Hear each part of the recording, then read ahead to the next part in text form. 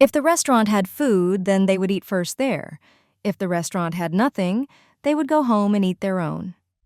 This way, they would live longer. Let's go. After thinking it through, Jung Ming-yue was the first to get up. Let's go to the restaurant to eat. After the restaurant was built, Jung Ming-yue had gone in. After he did, his first impression was that there was a pitiful number of dishes. The second impression was that if he had spare money, it was not bad to eat some food that had buffs before going out. He never expected the moment they stepped into the restaurant, a strange fragrance would burrow into his nose. Looking in the direction of the smell, Jung Ming-yue immediately smiled bitterly. The enormous plate, the fragrant grilled fish. Anyone who saw this would be envious. Originally, mixed grain steamed buns and white porridge was fine. In special times, days were hard. No matter if the food was delicious, they were fine as long as they could fill the stomach. Now, with grilled fish at the side, how could they eat? Should he follow his heart and shamelessly go over to eat for free, or protect his self-respect, eat his steamed buns and rice porridge?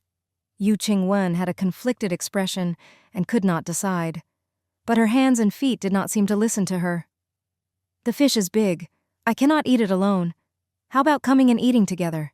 Yun Ling invited. Then, thank you, Yu Qingwen swallowed and said seriously.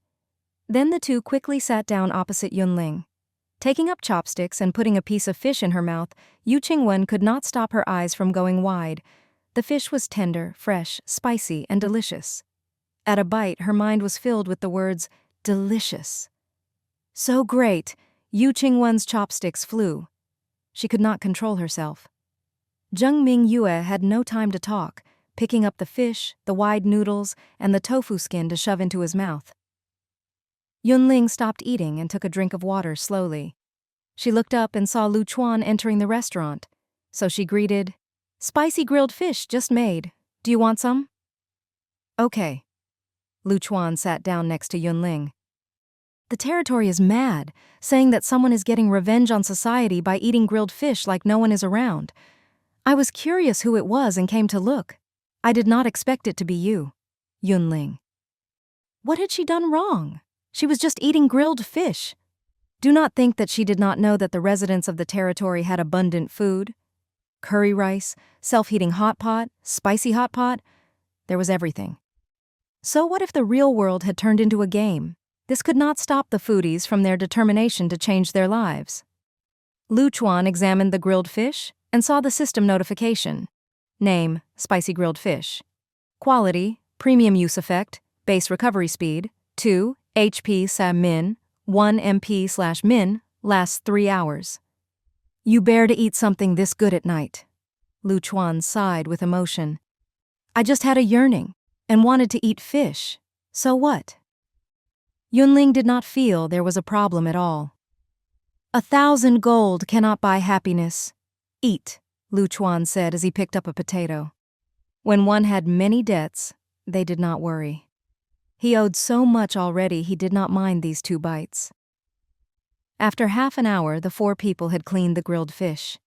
I cannot eat more, so full? Yu Qingwen rubbed her stomach after eating. Jung Ming-yue finally had the time to ask. Where did you get the grilled fish? Is the restaurant selling? I made it. Yun Ling's stomach was full and she was content. I was lucky and caught a catfish, so I made grilled fish. The spices came from the shop. They have a long shelf life and have not expired. The secret spicy sauce had been made with game materials. In conclusion, this had taken some effort, but it was delicious, and everything was worth it. Next time, when there is a chance, we will invite you to a good meal, Jung Ming-yue promised. Yun Ling laughed. Okay. Seeing Lu Chuan remain there, a light flashed in Jung Ming-yue's mind, and he found an excuse to leave first with his girlfriend. There was only Yun Ling and Lu Chuan at the table. Yun Ling was too lazy to move after being full, and sat in the chair to rest. I was thinking of finding you. Lu Chuan took out materials from the backpack as he spoke. There were food recipes and sewing blueprints. Since I accidentally encountered you, then take these. Yun Ling looked at the pile and felt very depressed. It has been raining for 2 days. Where did you get so many drops? I am an archer. I can hunt even if I do not leave Rising Cloud Village, Lu Chuan laughed softly. In the night, the monsters band together to attack. This is like coming to give me equipment. Yun Ling. Listen to this. Was this something that a normal person would say? During rainy days, it is not convenient to go out, but through study, I have found that rain gear like bamboo hats and straw raincoats can decrease the effect of the rain, Yun Ling mentioned. If you need some, I can give 1 or 2 to you. No need, Lu Chuan said. I have been pretty well staying in the village these days, and my gains are not worse than when I go out to hunt. Hearing this, Yun Ling did not persist. She put away the items and was in a good mood. After saying what he wanted to, Lu Chuan finally stood up. Thank you for the hospitality. Let's eat together next time there is a chance. Okay, Yun Ling responded. She put the grill tray, the wood chopsticks, and the wool bowls in the collection point. Soon Chef A would put the dining ware in the kitchen water trough. Then, when the dining ware was cleaned, they would be put back into the hall for the customers to use next time. Evening. The men played cards by the fire, the women were weaving and chatting together, and the old people were telling stories to the children. The air had a joyful and harmonious air. Shi Jianshan took Liang Hui and finally reached Rising Cloud Village after experiencing great hardship. But just as they came close, the system suddenly gave a notification. You have found Rising Cloud Village. Will you spend 5 copper coins to become a temporary resident of this territory? 24 hours. Will you spend 100 copper coins to become an official resident of this territory? Permanent. Shi Jianshan had no money. How could he pay the overnight fee? He gritted his teeth and suddenly shouted, Cheap equipment for sale, white dagger 1420 durability, only 30 copper coins, if you want it come quickly. Hey! Liang Hui pulled Shi Jianshan's sleeve, wanting to talk, while Shi Jianshan said that he had picked up the dagger and it would be a profit to sell. They had managed to reach Rising Cloud Village alive due to the dagger. If they sold the equipment, they had tonight's fee. But what about the future? Either we go our own ways now or you listen to me. Shi Jianshan lowered his voice and said quickly, Doesn't worry, I know. Liang Hui opened his mouth, but said nothing, and his hand let go. What could he say? Shi Jianshan had more ideas than he did. If the other had not been prepared, the two of them would have died long ago. Remembering this, Liang Hui closed his mouth and pretended to be a statue. You want to sell the dagger? A thin and tanned man walked over. Yes, Shi Jianshan nodded. Just one price, 30 copper coins. The man saw the two had panicked looks and were in a sorry state. His eyes moved. White quality, 1420 durability. It is not worth 30 copper coins. How about 15 copper coins? If you want to sell, I will do a good deed and help you. Liang Hui ground his teeth together, trying to hold himself back from fighting the other. How could a white weapon not be worth 30 copper coins? They needed money, so they were selling so cheaply. There usually won't be such a low price on the market. He knew that the other guessed that they needed money, so he was pushing the price low and wanted to benefit more. In other words, taking advantage of another's difficulties. Liang Hui's eyes were red. How about it? The thin and tanned man looked indifferent. If you miss me, you may not be able to find someone else. Shi Jianshan lowered his eyes and thought, seriously considering the feasibility of 15 copper coins. 30 copper coins? I will buy it. Before the two could reach an agreement, a voice sounded from the side. The man was furious. Who? Do you know this is first come, first served? Yun Ling snorted. You only want it if it is 15 copper coins. I think you are not sincere. Move aside, do not block me from paying. Seeing the incomer having multiple purple lights, the thin and tanned man froze and then left angrily. Here, 30 copper coins. Yun Ling paid. Shi Jianshan stilled and then said in a hoarse voice, You do not need white equipment, or to buy this at the original price. It is raining recently, and not convenient to wear purple equipment out. Yun Ling said casually, 30 copper coins for a dagger is very cheap, and I am not suffering a loss. After being bullied by the original team, Shi Jianshan had managed to clench his teeth and make his way through without crying for the first time. Now, when he received rare kindness, he felt an urge to cry. "Thank you." "Thanks for what? I am benefiting." After finishing the transaction, Yun Ling casually waved her hand and left. Damn! Damn! She is wearing several purple pieces of equipment.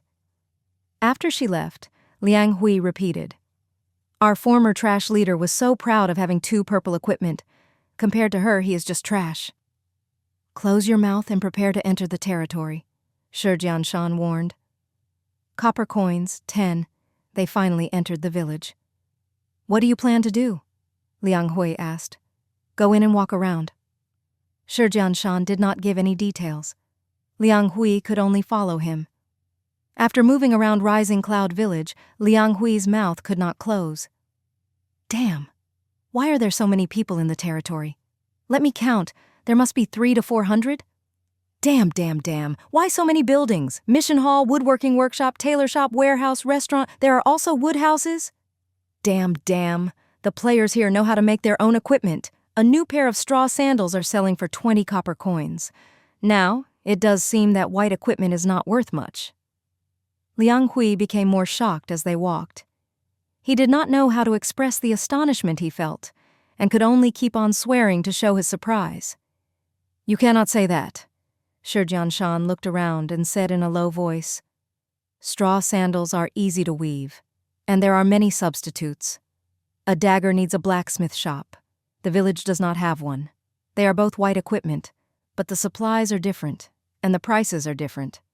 Liang Hui said, You learned well in social studies.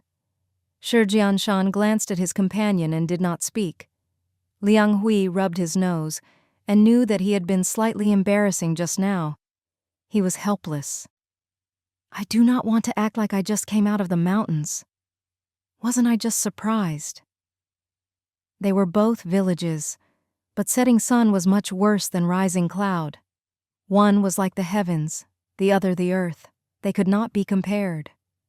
You have been so shocked for so long, but did not find that while it is raining outside, it is dry inside the village? Shi Jianshan was speechless. Liang Hui. He looked up and then realized that rain was coming down from the sky. The defensive shield on top of the territory blocked the rain completely. Heavens. This time, Liang Hui changed his world. Shi Jianshan thought inside, if he was strong enough, he would have left this person alone and acted on his own. He touched the large stack of waterproof tongue rag paper by his chest and was slightly reassured. When it was raining, people needed umbrellas, bamboo frames, and rag paper to make oil umbrellas. This was his greatest support in surviving away from the team. Day 14. It was a rare, sunny day. To prevent the sudden changes in the weather and the demand for the rain gear, Yun Ling ordered Mage B to stay in the territory and continue to make bamboo hats. She herself put on the bamboo hat, stored away the straw raincoat, and planned to go out with Guard A and the others. Because they had been trapped by the rain, they treasured each minute and second of free movement even more. Not yet 8, the players were eager to leave the door. Yesterday, when coming to Rising Cloud Village, we encountered a boss. Shi Jianshan stood up and said loudly, Does anyone want to team up and fight the boss? Just 20 copper coins for the news and I will lead the way. Boss! The players perked up their ears and looked sideways. One person asked, Where? Is it far from here? How many minutes by walking? Shi Jianshan calculated and answered, Not far but not near, about 30 minutes by foot. Who knows if this is true or not? Another person was suspicious. If we are fooled, where do we go to get justice? If I am lying, will you spare me? Shi Jianshan said with a stern expression. I have no need to risk my life for just 20 copper coins. I will buy this, Yun Ling said first. She looked at Shi Jianshan and said seriously, If this is a lie, then just admit it. If I go and do not find a boss, I will make it so you cannot stay in Rising Cloud Village. As the Lord, she had some special powers. For example, blacklisting a certain player forever so they could not enter the territory. Seeing that this was the person who bought the dagger last night, and their character was trustworthy, Shi Jianshan secretly sighed in relief. I am not lying. I am speaking the truth. Then that is good, Yun Ling said. At 8, the players surged out, all of them busy. Before leaving, many life skills players greeted Xiao Ying, be safe. Remember to bring back the materials we need. Do not forget. I will not, Xiao Ying said solemnly. Wheat straw, flour, wild vegetables, bamboo leaves, I remember them all. In the past, life skills players had to gather the materials that they needed themselves. Xiao Ying found the business opportunity and found the life skills players, asking them if they were willing to have her help gather the materials. This way, the people who foraged, the ones who wove, and each had a clear division of duties. The life skills players did not have to go into danger outside and had more time to craft. Xiao Ying helped forage for materials and had a steady income. Both sides won. Hearing her suggestions, some had laughed at Xiao Ying for dreaming and being crazy for money. Other people felt that this saved effort and were willing to spend the money. Xiao Ying guessed her walking and movement ability and took on 4 jobs. Later, when people called her to help, she refused with the reason of too busy. Wearing the second-hand backpack she had just bought, Xiao Ying happily set off. At the same time, after paying 20 copper coins, Yun Ling asked, Where is the boss? Come with me. Shi Jianshan led the way in the front. After walking 5 minutes, they coincidentally encountered 2 monsters. Shi Jianshan just wanted to say dodge when he saw the close combat members charge up. The sticks swung, the daggers slashed, and the arrows flew. In the blink of an eye, the 2 monsters were dead. Yun Ling picked up the drops. Continue. Shi Jianshan was shocked. Whether it was the cooperation, the quality of the equipment, or the number of the skills, this team surpassed all the teams he had been in before. If he could join. Just as the thoughts rose, Shi Jianshan shook his head hard. No, he had suffered once. He would not join any team in the future. If he had the skills, he could eat meat. If he did not have the skills, he would make a living by digging wild vegetables and would not depend on other people. After deciding this, Shi Jianshan strode in the direction of the destination. After walking for 25 minutes, the group passed through a purple bamboo forest to an oak forest. Yun Ling frowned. I have come here before. I did not see a boss. Shi Jianshan was calm. Because it is sleeping, and it will only come out at night. Then he picked up a stone and threw it far. Snap! The stone hit the largest and thickest oak tree in the forest. Soon the stone bounced away and nothing happened. Shi Jianshan had an expression of helplessness. You may need to come here at night. Yun Ling thought for a moment. You mean you found an oak tree boss? Yes, Shi Jianshan admitted. Last night when my friend and I were traveling, we seemed to see the oak tree stand up. It had a name. We were given a fright and just turned and ran, but it was slow to move. Otherwise it would have caught us. If this was an oak tree boss, it was very possible to not find the other's traces. Thinking about it, Yun Ling motioned to Mage A. Fire attack. All trees feared fire. If the other was not lying, the boss would wake up if hit with a fire attack. Mage A nodded and cast a spell. Fireball. When the fireball hit the oak tree, a furious howl suddenly sounded in the air. In the next second, the oak tree stood up. The tree trunk turned to limbs, and an old human face appeared. Shi Jianshan retreated imperceptibly as though he wanted to be far from the battlefield. Yun Ling did not stop him. She took out her equipment and started to prepare. Name: Venom. Quality: Premium. Use effect. A portion can be applied to the dagger 3 times, increasing 5 points of offense, lasts half an hour. 2-3. Name: Rice cake. Quality: Normal. Use effect: Base recovery speed, plus 2 HP per minute, lasts 1 hour. When the venom was applied to the orange dagger, it would create extra damage. When the rice cake was consumed, the base recovery speed would increase.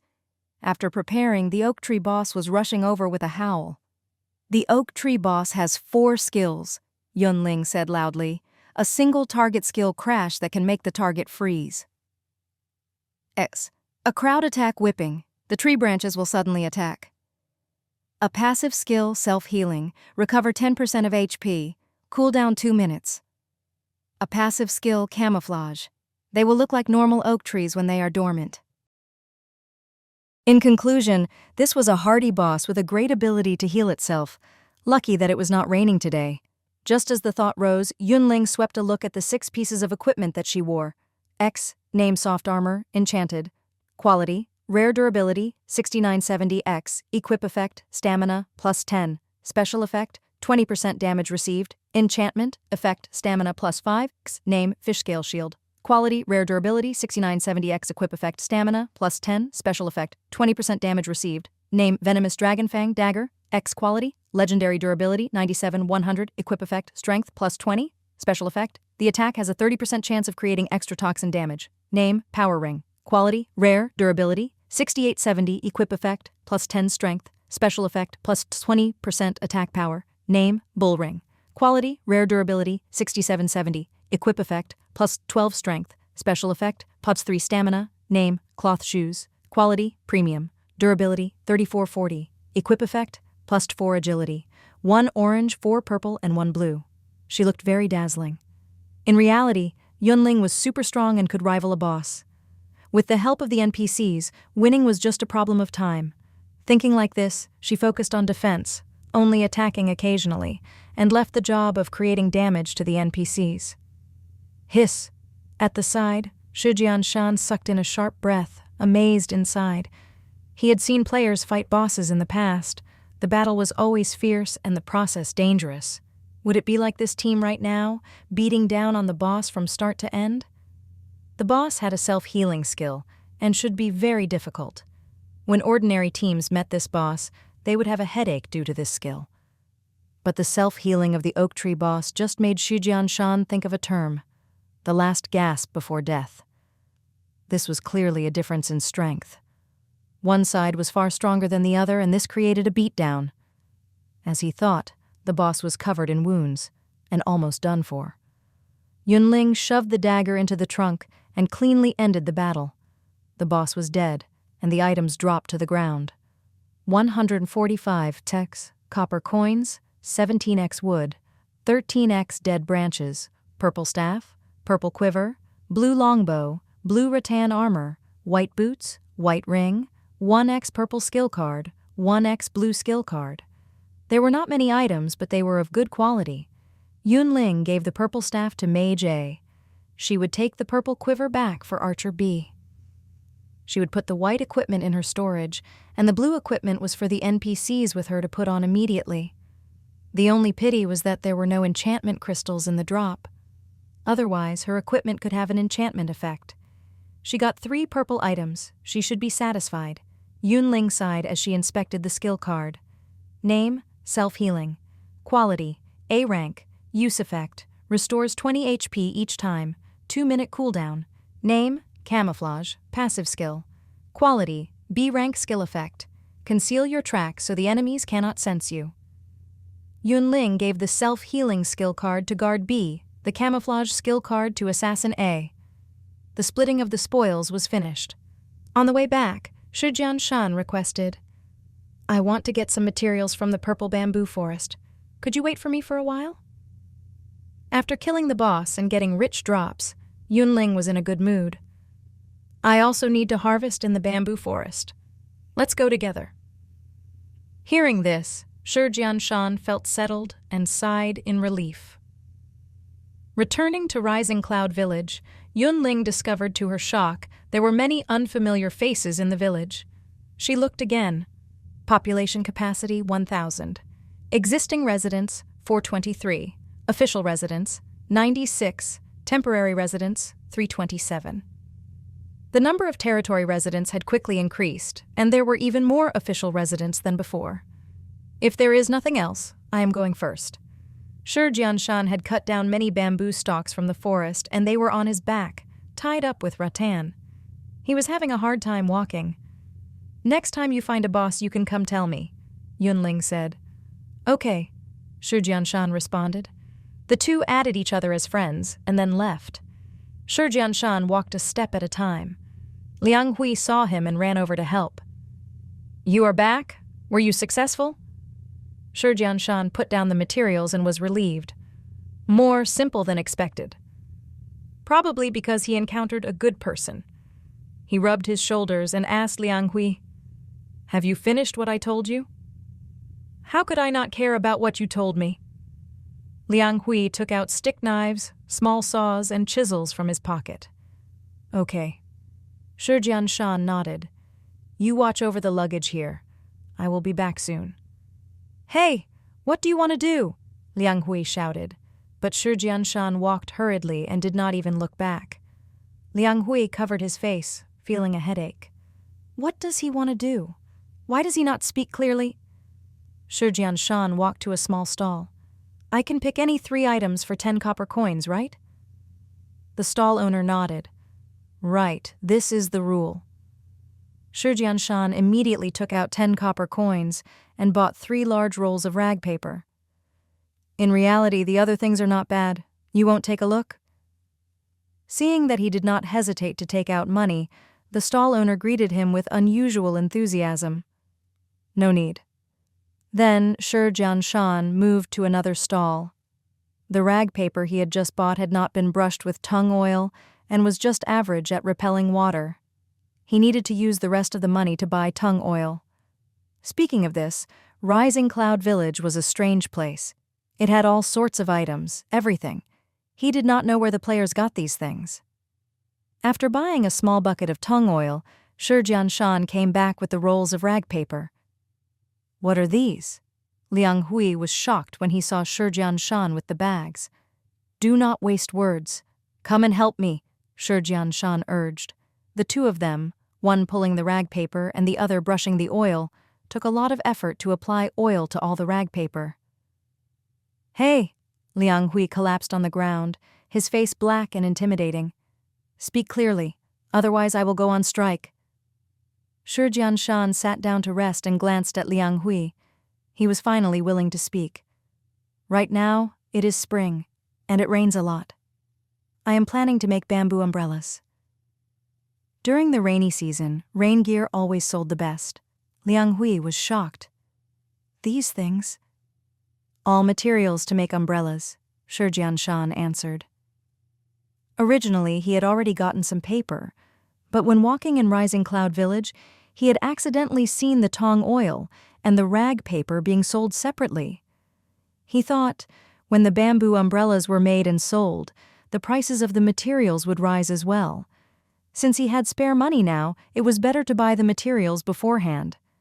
Now, while he had to take a considerable risk, if he succeeded, he would be rich instantly. Shi Jianshan thought that he just had one life and he could not compare to other players of viciousness or marital strength. But he had a quick mind and knew how to make umbrellas. The heavens gave him a chance, and if he did not grab it, it would be unspeakable. If he made the business, if he had capital, he could do many other things. Due to this, Shi Jianshan was hurrying to prepare. Liang Hui said hesitantly, But it is not raining today. Who were they making umbrellas for? Shi Jianshan was not in agreement. There is a lot of rain in spring. Maybe on another day it will rain again. Then they will either be stuck in the territory or they will go out with umbrellas. Liang Hui, I feel you are thinking too much. You were so secretive, I thought you had a good idea. Liang Hui felt a hint of powerlessness. If you wanted to make umbrellas, why did you not say so? Why hide it? Shi Jianshan was silent. This was the idea he finally came up with and his only chance to rise. He would not allow anything to happen. If he had told Liang Hui and he could not keep his mouth shut and spoke of it? What if he had other intentions and worked together with someone else? Regarding his future and his life, he had to guard against it. We have materials and tools. Just say, will you do this? Shi Jianshan did not want to argue. If you are not willing, I will find someone else. I am willing, why not? You saved my life. I will listen to what you say. Liang Hui gave up. Isn't it just bamboo umbrellas? Yes, yes, yes. According to Shi Jianshan, his maternal grandfather had been a handcrafter. He had frequently made bamboo umbrellas and bamboo fans during his childhood and taught him as well. While it was long ago, and his memories were blurred, he remembered the general steps, and it was not hard to make something. Liang Hui thought it was not hard to make, but maybe difficult to sell. If it did not rain, who would buy umbrellas from him? He thought this, but he said nothing, and worked as Shi Jianshan's assistant. Shi Jianshan was not boasting when he said he remembered the general steps. After a few attempts, the pair quickly made something. Name: bamboo umbrella, rain gear. Quality: normal, durability 10/10, equip effect, +1 stamina. It is at least a piece of equipment. Do you think if you price it 10 copper coins, you will be able to sell it? Liang Hui suddenly wondered. Shi Jianshan put away the umbrella and said coolly, I will not sell for 10 copper coins. Liang Hui, if you do not sell the umbrella, what will we eat, drink, where to sleep at night? He asked. Shi Jianshan replied, there are potatoes in the bag, you can roast them. There is a river near the village, and if you are thirsty, you can drink. We also have some copper coins, and we do not have to worry about being driven out of the village. If this does not work, we can go get materials from outside and sell them for money. Seeing that Shi Jianshan was determined to wait for a rainy day and sell for a high price, Liang Hui sighed. Okay, I will listen to you. Liang Hui was very pessimistic and did not think the bamboo umbrellas would sell well. In reality, players that had some spare money were very willing to buy an umbrella in advance to prepare. How are you selling the umbrella? Just as the bamboo umbrella was made, someone saw it and came to ask the price. 10, Liang Hui instinctively quoted. Seeing Shi Jianshan's dark face out of the corner of his eyes, he immediately wilted and stopped. 10 copper coins? Hearing the price, the player's eyes lit up. Shi Jianshan shook his head. You heard wrong. Sunny day, 30 copper coins. Rainy day, 50 copper coins. You are planning to butcher your customers. The player's eyes were wide. Shi Jianshan said calmly, not enough materials, so I cannot make many umbrellas. If you want to buy, do it early. Who will spend 30 copper coins on an umbrella that only has 10 durability at maximum? The player said furiously, 15 copper coins is about enough. At the side, Liang Hui's eyes were wide and he did not believe his ears. If he was in charge, he would have agreed to 15 copper coins. This is rain gear and also equipment. There will be many that want to buy. Shi Jianshan did not bow. Buying on sunny days saves more money than on rainy days. Also, even if it is not raining, it is not a loss to spend 30 copper coins to buy equipment that increases endurance. I buy an umbrella to use on rainy days. If it is not raining, why will I buy it? The player argued. 30 copper coins for one? You are just stealing money. Why don't we both take a step back, 20 copper coins? If you agree, I will pay immediately. Liang Hui wanted to urge Shi Jianshan to not be so stubborn and agree. But Shi Jianshan was determined and did not let go of 30 copper coins as the price. As the customer spoke more, he would urge the other to be fast and that he would not be able to buy if he was late. After half an hour, the player was almost parched from arguing and there was no development. He was furious and smashed 30 copper coins on the table. 30 copper coins, I'll buy it. Then he left, holding the umbrella. Liang Hui, Didn't he say that no one would buy an umbrella at 30 copper coins? Why did you take out the money? Why couldn't people be more honest between them?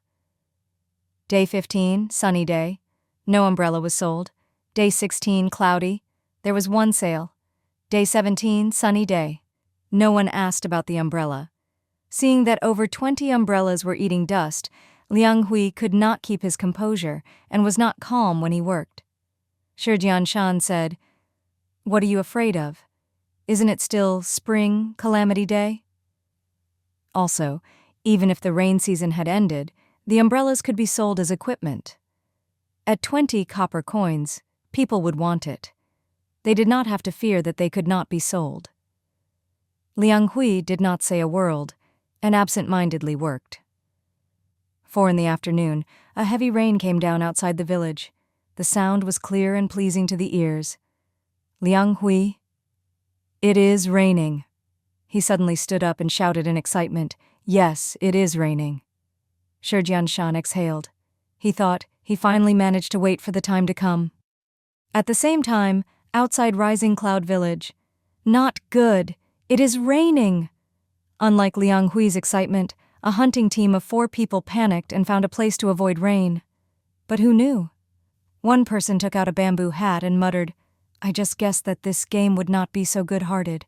There would be more rainy days." Exactly. Another person put on the straw raincoat. "So I found someone to make a straw raincoat. I heard that wearing it is like a poncho and it is very good at blocking rain." Another person silently took out an umbrella. "I am different. I bought a bamboo umbrella." The only teammate who did not have rain gear and wanted to find a cave to escape the rain. "If we are friends, then be in the rain together." They secretly took along rain gear. At a glance, this was fake friendship. When it was raining, Yun Ling was gathering purple sweet potatoes with the NPCs. Seeing rain pour down from the sky, she immediately took off her purple equipment and orange equipment and put on white equipment. Then she put on a bamboo hat and a straw raincoat. She was fully armed. "Still dig the purple yams?" Guard B asked. "Dig," Yun Ling decided. "There is just a bit left. When we are done, immediately return to the village." "Yes." The NPCs obeyed. In the distance, an NPC team was hunting and leveling up. They used their skills, quickly finished the battle, and returned to Yun Ling's side, taking and putting on the bamboo hats and straw raincoats. Foraging success. You have obtained 1 yai purple sweet potato. The system notified several times, and the purple sweet potatoes were finally all dug. "Return to the village," Yun Ling ordered. The NPCs lined up and returned in an orderly manner. Rising Cloud Village. During dusk, the territory was very busy. "I want to buy 5 bamboo umbrellas." One person charged in front of Shi Jianshan and said quickly, 150 copper coins here, give me an umbrella." Shi Jianshan patiently explained, "Sunny day, 30 copper coins each. Rainy day, 50 copper coins each. If you want 5, you should give me 250 copper coins." That person was shocked. "Why are you changing your price? Because everyone needs umbrellas?" "The price has always been like this. I am not taking advantage and changing the price," Shi Jianshan explained with a cold face. "If you find this expensive, why did you not buy a few days ago when it was sunny?" That person was speechless. Buy or not, that person struggled inside. Before he could decide, someone rushed in. "Boss, I'll buy umbrellas, 2. "On rainy days, 50 copper coins each," Shi Jianshan reminded. "Okay," the incomer agreed. "Money for you, umbrellas for me." Shi Jianshan calmly collected the money. 50 copper coins each, durability on 10. Why are you easy in giving the money? The first customer was puzzled. "You do not know?" The person who came later snickered. "The umbrella's durability maximum is 10, but it wears down very slowly. I bet one umbrella can last the entire rain season." Walking with the umbrella in the rain, the other equipment will not get wet, and the durability will decrease like before. Then, it is possible to move freely outside on rainy days. Is foraging not good? Is leveling up not important? Spending 50 copper coins to buy an umbrella is nothing. The first customer thought he had met a scam, but undoubtedly he was persuaded. Before he could think carefully, a group of players ran over. "We heard bamboo umbrellas are being sold here? Give me one." Everyone started to fight, and the scene was chaos. Liang Hui looked on dazedly from the side and thought of what Shi Jianshan had said to him at the start. "Do as I say, and do not ask questions. After a while, I will help you buy official Rising Cloud Village resident status and give you a house." At then, he thought that Shi Jianshan was boasting and complained inside with their friendship there was no need to dangle a carrot in front of him. He never thought that not long after, the promise might quickly come true. Liang Hui was dizzy and felt like he was stunned by the meat pie that fell down from the sky. "Where are straw raincoats being sold?" Several players walked over in a hurry and asked everyone they saw. Soon they found a suspicious stall that was being surrounded by people. "Line up. Do not squeeze." To maintain order, Jung Hongbo shouted at the top of his lungs, but the customers did not cooperate. "We all came at about the same time. Why care about order of arrival?" "Little friend, I'm telling you, you should not have a line. The raincoats should belong to whoever pays the most." "Do not waste words. Other people are coming. Each person buys one, then we can all go away." "No, I need one. My family needs one, and I need to save one for emergencies. I have to buy 3. "How many straw raincoats are there in total? Do you not feel guilty taking 3 for yourself?"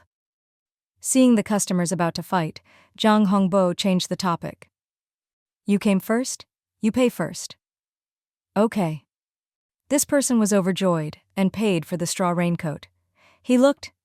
Name: straw raincoat, rain gear. Quality: normal durability, 15/15. Equip effect: +1 stamina. The attributes were average, but it was good if it could block the rain.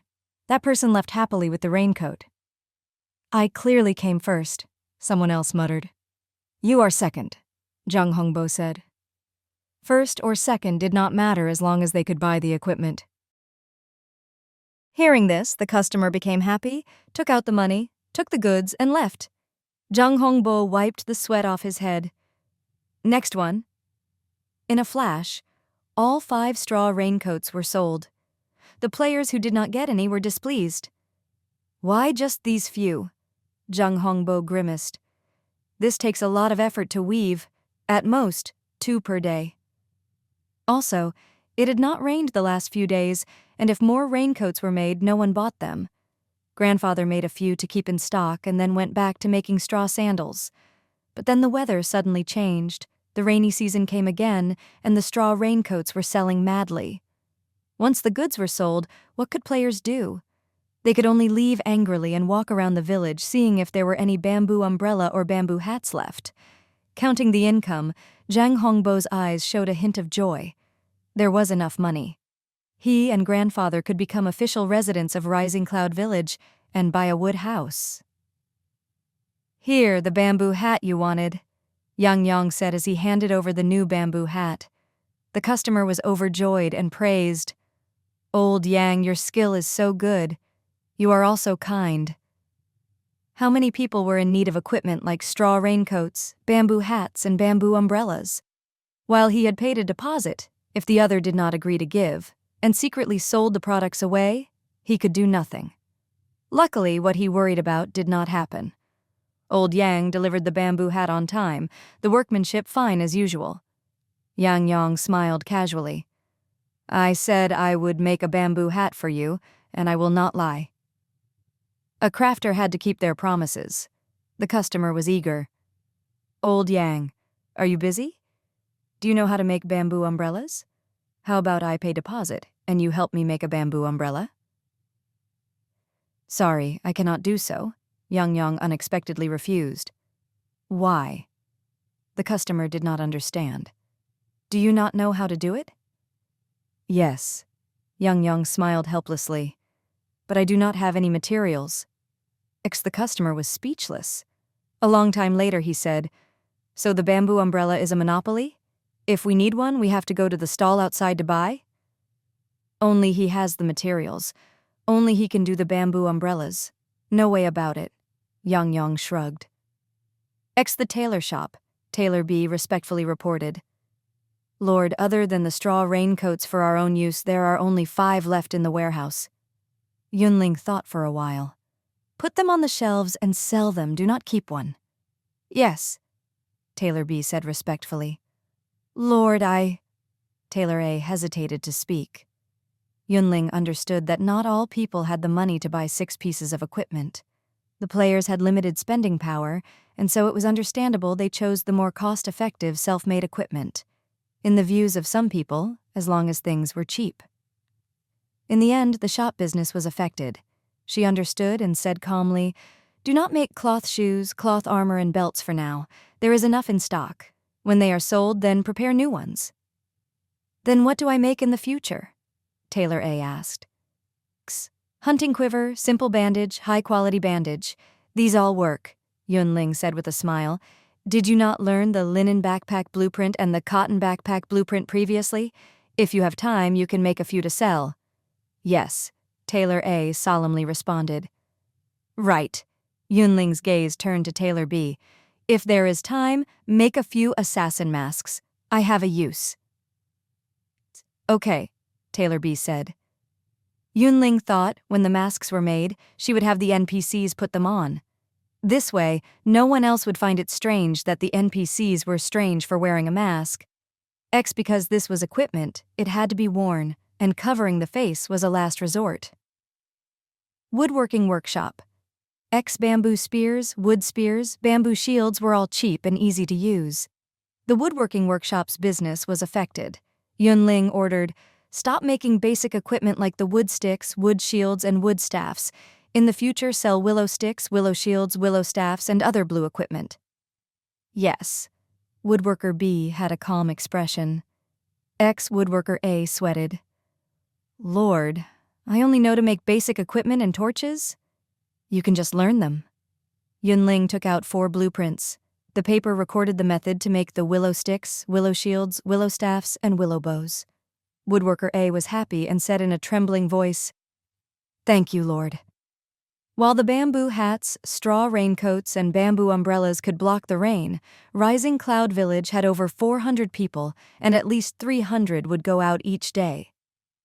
Compared to the strong demand of the players, the supply produced by the life skills players was not enough. Day 18, the rain continued. Some people wore bamboo hats or straw raincoats, or carried bamboo umbrellas as they went outside happily.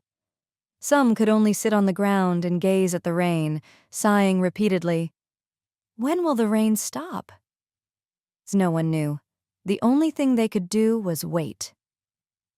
On rainy days, Yun Ling did not bother to go out, and ordered Guard A to lead the team. They were just leveling up and foraging like usual. Yes, Guard A left with orders. On a rainy day, it is best to eat roasted sweet potatoes. Yun Ling opened the cabinet and prepared to eat. The system suddenly notified, player Yu Qingwen requests to enter the room. Will you allow it? How come she was here? Yun Ling pressed, yes. After entering, Yu Qingwen said happily, "There is a good chance to make money. I came to invite you to get rich together." Yun Ling was slightly shocked. What do you mean? Here. Yu Qingwen handed over 2 blueprints. Yun Ling read for a moment and found that one was a blueprint for a bamboo hat and the other, straw raincoat. She was speechless. Yu Qingwen continued, "Right now, in the village, the bamboo hats, straw raincoats, and umbrellas are selling the best. The bamboo umbrellas are limited by the conditions and cannot be made, but we can share in the bamboo hats and straw raincoats. Have your teammates learn the elementary bamboo art and elementary grass art, then learn the blueprints. After that, just sit and count the money." Yun Ling did not take them but asked, "If you give the blueprints to me, what will you do?" Yu Qingwen did not care. "We got 3 bamboo hat blueprints and 2 straw raincoat blueprints. I give you 2, but we have extra still." Yun Ling then accepted them. "It seems that you have already earned a lot?" No. When Yu Qingwen mentioned this, she was very depressed. Different equipment need different materials. We got the blueprints, and the members all thought that the straw raincoats needed too much material, and the weaving process would be very troublesome, so no one was willing to learn. The same with bamboo hats. From morning to night, all you do is sit there and weave. If you do not have problems, you will get problems. So until the bamboo hats and straw raincoats became popular across the territory, we suddenly realized we had the relevant blueprints. Before the bamboo hats and straw raincoats became popular, they had forgotten this completely. For some reason, Yun Ling thought of Mage B. Because she had elementary bamboo art, the great burden of making bamboo hats had fallen to her. She wove day and night and could almost change her name to Weaver A. Yun Ling. Lucky that Mage B was a NPC and not a player. If this was any other person, they would have erupted a long time ago. On the side, Yu Qingwen eagerly warned, "When you choose the person, be sure to pick a good one." Some people naturally do not have talent in weaving. Have him sit and weave bamboo hats. He cannot sit still for half an hour and said he was going mad. Some people worked seriously, but in the end when the product comes out they are indistinguishable, and the system judged it a failure. Yun Ling looked at Yu Qingwen and thought, what did this girl experience? After talking for a while, Yu Qingwen taught her all her failed experiences, and then warned at the end, if you have a suitable person and want to make this money, you have to be quick. I know that the other teams are raising talents in this field. After this time, the rain gear supply will explode. By then, it will not be easy to make money. Yun Ling gave a friendly smile. Okay, I know. In reality, the newly hired Archer D and Assassin B all had elementary grass art and elementary bamboo art life skills. There was nothing wrong in letting them develop in the direction of Weaver B and Weaver C. After selling an umbrella, they got 30 copper coins.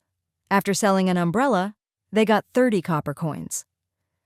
Gradually, Liang Hui was numb to money and just made umbrellas. Shi Jianshan calculated their income and notified Liang Hui, "Come, let's buy a house." Copper coins 100, they got official resident status. Copper coins 500, 1x Woodhouse received. Even though Liang Hui had been mentally prepared before, he was still stunned by the surprise. How many days had this been? He went from a person who was starving to a person with a house? Liang Hui did not understand. After this, we will work in the house. Shi Jianshan put the materials and tools together. Help me move these into the house. Yes. Liang Hui raised his spirits and went to help. Shi Jianshan held the rag paper that had been brushed with waterproof tung oil. He thought, this was just a beginning. There was a shortage of materials, and he was fated to be the only one doing the business. The good days of making money were ahead of him. Day 19, moderate rain. The players with rain gear could go out as usual. The ones without did not bear for the durability of their equipment to fall and could just watch from the village. Day 20, light rain. The rain seemed to come down in threads, not a lot, but enough that some players were still stuck in the village. Day 21, light rain to moderate rain. Straw raincoats, bamboo hats, and bamboo umbrellas were very popular. The transaction prices made new heights. The players that did not manage to buy rain gear went out, but the rain became stronger, and they had no place to hide. When they returned to Rising Cloud Village in the evening, after calculating what they got and the damage to their equipment, they were very regretful. It was more cost-effective to stay in the village and sell the equipment for money. Night came. Pang Yu sat on a bench, thinking deeply as he smoked. The fire shone brightly. The smoke spread, but this did not ease his worries. The rain did not finish, and he could not afford to buy rain gear. He had been stuck in the village for 3 days. At home, there was no more food. He was cruel and wanted to use everything valuable at home to trade for food. But the other immediately responded, "No, your things are not good, not worth it. Right now, food is the most valuable. Your trash metal, even if you give for free, people may not want it. Do not blame us for not being kind. I do not know when the rain will let up. Everyone is tightening their belts to live." Pang Yu was anxious at being blocked at every turn and being unable to get food. As a result, he was smoking to relieve his worries. The cigarette had been taken from home when he fled, and this was his last one. It was not an exaggeration to say that all avenues were exhausted. After sitting for a long time, Pang Yu rubbed his face hard. He slowly walked back to the family home. "You are back?" In the tent, his wife sat on the bed and weakly asked, "How is it? Did you get food?"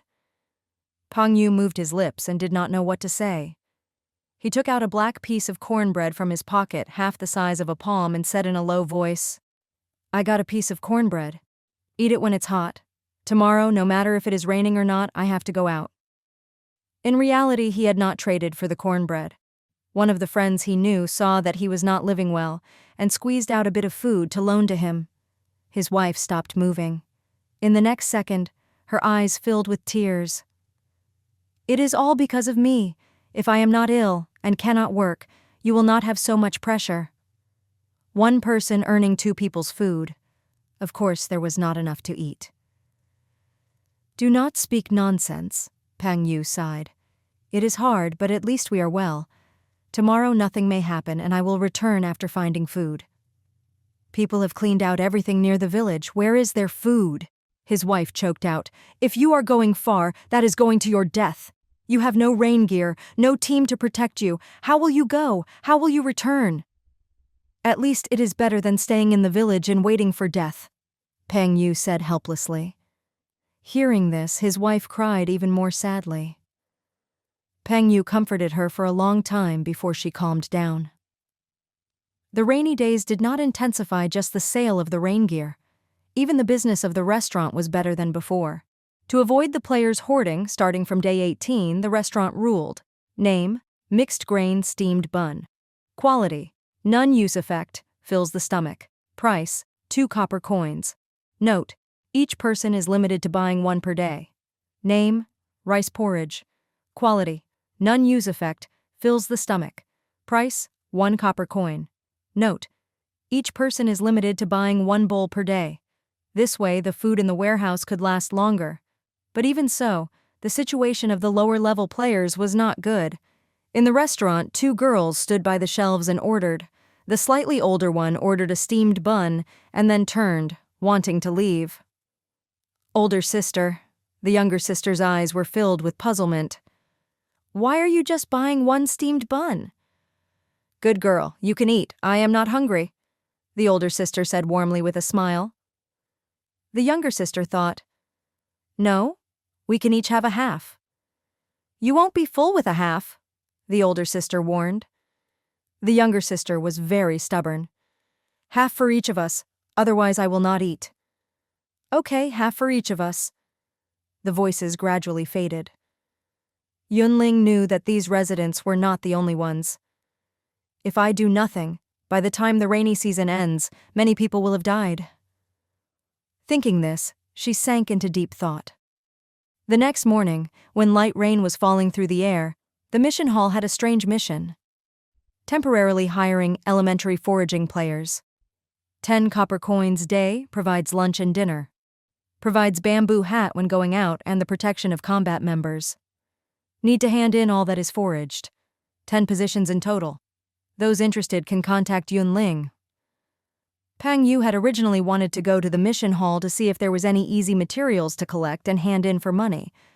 Unexpectedly, he saw the employment mission. He was overjoyed. Being hired by a team was much safer than going out alone. Also, if he went by himself, he may not find food. If he went with the team, he had to hand in all he foraged, but the team took care of the meals and gave copper coins. Pang Yu hurriedly contacted Yun Ling, fearing that he was late. Soon, 10 players gathered together and waited anxiously. It was their first time being hired. They did not know if the team would fulfill the agreement. In other words, what if the other was using the excuse of foraging to make them lures for monsters? When they were out of the territory and far from the village, they had no one to call for help. Whether they could return depended on luck. Of course, knowing that this could be a con, they still chose to sign up because they almost could not survive any longer. "I will not waste words," Yun Ling said solemnly. "Listen to orders. You cannot hide what you have foraged. After returning to the village, give back the bamboo hat, you will be paid, and the day's employment is finished. If everyone works hard, it is possible to move from temporary employment to long-term employment." This sounded pretty reliable. The 10 employed players were eager and their wariness faded. Yun Ling gave a look and indicated for Guard A to distribute bamboo hats. In reality, she had the thought of hiring players to work for her long ago, but she had not had the chance to try it before this. Now, some of the residents were about to starve to death, so she would try to make a foraging team. The reason that she first hired 10 people was because the trip would be difficult and dangerous. She did not know how well the players would obey, and so she hired less. If this was successful, in the future, she could expand. As she thought, the 10 players and the 12 NPCs finished preparing. Yun Ling waved her hand. "Depart." After the sudden change, the players were like frightened birds and madly hoarded food. All the edible plants near Rising Cloud Village had been harvested long ago. They walked for 10 minutes and found nothing at all. Pang Yu was slightly anxious. If they could not find resources, won't the players like him with elementary foraging be useless? Before he could think more, the guard said in a low voice, "Enemy attack. Prepare to fight." The players panicked and instinctively wanted to hide. Seeing this, Yun Ling shouted, "Stand where you are and do not move." There were 6 NPCs at the front, and 6 NPCs at the back who protected the players. If they moved freely, and in different directions, the NPCs could not take care of all of them. The players hesitated, managed to suppress the terror they felt, and stood where they were. At this time, 5 tree demons were slowly walking towards the team. Yun Ling did not have to speak for Mage to cast an offensive spell, the archers to shoot, and the close combat players to do crowd control. They worked together well. After one contact, all the tree demons were dead, and only the drop items were left floating in the air. Guard A picked all of them up and put them into the cotton backpacks. Yun Ling said calmly, "Continue." The players were slightly reassured and advanced with the main group. After walking a full half-hour and along the way, they fought monsters 5 times before they discovered a patch of pepper field. The peppers were red and were growing well, looking adorable. Looking around, Yun Ling announced, "Stop, pick peppers." "What about after we pick?" A female player gathered her courage and asked. Yun Ling pointed at guard B. "Give them to him." The players nodded and then quickly moved. They were used to gathering. At the start they were nervous and their motions unfamiliar, but after getting into the flow they became skilled. The NPCs were on guard nearby and paying attention to the surroundings. Yun Ling silently observed. After a while, she could clearly see who worked quickly, who was slacking off, who was ill and slow to move. With many people picking, the efficiency was high. After a few minutes, the peppers were all picked. Yun Ling looked into the distance and chose the next target after a while. "Go to the cornfields to pick corn." In a flash, it was 12 noon. Yun Ling announced, "Rest for an hour and eat lunch." They could finally rest. Pang Yu sighed in relief and found an empty spot to sit down. Inside, he thought, copper coins are not easy to earn. Other than when the guards were fighting monsters and they could stand and rest for a while, either they were picking, digging, or walking with the team, unable to rest. As he thought, a person handed over a fist-sized mixed-grain steamed bun and a heavy bamboo tube, saying, "Eat, this is lunch." Pang Yu had not eaten for a day and gave his only food to his wife. Seeing the steamed bun, he ignored everything else and took a large bite. The steamed bun was solid and did not skimp on materials. While it tasted average, it was filling. After eating, his stomach was no longer hungry. Pang Yu wolfed down the steamed bun in a few bites and then opened the bamboo tube. He had assumed that it was water in the tube, but opening it, he saw that it was rice soup inside. Rice soup was also called rice oil. It was the thick substance that floated on the top when making porridge. It had the fragrance of rice, and it quenched the thirst. Pang Yu swallowed almost the entire tube in one gulp. He immediately felt full and very satisfied. At this time, thinking back to the work in the morning, he did not feel it was anything.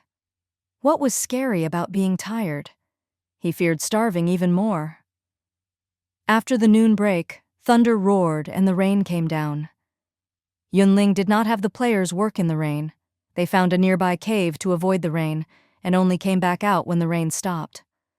Looking at the sky, Yun Ling ordered, "Pick the bamboo shoots, bamboo leaves, mushrooms, rushes, black rice, buckwheat, sorghum, and oats. Then we will return the same way we came." The rain had lasted for 2 hours. During this time, everybody had been resting in the cave and done nothing. Pang Yu felt slightly guilty. They had not harvested much, and this failed the wages and food the employer paid. Hearing that they were to harvest materials such as bamboo shoots and mushrooms, he planned to work hard to make up for his employer's loss. Just after 5, the group returned to the territory. Yun Ling thought, when the lunch had finished, she had gotten the bamboo tubes back. After the foraging, the materials had been given back to Guard A.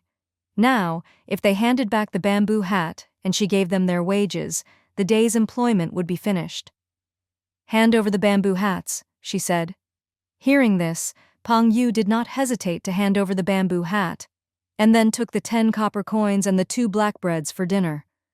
After him, the players started to move. At this time, a cold snort came. "Are you stupid? You worked for them for an entire day and only got 10 copper coins. If you keep the bamboo hat and sell it, you can get at least 50 copper coins. This is 5 days of wages." Yun Ling sighed inside. Back before handing out the bamboo hats, she had thought, what if the players had the rain gear and were greedy, not wanting to give them back? It was possible, but she had to hand the hats out. No one could guarantee the players would not catch a cold and fever after being in the rain too long.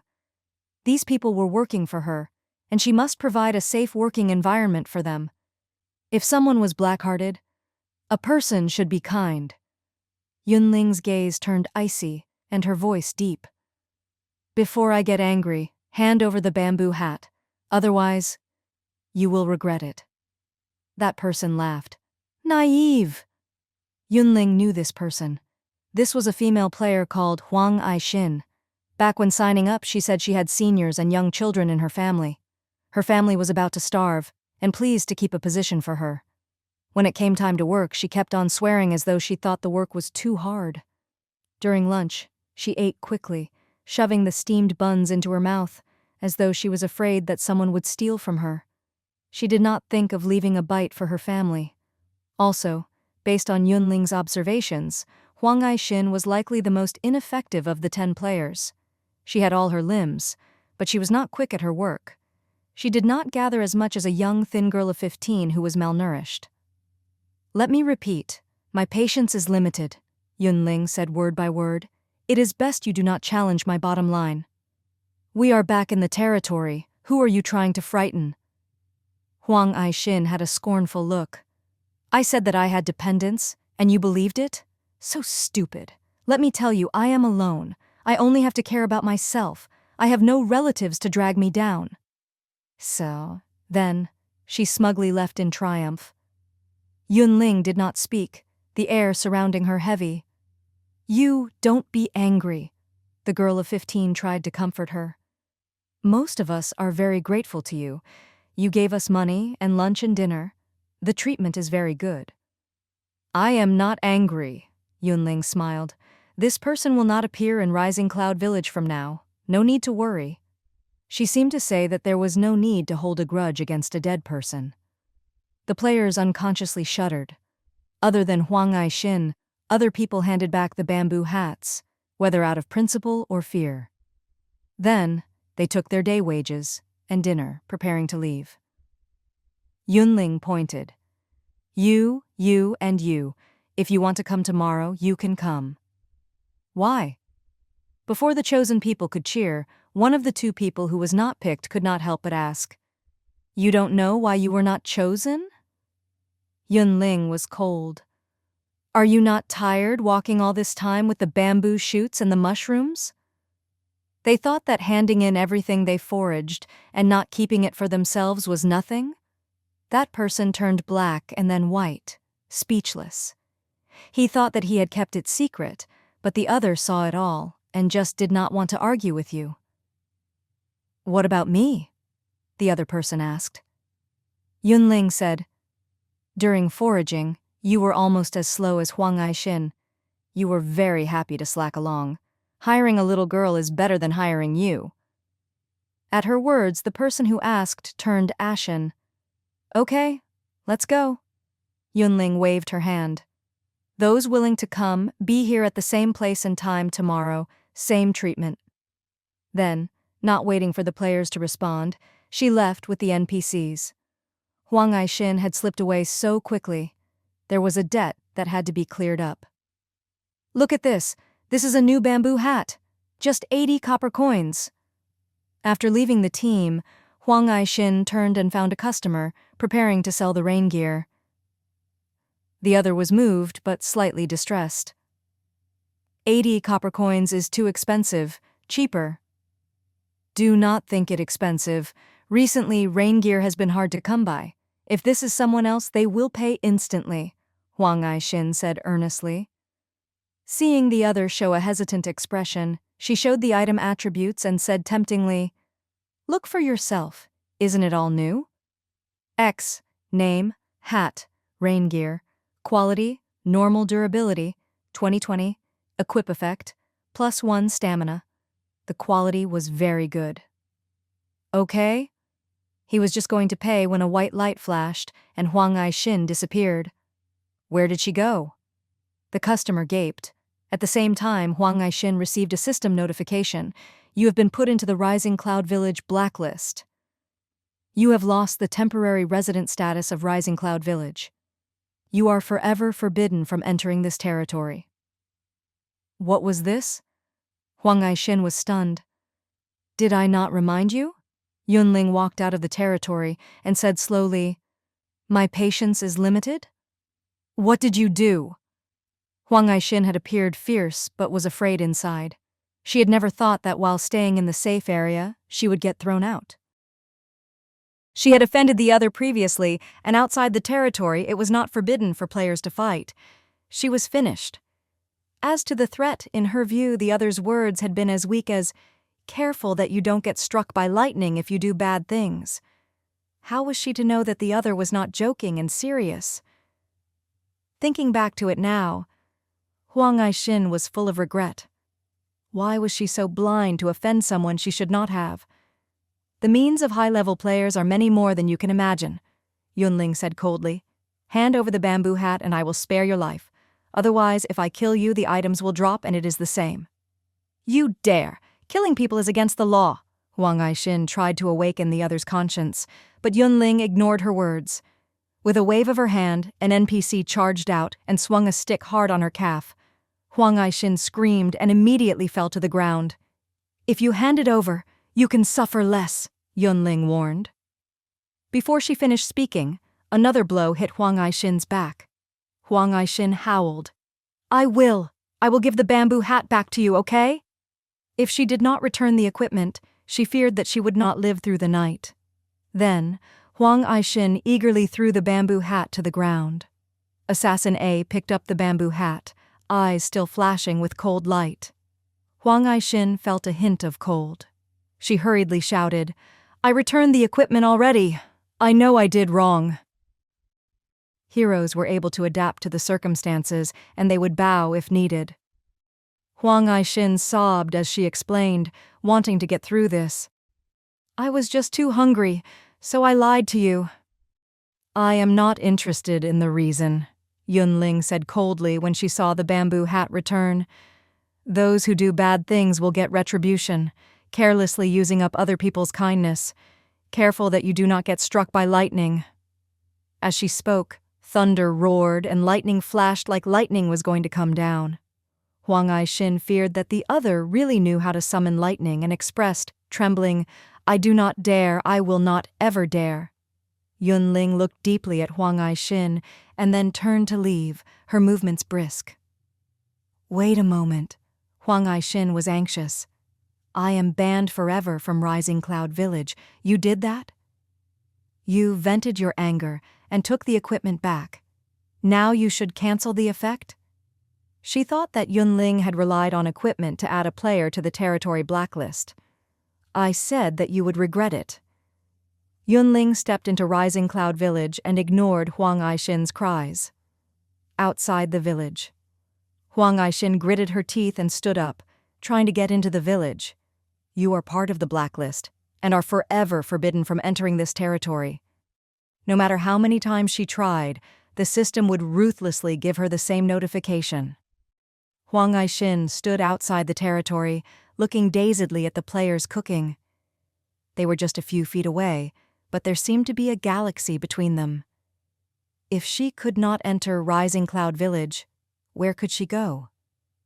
The nearest territory to here was more than an hour away by foot. It was late in the day now. How could she walk over there? Thinking of this, Huang Aishin almost fainted. On the way back, Pang Yu's steps were light and fast. With 10 copper coins in hand, husband and wife had the overnight fees for tonight. He had eaten a large meal at noon, and he was not hungry right now. The flatbread he had saved could be given to his wife. He always felt that his wife was not recovering because she did not have regular meals. "I am back." Unlike usual, Pang Yu's voice was lively, like he had seen hope. His wife stilled. "Were you lucky and found food?" "No, I joined a team." Pang Yu narrated what had happened today. "This is wonderful." His wife teared up. She was very worried every day when her husband went out and could not sleep well. Now that he entered a reliable team, her worries were eased.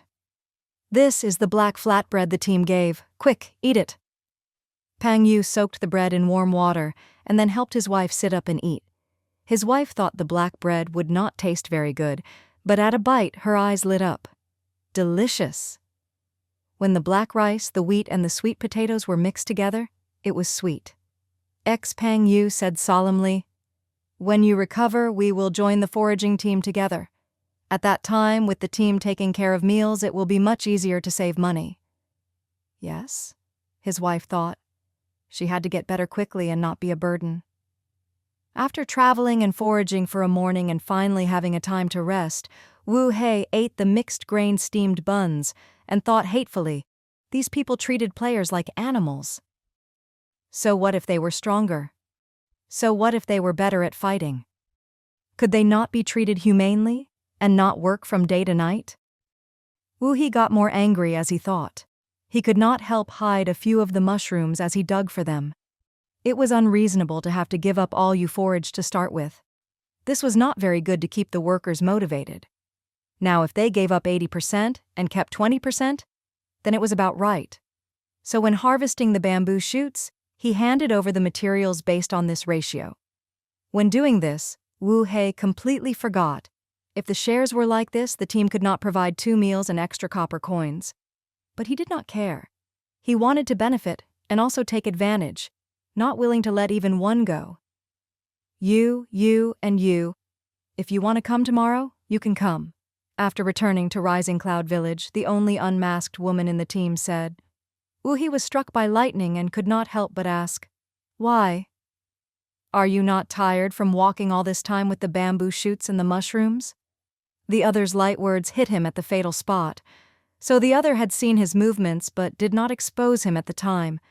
The team would not hire him tomorrow. He had to find another living. Without strong skills, without high-level equipment, and even without rain gear, what could he do alone? Today, when he went out, he saw with his own eyes all the nearby edible plants had been picked. Nothing was left. Only by going far were there new resources. But just by himself, how could he get there safely and return safely? After losing the team, being on his own meant starving to death or being killed by the monsters when out. He had luckily got a good job, but he lost it due to his own fault.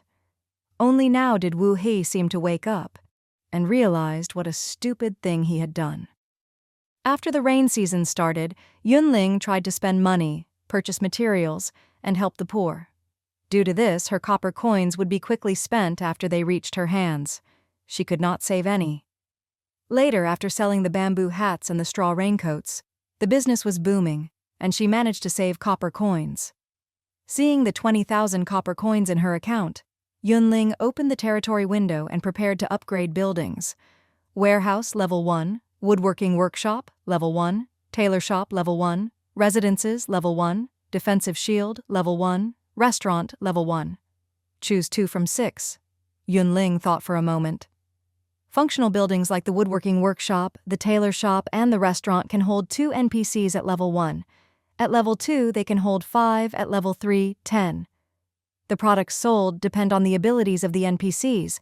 If these buildings are upgraded, I may not be able to hire suitable people. If I upgrade the residences, I can build 1,000 wood houses and also stone houses. While the stone houses are large and have a good environment, the price is many times the wood houses. Most players cannot afford the 500 copper coins to buy wood houses. No need to build anything better. Then there is only the warehouse, level 1, and the defensive shield, level 1. After thinking for a long time, Yun Ling chose the warehouse and the defensive shield. The warehouse is upgraded to level 2. 500 square meters in area, can store various resources and extend the shelf life of food by 15 days. The defensive shield is upgraded to level 2. The maximum HP is now 2000. Base recovery speed, plus 2 HP min. After the building upgrades, there was more storage, the shelf life was extended, and the defense even better. Yun Ling was unspeakably content inside, and she smiled. Deep in the night, the surroundings were silent, and the players were asleep. Archers A, B, C, and D were loyally guarding Rising Cloud Village and did not dare to slack off. At this time, the door to the woodhouse suddenly opened and a person strolled towards them. The archers looked at each other and exchanged glances. Archer A: "That person who steals our jobs each day is here again." Archer B: "Stealing monster every day. Can we put him in the blacklist?" Archer C: "Each night there are monsters attacking, but we have gotten a low number of drops. Will the Lord think that we are slacking off and not working properly?" Archer D: "I never thought there was a risk of unemployment." Under the complex gazes of the NPCs, Lu Chuan stood by the edge of the territory. After waiting about half an hour, a group of fire elementals slowly walked towards Rising Cloud Village. They were made completely of fire and looked terrifying. On the way, sparks fell down, burning the plants on the way and leaving black scorch marks on the ground. Archer A had a serious expression. "More than 20 enemies are approaching the territory from one direction. Attention! Prepare to fight!" The guards held their breath and stood at ready. Step, step, step. The enemy came closer. When the fire elements stepped into attack range, the archers drew their bows and shot. Yet Lu Chuan was faster than them. He took out special effect arrows from his quiver and shot without thought. Freeze arrow, penetrating arrow, and sharp arrow took turns. There were so many, it was astounding. In the blink of an eye, the fire elements were killed. At this time, the defensive shield had a 1944 2000 HP, far above the level to warn all residents of the territory. When HP was below 25%, there would be the first warning. Lu Chuan was not content. The fire elements are immune to all fire attacks. If the exploding arrows and the burning arrows could be used, they would have been cleared out quicker. Archers A, B, C, D, and die. "Tell us, do you want to take our jobs?" Lu Chuan ignored the angry gazes of the NPC and went to the side to rest. Name, Dragon Quiver. Quality, Legendary Durability, 84-100 Equip Effect. Each minute it automatically refills an arrow. At most, holds 50 arrows. Special Effect. After the arrow forms, 30% chance of special effects, such as penetrating, exploding, freezing, and burning. Right now, the orange quiver still had 15 exploding arrows and 10 burning arrows. With every minute, the quiver will automatically replenish an arrow. There was a 30% chance of a special effect arrow and 70% chance of a normal arrow. If the orange quiver was full of special arrows, it took a lot of time. When unlucky, the chances did not count, and all those were normal arrows. But luckily, he had the patience to wait. Day 23. Just as the sky was becoming light, Fu Yiga was out of bed and preparing to go out. He only had one travel bag, a portion of food, one bottle full of water, a wood shovel, and a dagger. Then he put the straw sandals and prepared to leave. One person saw him and was surprised. "Brother Fu, why are you leaving without rain gear?" "You do not know?" Before Fu Yiga responded, someone else answered first. "Brother Fu is famous for wanting money over life. Usually he just goes out with straw sandals. He always says, rather than buy rain gear, it is better to save the money so he can purchase official resident status, houses, or equipment. I am young, so what if I get rained on a bit? Fu Yiga said with a smile. When the rain season passes, the rain gear will not be of use, and there is no need to waste money. The person who had asked the question was in awe. Brother Fu is so brave. Just used to save money. Then Fu Yige walked to the bonfire and prepared to eat breakfast. The rain kept on coming down. Fu Yige had a calm expression and waited for 8 o'clock to come. It was not his first time going out in the rain. At the start, he had been worried about after effects, and then after a few times he found that while he would get negative status sometimes after the rain, but after returning to the territory, sitting by the fire and eating a hot meal, the negative status would disappear. After a while, he did not think much of it, and just ran around with straw sandals. Being daring had benefits. On rainy days, other people were trapped in the territory and unable to move. But he had some gains at least. After several times, Fu Yige got more daring and stayed longer and longer out in the rain. Fu Yige thought that this day would pass like before, but who knew? Because of excessive time in the rain, you are ill. 3. Strength. 3. Agility. 3. Stamina. 3. Intelligence. 3. Spirit. Your base recovery speed has changed to 1 HP 5 minutes, 1 MP 5 minutes. Rest for 3 days. Do not be in the rain for 3 consecutive days and work less than 1 hour to recover your health. Fu Yige. Seeing the system notification, there was only a thought in his mind. He had to pay his debts. As time passed, more and more life skills players learned to make bamboo hats and straw raincoats, and the price of the rain gear continued to slide down. The players who sold rain gear at the beginning earned a lot and bought housing, moving in. Even though the business was not as hot as at the start, they had enough capital to buy blueprints and learn to make other items. As the amount of rain gear increased, going out on a rainy day was no longer a problem. The residents used umbrellas, straw raincoats, or bamboo hats as they resumed their usual life.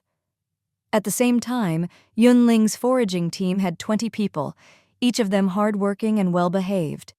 It was due to these people that the amount of game materials was increasing by the day. Day 31. The text in the top right corner finally changed.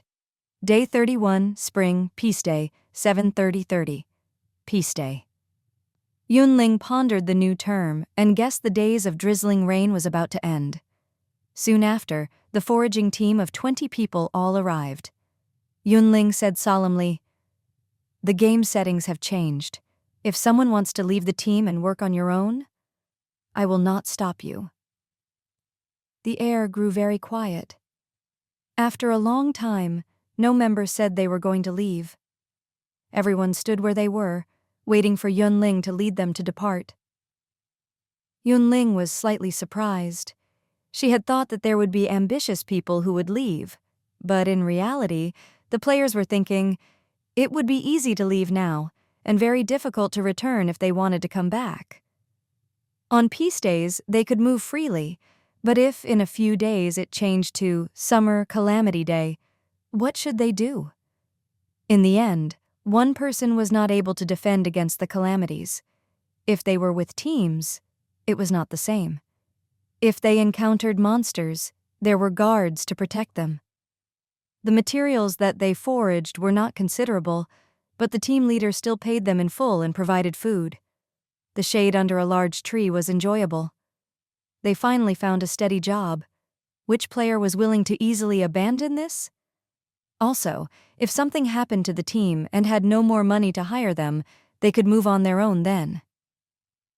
Since no one wants to leave, Yun Ling smiled. Then let us depart. What did a peace day mean? From the words, one could not understand.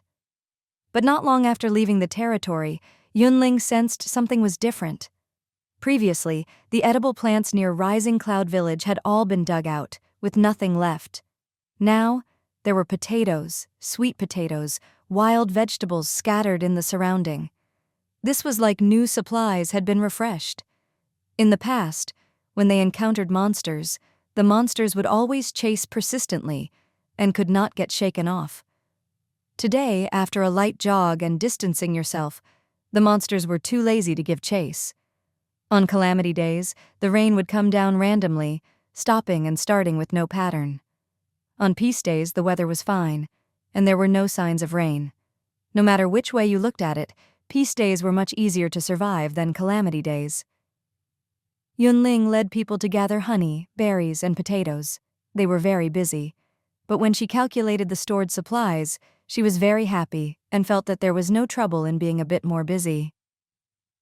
Evening. After finishing a day's work and paying the wages, Yun Ling waved her hand. "You can leave." The players all scattered, and only one person quickly walked after her. "Wait." "What is it?" Yun Ling asked. This was a young person of 27 or so. He looked scholarly, and at this time, he was timid as though he had a hard time speaking. Yun Ling waited patiently. After a while, the young person made a decision and said, "Could you lend me some money?" "What do you want to do?" Yun Ling was curious. The young person explained, "I study chemistry and am skilled in this area. I am not good at physical labor. If possible, I want to buy some experimental equipment and do my old job." "For example?" Yun Ling asked. "Make sugar, make salt, and make ice," the young person said softly. Make ice? Yun Ling's thoughts moved. In reality, she suspected that the game would create trouble for the players according to the 4 seasons. But this was just a guess, and there was no proof. "What materials are needed? How much money do you need?" Yun Ling asked the details. The young person thought and said uncertainly, 200 copper coins should be enough?" Yun Ling did not make a sound. The young person immediately changed. 100 copper coins will do. You cannot gain weight with one bite. Everything needs to occur gradually." Yun Ling looked up, her gaze sharp. "I will prepare a wood house for you as a workshop. Also, I will give you 500 copper coins so you can buy materials and equipment. The only condition is that we split the products 8 to 2, 8 to me, 2 to you. If you do not want the products, I can pay you 40 to 100 copper coins each day, depending on the quality and number of the products." The great surprise stunned the young person. He was so happy he did not know what to do with his hands. "I am Zhang Heng. As long as you are willing to give the capital. I originally just wanted to do research, sell products, and find a new job. This is too much." "Then it is settled," Yun Ling said decisively. "We will meet tomorrow at 7, and I will take you to the workshop." "Okay." After reaching an agreement, Zhang Heng happily left. Yun Ling opened the territory attribute window and chose a wood house for Zhang Heng to be his workshop. Name: Wood House. Use effect. After purchasing, the player will possess 20 square meters of private space. No one is allowed to enter without permission. Price: 500 copper coins. Note: special equipment. Each official residence may only purchase one. These rules were targeted at normal players. For Yun Ling, the entire territory was hers, much less a few wood houses. If she did not sell them to a player, then she owned the wood house. There will be a few days left between the change of the seasons as peace days. It seems to suggest to players to use the rest times fully and prepare early to welcome the next round of challenges. Yun Ling sighed and had a bad feeling. In the early morning of the next day, Zhang Heng cleaned himself up and waited anxiously to meet with Yun Ling. Before it was 7 o'clock, he received news: "Come to the residential area." Seeing this, Zhang Heng's spirits lifted, and he jogged towards the residential area. The so-called residential area was just the area with the wood houses. There was a large patch of wood houses lined up neatly, just like old housing areas. So the players were used to calling this the residential area. As to the area filled with tents, the players jokingly called it the slums. Because the tents did not take up a large space, any player could enter as they wish, and there was no privacy to speak of. After 3 minutes, Zhang Heng appeared on the outskirts of the residential area. Seeing this person, Yun Ling said, "Come with me." Then she walked ahead and led the way. Zhang Heng was both excited and overjoyed. His heart beat rapidly and he could not calm down. Yun Ling stopped in front of a wood house. This is a residence of the team members. Usually no one lives here and it is just used to store food. I heard you say you can make ice, so I had them clean out the house for you. Yun Ling had an aloof expression and came out full of lies. But in Zhang Heng's ears, the words were flawless. He rubbed his hands excitedly. I am so embarrassed to have... If you can make ice, then it is fine if I give this house to you, Yun Ling said unconcernedly. After a player bought a wood house, they could give it to others without having to pay, and also put it out for sale. But usually people wanted their own houses, so they did not sign over their houses or give them to others. Hearing this, Zhang Heng flushed red, and his breathing sped up. Give the house to me? Really? The premise is that you are outstanding and satisfy people. Yun Ling pushed open the door. Zhang Heng went in to look. There was a wood table, wood chair, and a cabinet. The furniture was neatly placed, the environment clean, and it was like a small workshop. Such a house like this was very common before the start of the game, but after the Apocalypse game started, it was rare. This. Zhang Heng was dumbstruck and managed to say, This took a lot of money? Just a bit, nothing much. Yun Ling took out 500 copper coins.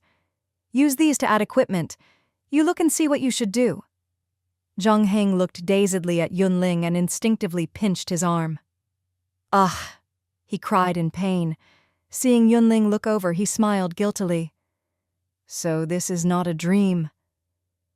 From the start of the game to now, he had not been doing well.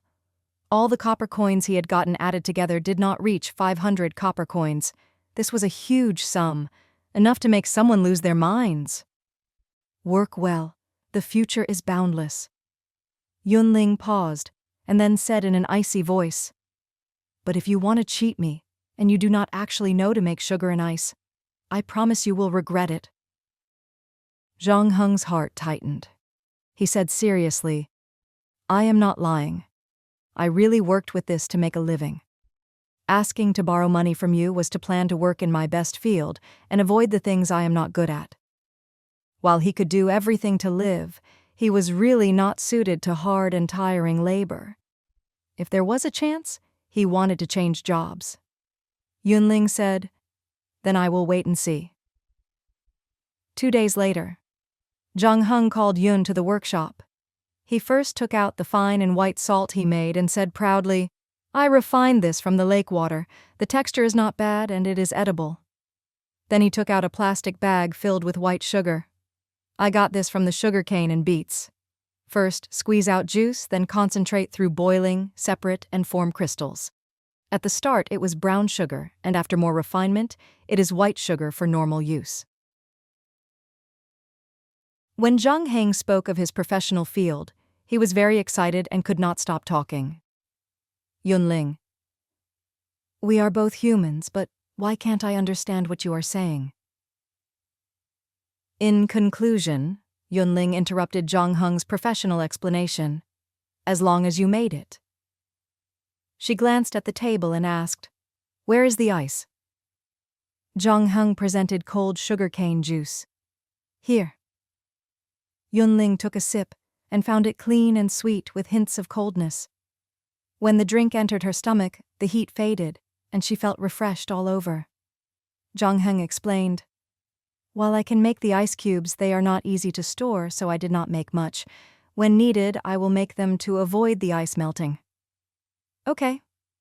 Yun Ling nodded in agreement. Focus on making the sugar and salt. Players need these basic seasoning. During the production, I encountered some trouble. Zhang Heng hesitated to speak. Speak. Zhang Heng was very distressed. The salt is okay. I will not use up the lake water temporarily, and I do not have to worry for raw materials. Sugar canes and beets are both resources and have to be gathered from the outside. There are not a lot of them on the market. The ice is even more troublesome to make. I use the saltpeter method and I need a large amount of saltpeter in the production process. Yun Ling frowned. Weren't you making ice? Where did you get the saltpeter? From a player, Zhang Heng said honestly. He said he unlocked elementary mining and dug out some saltpeter from the caves. When the caves were mentioned, Yun Ling thought of the blacksmith shop that was still not unlocked. She thought for a moment and then said, "Since there is not enough materials, focus on making the salt. I will deliver some beets and sugar cane at regular intervals. When you get the materials, then make white sugar. As to saltpeter," her eyes dimmed, "I will find people to explore and deliver to you when it's dug out." "That is good." Zhang Heng sighed in relief when the problem of the raw materials was solved. Yun Ling had a praising expression. "You did well. From now, your daily wage is 50 copper coins, lunch and dinner." Ah! Zhang Heng was both surprised and happy. What did 50 copper coins per day mean right now? After 2 days, he could become an official resident of Rising Cloud Village. Wes. In 10 days, he would have the money to buy a house. With money, he could buy low-level self-made equipment as he pleased. Once he had 6 pieces of equipment, he could arm himself to the teeth. Zhang Heng was more and more excited, his fingers trembling. He could not control his feelings. "If you are reliable and work hard, I will not treat talents badly," Yun Ling said solemnly. The sky was sunny, and there was not a cloud in sight. The ones that foraged went foraging. The ones that hunted went hunting. The players' days got better again, and they had more spare money. Population capacity 1,000. Existing residents 814. Official residents 278. Temporary residents 536. There was an explosion of the population. Yun Ling made a lot of money just from the overnight fees each night. Yun Ling inspected the information on the living and professional NPCs in the territory and found she had these people. Restaurant. Name, Chef AX level 2. Attributes, Strength 10, Agility 5, Stamina 7, Intelligence 5, Spirit 5. Combat skills, None X life skills, elementary cooking. Craftable items, mixed grain steamed bun, rice porridge, rice cake.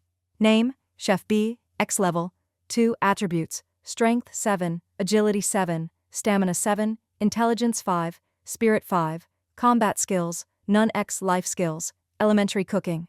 Craftable items, mixed grain steamed bun, rice porridge, black bread, cane juice. Woodworking workshop, X name, woodworker. A level 3 attributes, Strength 9, Agility 7, Stamina 6, Intelligence 6, Spirit 6. X combat skills, None life skills, elementary woodworking. Craftable items, wood stick, wood shield, wood staff, wood bow, torch, willow wood stick, willow wood shield, willow wood staff, willow wood bow. Name, woodworker. B level 2 attributes, Strength 10, Agility 6, Stamina 6, Intelligence 5, Spirit 5. Combat skills, None life skills, advanced woodworking. Craftable items, wood stick, wood shield, wood staff, wood bow, torch, willow wood stick, willow wood shield, willow wood staff, willow wood bow, wood bed, wood cabinets, wood table, wood chair, wood bowl, wood spoon, wood chopsticks, wood box. The tailor shop. Name, Tailor A. Level 2 attributes, Strength 8, Agility 9, Stamina 6, Intelligence 5, Spirit 5. Combat skills, None life skills, intermediate sewing, craftable items, bandages, quivers, shoes, cloth armor, belts. Name, Tailor B level, 3 attributes, Strength 9, Agility 7, Stamina 9, Intelligence 5, Spirit 5. Combat skills, None life skills, intermediate sewing, elementary grass art. Craftable items, bandage, quiver, belt, bracers, assassin face mask, linen backpack, straw sandals, straw hat, cushion, straw raincoat. Level 1 could hold 2 NPC workers, Level 2 could hold 5 workers, and Level 3 10 workers. Clearly, the restaurant, the woodworking workshop, and the tailor shop had reached their limits. She had to upgrade the buildings to Level 2 before the newly hired NPCs could go in and work. She looked at the visiting list. A Level 4 priest, a Level 3 archer, and an intermediate chef. Yun Ling pressed to hire and named him Chef C. Name, Chef C level, 3 attributes, Strength 8, Agility 8, Stamina 9, Intelligence 5, Spirit 5. Combat skills, None life skills, intermediate cooking. Craftable items, mixed grain steamed bun, mushrooms and eggs, vegetable salad, sandwich, clear soup, spring rolls, zongzi. Then she upgraded the restaurant. The restaurant is upgraded to Level 2. The lobby is expanded and can hold more customers at a time. There is more tableware for chefs to cook with. Unlike before, there was a new notification. You have satisfied the leveling conditions. Do you wish to see the details? Yun Ling pressed yes. New information popped out. To upgrade the village to a town, the following conditions must be satisfied. 1. Unlock 6 different buildings, completed. 2. Upgrade 4 buildings to level 2, completed. 3. For 7 consecutive days have over 700 residents. 3-7 not completed. 4. For 7 consecutive days the daily territory income surpasses 7,000 copper coins. 2-7 not completed. Note, daily income, a shop income, plus taxes, plus others. When the following conditions are met, pay 5,000 copper coins and the territory will be upgraded. Yun Ling thought. There were already 7 unlocked buildings in the territory, so condition 1 was satisfied. Warehouse, level 2. Mission hall, level 2. Defensive shield, level 2. Restaurant, level 2. So condition 2 was satisfied. Based on the rate people were coming into the territory after 4 days, condition 3 would be satisfied. But condition 4 was slightly difficult. It was not easy to have over 7,000 daily income. Because it was for 7 consecutive days, if one day did not reach the condition, then it started counting from 0. Also, she had used most of her savings to upgrade the restaurant to level 2. Getting together 5,000 copper coins was troublesome. I have to think of a way, Yun Ling thought. She was a classic life skills player. As long as the days were tolerable, she had no great ambitions. If she did not fear that she would be at a disadvantage if her level was low, she would even not level up. The reason that she wanted to level up quickly was not because she had changed in personality and was planning to conquer, but because she wanted the buildings. Based on her past experience, the first to reach town would have extra rewards. For example, +1 unlockable building, or resident buff, +1. These extra rewards could not be bought with money and urged her to work hard. From the ranking list, Rising Cloud Village is still top on all the rankings. In the next 4 days, the territory must have over 7,000 copper coins, and I will upgrade to the town first. What should she do? Yun Ling propped her chin on her hand and sank into thought. Warehouse. Yun Ling was inventorying the materials and found there were all kinds of materials in the warehouse. She even found some saltpeter stones in there. She did not remember where she had gotten them. Yun Ling. A hoarding fanatic was like this. Buy. And after buying sometimes, she could not say what she had hoarded. But she believed firmly that these were all strategic resources and would be of use sooner or later. Putting away her stray thoughts, Yun Ling started to search through the material piles. After a while, her eyes lit up. Found it. Afternoon. Weijia finished hunting and returned early to Rising Cloud Village with all 5 of his quivers, 3 blue and 2 white, empty. Along the way, he heard the residents whisper, "The days are too hard. When will it end? The rainy season has just passed. We just about finished all the food at home, and now we have to store up again. I just managed to save some money, and after buying official resident status, I do not have a cent left. Okay, I have to start saving from the beginning. Hey, say, if we move to other territories, will our days be better?" The other people were silent, like they were stuck. Weijia shook his head at hearing this. Lucky in not knowing it. He was not an original resident of Rising Cloud Village. At the start of the game, the territory he encountered first was Cotton Camp. He saw that it was pretty good and settled there. Weijia thought that if he woke early in the day to hunt and worked late into the night, saving food, he would keep living like this. But one day, the monsters seemed to go mad and attacked the camp. That was night. The residents were all asleep. As a result, when he woke up in the middle of the night, he heard women screaming, children crying, and old people swearing. Weijia had been sleepy when he walked out of the tent. He wanted to ask why these people were not sleeping at night and making noise, but when he came out, the players were over the ground, many of them no longer breathing. Not far away, the monsters were rampaging. Some were fighting the players, and some were walking towards the tents, searching for new prey. It was like someone dumped a basin of cold water over Weijia's head. He immediately woke up. He quickly returned, planning to pack up his luggage and run away. Because of the urgency and the limited time, he could not take most of his things, and only took some things. Then Weijie grabbed his backpack and sprinted in the direction away from the camp. When he was fleeing, he was found by the monsters. 3 monsters chased relentlessly after him. Weijie used the geography, killed 1, escaped the other 2, and managed to survive. But he did not manage to escape the sea of suffering. He started a life of roaming. Some territories were controlled by large teams that oppressed the lone players. Some territories did not allow outsiders. Some territories had few buildings and poor defenses.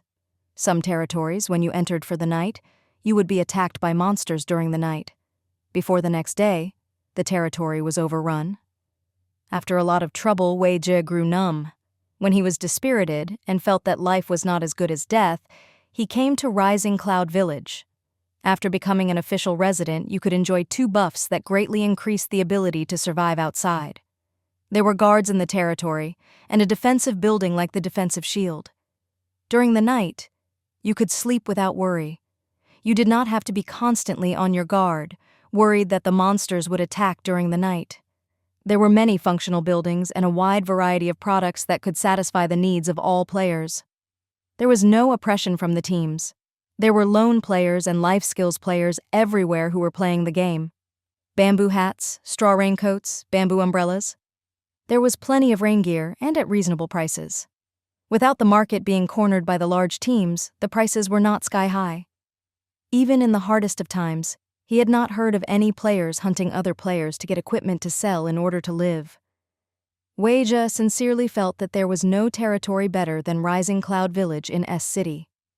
This place was suitable for living, and when you worked, you could see hope.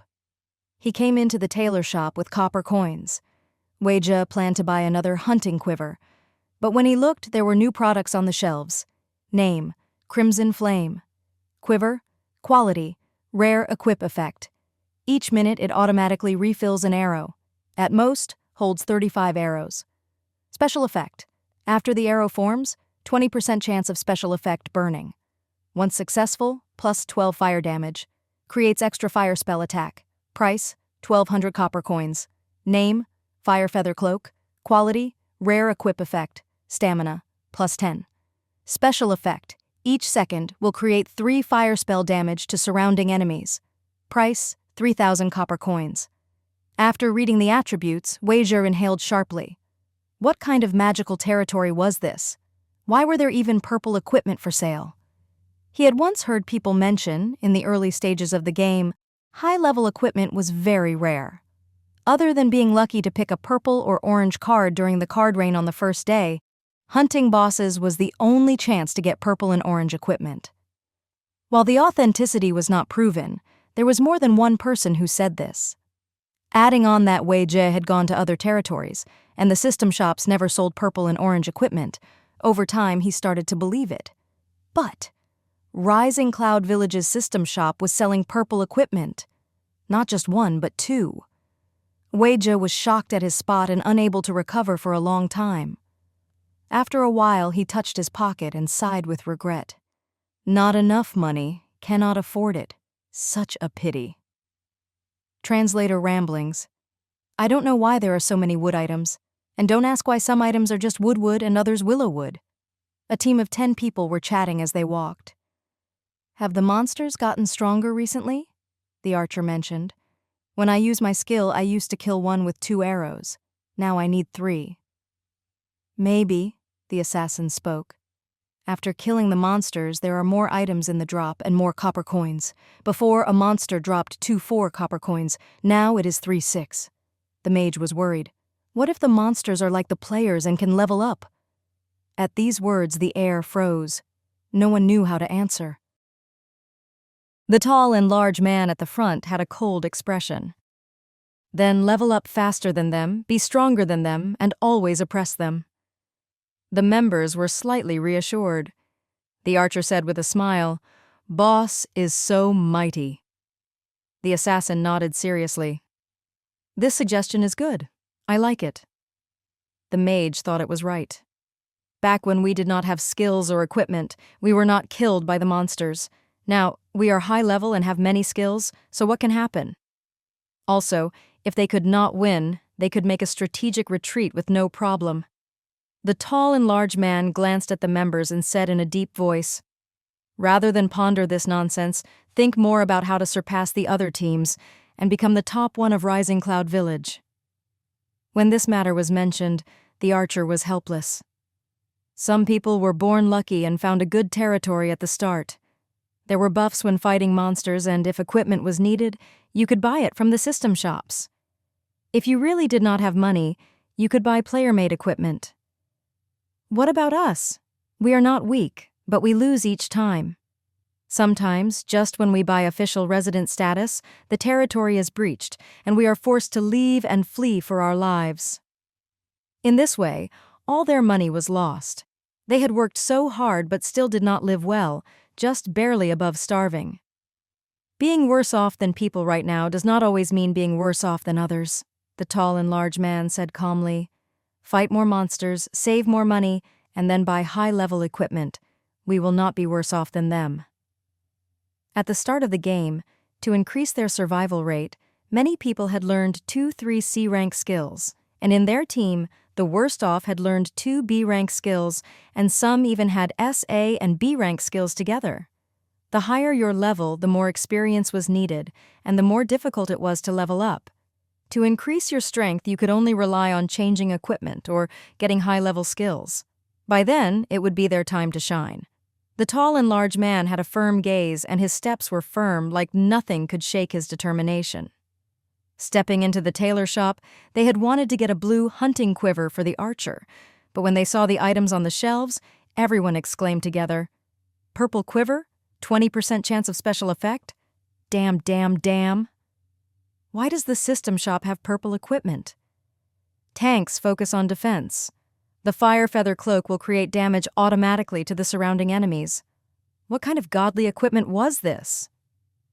Not just that, and also a godly price, 3,000 copper coins, The tall and large man's cold expression cracked bit by bit, and he could not help but show shock, surprise, and astonishment. But soon he sorted out his emotions and quickly ordered, "Quick, gather money. Let's first buy the quiver. Starting tomorrow, our hunting time will lengthen. We will fight more monsters and earn more copper coins." In reality, the one he wanted to buy the most was the fire feather cloak, but it was too expensive and they could not afford it. The crimson flame quiver was also very good and could greatly increase an archer's strength immediately and increased their damage. If the system shop had purple equipment for sale starting today? Thinking about this exciting thing, the tall and large man was full of feelings. The tailor shop has sold 1x crimson flame quiver.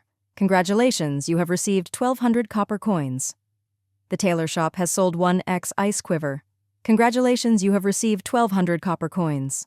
The tailor shop has sold 1x gale quiver. Congratulations, you have received 1,200 copper coins. Yun Ling would go each day and make some purple quivers to sell in the tailor shop. Ice quiver special effect. After the arrow forms, 20% chance of special effect, freeze. Once successful, +5 arrow attack power. Creates extra ice spell damage. After hitting the target's speed is reduced by 50% for 2 seconds. Gale quiver. Special effect. After the arrow forms, 20% chance of special effect penetrating. Once successful, +15 arrow attack power. Creates extra wind spell damage. The quivers each had their own characteristics, good for crowd control and increasing damage. Due to this, the tailor shop had brisk business these past days. The only regret was the fire feather cloak was still on the shelves and was not sold. Yun Ling did not care. If it could not be sold, then she would wear it. In any case, the equipment would not be wasted. Days passed like this. 5 days later. 1. Unlock 6 different buildings. Completed. 2. Upgrade 4 buildings to level 2. Completed. 3.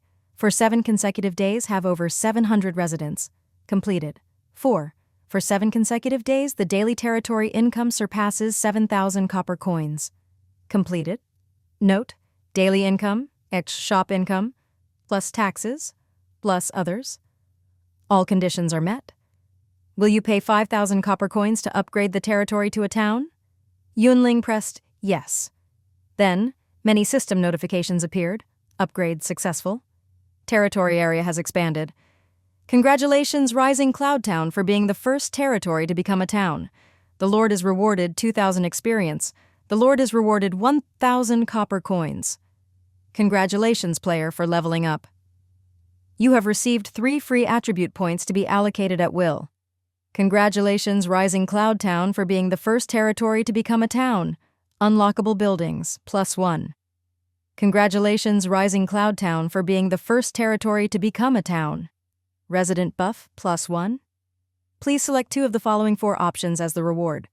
All official residents can enjoy the buff status. 1. HP +50. 2. Base recovery speed, +1 HP min. 3. Strength, +5. Intelligence, +5. The residents of Rising Cloud Village had been able to enjoy +50 HP and base recovery speed +1 HP minute buff states. Now, if she chose 1 and 2, the buffs would become +100 HP and base recovery speed +2 HP minute. If she chose 3 and 4, it would become +50 HP, base recovery speed +1 HP minute, strength +5, and intelligence +5. Yun Ling analyzed that strength +5 was suitable for physical professions, and intelligence +5 was suitable for magic professions, regardless of which they were not suitable for other professions. Choices 1 and 2 were not the same. Everybody would benefit if the maximum HP and base recovery speed increased. After calculating for a while, she felt very melancholy. Why do I not see any leveling speed 1.1 times and life skills leveling speed 1.1? If there were, I would first choose to increase leveling up speed. Since there were not, she could only choose 1 and 2. She put all her free attribute points on stamina, and after her leveling up, her attributes turned to Name, Yun Ling. Level 8, HP 860-860, MP 60-60. Attributes, Strength 3 + 42, Agility 4 + 4, Stamina 28 + 28, Intelligence 6, Spirit 6. Note, equipment bonuses are in parentheses. Skill, Heart of Nature, S rank. Thornsting, S rank. Superfast Recovery, S rank. Base recovery speed, 16 HP min, 1 MP min. Then she opened the Territory Attributes window. Territory name, Rising Cloud. Level Town. There are 4 levels, campsite, village, town, city. Tax, 5%. Era 100%. The Lord has the power to adjust it independently. Population capacity, 5,000. Existing residents, 947. Unlockable buildings, 10. Existing buildings, 7. Existing building detail. Warehouse, level 2, omitted. Mission hall, level 2, omitted. Woodworking workshop, level 2, omitted. Tailor shop, level 1, omitted. Residence, level 1, omitted. Defensive shield, level 2, omitted. Restaurant, level 2, omitted. Inspecting the unlockable buildings, Yun Ling found there were many she had never heard of before. Ice house, can produce ice cubes, can store food and increase shelf life, requires 100 copper coins to build. Fountain, can moderate the temperature of the territory, requires 100 copper coins to build. Green plants, can moderate the temperature of the territory. When cut, can obtain wood. Requires 100 copper coins to build. Well, can moderate the temperature of the territory, can be used to obtain drinking water. Requires 100 copper coins to build. Farmland, can hire people to farm and get a steady supply of crops. Requires 100 copper coins to build. Orchard, can cultivate fruit trees and get a steady harvest of berries. Requires 100 copper coins to build. Ranch, can raise animals and obtain a steady supply of meat. Requires 100 copper coins to build. Wharf, can build boats and go out to fish. Requires 100 copper coins to build. Fish pond, can raise fish and get a steady supply of meat. Requires 100 copper coins to build. Yun Ling looked at the list and was silent. They all looked very useful. She wanted all of them. But she only had 3 slots for buildings left. After thinking for a moment, she did not unlock even one and would leave it until later. She looked at the fees for upgrading the buildings. From level 1 to level 2, it needed 1,000 copper coins. From level 2 to level 3, it needed 2,000 copper coins. The fee was astounding. Also, the conditions for the town to become a city were very strict. 1. Unlock 8 different buildings. 7-8, not completed. X2. Upgrade 6 buildings to level 3. Not completed. 3. For 30 consecutive days have over 3,000 residents. Not completed. 4. For 30 consecutive days, the daily territory income surpasses 5,000 copper coins. Not completed. Note, daily income 8 scale, shop income plus taxes plus others. 5. Territory possesses 100 combat system guards and 20 life skills system NPCs. Not completed. When the following conditions are met, pay 1,000 copper coins and the territory will be upgraded. Yun Ling looked at the window and felt that spend money was written all over it. It seems that this will not be soon. I guess I'll take my time. She sighed and upgraded the tailor shop to level 2. The noise when the village was upgraded to a town was much greater than when it upgraded to a village from a camp.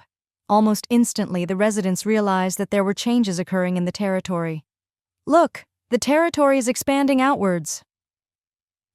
The range covered by the defensive shield has increased. I just came back.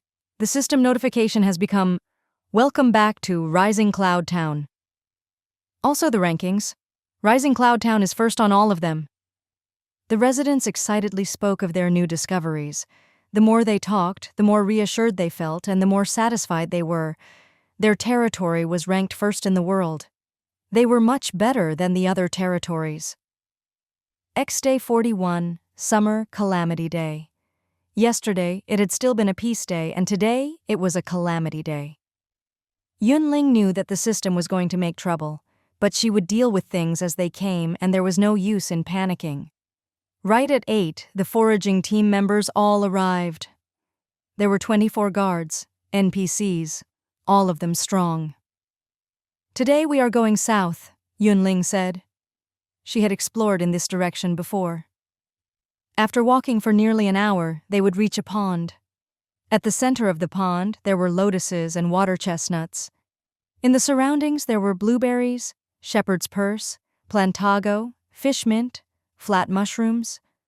There were all kinds of food materials. If they all got there safely, everyone could forage as much as they wanted. Yes. The foraging team responded. Xpeng Yu eagerly rubbed his hands, waiting to start working.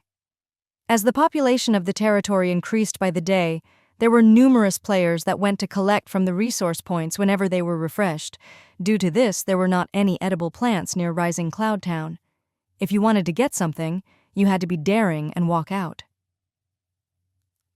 If Pang Yu was alone, he would not dare to go far from the territory. Now, wasn't it just walking for an hour? With the team here, what did he have to fear? He was not the only person who thought like this. Everyone had high spirits and were waiting to depart. "Let's go," Yun Ling ordered, and was the first to walk. Unlike the gentle wind and light sun of the spring days, the weather of the summer was vicious. After walking for a while, everybody felt that they could not breathe and were sweating heavily. "Strange, it was fine yesterday, why am I so tired today?" someone muttered. But she did not keep it on her mind and continued to walk with the team. After walking for 20 minutes, someone shouted, "I have a negative status." Just as she spoke, several others said, "Same with me." "I also got the notification." Yun Ling was walking like usual and not affected at all. Hearing this, she walked quickly next to the player. Set the system notifications to public mode. With the public mode, the surrounding people could see the notifications that only the player had been able to see. That person did so without a word. The window showed, "The sun is scorching, you feel a bit dizzy. The player has a negative state, 1 agility, 1 stamina." Note, stamina determines HP and the ability to fight, move, run for long times. The higher the stamina, the less you are affected by the negative effects from the environment. She looked at all the players who had the negative status. They were half-grown children, women, old people, or sickly men. In other words, their stamina was below the average. Yun Ling thought for a moment and ordered, "Stop walking and rest for 10 minutes." The players were overjoyed and spread apart to find a tree for shade. There was a stream nearby. One person came close and cupped water up to drink. Then, when they splashed their face with water, they felt more refreshed. The first day of the summer season was so difficult. Yun Ling frowned. She thought, and then took out a bamboo hat from her cotton backpack. She originally wanted to put it on a weak player and increase their stamina, but when she inspected the attributes, name, bamboo hat, sun hat, quality, normal durability, 1320, equip effect, +1 stamina. Yun Ling. Block the rain in the spring, block the sun in the summer. It was so all-purpose. She had thought that after the rain season ended, the bamboo hats were not of use. She did not expect that they could keep being used in the summer. After resting, Yun Ling had Guard A hand out bamboo hats to the players. When everybody put them on, she led the foraging team back on the road. This time, it was easier to travel than before. After walking for more than half an hour, no one got a negative status. When they reached the destination, Yun Ling ordered, "Collect separately." The players spread apart and got to work. "Summer days," Yun Ling murmured softly and looked down. The spring weather was suitable, and Pang Yu could work for 2 hours without rest. But the summer sun was like fire. There were no enormous trees to block the sun around the pond. Soon after he started to work, he sweated heavily, and his vision started to black out. "If I continue like this, will I get heat stroke?" Just as he thought this, he heard Yun Ling say, "Rest 10 minutes before continuing. Pay attention to your water intake." The players were relieved. Yun Ling had Guard A, and the others stay behind to protect the players while she called 4 mages and went to wander around the surroundings. Next to the mountain stream, 6 Gale rabbits were drinking water. There was one who liked to be clean and constantly licked its fur. Just as they were off their guard, a dozen fireballs came down on their heads. At the same time, more than 20 wind blades formed a fan shape and attacked from the side. With attacks from 2 sides, the Gale rabbits were all killed before they could respond. The items were floating in the air: 21x copper coins, 3x rabbit skins, 2x rabbit legs, 3x rabbit meat, 1x white sewing blueprint. Yun Ling picked them up and then ordered Mage A, B, C, and D, find a place to hide. If animals come to drink water, cast skills together and kill them immediately. "Yes." The 4 mages responded with solemn expressions. In the bushes, Fang Ya held a blue dagger in hand, not breathing and silently observing. There were 3 wild black boars nearby, their heads bowed as they drank water with pleasure from the water source. One of them was very hot and flicked its tail in irritation. Then it walked into the water and had an enjoyable water bath. 1 against 3 was a bit hard. How could she lure the monster away? Seeing there were some weeds nearby, Fang Ya's eyes suddenly lit up. "Foraging success. You have obtained 1x clover." Fang Ya was a life skills player and relied on gathering berries, wild vegetables, and sweet potatoes to live. Originally, there were many resource points near the territory, and it was easy to support herself. But after the rain season, everything had changed.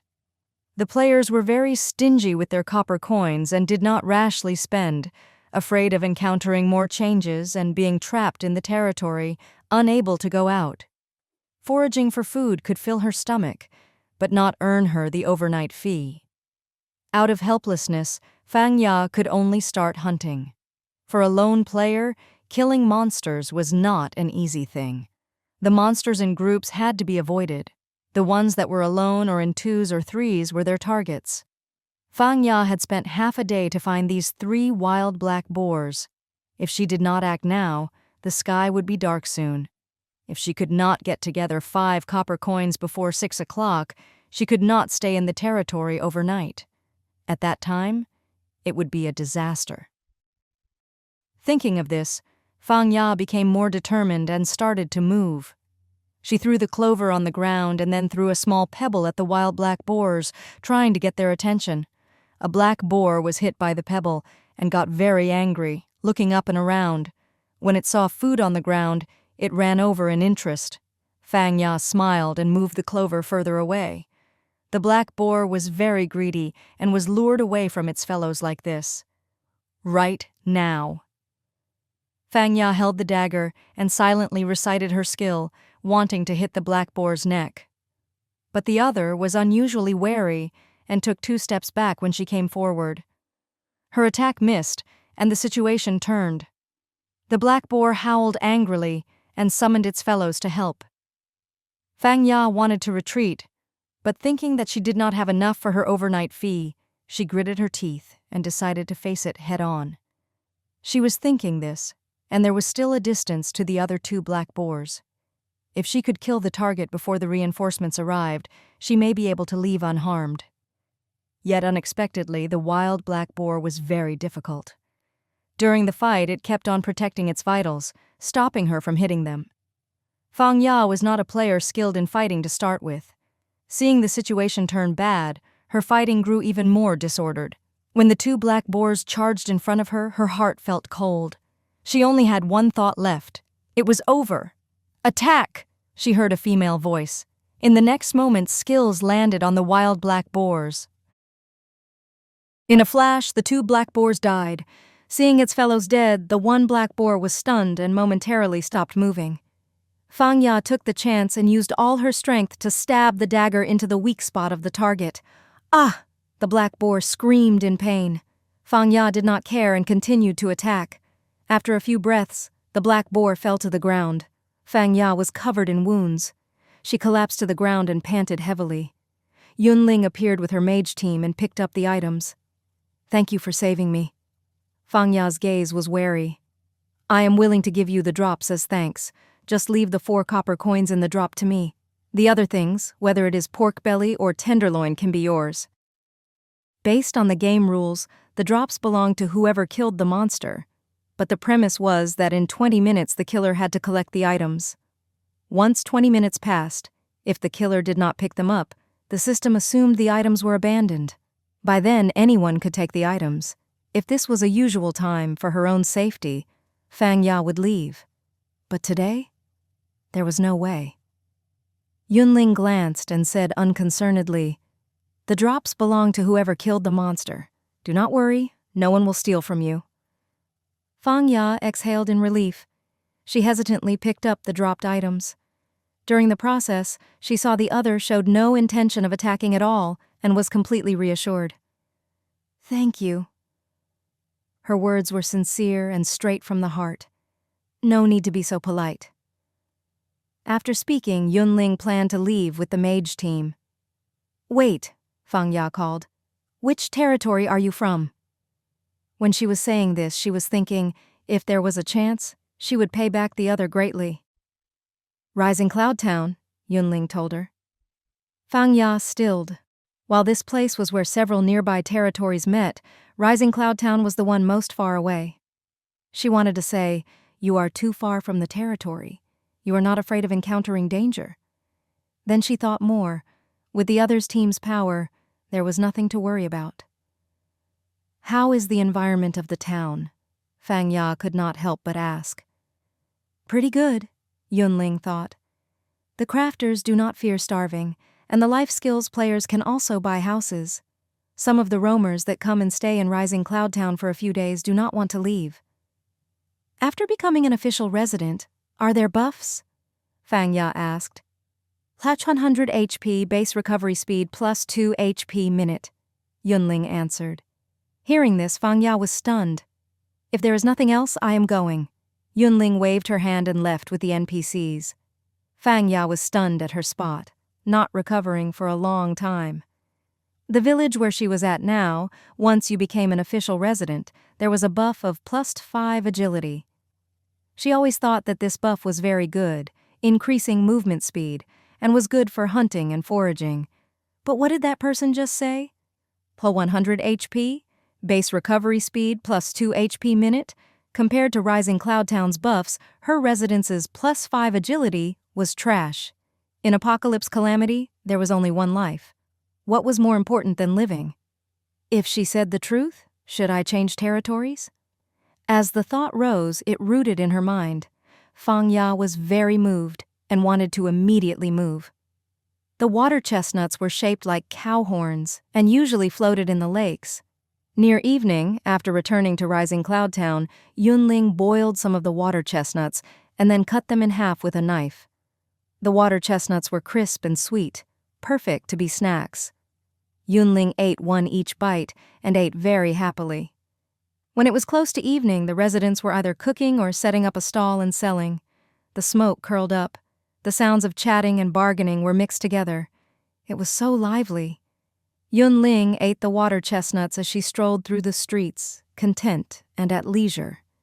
She walked to the side of a stall. One person was beating his chest, full of irritation. Bamboo hats and umbrellas can block the rain during spring and the sun during summer. What about the straw raincoats? Such a loss, such a loss. His fellow comforted him. Before experiencing this, who could have guessed the game had such settings? Just let it go. You speak so lightly. The first person murmured, Bamboo hats, bamboo umbrellas, and straw raincoats are all rain gear. Why did I just buy the straw raincoat? If he had bought any of the other equipment, he could continue to use them during the summer. How good would that be? His fellow looked into the distance. You said it yourself that it is not very convenient to hold the umbrella. It affects your agility.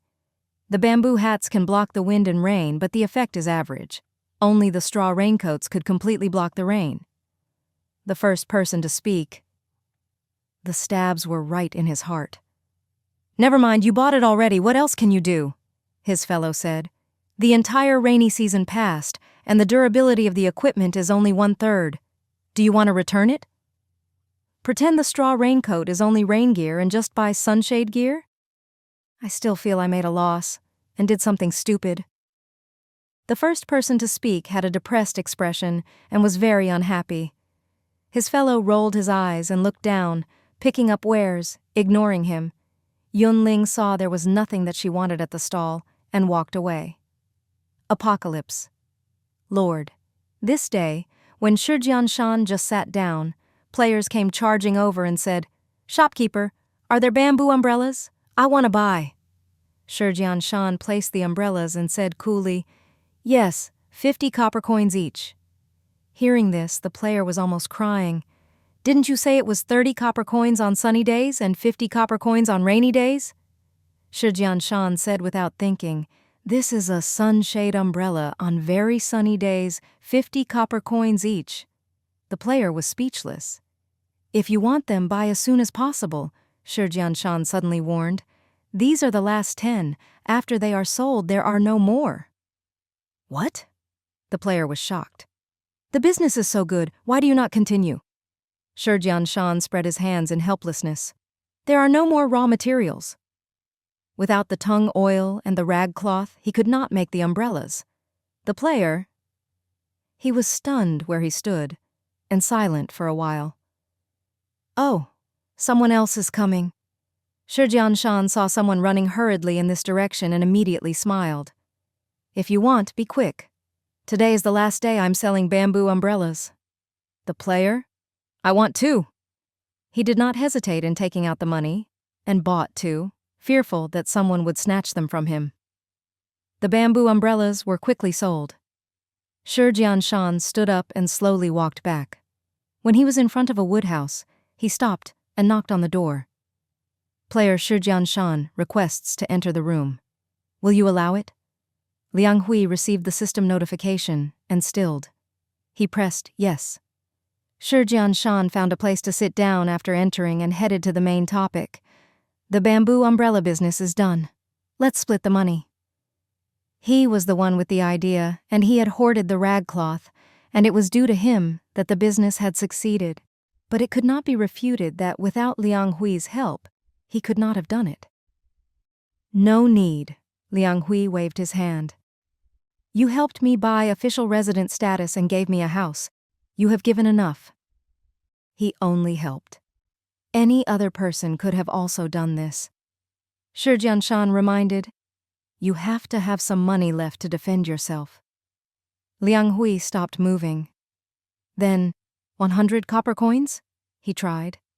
Without having to pay the overnight fee every day, 100 copper coins was enough for him to live well for a fortnight without doing anything.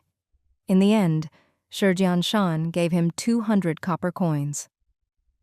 On the way to Rising Cloud Village, if you did not pull me, I may have dropped in the lake and drowned. I remember this. I hope that you will live well in the future. Then he finished and left. Liang Hui dazed out looking at the 200 copper coins. Back then he saw that Shurjian Shan had not been steady and instinctively helped him. He swore. He really did it along the way and did not think the other had always remembered it. No matter what, we finally came out of Setting Sun Village. Now I have a house and savings much better than usual players. Liang Hui rubbed his face and got alert. The old women and children are able to survive. I am an adult man with all my limbs. I will not starve to death. Returning to his own house, Shurjian Shan started to count. Official resident status: 1x wood house, 460x copper coins, 3x bamboo umbrella, 3x white bamboo art blueprints, NX tools, all kinds of simple furniture. These were all his property. If I stayed in Setting Sun Village, even if I made the bamboo umbrellas, the teams would push down the price. Even if I made money, when I left the territory I would be robbed. So what if I was capable and had ideas? Without a good environment, money will kill. In the end, he lamented from the bottom of his heart. It was the right decision to come to Rising Cloud Town. The tailor shop has sold 1x bamboo hat. Congratulations, you have received 100 copper coins. The tailor shop has sold 1x bamboo hat. Congratulations, you have received 100 copper coins. She had thought that when the rainy season ended, the bamboo hats would not be easy to sell. But when summer came, the bamboo hats and the bamboo umbrellas were sold as fast as they were made. But the materials for the bamboo umbrellas were used up, and they could no longer be made. The players all rushed to buy bamboo hats, fearing that they would not be able to buy them if they were late. With sun protection equipment, the hunting teams no longer feared heat stroke when they went out. Because of their high level and good equipment, they went farther and farther when they left. There were many resource points in areas far from the territory which no one had harvested. The teams who were daring and went exploring all got rich. As one of the teams that went far, Yun Ling hoarded many game materials. But when she was standing in the warehouse, she was frowning and there was no joy on her face. Strange. She was very puzzled. Why has the shelf life of food shortened? The rice and flour that she had taken from the hypermarket originally had 720 days of shelf life, and now it was 660 days. Based on this speed, the grain will be inedible soon. Yun Ling pressed on her temples, having a headache. Out of the corner of her eye, she accidentally saw the game materials and her gaze froze. The time for the game materials seemed to be normal? Why is the rice and flour changing 20 days at a time, while the sweet potato and lotuses are decreasing a day at a time? During the rainy season, I did not see the shelf life of the food shorten. When she said the words, Yun Ling stilled slightly. A blurry thought seemed to float out of her mind. Could it be? She looked silently at the full warehouse and decided to do an experiment. After careful selection, Yun Ling found hypermarket rice and flour that had 660 days left, and corn flour from the game that had 360 days, and the lotus that had 180 days left. She put the materials into the corner and observed them. I hope that my guess is wrong, Yun Ling murmured. It was near dusk. After finishing a day of hard work, the residents gathered together and talked as they ate. Apocalypse calamity is not as difficult as imagined. One man was spirited and said, The spring rain season is hard. Without rain gear, you are trapped in the territory and cannot take a step out. But if you have food at home and manage to make it through those days, it will be good. Hunt, dig for wild vegetables. You can always fill your stomach. When it is summer, the bamboo hats and umbrellas can still be used. People are not trapped in the territory because it is too sunny. If you can go out, if you can live, do you fear not having food to eat? A youth heard this and shook his head. The days are good because you live in Rising Cloud Town. Go to other territories and try to live a few days. The outside has a lack of materials, And there are no bamboo umbrellas for sale. Even the production of the straw raincoats and the bamboo hats are not high. Even if someone is selling rain gear, the price is so high as to frighten you to death. With the constant rain, normal players are trapped in the territory and have to eat their stored food every day. What do they do when their food is gone? They can only go out to find food. If they get rained on and they are lucky, they just have a negative state and will be fine if they stay by the fire for a while. The unlucky ones get ill and need to rest 3 days. I heard during the entire rain season not many people in Rising Cloud Town died, but outside, go inquire. How many people died? The residents were shocked and changed their expressions. The man who had spoken first did not believe it. Is that true? Why will I lie to you? The youth said in exasperation. Each day people cannot stand it. I saw too many dead people, so I packed up and fled out. If he had stayed, he felt that he would be the next one. That heavy atmosphere could drive a person mad. It is fine. Our Rising Cloud Town has a reliable system and many elite players. Such a thing will not happen. The man comforted the youth. With umbrellas and bamboo hats, you can go out each day and the summer will pass in the blink of an eye. You cannot say that, the youth said cautiously. If the game wants, it has 1,000 ways of killing players. Being too optimistic is not a good thing. What do you mean being optimistic? The man was angry. I just think that you are snake-bitten. The days are good, so why worry about things that do not exist? Seeing the two about to fight, the surrounding residents changed the topic and started to talk about other things. When someone has no foresight, there will be worries soon, the youth thought inside. The next morning, Yun Ling went to the warehouse to check. She saw the hypermarket rice that had 660 days left now had 640 days. The game material corn flour that had 360 days now had 359 days of shelf life next. The lotus that had 180 days now had 179 days left. Seeing this, Yun Ling's heart sank. My guess was right. In a hot environment, non-game materials will quickly rot, while game materials are not affected. Based on this rate of 20 days of shelf life per day, how long could the hypermarket rice and flour last? Not more than 32 days. She glanced around the warehouse. Yun Ling felt fortunate. Luckily, I like to hoard game materials. Each day, she had to provide food for the NPCs. Some food would also be used up as she sold mixed grain steamed buns and rice porridge. It would not be a problem to eat all the stored food before their shelf life was up.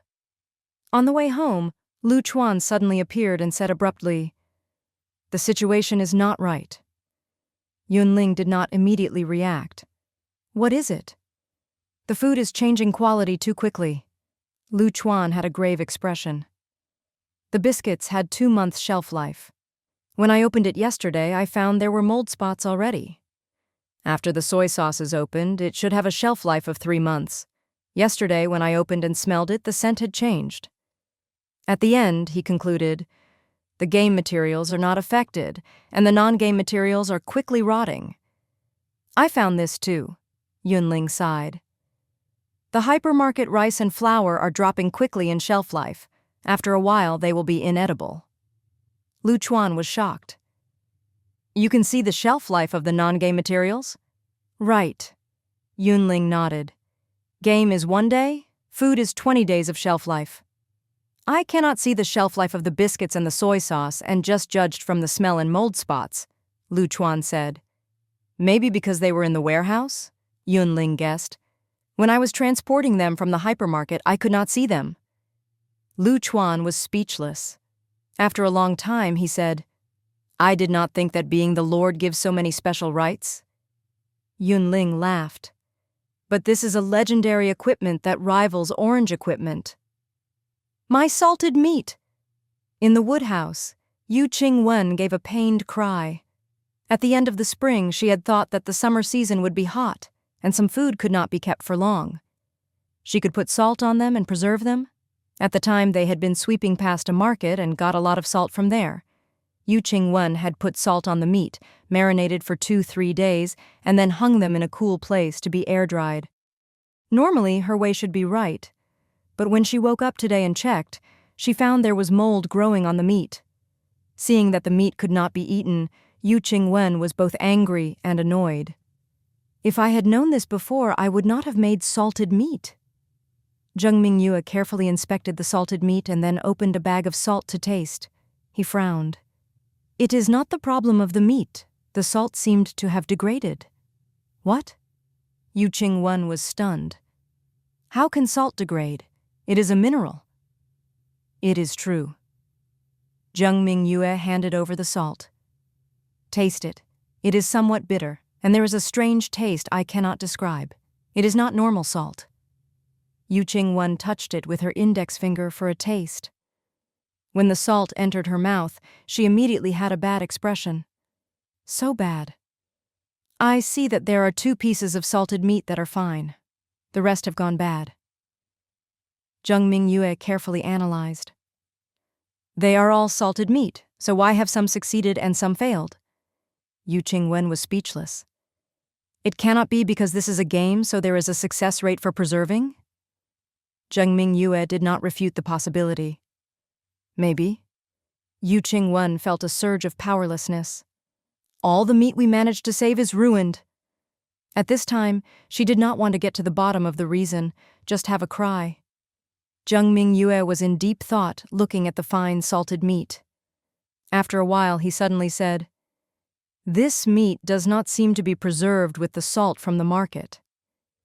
Yu Qingwen said in exasperation, "Other than salt from the market, where else can the salt come from?" Zheng Mingyue reminded, "Did you forget? The restaurant also sells salt. You said you were curious about the difference between what the market sold and the restaurant sold, so you bought some. Then you tasted and found it was all salt, and there was no difference in taste, so you did not do anything. When salting the meat, you said to use the salt from the restaurant first and then the salt from the market. Do you remember?" After being reminded, Yu Qingwen finally recalled. It was like that. When salting the beef, I even joked, would the salt from the restaurant be different from the normal salt? Now, looking back, maybe it did have special effects. The salt from the restaurant? The salt from the market? Zheng Mingyue felt that he had caught something, but there was still a veil, and it did not feel right. Suddenly, his face changed, and he strode to the storage closet, taking out all the food. What is it? Yu Qingwen was stunned. Zheng Mingyue opened a pouch of preserved vegetables to taste and had a bad expression. Not just the salted meat, even the vegetables have gone bad. The taste is not right. Yu Qingwen? She darted forward, took the preserved vegetables and tasted as well. Then her heart sank. It isn't right. Zheng Mingyue looked at their supplies and said slowly, "Open all the food and taste it." Are you crazy? Yu Qingwen was not willing. Right now, the weather was already hot. If the things were fine and they could not be kept after they were opened, what to do? The same batch will have the same or close production date. We just open one to see if they have gone bad. Zheng Mingyue said solemnly. We must know how much of our food we can still eat. He was right. Yu Qingwen silently moved aside. The 2 of them worked together and inspected the biscuits, cakes, chocolate, candy, instant noodles, preserved vegetables, vermicelli, chili sauce, corn, rice, flour, and other supplies. My guess was right. It is like this. Zheng Mingyue did not show any hint of joy. He pressed his lips together and had a heavy heart. The game materials are not affected, and the non-game materials are quickly changing quality. The food, about 40%, cannot be eaten. Yu Qingwen stopped breathing and felt her heart convulse in pain. Damn! My cornbread that I made yesterday has gone bad already? My chive pasty! The bread baked yesterday cannot be eaten! Shouts rose in waves. Soon, the news that non-game materials changed quality due to the hot temperature spread through the territory. In Rising Cloud Town, there were residents everywhere discussing the food going bad. Chow Chow carried a bamboo basket and said crisply, "Grandmother, I am back." Chow Chow's grandmother had the family name Chan. Right now, she was building a small hut to dry sweet potatoes. Seeing her granddaughter return, she immediately smiled. "You are back? Are you tired?" Not tired. I just walked around the territory and did not go far. Chow Chow took the bamboo basket off and took out the chives and sweet potatoes like she was presenting a treasure. Look what I dug up. Grandmother Chan was very generous and said, Chow Chow is so capable. Chow Chow smiled. This is a new resource point. I dug a lot before other people could find it. When people found it and came over, I ran without a word. You did it right, Grandmother Qian warned. You are a girl, and not yet an adult. Do not compete with the others and do not do anything dangerous. Chow Chow was discontent. Grandmother, I will come of age in July. Grandmother Qian said, Even if you come of age, you will be a child. Chow Chow had nothing to say. Come and help me, Grandmother Qian called. Yes, Chow Chow responded. Dried sweet potatoes were made from steaming sweet potatoes, peeling the skin, cutting them into slices, and then air drying them. One had to have control of the humidity. When it was too dry, the pieces would be hard and would not be chewable. If they were not dry enough, there was too much moisture, and they were soft to the taste. When they were orange red and sweet, chewy and soft, it was the best. Chow Chow picked up some dried sweet potato pieces to examine, and then said certainly, Grandmother, they are about done. You are so clever, Grandmother Qian scolded with a laugh. I was going to deliver some to Xiao Fan and the others when it is evening. Chow Chow volunteered. Your legs are not nimble, let me go. Okay, then I will trouble you to make the trip, Grandmother Qian said with a smile. She put the dried sweet potato into bags, and then when the water in the pot started to boil, she washed rice, cut up wild vegetables, and planned to make porridge. When the wild vegetable porridge was done, she would make 10 flat breads for Chow Chow to deliver as well. Chow Chow helped with the work, and when chatting said, Grandmother, I heard that some food has gone and cannot be eaten. You heard it wrong, Grandmother Qian corrected. It is the food from home, the supermarkets, and the shops. The food gathered from the wilderness is not affected. Hearing this, Chow Chow sighed in relief. Then it is fine. At the start of the game, she and her grandmother had relied on the food from home to survive. If they were not lucky to have picked up an equipment card and sold it cheaply when they came to the safe area, they would have been driven out a long time ago. After the first few hard days, the pair heard that straw sandals could be sold for money, so one foraged and the other wove, and they were both busy. It had to be said that the straw sandals were really easy to sell. Weave one pair, sell one pair. There was no need to worry about the market. Later, there were so many people selling straw sandals, the price decreased, and they switched to selling straw hats and straw raincoats. As they came into contact with more people, the residents became familiar with each other. One team came to ask them if they were willing to take over the job of cooking. The job was simple. The team would frequently encounter resource points during hunting. They planned to gather the food materials when they saw them, and when returning to camp, they would give them to Grandmother. Grandmother Qian would prepare all the food they needed for the next day trip, and also the dinner the next day. As payment, Grandmother Qian could do as she wished with 2/10 of the materials. Grandmother Qian felt that materials were hard to find, and the business was profitable, so she agreed. Later, when it started to rain, the business of the bamboo hats, bamboo umbrellas, and straw raincoats was very good. Grandmother Qian made a lot, and even saved enough to buy a house. Even so, she did not stop the job of cooking. As days passed, over time, all they saved up were game materials, the kind that did not easily rot. Grandmother Qian calculated, Tomorrow we will dry peanuts, then make some salted meat and ham to store. Our food will get better and better. Do not forget to make straw hats, Chow Chow reminded. Brother Xiao Fan said that the bamboo hats from before are not enough. When they went out without sun hats these 2 days after being in the sun, they felt hot and bothered, very uncomfortable. She could help make simple crafts like the straw sandals, but something more complicated like the straw hats she could not help with. I will not forget. Grandmother Qian thought the children likely saw that they were old and young, and so helped them. Even as busy as she was, and no matter how bad her memory was, she would not forget what they had asked. Xiao Fan's real name was Zheng Fan. When he returned to Rising Cloud Town in the evening, before he returned to his house, he heard the residents talking with worried expressions. Non-game materials easily rot? Much of the stored food cannot be eaten? Hearing this, he was dazed for a long time. The assassin in the team had a thoughtful expression. Before, I traded for a rice cake with someone. I ate half on the first day and planned to save the rest for breakfast the next day. I did not expect when I got out of bed, the rice cake had gone bad. I thought that I had not stored it properly, but so it is because of the materials. The priest was worried. We do not have much food in the first place, and now they will easily rot. What to do in the future? The assassin glanced at this person. What is the panic? We are from the outside and did not have much food when we came to Rising Cloud Town. We ate what was left during the rainy season. What is being hoarded in the house are either drops from monster kills or food materials we foraged from the wilderness. These are all game materials and have long shelf lives.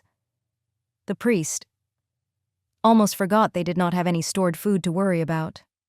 Salt the meat, the priest suggested after thinking. Usually salted items have the longest shelf life. Then we have to use the salt from the game? The assassin guessed. I feel that non-game materials, whether it is food or seasoning, will be unusable. The priest thought hard. Where is there salt in the game? The restaurant. Zhang Fang pointed at the system building. Everyone, run and go see. They are likely going to sell salt. The priest was shocked. Then what are we waiting for? Go and buy. None of the team members objected. Everyone came hurriedly towards the restaurant. When they entered the hall, they found the residents all swarming the shelves, fighting with each other to buy. The assassin murmured, "So mad." The priest could understand. They are afraid that the food they managed to save will rot. As they spoke, they joined the buying brigade and moved towards the shelves. Name, table salt. Quality, normal use effect, seasoning, edible, can make food salty. Price, 10 copper coins. Note, because of limited production, each person is limited to buying 1 per day. The salt was wrapped up in paper folded into a small square with a bulge in the middle. It was about the size of a coin. The residents sighed. Such a little bit of salt, and it sells for 10 copper coins. As they spoke, they squeezed in, fearing that they would not be able to buy if they were late. After 20 minutes, Zhang Fang got away. He was still feeling fear. Each person can only buy 1 bag. What are they fighting for? If he did not know, he would think that they could buy 10 bags each. You speak of others? Didn't you also run in to grab salt? The assassin said. I saw them panicking and furiously fighting over it, so even I got nervous, Zhang Fan said. The priest examined the small bags of salt and did not know to laugh or cry. What can you do with this little bit of salt? Just be content. Having some is better than having none. The assassin turned to look around. After 20 minutes, there were even more residents who were trying to get the salt, and there were signs of more people. Probably some people came back late and then got the news, so they were a step slower. I suspect that it will take 10 bags of salt like this to make a salted duck. The priest calculated inside, and his heart felt cold. The assassin suddenly said, Life is too difficult. Who said no? The members were all sad and had worried expressions. On the way home, Zhang Fan and the others encountered Chow Chow. You have returned? I was going to bring you dinner. Chow Chow greeted them enthusiastically. We returned long ago and went to the restaurant. Zhang Fan had a serious expression and warned Chow Chow to remember to hoard food and salt. Chow Chow blinked her eyes and was confused. If you need salt, why do you not make it yourself? Why go to the restaurant and fight with others? Zhang Fan and the others, facing everyone's dazed and confused gazes, Chow Chow said seriously, It is easy to make salt. You learned during chemistry. If you need some, I will make some and give it to you next time. I almost forgot. She is an all-purpose third-year high school student, the assassin muttered in an inaudible voice. The third year, high school students knew how the celestial bodies moved, knew what was happening on the Earth. There were the ellipses, ovals, hyperbolas, and then the hybrids, ecosystems, and genetics. Zhang Fan had mixed emotions. Then please. Brother Xiao Fan, you are too polite. Chow Chow smiled brightly. Thank you for frequently patronizing my grandmother's business so our lives gradually got better. During the rainy spring season, the players had gone mad for rain gear. Because they knew Grandmother Qian, they did not have to bid or wait in line. Each of them had a bamboo hat. In summer, as the sun grew hot, sun protection gear was very popular. Because they knew Grandmother Qian, if they said they needed a sun hat, they could quickly buy one at a fair price. Now, when the players were all in need of salt, Chow Chow said that she knew how to make it. Who was taking care of who? Zhang Fan thought that he was being supported by two deus ex machina. Translator ramblings, can the system get more evil? Overnight, salt became popular. Originally, each day, 5-10 portions would be sold, and a lot had been stocked up in the warehouse. But today, 450 portions were sold, and there were people waving copper coins saying they wanted to buy from players. The change in direction was so sudden. Before some residents could realize what had happened, all the salt was sold. The workshop. Yun Ling asked Zhang Heng, "The salt is in great demand. Is there any way of increasing production?" "Yes, but I need professional equipment." Zhang Heng had a helpless expression. "This is the apocalypse. The buildings have all been eaten by the monsters. Where is their professional equipment?" Yun Ling was silent, her head bowed. After a while, she looked up with sharp eyes. "What if people raided some professional equipment before the buildings collapsed?" "You mean?" Zhang Heng hesitated. Yun Ling said directly, "I want to go around the nearby territories. Maybe I will get unexpected gains." "Could I go as well?" Zhang Heng said in a small voice.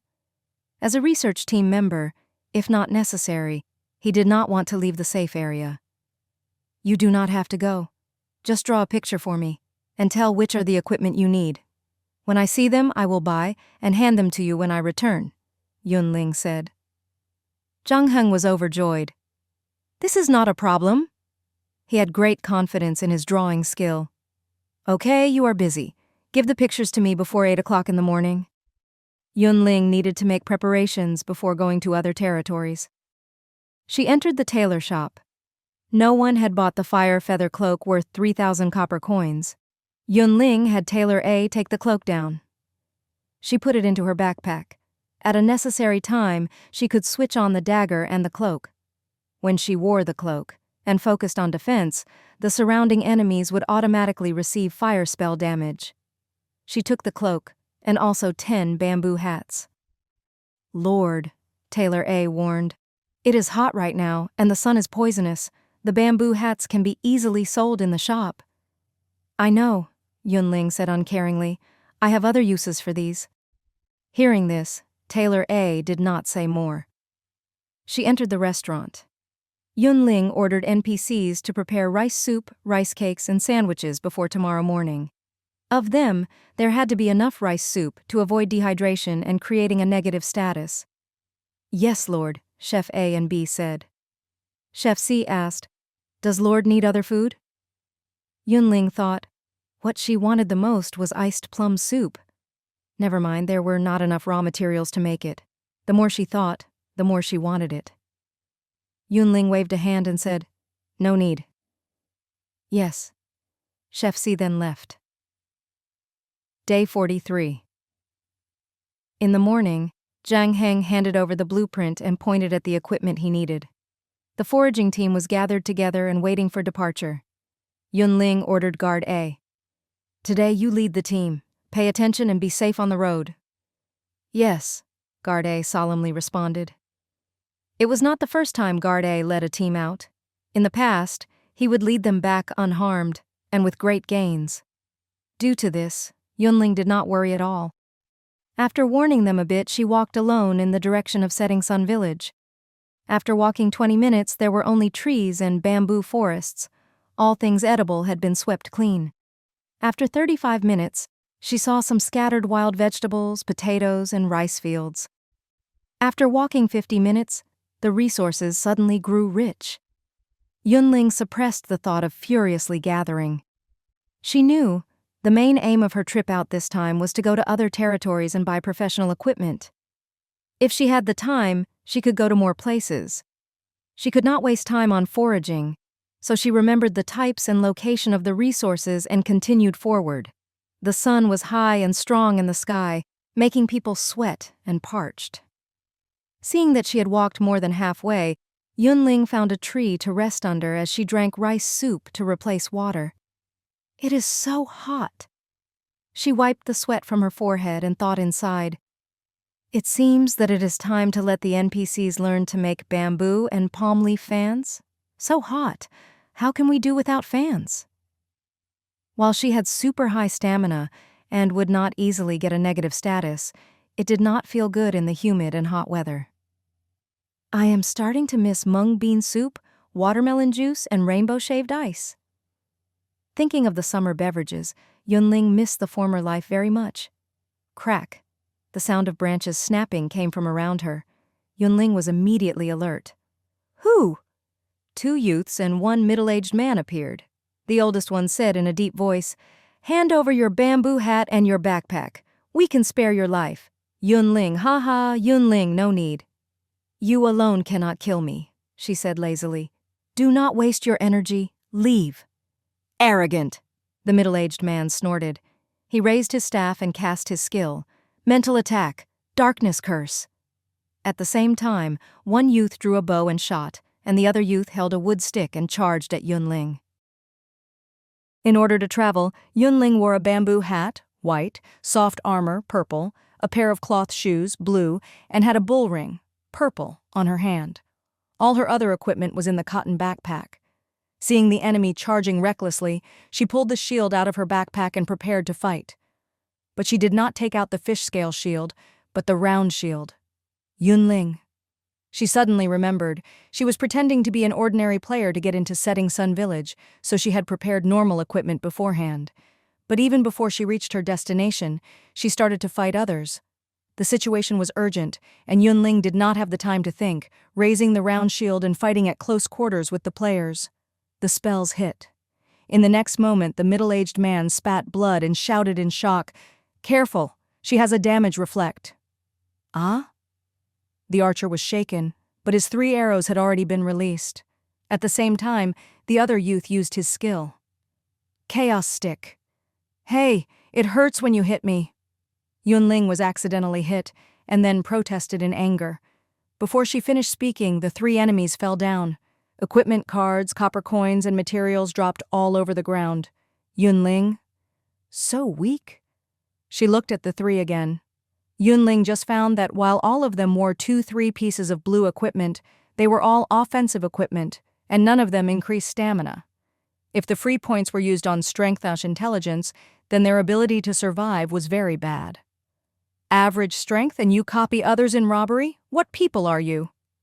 Yun Ling picked up the drops and sighed heavily. When can I get the S-rank stone skin?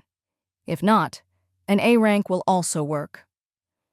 Yun Ling thought the team of 3 she encountered was an exception.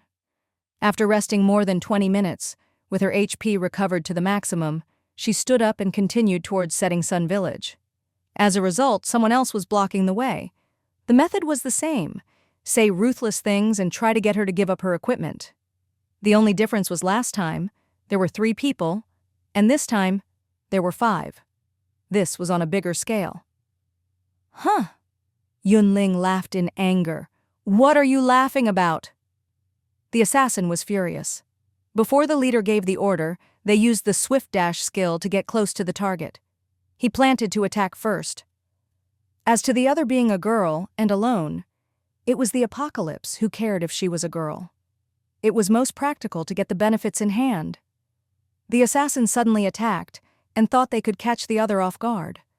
But when they got close to the target, they were hit hard by the round shield. This time, Yun Ling took out the fish scale shield. The battle had ended. This time, Yun Ling was smart, and held the fish scale shield in hand. The assassin immediately saw stars after being hit. Yun Ling said word by word, "I am not someone that you can afford to offend. If you are smart, get away." Just a girl who knows to boast. The ambushers were confident that they would win because they had the advantage of numbers. Just as the words came, the other 4 people attacked together. The archers shot, the close combatant came close, and the ones who could cast their skills. Yun Ling's eyes were cold as she attacked back. When the assassin was killed by the damage reflect, this group of people seemed to wake up from a dream. Damn, she has damage reflect, quick, retreat. In the blink of an eye, the other 4 people ran away. Yun Ling did not want to give chase. She picked up the white equipment, 3 copper coins, and 2 silk threads before resting on the spot. For a distance that could be covered in half an hour, Yun Ling took more than 2 hours. Each time, after a while, a team would come out to rob her. Sometimes they came one after another, wanting to benefit when she was not in peak condition. If she wore 1 orange, 3 purple, 1 blue, and 1 white to show her strength, it was useless. If she wore 1 blue and 5 white to show that she was poor and threatening her was useless. In the end, if someone did not die, the enemy would not know to fear. As Yun Ling fought, she was speechless. She was carrying her supplies in a nesting doll fashion. In each of the 5 slots of her cotton backpack, there was a cotton backpack, and 1 slot with a normal backpack. Each time she took out supplies, she had to dig in twice. Sometimes, she would remember incorrectly and take out the wrong thing. 6.5 plus 1. There were 31 slots in total. On the way, she picked up cards, equipment, copper coins, and materials. More than half of her storage slots were filled. Later on, Yun Ling did not care if the other blocked the way, and would turn to run if she saw people. Because she wore blue cotton shoes, there were not many players who could keep up with her. Either they were high offense and low defense assassins, or high attack but low HP archers. These people, after 1 attack, would be frightened by the drop in their own HP. Then they would pretend they could not catch up, and let Yun Ling go. Of course, there were those who thought they were strong and were very stubborn. 1 assassin had purple shoes, purple mask, and a purple dagger. He looked like he was doing well. Seeing Yun Ling turn and run away, he sneered and gave chase. When he caught up, he dropped purple shoes, blue vambraces, A-rank skill card, S-rank skill card, elementary foraging skill card, and a whole pile of other things. Yun Ling took it all.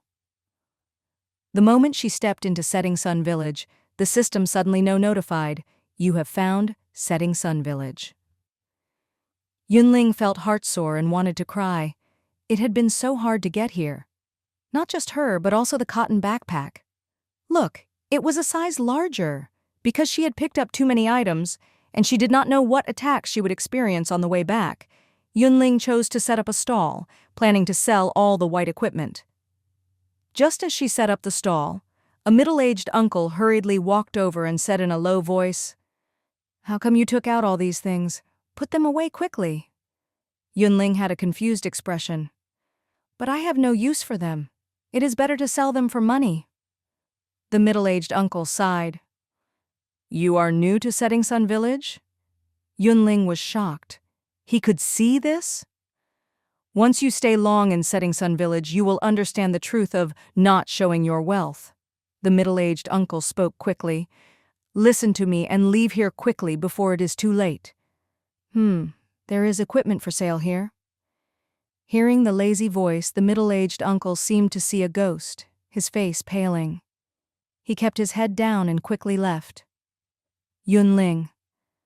Just from the uncle's expression, she thought that she was not in the safe area. Ex-A youth came from afar. He had dyed yellow hair and looked like a gangster. He crouched down and picked around. Cloth armor, durability, 1220, selling for 20 copper coins. Too expensive, about 5 copper coins. Wood stick, durability 1020, selling for 15 copper coins. You are dreaming. I will buy it for 3 copper coins. Cloth shoes, durability 1420, I think that 7 copper coins is suitable. In the end, he waved his hand. One price, 15 copper coins, I will take it all, Yun Ling said. Why are you dreaming? It's the middle of the day. It could be seen that Setting Sun Village did not have many life skills players, and so the prices of the equipment was greatly determined by the durability. X. The cloth shoes had the highest durability, so they were the most expensive. The wood stick had the lowest durability, so they had the lowest price. But in Rising Cloud Town, it was not like this. X. There were many who wove straw sandals, and there was so much supply that it was the cheapest. Wood sticks, wood spears, and bamboo spears were relatively fewer in production, and so they were more expensive. Cloth armor like this could only be created by the tailor shop. Even though it had low durability, its price would not be low. While so, the yellow-haired youth bidding 15 copper coins for everything was nonsense. Since the other was rude, Yun Ling did not have mercy and argued back. The yellow-haired youth's face darkened. He said coldly, "Being straight in temper is not a good habit. You will easily offend people. Did your parents teach you to smile at people and to value the peace?" Yun Ling said, "No, they did not. Kneel and say your goodbyes." Psst. If he did not go away, she feared that she could not help but put her knife out. The yellow-haired youth's expression grew uglier. "Do not think that you are fine because this is the safe area.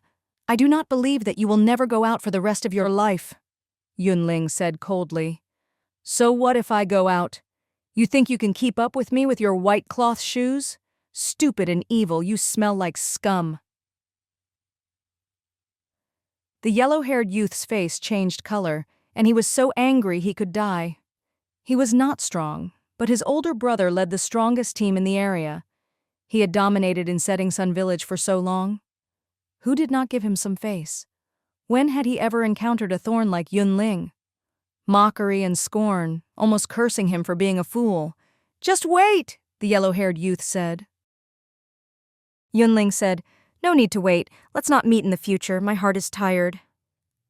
The yellow-haired youth was furious and immediately wanted to pull Yun Ling's collar. The system sounded at this appropriate time.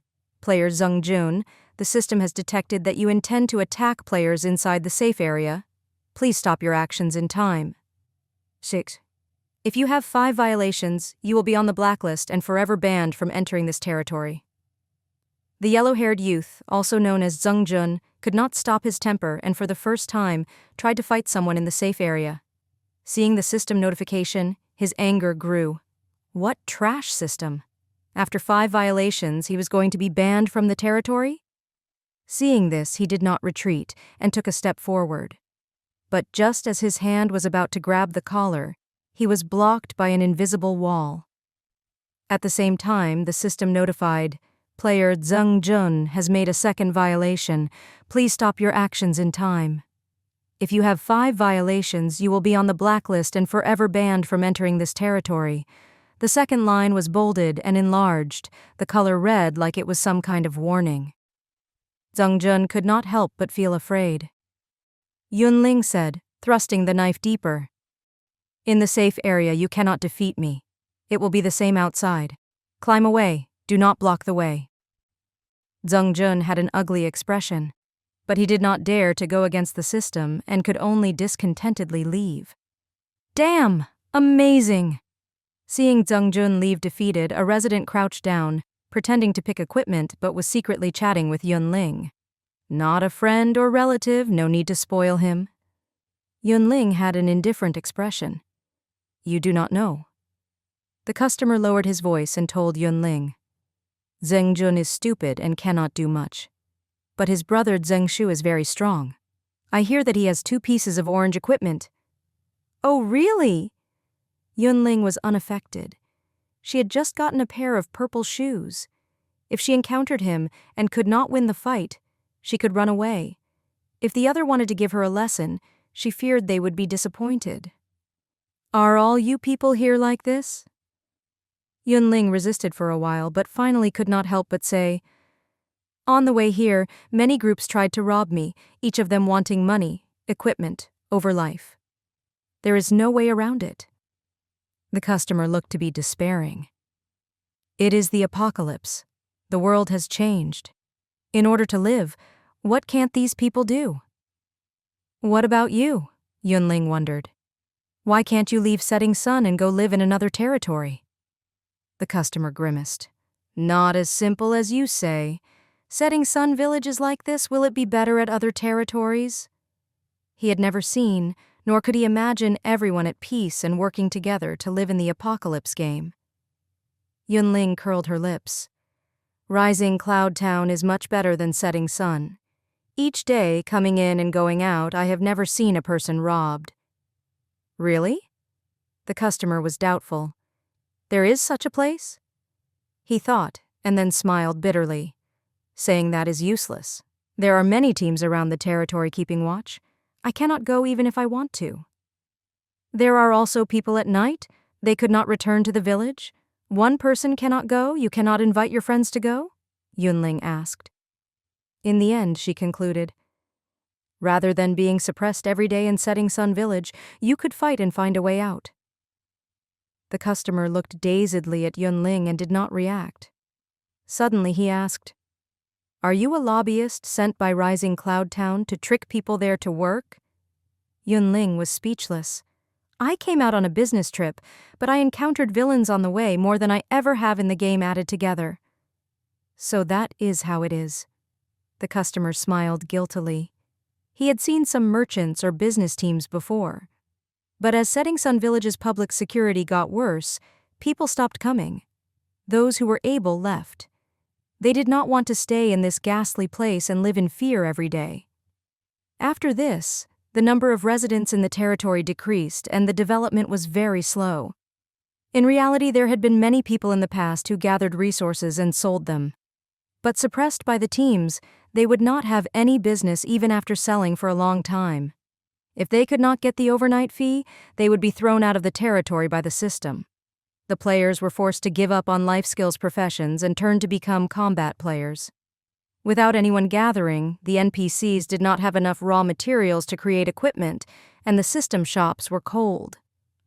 When people could not buy good equipment, they could only steal from others, and the atmosphere of Setting Sun Village grew worse. Later, due to this vicious cycle, the situation got worse. In reality, this customer was prepared for the territory to be breached. He thought that regardless of whether it was earlier or later, he would die. But hearing Yun Ling's words, he suddenly felt that it was fine to switch territories. In any case, the situation would not be worse than right now. Let me think. The customer looked down and thought. Yun Ling, you can think, but do not sit here. She still had to do business. People walked around, but rarely did people stop and ask the price. Some people wanted to buy, but bid such a low price she would want to whip them. Never mind. Yun Ling sighed and packed up the items. Then she asked other people, in the early stages of the game, when searching the surrounding shops, have you ever gotten some special goods like research equipment? The others would have shocked expressions. You cannot eat or drink that, why take it? Yun Ling. She found that her running to Setting Sun Village was a mistake. She did not see what she wanted, fought countless times on the road, and the difficulty was comparable to the journey to the west. Never mind, Yun Ling thought. Return early and go to another territory tomorrow.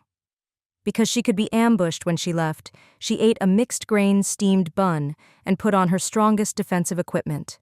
Soon, Yun Ling was wearing soft armor, a fire feather cloak on her back, deerskin boots on her feet, a power ring and a bull ring on her left hand, and the fish scale shield on her right.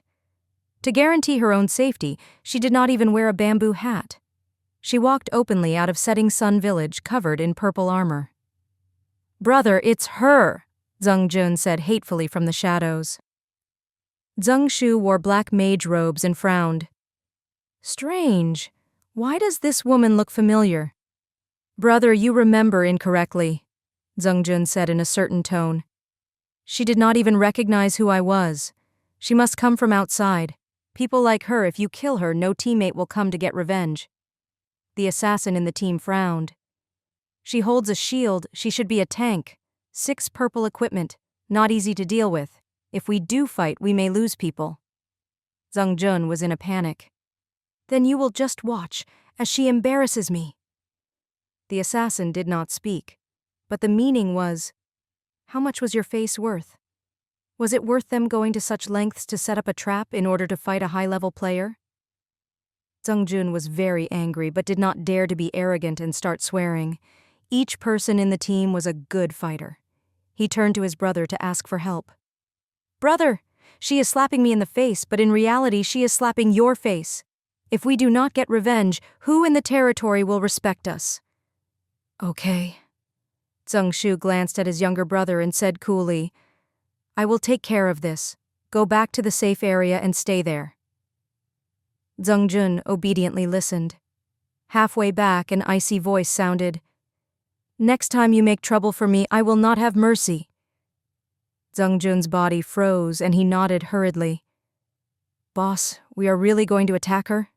the assassin said softly. "No matter how strong she is, will she be stronger than a boss?" Shu asked. "That's true." The assassin changed his way of thinking.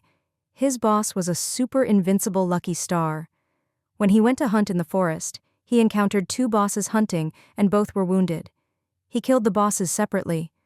An orange staff and a ring that increased the rate of MP restoration. He immediately increased in power and became a top player. Many people marveled at Boss's legend. All of them hoped that they were the next Shu. Pity, there was only one lucky person because they were the strongest of Setting Sun Village. Thinking how a mage was like an artillery battery and that Boss had crowd control skills, orange equipment, and high attack power, the assassin was reassured. "Old rules, I control the field. You attack when there is a chance," Shu said slowly. "There is only one person, very strong in survival, so she may be weak in offense. She will not be balanced between offense and defense. Her HP will be average. Be smart, and do not let her run away." The 7 members of the team had solemn expressions. "Yes!" After planning, Shu cast his spell, N-Wind. Then he used the single target magic missile, dark power, and the crowd attack meteor shower. From this, it looked like he wanted to kill the target. His teammates were already prepared. They charged up together against the target. The spell hit, but the enemy seemed to be fine, and his own HP slid down. In the last moment of his life, Shu suddenly remembered why he found this woman familiar. Female tank? High reflect? Damn, why is it her again? After Apocalypse Calamity opened, Shu had always had good luck. He picked up a crowd control skill and an attack skill, and also gathered up a team to hunt in order to survive. Their days were peaceful. Relying on their team sometimes, they could even bully the strong and hunt high-level players. Seeing that they had the purple staff and the purple mage robes and his teammates growing stronger, Shu thought that the days would just keep on going. But one day, they encountered a team. Some of the members were hunting monsters, and 2 members were far from the team, foraging in the resources point. What was called a heaven-given blessing? This was. After a while, Shu had made a plan with his teammates. He first used the control skill to trap one of the people, and the teammates all attacked the other person.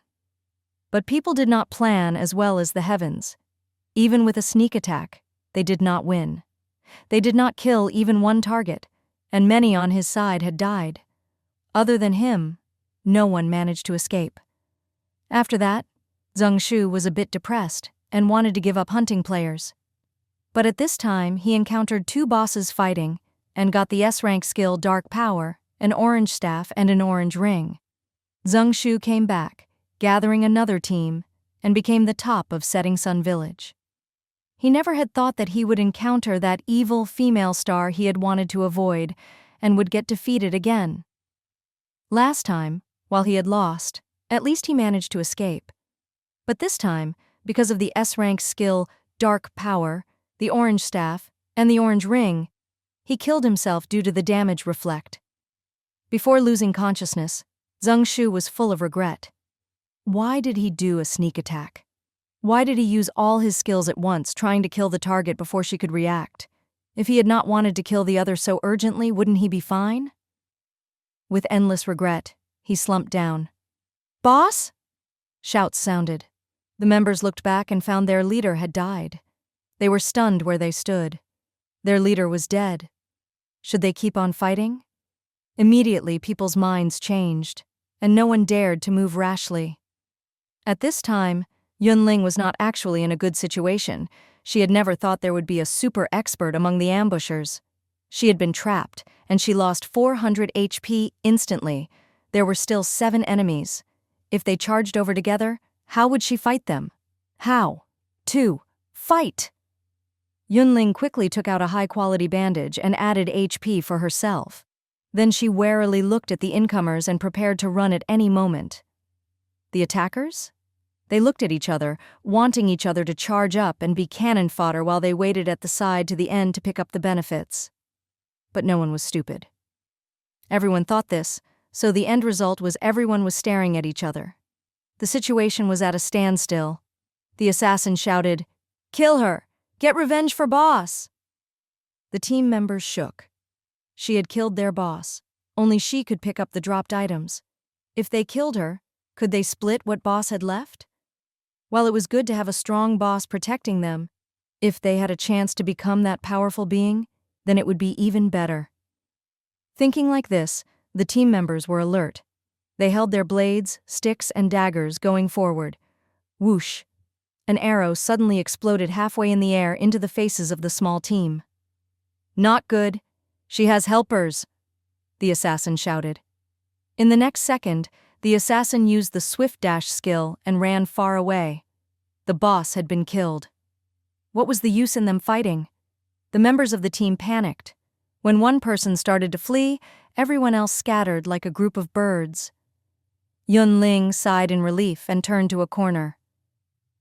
"How come you came here?" Lu Chuan said. "I was passing by." Yun Ling. From Rising Cloud Town to Setting Sun Village to here, there was more than an hour on foot. Passing by? Seeing Yun Ling still conflicted, Lu Chuan had to say the truth. "In Rising Cloud Town, I encountered refugees from Setting Sun Village and knew that this place was a mess. When I heard you were going to the territory around Rising Cloud Town, I came to have a look." Of the surrounding territories, Setting Sun had the worst reputation. Originally, he thought if she did not go to Setting Sun Village, she should be fine. But when he came, she was in Setting Sun Village and fighting with unfamiliar players, looking in a sorry state. "Thanks." Before departing, Yun Ling had not known that Setting Sun Village was like this. If she had known, she would have taken bodyguards along. Also, she had not had good luck. With the purple deerskin boots, she could have easily run away from the people chasing her, but the enemy came with a control skill at the start and trapped her. If not for Lu Chuan, she likely would have had a hard battle. Yun Ling picked up the items.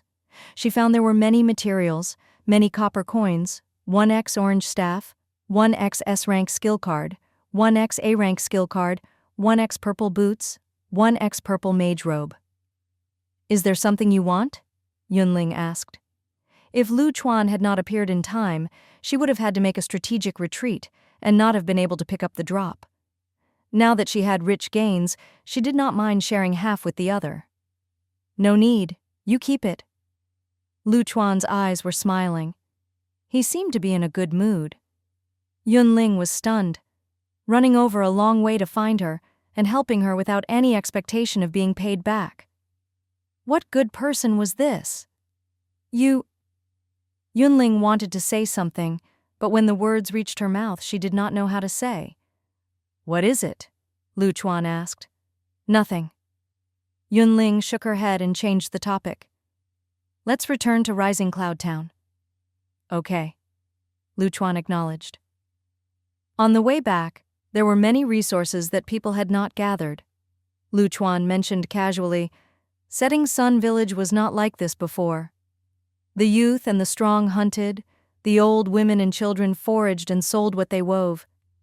It was hard, but everyone could survive." Ever since Zheng Shu had his chance, he gathered together a group that suppressed normal players, and the style of the entire territory changed. Big fish eat small fish eat shrimp, and the classes are clear. Those who were able all escaped, and those who could not just wait in the territory for death, living day by day.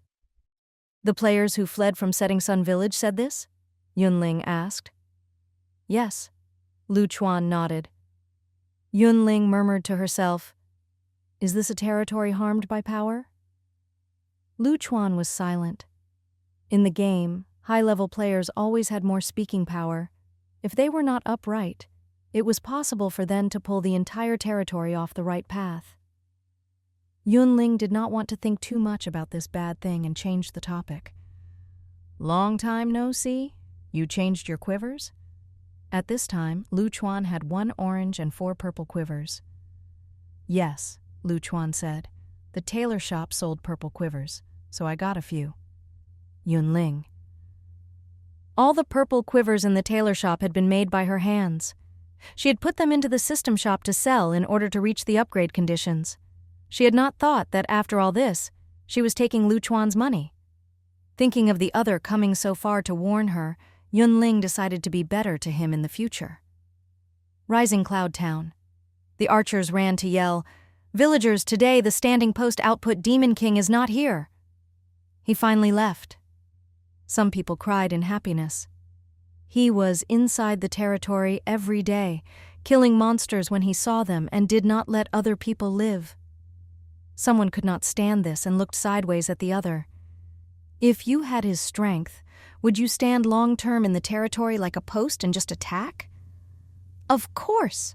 The monsters are attacking the territory. Kill as many as you can. Everyone is using their skills. This is a fair competition, that person said without a thought. When he realized what he had said, he flushed red and added guiltily, But I do not have his strength. Other people standing there and creating damage was not letting others live.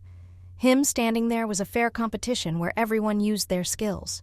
As expected, double standards. The other did not argue, and just left, but his gaze was scornful. That person also felt embarrassed after saying this, and his face felt hot. There were 20 ice elementals coming to attack. He threw his stray thoughts away, pulled arrows out of his quiver, and focused on shooting. There was a volley of arrows. Quickly, many rounds passed. As he attacked, that person could not help but start to cry. If the standing post output Demon King left, they would get something? He found he had thought too much. The other archers were not for nothing. All of them were good at stealing kills. Also, the territory guards would not just stand and watch. They would work together to attack a target. Almost each round of arrows, an ice elemental was killed. In the future, he would not join in on this and just go out to hunt. That person was sad. With the 2 strong people working together, purple and orange light flashing, this time, no one came at them. After walking for about an hour, the pair returned to Rising Cloud Town. I am going. Be careful when you go out, Lu Chuan said. Thanks, Yun Ling said as she waved her hand. After seeing Lu Chuan walk away, she propped her chin up on her hand and thought about what she should give Lu Chuan to express her thanks. Lord. Archer A came close and said in a low voice, We killed some of the ice elementals attacking the territory and got 4 pieces of saltpeter. These were white crystal-like stones that shone with rainbow light under the sun. You did well, Yun Ling said with approval.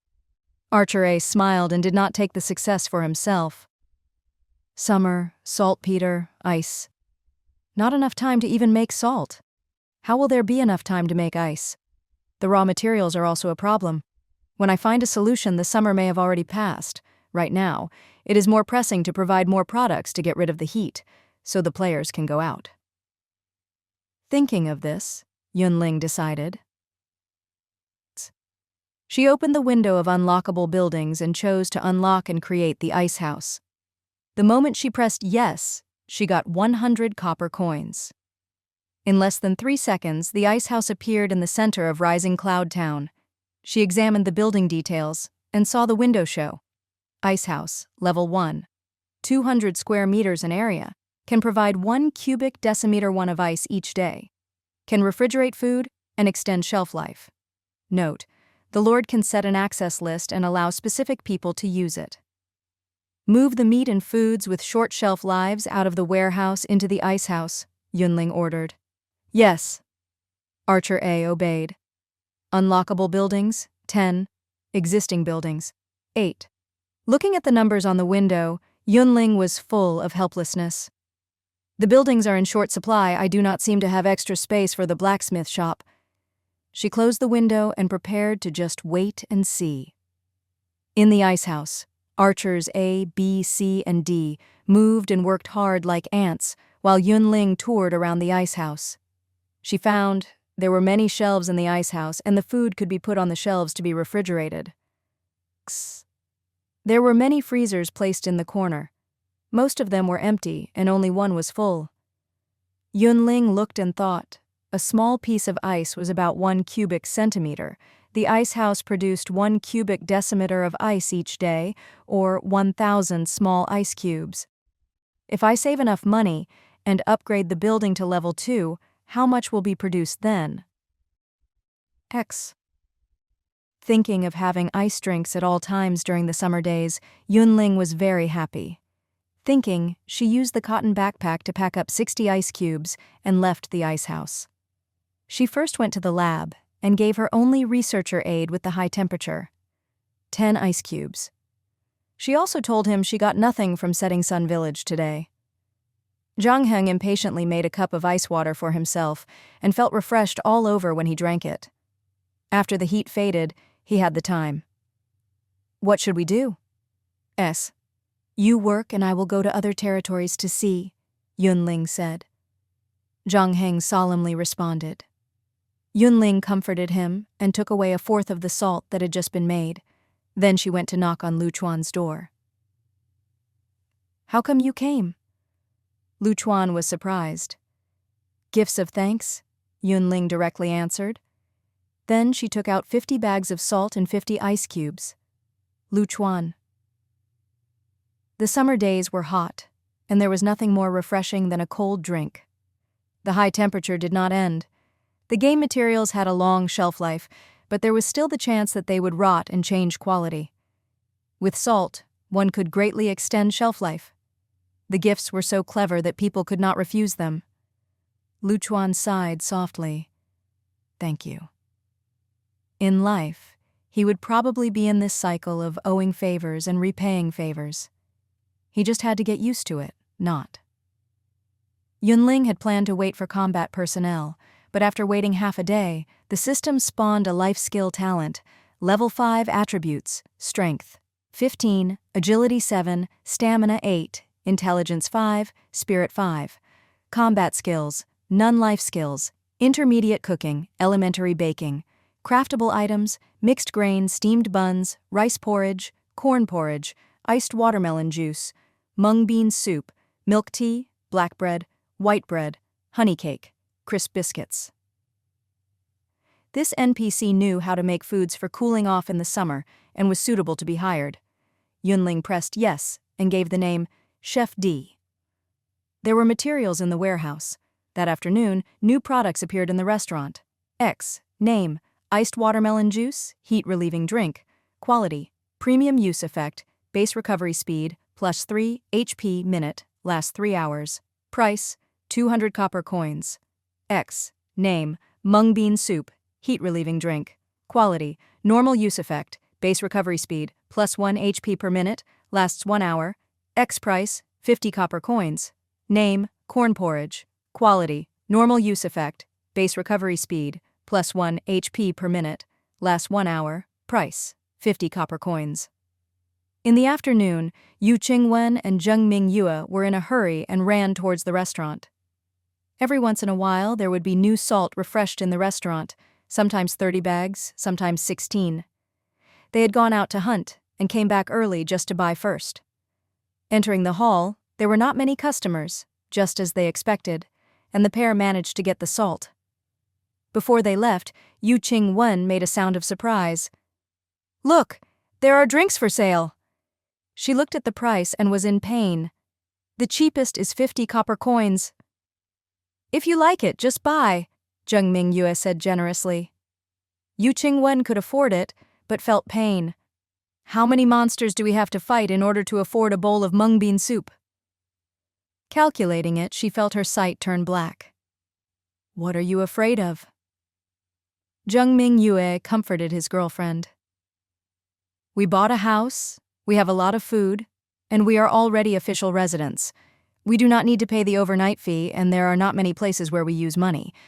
Just a bowl of mung bean soup. If you want, just buy it. Yu Ching-wen was moved.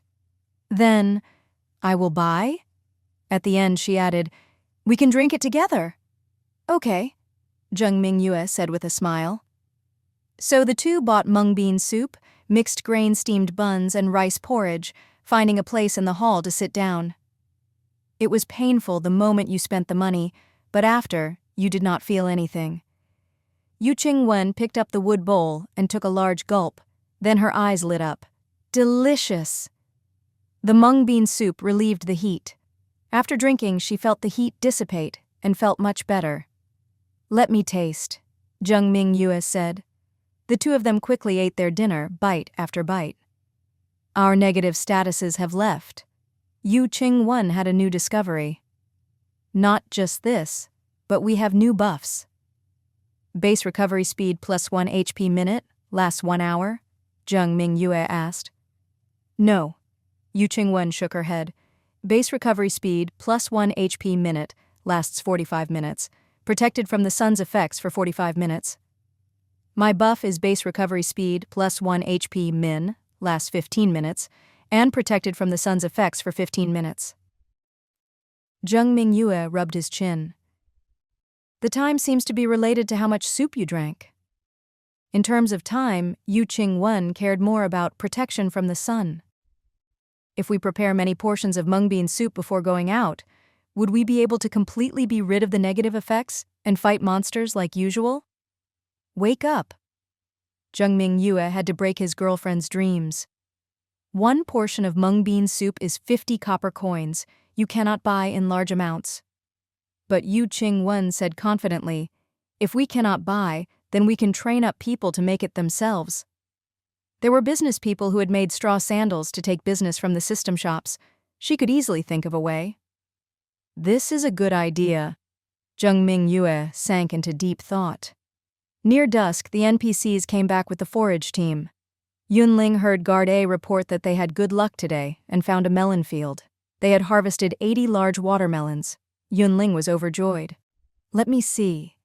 She looked and found the fruit had a good appearance and looked both large and sweet. Seeing the foraging team members swallow, Yun Ling grinned. Cut up 4 of these into 8 pieces. Each person can take a piece back. The players, Everyone was shocked and happy. They did not know what to do. Someone asked, what about the guards? They came out early and returned late. They also worked hard. Yun Ling said, they are counted differently. Now the players were reassured. The watermelons were cut. The flesh in the middle was bright red and slightly transparent. The players swallowed as they watched. 1 piece per person, take them, Yun Ling ordered. Thanks, boss. Boss, you are a good person. Woo-woo, I want to work for you my entire life. Some did not eat the pieces, planning to take them back to their families. Someone did not have such scruples and immediately took a bite. So sweet. There were 30 people in the foraging team. When the 4 watermelons were split into 8 pieces, there were 2 pieces left and Yun Ling took one up to eat. After the players left, she had Guard A send the rest of the watermelons into the ice house. Night came. The town came to life. Selling peanuts, delicious peanuts. Chow Chow set up a stall and shouted, what flavor? How is it being sold? Soon people came to ask the price. Chow Chow smiled and said, 5 spices flavor by the bowl, 5 copper coins per bowl. That person was obviously moved and asked, can I scoop it myself? Yes, Chow Chow agreed. The person immediately paid 5 copper coins without another word. Then he dug the wood bowl into the peanuts and got a large portion. When he took the bowl back out, the top was slightly pointed. Chow Chow did not care at all. What you took belongs to you. How embarrassing, that person said, but his movements were not slow at all. He used his clothing to hold the peanuts and then ran back home. A bite of peanuts and then a drink of wine. How great was that? It could make people forget the worries of the world. Selling peanuts. Delicious peanuts. Chow Chow started to call again after seeing off the customer. Yun Ling ate the 2 pieces of watermelon. Then she strolled through the territory, wanting to digest. Malt sugar. Delicious malt sugar. The shouting attracted her attention. Yun Ling walked to the stall and asked, "How are you selling this?" The stall owner was a tanned and thin man. Seeing a customer come, he was slightly timid. There are 2 kinds. One is a deep-colored liquid also called sugar syrup. It is in the jars and twined with a wood stick to eat. The other kind is a white sugar cube and you can bite it. Yun Ling asked, "How much?" "The rolled kind 5 copper coins, I give you the wood jar. The sugar pieces are 2 for 1 copper coin," the man answered. Yun Ling touched her pockets. "I want a jar, and 10 pieces. Here are 10 copper coins." "Okay." The man was overjoyed and handed over the sugar syrup and pieces. "New shop, you are my first order. Since you did not bargain, then I will give you a few more pieces for free." "Okay." Yun Ling smiled. When she got the malt sugar, she found the liquid in the jar was slightly sticky. It was sweet when she rolled it to eat and was good to the taste. The sugar pieces were slightly sour but had the fragrance of the malt and an unique taste. "Your malt candy is so delicious," Yun Ling praised as she ate. "Some people's malt candy is too hard and you cannot eat it easily. Yours are different. They are perfect in their softness and just sweet enough." The tanned and thin man was embarrassed at the praise. He explained, "My family is from the countryside, and in the past we made stove candy during the New Year. I gained my skills back then. Now these are not popular, and it has been long since I touched them. Lucky that I did not forget the steps and my skills are still here. Years ago people used sugar syrup to draw. Those were good-looking and delicious. Now that you mention it, I want to eat sugar drawings," Yun Ling said half-jokingly. "One of my uncles knew how, but he did not manage to survive." The man's face dimmed. "You just came to Rising Cloud Town?" Yun Ling asked. "Yes." The man nodded. "I was originally in another territory and I could not survive, so I came to Rising Cloud Town to try my luck." Then he sighed with envy. "This place is really good. The crafters do not need to fight monsters and can support themselves. Would this work at other places? If you do not go out and do not hunt, either your family will starve to death or you will be driven out of the safe area." "Rising Cloud Town is not the same as other places," Yun Ling said solemnly. "After the rainy season, the players who knew how to make bamboo hats, bamboo umbrellas, and straw raincoats all got rich and bought houses. Right now, they live well, just as good as high-level combat players." "Exactly." The man became spirited when he was talking about his interest. "I heard that some old people relied on weaving straw sandals to buy a house. I know how to make them too. I was just unlucky and did not find the right place. Otherwise, I could have started living well just like them long ago." "There will be chances in the future," Yun Ling comforted. "As long as you have skills, you do not have to worry about starving." "Then I will borrow your good words." As the two chatted, other customers came to ask the price. Those with more money spent 5 copper coins for the syrup. Those with less money spent 1 or 2 copper coins to buy for their seniors and children. "I wish you a prosperous business," Yun Ling said, and went to roam elsewhere. The man was in a hurry to take money and hand out sugar pieces. While he was very busy, he felt happy inside. "Hey, look at this. Just this little while, and he earned more than 30 copper coins. Could other territories compare to this?" Rising Cloud Town was a good place as expected. Editor's ramblings. "Do you think YH would notice if I changed it to Chef Boyardee?" Deep in the night. The surroundings were silent and most players were already asleep. Shirching opened her eyes, got up, and quietly came out of the tent. The moonlight was like water, and the sounds of breathing and snoring were very clear. In the center of the territory, archers A, B, C, D, E, and F were on their guard. Nearby, mages A, B, and C were prepared to help at any moment. There were also some archer players staring at the edge of the defensive shield, like they were waiting for the prey to come to the door. Shirching was used to this and found a place to stand. In the night, after players went to sleep, monsters frequently came to attack the territory. She had not known of this before. The soundproofing of the tents was not good. When she was asleep, she would get woken up because of screams and exclamations, so she always wore earplugs. Only this could make sure she had a good sleep and be energetic the next day. During a talk, she accidentally learned the monsters would attack the territory during the night. Xek's camp had been breached like this. At that time, Shi suddenly realized, actually, Rising Cloud Town was also attacked. But the system guards had resolved this without alerting anyone. When she realized this, Shi changed her rest times. She did not sleep at night, and made time for hunting. Time slowly passed.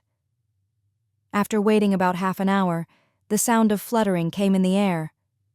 Shi looked in the direction of the sound and found a large swarm of birds coming to attack. Because they were completely black, the monsters hid perfectly in the night sky, and it was hard to judge position and number. But roughly speaking, there were 40 to 50. Finally here! There was no urgency in the voice of the archer player, but undisguised joy. Seeing the birds fly closer, and some even starting to attack the defensive shield, they no longer hesitated and drew their bows. Shi thought there were 20 archer players and 6 system guards. The competition was not strong. If she was not very unlucky, she should be able to kill a few on her own. Just as she thought this, an arrow flew into the swarm and then exploded. 5 birds fell, clearly having suffered a fatal attack. Shi. Him again. Standing post output Demon King. If the monsters did not always attack from one direction, she really wanted to avoid him. There was no use in complaining.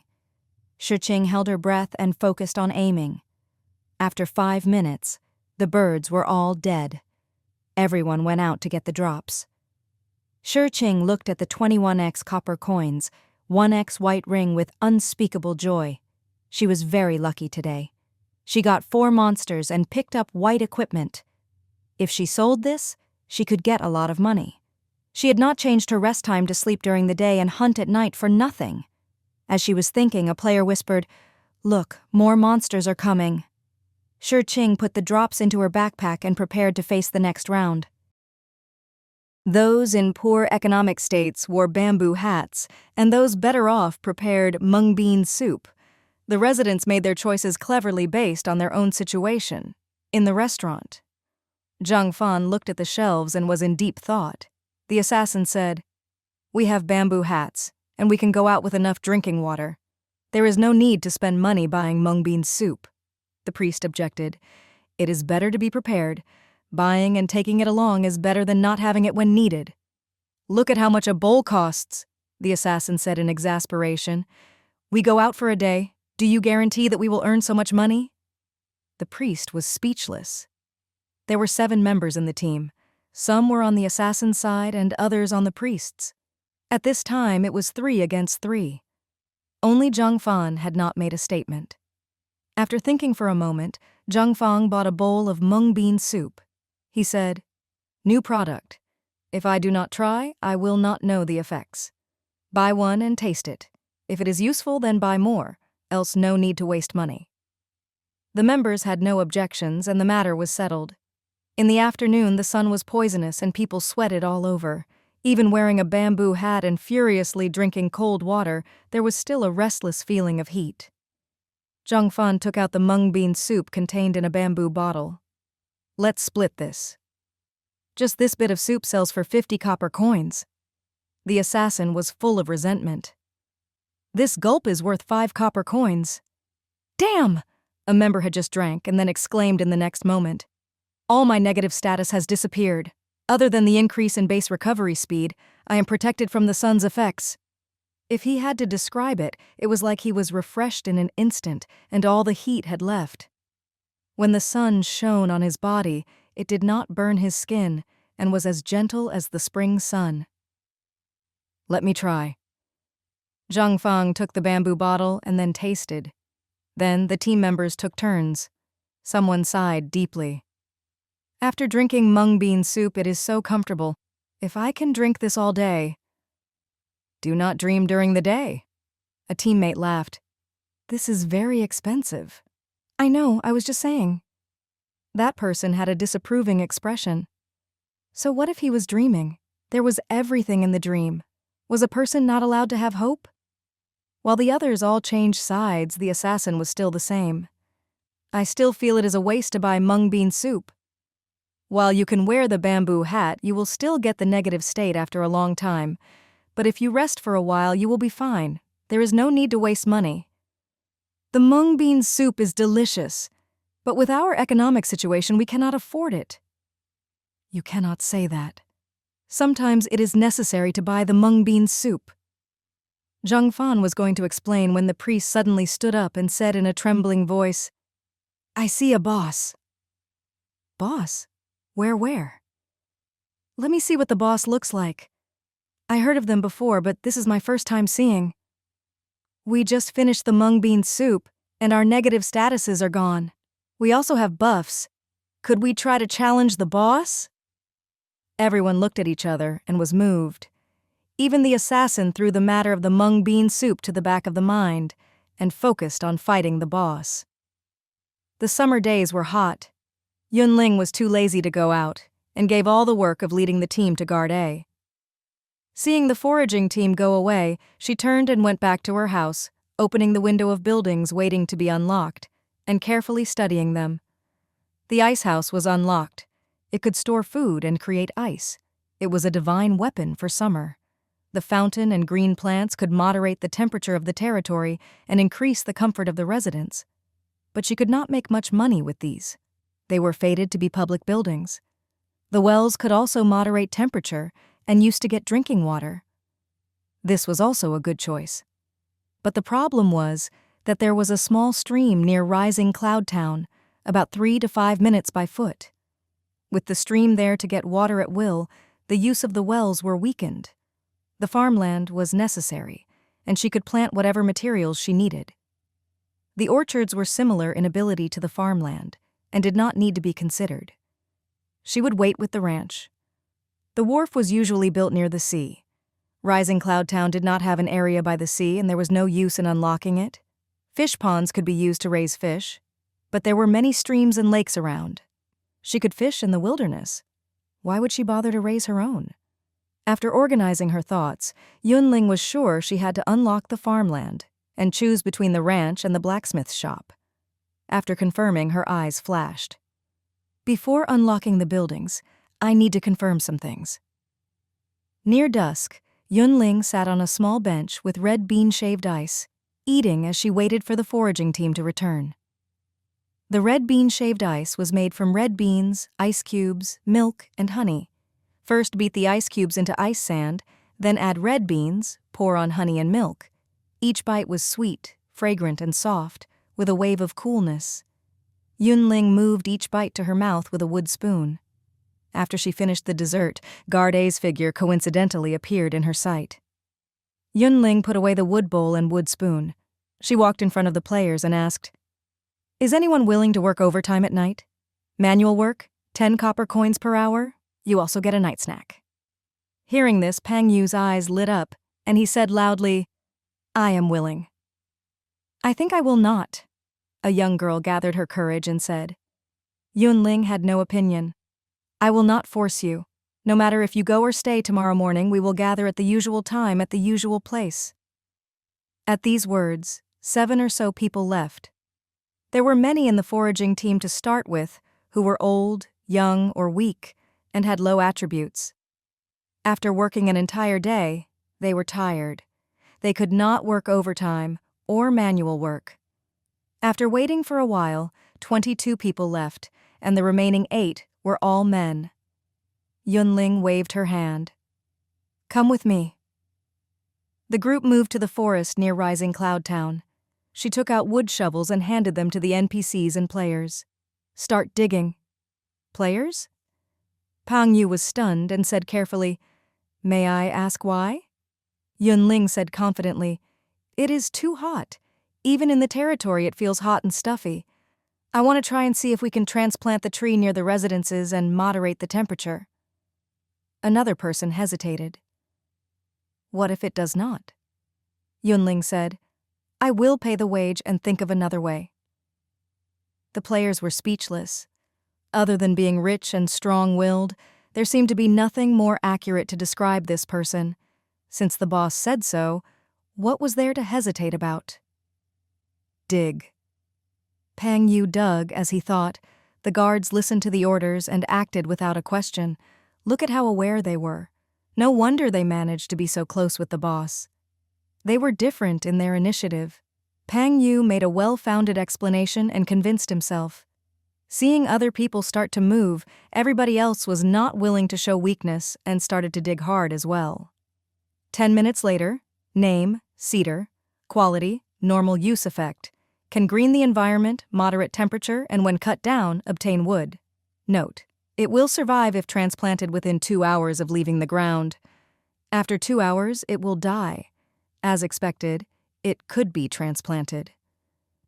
Yun Ling waved her hand. Move it back. She did not have the players do this, but picked a few combat NPCs with high strength to move tree back. What are they doing? Why have they returned with a tree? Are they transplanting it? Does the game allow it? The residents saw this and talked. Yun Ling pretended to not hear. She found a suitable position by the residential area and indicated, dig a hole here to plant the tree. Can you plant trees nilly-willy in a system territory? One player was suspicious. X. But the boss was the one who paid. They would do as Yun Ling said. Pang Yu was holding a wood shovel and just about to start digging. When the shovel just went into the ground, he seemed to have hit stone. It does not seem possible, he said in a whisper. X. At the same time, Yun Ling received a system notification. Player Pang Yu is attempting to dig a hole and plant a tree at Rising Cloud Town coordinates 666. Do you agree? She quickly pressed yes. There seems to be a problem with this piece of earth. Change a spot and see, Yun Ling said as she pointed to a new planting site that she marked out. X. Then I will try. Pang Yu pushed the wood shovel and easily dug away the earth this time. It really works. He was stunned. Okay, dig. Yun Ling waved for her subordinates to work. X. After 10 minutes, the cedar was planted and the system did not react at all. Pang Yu inquired, are we going to the forest to dig trees? Yes. Yun Ling did not hesitate. She felt there were not enough trees, so the effect of the transplants were not obvious. If she planted 10, 20, 30, and there was still not an effect, she would think of another idea. Under Yun Ling's leadership, the group went out again. Cedar, black pine, thuja, juniper. Yun Ling picked the evergreens. She sent people to dig out the roots of the trees and then planted the trees back in the territories. There were more than 30 people with the players and NPCs added together. They were split into 5 teams, and each time they could dig 5 trees. The sky gradually turned dark. Yun Ling lit up a torch and walked at the front, lighting the way for everyone. When they had made 6 trips and planted 30 trees in the territory, the system finally sent a notification. Rising Cloud Town's greening has reached 5%. The temperature of the territory has decreased slightly. A breeze drifted by, drying the sweat on the foreheads and also the heat they felt.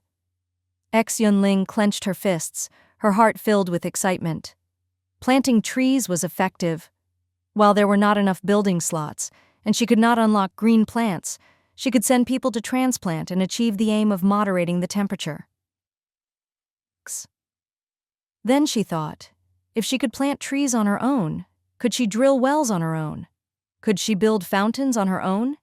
If the farmland, orchard, ranch, wharf, and fish pond could be built, she did not mind arranging for them all. Boss, it is late, a player said haltingly. Yun Ling woke up from her thoughts. She coughed softly and said gently, you have been busy for an entire day and are all tired. Go and rest. The night snack was mixed grain steamed buns, no quality, and rice porridge, no quality. Seeing that everyone had worked hard, she also gave each person a bowl of mung bean soup, no quality. The players hurriedly thanked her and then left happily with their night snacks. Yun Ling gazed at the lush trees, and a new plan formed. Pang Yu came back home with night snacks. Even before he entered the room, he shouted in excitement, "Wife, there are night snacks to eat today!" His wife had focused on resting for a while, and she was in much better health. She could occasionally get out of bed to walk, and when she had the time, she learned to weave from others to help with the family. Hearing this, she looked up in shock. "Night snack? Where did you get it?" Pang Yu said proudly, "Overtime tonight from the boss." Then he explained what had happened today. "No wonder I just received a system notification that Rising Cloud Town's greening reached 5%. His wife realized. Pang Yu snickered. "I also got that." Speaking of that, when the system had just said that the temperature in the town has decreased slightly, I immediately felt cooler. I wonder if this was just my mind. His wife thought. Our home has not changed much. Maybe because we are further away? Maybe because the greening is not high enough? Pang Yu's head hurt from thinking, and he put it to the side. "This is the mung bean soup I brought back. Quick, drink it." "What about you?" his wife asked. "I can just eat the rice porridge," Pang Yu said. "You need to recover as soon as possible. In the future, with us working together, our days will soon get better." His wife felt that this was correct and did not refuse, drinking mung bean soup in small swallows. So delicious. His wife wiped her lips, still unsatisfied. "There is a steamed bun, let's split it." Pang Yu split the mixed-grain steamed bun into half and then alternated between the rice porridge and the bun, eating joyfully. Life was hard, but with the most important person by his side, he did not feel it too difficult. Beside the small forest, the players were constantly walking around like they were in a scenic area. I was wondering why they were putting so much effort into moving trees. Look at this. It is different with greening. The surroundings are clearly cooler than other places. There were 30 people in the team, and they spent nearly 4 hours moving the trees. Can normal people do it? Yes, if you have the time, it is better to weave a pair of straw sandals and earn more money to spend. Up to you. In any case, I cannot endure the heat. Tomorrow I will find someone to plant 2 trees next to my home. A bowl of mung bean soup in the restaurant sells for 50 copper coins. How many pairs of straw sandals do you need to weave in order to earn that? It is better to call some friends and plant trees together. Think about it. The mung bean soup is temporary, but the effects of the trees are permanent. They will not just benefit yourself, the people around will also benefit. The players all had their own opinions. They only left when it was late in the night. The neighbor Lu Chuan had napped during the afternoon. When he woke up, he saw a row of small trees in front of his door. On the street, the breeze had a hint of coolness. It was much more refreshing compared to the previous heat. It seems that I have benefited from her without knowing it again. Lu Chuan sighed, his voice barely audible. Deep in the night, most people were asleep. The archer players came out to move. Shih-Ching looked around and found more people than usual. She did not know if friends had told or the other players had noticed it themselves. Standing and gazing out of the territory, she waited for the monsters to come. While with a certain person present they could just drink soup and not get the meat, it was better than nothing. As she was thinking, she saw the standing post output Demon King quickly walking towards the residence area. Shih-Ching was surprised. What is that? Is he not participating in the hunt today? Thinking of this possibility, she was full of fire and anticipation towards tonight. Near the green, one person was sneaking about with a wood shovel, wanting to dig away the tree. Compared to leaving Rising Cloud Town and spending so much effort to carry the tree back and planting it, it was much easier to steal from someone else. The area around the small patch was clearly cooler than others, and he got greedy when he saw it. But when his wood shovel just went into the ground, the system displayed.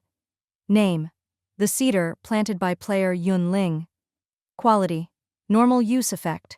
Can green the environment, moderate temperature, and when cut down, obtain wood. Note: the cedar is the personal property of player Yun Ling.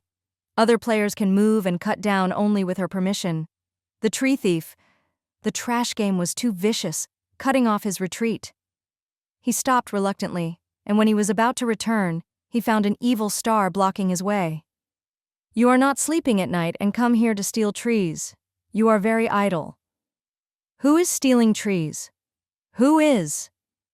That person did not admit to it. "I just could not fall asleep and came out for a stroll." Lu Chuan looked down. "Carrying a wood shovel?" That person had a tough attitude. "You are not in charge of me." Lu Chuan did not want to argue with him. "If there is a next time, when you leave Rising Cloud Town, pay attention to your safety and beware of accidents."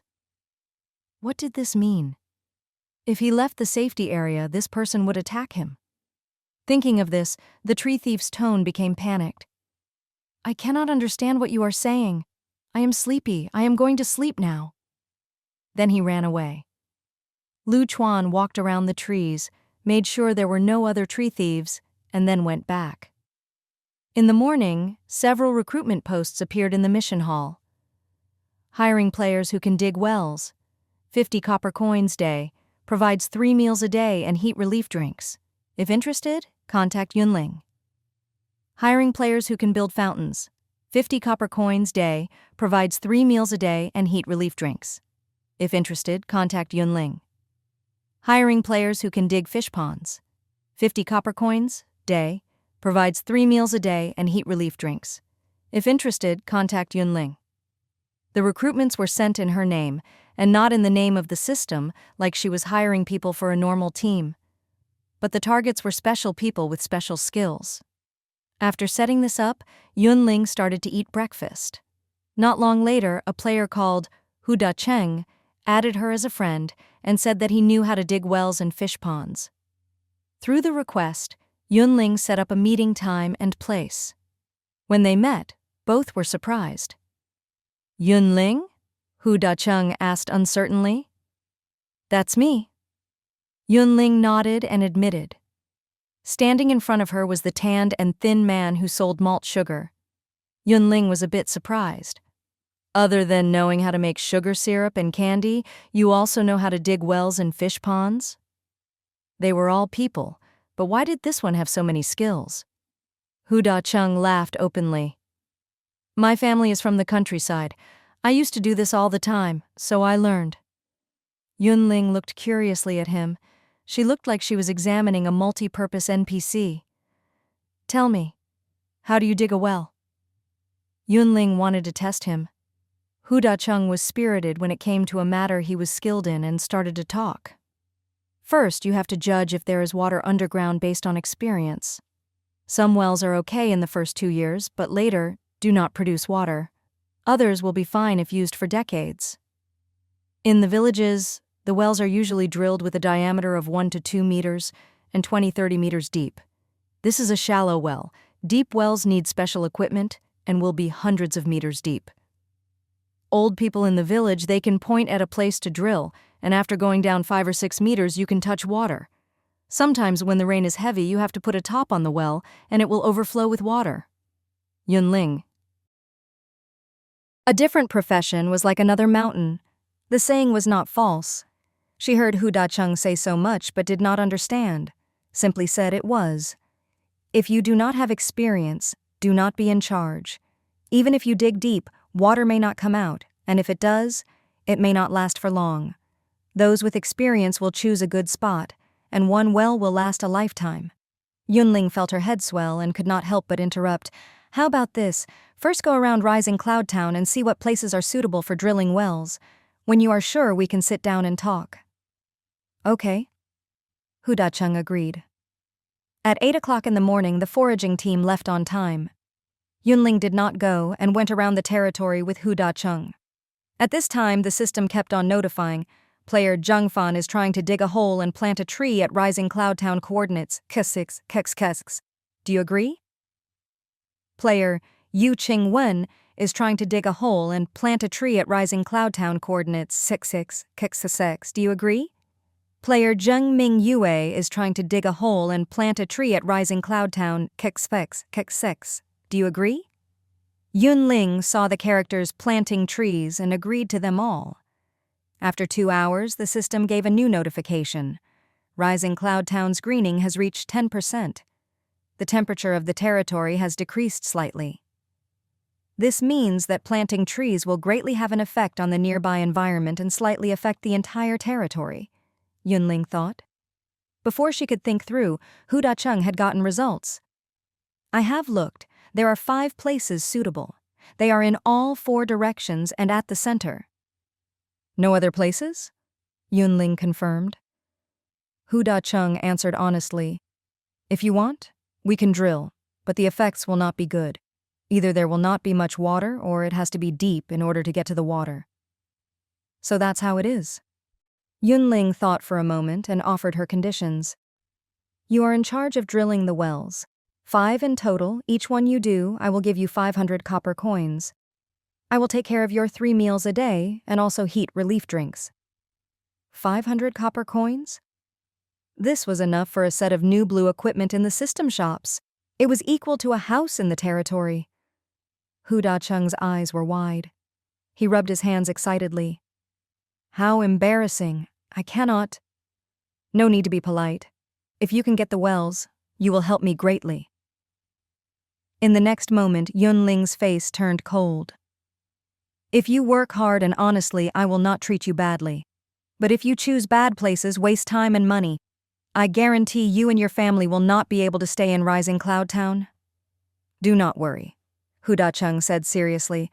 I am used to such work. I have confidence.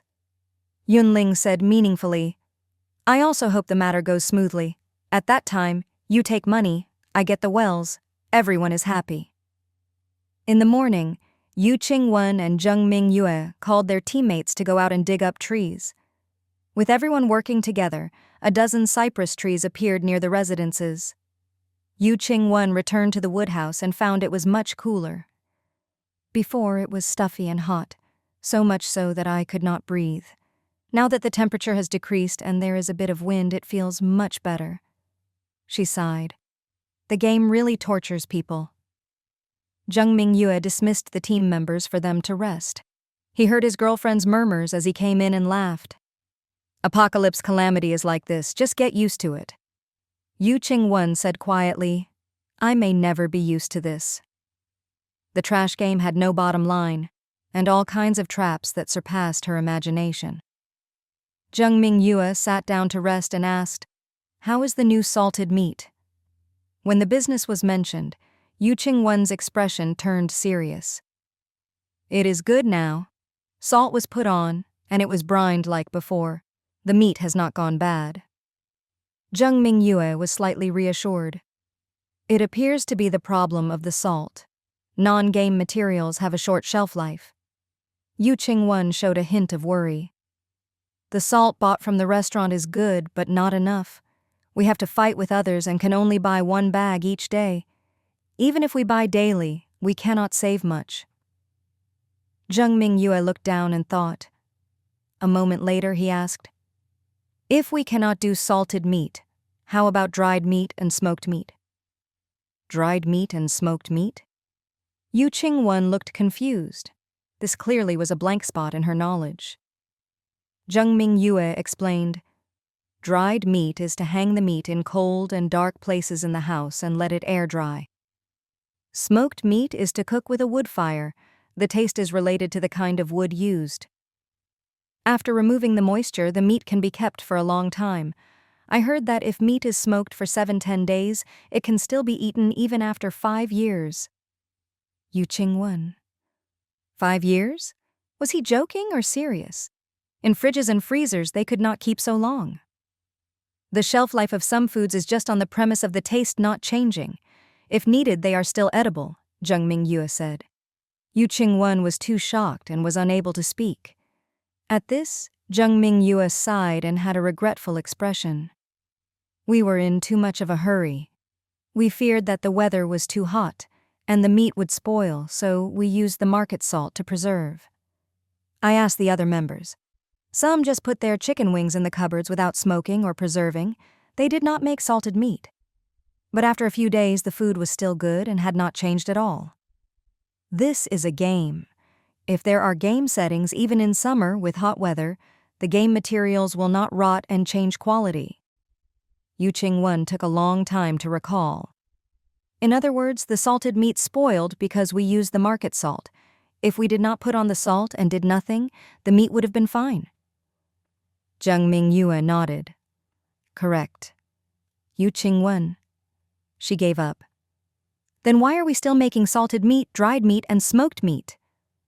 If I guess correctly, after confirming the correct method, the shelf life of the products will be longer than the materials, Zheng Mingyue said seriously. Out of consideration for the long term, it is better to handle it now. Yu Qingwen lost her anger. I do not understand this very much. I will listen to you. Yes. Zheng Mingyue responded and warmly comforted. Do not fear stepping into a hole. Just be careful in the future. Do not care too much. Yu Qingwen thought of the meat they had just managed to save and felt great pain. If this was any other game, she would have abandoned the game a long time ago. A bowl of mung bean soup worth 50 copper coins for a boss. The business was very profitable. This time, even the assassin could not say that buying the mung bean soup was a waste of money, because after killing the boss, the team got 6 pieces of equipment, 1 orange, 1 purple, 3 blue, and 1 white, in addition to several skill cards. This looked like a bountiful harvest. Today, hearing that moving trees could moderate the temperature and make the environment more comfortable, Zhang Fan did not go out to hunt and took the team to plant trees beside everyone's residences. After moving the cedars, they found the temperature had decreased, and so they went out of the territory and dug an osmanthus tree to plant for Grandmother Qian. You all work so hard each day, you do not have to help us plant trees, Grandmother Qian declined. Such a trivial matter. It is nothing. Zhang Fan did not care. As they talked, the tree was already planted. Grandmother Qian could only give in. Tired? I will make cold tea for you. No need, we are going out later. Zhang Fan refused Grandmother Qian's invitation and departed with his team. After going around like this for a whole day, they managed to plant a small forest. Rest, Grandmother Qian urged from the side as she made cold tea for everyone. Someone drained the cup and then their eyes lit up. Delicious. Quenches the thirst and relieves the heat. What tea is this? It is buckwheat tea, Grandmother Qian said. It is cool and sweet, relieves the heat, and is good in the summer. The other people seemed to be hearing this for the first time. At this time, Cao Cao was coming home. Seeing Zhang Fan and the others, she was overjoyed. Brothers Yaofan, I was just looking for you. Seeing it was Cao Cao, Zhang Fan asked with a smile, What is it? Is something the matter? Last time, did I not say I would help you make salt? Here, it is done. Cao Cao handed over a square piece of knotted cloth. He opened it, and inside was a pile of white crystals, clearly salt. Cao Cao said, I was without a proper container, so I used a cloth. Do not worry, the cloth is clean. Zhang Fan saw this and could not speak for a while. A friend poked his head over and asked curiously, Where did you get the raw materials? Both sodium hydroxide and hydrochloric acid are not easy to find. Cao Cao said, You can make salt with seawater. Otherwise, lake salt, well salt, and mine salt also works. The person who had asked. He had given the knowledge he learned back to his teachers a long time ago. It was embarrassing to have exposed his lack of knowledge. Zhang Fan was a bit hesitant. Does this count as game materials? Non-game materials had short shelf lives and were not easy to use at all. It should be, Cao Cao analyzed. I used lake water to get the salt. Is the lake water not from the game? If you are worried, you can take a bit and try. After you make sure there are no problems, you can then use it to preserve. Zhang Fan was reassured. Thank you. Brothers Yaofan, you are too polite. Cao Cao smiled brightly and did not take the credit. Zhang Fan warned, If this is good to use, you can make salt and sell it. This has been very popular recently. If you set up a stall, many people will fight to get it. Cao Cao had some thoughts. In a flash, 3 days passed. Hu Da-cheng drilled the first well. Name, the well built by player Yun Ling. Quality, normal use effect. Can moderate the temperature and can be used to obtain drinking water. Note: the well is the personal property of player Yun Ling. Other players may only take water with her permission. Seeing the well, the first thought in Yun Ling's head was, if she put a watermelon into the well to cool and took it back up after a while, it would be delicious. It is done. Take a look. Hu Da-cheng motioned for Yun Ling to inspect. Yun Ling pretended to look and then nodded solemnly. Very good. This is your wage. She did not fear the other would take the money and leave. The other territories were not as friendly as Rising Cloud Town. If he stayed in the territory, if something happened to the well, she would have a way of settling debts with him. 3 days. 500 copper coins. How come the money was so easy to make? Hu Da-cheng carefully held the copper coins, shocked and happy. If you are tired, you can rest for a day and drill the second well tomorrow. Yun Ling expressed care. Hu Da-cheng straightened. I am not tired. I can still work. In a few days I will build all 5 wells. If he was slow and someone snatched his job, he would cry. Speed is important, but quality is also important. Pay attention to the quality, Yun Ling warned. I understand, Hu Da-cheng solemnly responded. In the evening, the smoke curled up. A woman carried a wood bucket, planning to go to the small stream by the territory to get water. Passing through the center of the town, she was shocked. When did a drinking well appear here? She thought that it was a system building, but when she looked closely, the window showed, name, the well built by player Yun Ling. Quality, normal use effect, personal property of a player. Other people need to pay 1 copper coin per use. Paying for water? They are mad for money. The woman was angry. There were some people who had worked the entire day and did not want to walk more, so they paid, sent down the bucket, and fetched water. When the wood bucket was lifted up, he splashed water on his face and then took a few gulps. He felt much cooler. Ah, so comfortable. Who wants to spend that money?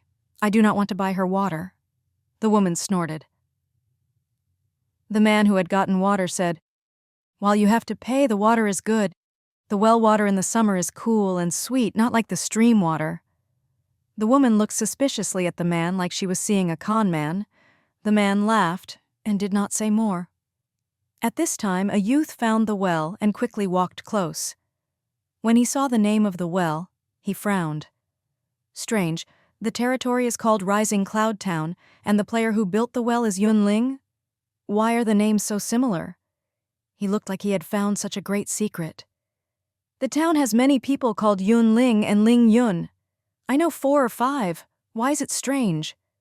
The woman said furiously, It is strange that the well is at the center of the territory and is clearly public property, so why does it charge a fee? Just because this person built it? The man said a fair thing. You also live in the territory. Why don't you donate all you have for the public? The woman, I still need to get water and cook. I do not have the time to argue with you. In the blink of an eye, she walked far away with the wood bucket. Annoying. The man muttered and poured the water from the wood bucket into his own basin. Then he carried the basin happily home. He thought that the well water was very similar to the ice cubes. It was so profitable to get a full bucket of water for just 1 copper coin. The man thought after 2 hours, he could have a good cold water bath. Then, when he went to sleep, he would not be awakened by the heat in the night. As he thought, he became more happy, and then his steps grew lighter. In a blink, the residents had all left, just the youth standing dazedly in front of the well. At this moment, he did not dare to mention, Yun Ling was close to Rising Cloud. Is there a connection? If he did, people would look down at him for being ignorant. After hearing Zhang Fan's words, Cao Cao planned to sell salt. But there were 2 problems. First, there was not enough equipment, and salt could only be made in small amounts. Second, she lacked containers for holding the salt. She could not sell salt and gift customers the linen cloth at the same time. In the end, Cao Cao sighed and ended the thought. I made salt. Let's just save it for ourselves. This is right. Grandmother Qian had not talked before this. Seeing her granddaughter think it through, she smiled with relief. Listen to your grandmother. In famine years, money is useless. You will feel reassured with lots of food in hand. I will listen to grandmother. Chow Chow was very obedient. When we have salt, let's save up salted meat. We can hoard a lot, enough to eat for a year. Grandmother Qian laughed. Grandmother will make rice wine for you now. Finish and go to sleep. Have a good dream at night. Chow Chow. She suspected her grandmother was laughing at her, but she had no proof. After 3 days, other than Huda Cheng, no one contacted her. There were few professionals, and getting one was good luck. Just at this thought, Yun Ling received a notification. Rising Cloud Town's greening has reached 20%. The temperature of the territory has clearly decreased. Player Tian Jae Han is attempting to dig a fish pond at Rising Cloud Town coordinates 666. Do you agree? Yun Ling stopped moving. So there were talents, but they were not willing to work for her and wanted to do it by themselves. As long as there were fish pond buildings in the town, she did not care if she was not the one to build them. Speaking of this, after the fish pond was built, it was a headache to figure out who to send to care out of it. Thinking of this, Yun Ling decisively clicked yes. The notification changed to, after the fish pond is built, it will become the personal property of player Tian Jae Han. Do you wish to take a fee? 1. How many copper coins does the player have to pay in order to purchase the land of Rising Cloud Town they are occupying? 2. After the player builds the fish pond, what percentage will they pay as taxes? Should tax payment be in kind, currency, or both? 3. To promote development of the territory and the enthusiasm of the residents, you can choose not to take a fee. Yun Ling sighed in shock. So amazing. She did not hesitate to set the fee to 1,000 copper coins, 10% tax, and payment in kind. This meant if Tian Jae Han wanted to take the place, they had to pay 1,000 copper coins first. Also, when they raised fish, regardless of whether they had a rich harvest or not, they had to give 10% of their profits. It had to be live fish. Copper coins could not pay the tax. After waiting a while, the system notified, player Tian Jae Han has agreed to pay. You have received 1,000 copper coins. The transaction is complete. There are fish to eat. Yun Ling was so happy her heart was bubbling. She opened the window and remotely canceled the hiring missions in the mission hall. When she saw the post for hiring players who can build fountains, she could not help but sigh. How good would it be if someone secretly built a fountain? While she said this, she knew that this was just a dream that could not come true. With a well, you could charge for water. With a fish pond, fish could be raised. What about the fountains? Those were public buildings just for landscaping. Other than moderating the temperature of the territory, they could not do anything else. So people rushed to build fish ponds and people drilled wells, but no one came for the fountains. Luckily, there were green plants and wells in the territory. It was not important if there were fountains or not. She looked at the NPC information. Right now, there were 25 combat NPCs. If she waited for one more to come, she could send 20 people to protect the foraging team, and 6 could come with her to the nearby territories to explore. In reality, Yun Ling had wanted to go to other territories long ago, but the impression from visiting Setting Sun Village last time was very deep. She was not at ease without NPCs with her. It was sad to speak of it. Each day, 3 NPC would spawn. Either they were low-level, had bad skills, or their professions, life skills, were not suitable. If she was not picky, she could hire one each day. But considering the food situation, she planned to only hire the best, and so there was not much room for her to choose. Luckily, after waiting a few days, she finally managed to gather an exploration team. The workshop. Yun Ling gave Zhang Heng his heat relief for the day and asked casually, "Is there a way to increase the production of salt?" Zhang Heng said regretfully, "Without the equipment, it is very hard." Yun Ling suddenly had an idea. If we cannot find professional equipment, can we make it ourselves? Jung Hung had an expression of, "You are kidding." Because this was his boss, he subtly said, "Maybe other people can, but I cannot." Yun Ling could only end the thought. Then never mind. Seeing his boss wander around the workshop, Jung Hung suddenly said, "The paper for the salt has been used up." Hearing this, Yun Ling frowned. Usually salt was packaged in plastic bags. Now, because it was the apocalypse, there were no such materials, and they could only use the second best. Yun Ling had thought of using bamboo tubes or wood jars. But 1, they needed a lot of effort. 2, they held a lot.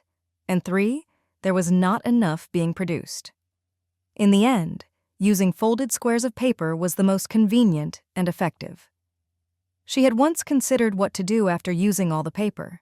But back then, the salt sales were average, and she thought there was enough to use at the moment. But then the salt was suddenly sold so hotly that all the packaging material was used up. "I will think of a way." Yun Ling had a serious expression. If she kept on using paper to package, how to make the new paper? Maybe there would be blueprint drops in the game. But she had never heard of it. Change containers and use the small round wood jars once used to hold lip balm? They could not hold a lot of salt and needed a lot of materials, so the cost would increase. How about only producing salt in the future and have the customers prepare their own containers? Several plans immediately appeared in her mind. Unexpectedly, "Oh, no need. The problem is solved. I just came to tell you," Jung Hung said lightly. "Yun Ling?" Solved? How? She was very surprised. Jung Hung explained, "My grandfather liked to do calligraphy. The rice paper sold outside is average in quality, and he wanted to make his own. After working a while and finally understanding, he grabbed me to help him without a word. After a while, I learned. When I found the paper was used up, I immediately made a batch, and it is already in use." Yun Ling. What could she say? Of course, it was, "In the future, your daily wage is 80 copper coins. Your 3 meals will be better. You will get an extra chicken leg." "Thank you, boss," Jung Hung said happily. Day 49. In the morning, when Yun Ling just opened her eyes, she received system notifications. Setting Sun Village has been breached. The moment she saw the notification, her sleepiness was gone. "Villages are also being breached?" Yun Ling murmured in a low voice with some disbelief. Then she looked around the small map. Setting Sun Village had disappeared. In reality, over the last while, almost every day, she would receive news like this. XX camp has been breached.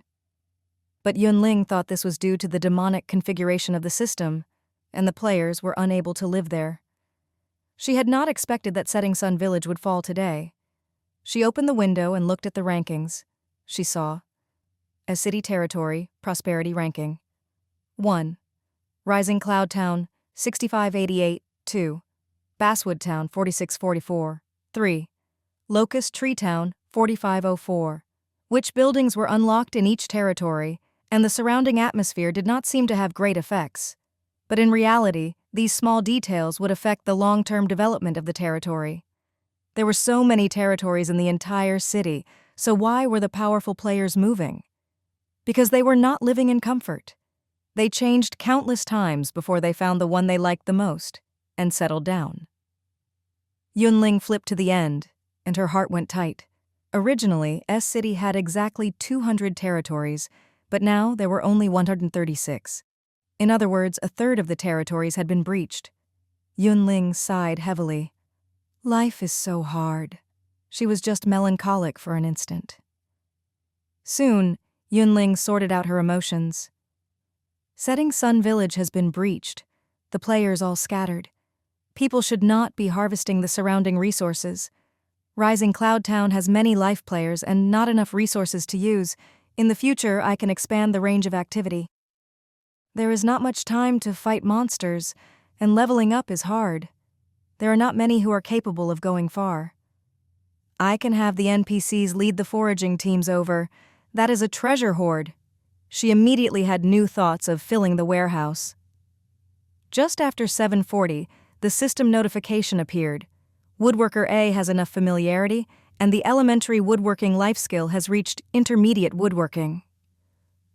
Leveled up? Yun Ling scanned and then pressed close. She finally got her people, and today was the day she was leading them out. Because of this, early in the morning, Yun Ling ate breakfast and prepared for going out. In ordinary territories, life skills players were rare, and shade equipment like bamboo hats and bamboo umbrellas were not common.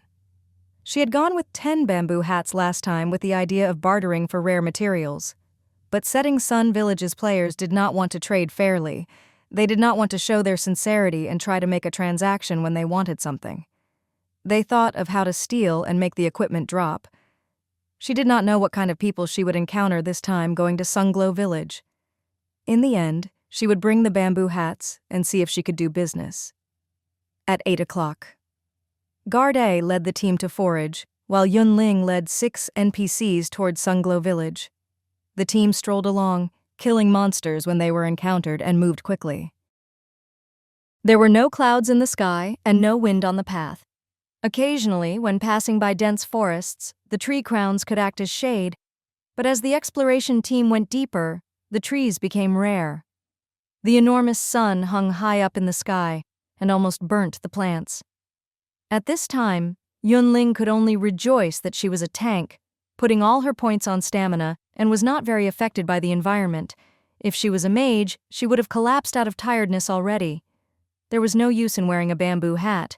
Sun protection could only delay the tiredness but not completely stop it. Seeing the NPCs start to have negative states but kept on going without a word, Yun Ling sighed. There is a river here and a small patch of forest. Sit and rest. The NPCs found cool places to sit down, then drank and rested. Yun Ling went to the river to get water. When she turned around, she was given a fright.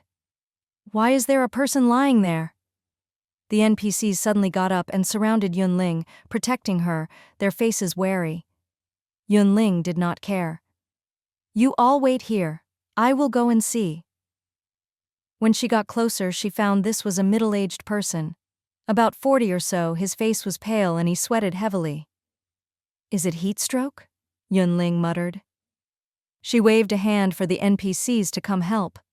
Then they moved the person into the shade, feeding him water and putting cold water on his face to lower the temperature. Maybe the measures were effective and the middle-aged man slowly woke up. He asked weakly, Where is this? By the river. I saw you had fainted, so I moved you over. Yun Ling explained simply. She saw the system notification. Because of excessive activity under the hot sun, you have heat stroke. 3 strength, 3 agility, 3 stamina, 3 intelligence, 3 spirit. Your base recovery speed has changed to 1 HP 5 minutes, 1 MP 5 minutes. Rest for 2 hours. Avoid the sunlight for 2 consecutive hours and do not work to recover your health. The middle-aged man felt fear. His situation was not very good. If a good-hearted player had not passed by, but a game monster, his heart felt cold and he did not dare to think. Thank you for saving me. The middle-aged man looked pleadingly at Yun Ling. Could you sit for a while with me? In this state, I really cannot move on my own. If possible, he did not want to trouble others. But if he did not bear to part with his face, he feared that he would die. So thinking of this, the middle-aged man could only bite the bullet and ask for help. Stay? Yun Ling had a conflicted expression. We are on the road. Hearing this, the middle-aged man's eyes dimmed, but he did not insist. Yun Ling looked around the map. You are a resident of Sunglow Village? The man nodded. Yes. How about this? Yun Ling suggested a new plan. I will have someone carry you, and we will go to Sunglow Village together? How can I accept? The middle-aged man was startled. He never expected the other willing to send him back to the village. No matter, Yun Ling said unconcernedly. Rest here for a while, and then we will return soon. Okay. The middle-aged man was overjoyed. As they chatted, she learned the middle-aged man was called Dong Hao Tian. His wife and child had both passed away, and now he was living on his own. "It is so hot!" Dong Haotian took several drinks of the river water. "My throat is parched, and I came over to get water, but before I got to the side of the river, I fainted." Yun Ling looked closely and asked, "Does Sunglow Village not have bamboo hats? Do they not sell umbrellas?" "Yes, but I cannot afford them," Dong Haotian confessed. Yun Ling, "Each day I dig plants from the forest as my meals, and then fight against wild beasts to get the 5 copper coins to buy temporary resident status. What spare money do I have?" Dong Haotian sighed. "Just live life day by day. In any case, good days are not possible, so I just try to not let myself die." The numbness and despair in the words shocked Yun Ling. She could not help but ask, "You never thought of changing which territory you live in?" Dong Haotian answered, "I have changed territories 3 times. Later, I found it is the same everywhere, so I stopped making the effort. At least I am used to Sunglow Village and the surrounding environment.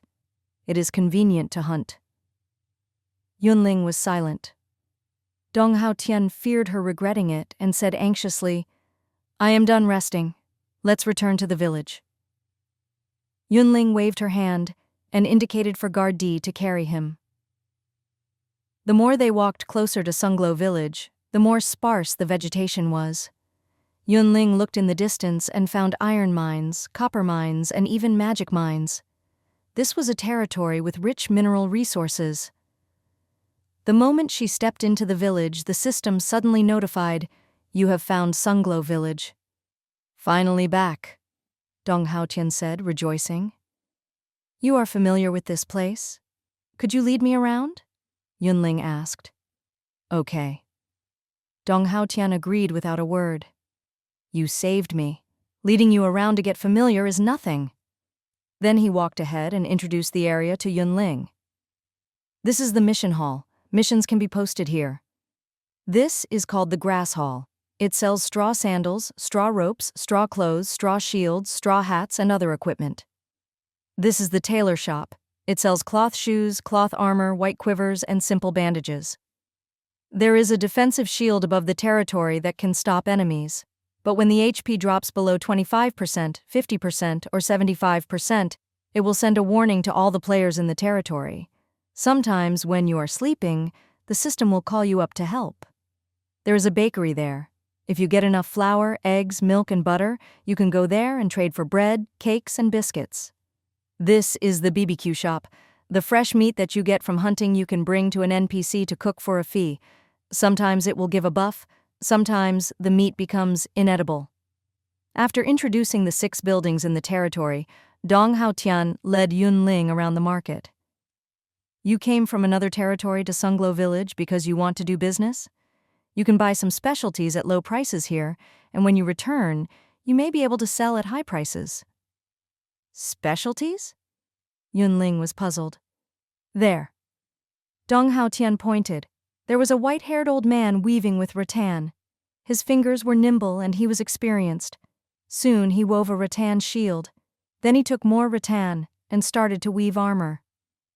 Dong Haotian said softly, "The rattan shield is 60 copper coins and so is the armor. They are much cheaper than the system shops." Yun Ling. Rising Cloud Town had crafters that sold equipment much cheaper than this person. She had come this long way not to get slaughtered like a fat sheep. Yun Ling looked around. "Nothing else?" Dong Haotian shook his head. "Nothing."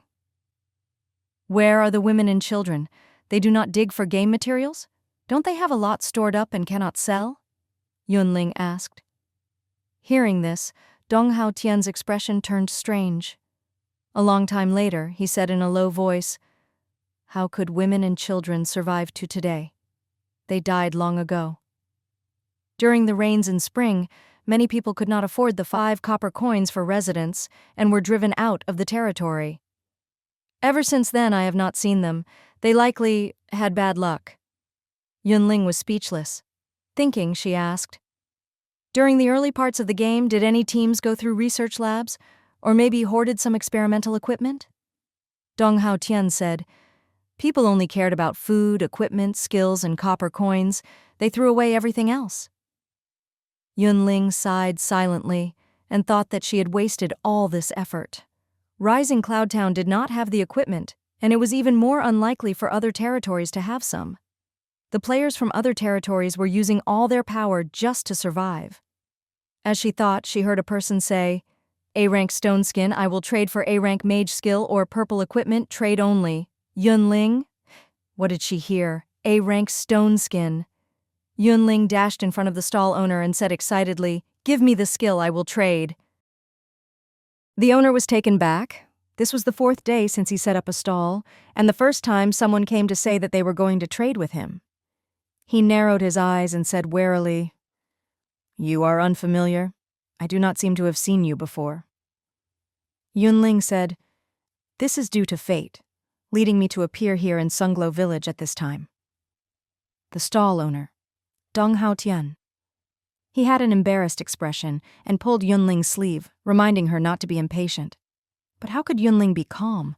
Stone skin. She had gotten 3 S-rank skills but not gotten the stone skin. Do you know how careful she usually was when fighting other people? The stall owner once again repeated his demand. "I said that I will only trade for A-rank mage skill or purple equipment." Yun Ling waved at one of her members. In the next second, Mage E took off purple shoes and a purple mage robe. Name: soft mage shoes. Quality: rare durability, 60-70. Equip effect: +10 agility. Special effect: +5 intelligence. Name: magic robe. Quality: rare durability, 48-70. Equip effect: +10 intelligence. Special effect: +5 spirit. While the durability was a bit low, the 2 items either increased intelligence or spirit and were very suited to mages. Then, Yun Ling took out an A-rank crowd attack card, Burning Heavens, from her cotton backpack. The 3 items were placed in front of the stall owner for him to choose from. The stall owner was shocked and happy. After thinking for a moment, he smiled slyly. "I want all 3. Yun Ling frowned. "Why?" If the other wanted to pick 2, she would not hesitate. But this person was greedy and wanted all 3. Just because you want the A-rank stone skin so much.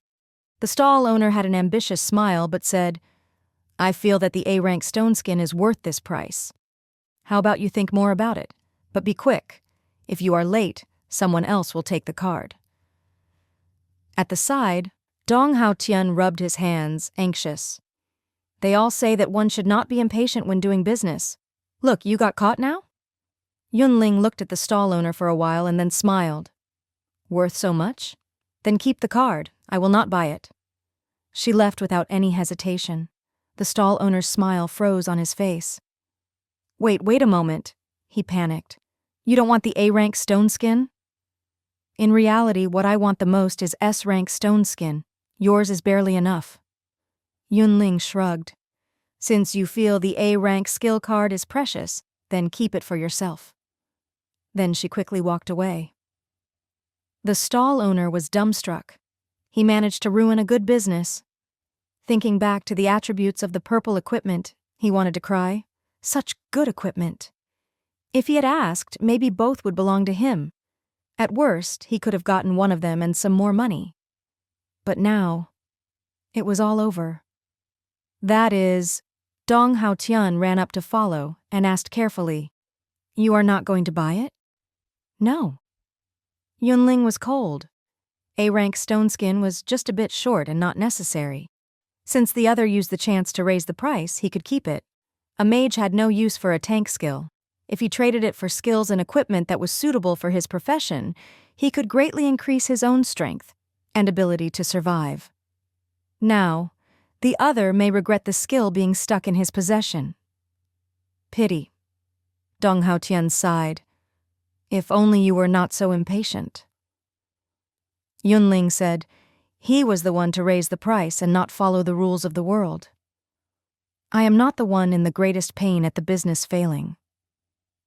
He deserves it. Dong Hao Tian had nothing to say.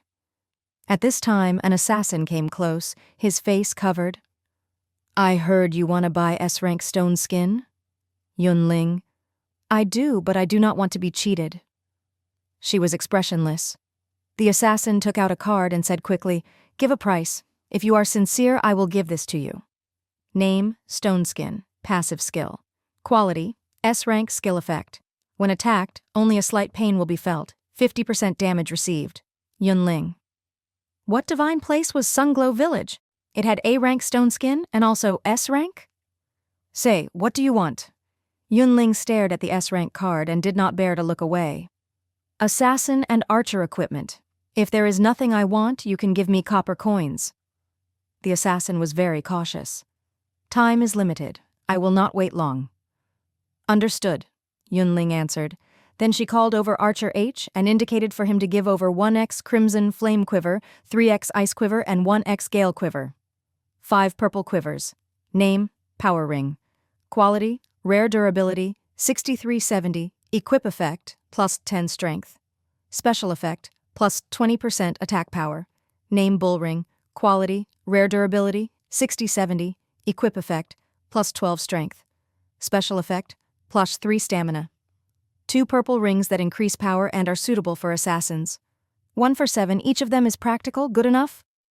To avoid meeting another profiteer, Yun Ling left room for bargaining. The assassin thought, add on 500 copper coins, and I will give you the card. 500 copper coins was not a lot. He just feared agreeing too quickly and the other changing her mind. Let me think. Yun Ling deliberately delayed for time. The assassin looked around with an anxious look. He gritted his teeth and said decisively, 300 copper coins. I will give you the card for 300 copper coins. Yun Ling no longer hesitated. Deal. After they finished, the assassin left quickly with the equipment. Yun Ling held the card, made sure to use it, and finally, her skill slots were full. 7 practical purple equipment that are almost new and 300 copper coins for a S-rank skill card? Dong Hao Tian was shocked. Yun Ling did not care. I think it is worthwhile. The ring primarily increased damage and strength, and was not suited for a tank to start with. She had made the purple quivers. She had a daily income of thousands of copper coins, and 300 was just a small sum.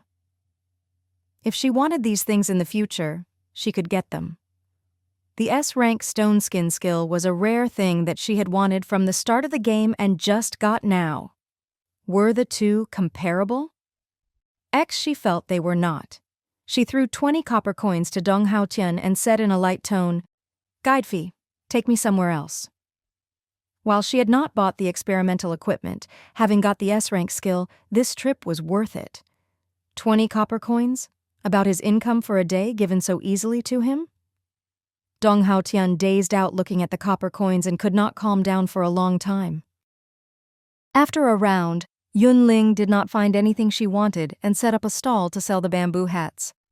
According to Dong Hao Tian, sun protection equipment was rare here. Only super strong players and medium-sized teams could afford to buy them. Yun Ling was shocked when she asked the price. 200 copper coins for a bamboo hat? Yes. Dong Hao Tian nodded. And they will fight over this. Right now it is daytime and not many people are left in the territory.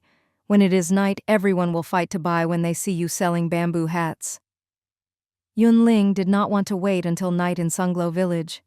She thought, since she had come, she would keep the stall until 3 in the afternoon and sell as much as she could.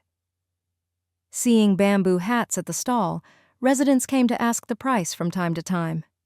Hearing the price was 200 each, some sighed and left, others bargained with her, and some just paid. No other price. Yun Ling said this and nothing else, turning to chat with Dong Hao Tian. Teams come frequently for business? She asked. Dong Hao Tian shook his head. Some, but not many. It is too far from territory to territory, and there is a question of safety. Also, if they come to Sunglow Village to sell, they may not make money. The bamboo hats they buy in their territory are higher in price than in Sunglow Village. Some buy some rattan shields and armor, going back to sell and just making money off the hard work. Some unfortunate teams go out and encounter a boss not even making money and their teammates are dead. So people said, regardless of whether it is business or changing territories, players should walk out of the safe area with the thought that they may die. Hearing this, Yun Ling had a thoughtful expression.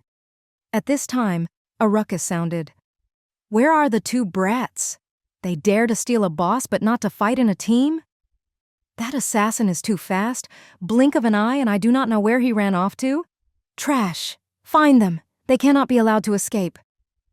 There were more than 30 people in the team, and in a flash, 4 people to a team, they spread apart. Hey, what is going on? Dong Haotian asked the owner of the stall next to him and shoved over a copper coin. The stall owner took the coin and said in a low voice, I do not know the specifics, but it seemed that their boss was stolen and so they are very angry. Another stall owner saw this and came up, pretending to pick up a bamboo hat, but was actually rubbing his index and middle finger. Then he signaled 3, the meaning clear. Dong Haotian understood and gave 3 copper coins.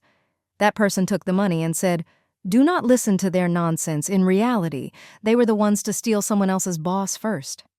After they stole it, they could not win and went back for reinforcements. But somehow, the other people stole the boss back. Dong Haotian said curiously, where did you hear this? It was an archer who killed the boss. He came to me with an A-rank card wanting to make a deal. A-rank card. How could I deal with that? After saying a few words, that person hurriedly left. This person shrugged. So that's what happened. Dong Haotian seemed to realize. Yun Ling thought of the masked assassin she had done business with. At the time, he had been nervous because he was being chased, and in a hurry to escape. The boss he had found first had been stolen. He got it back, and now the thieves wanted to get revenge. So sad. In the blink of an eye, 2 hours had passed. The bamboo hats had been sold off. Yun Ling paid another 10 copper coins to Dong Haotian and then led the team to return. Dong Haotian watched the team leave and sighed at his good luck. By fainting, he encountered a good person.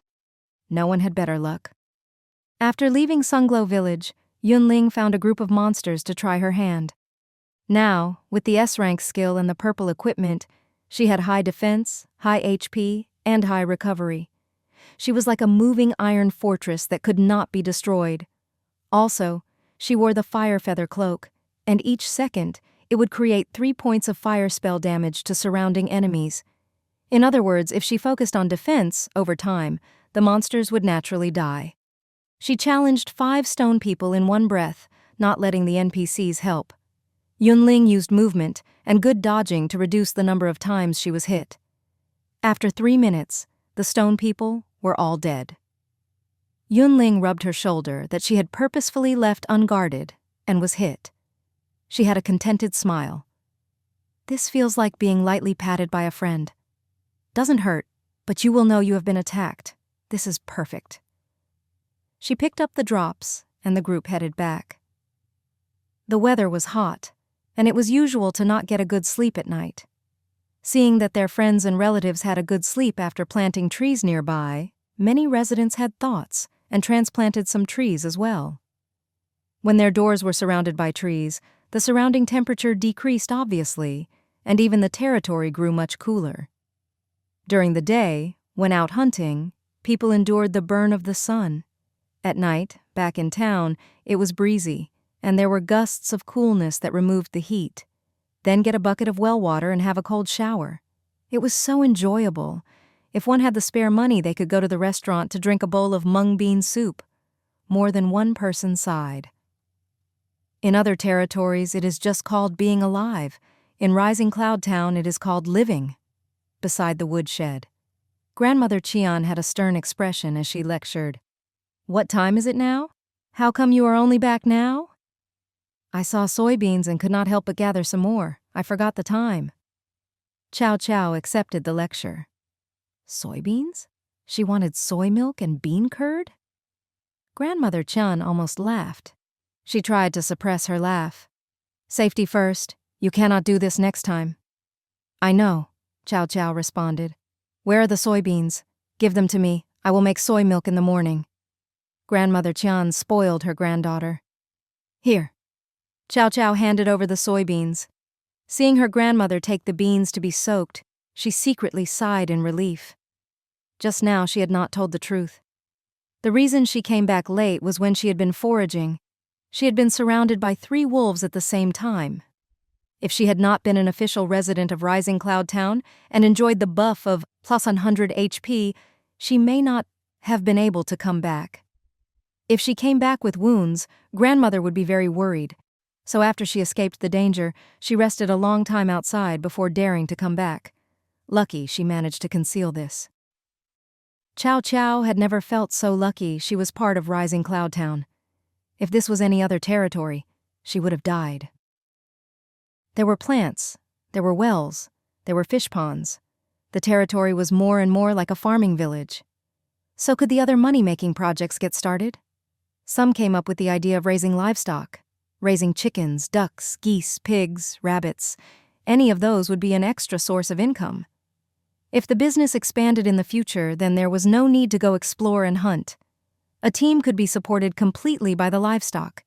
With such great aims, people started to act.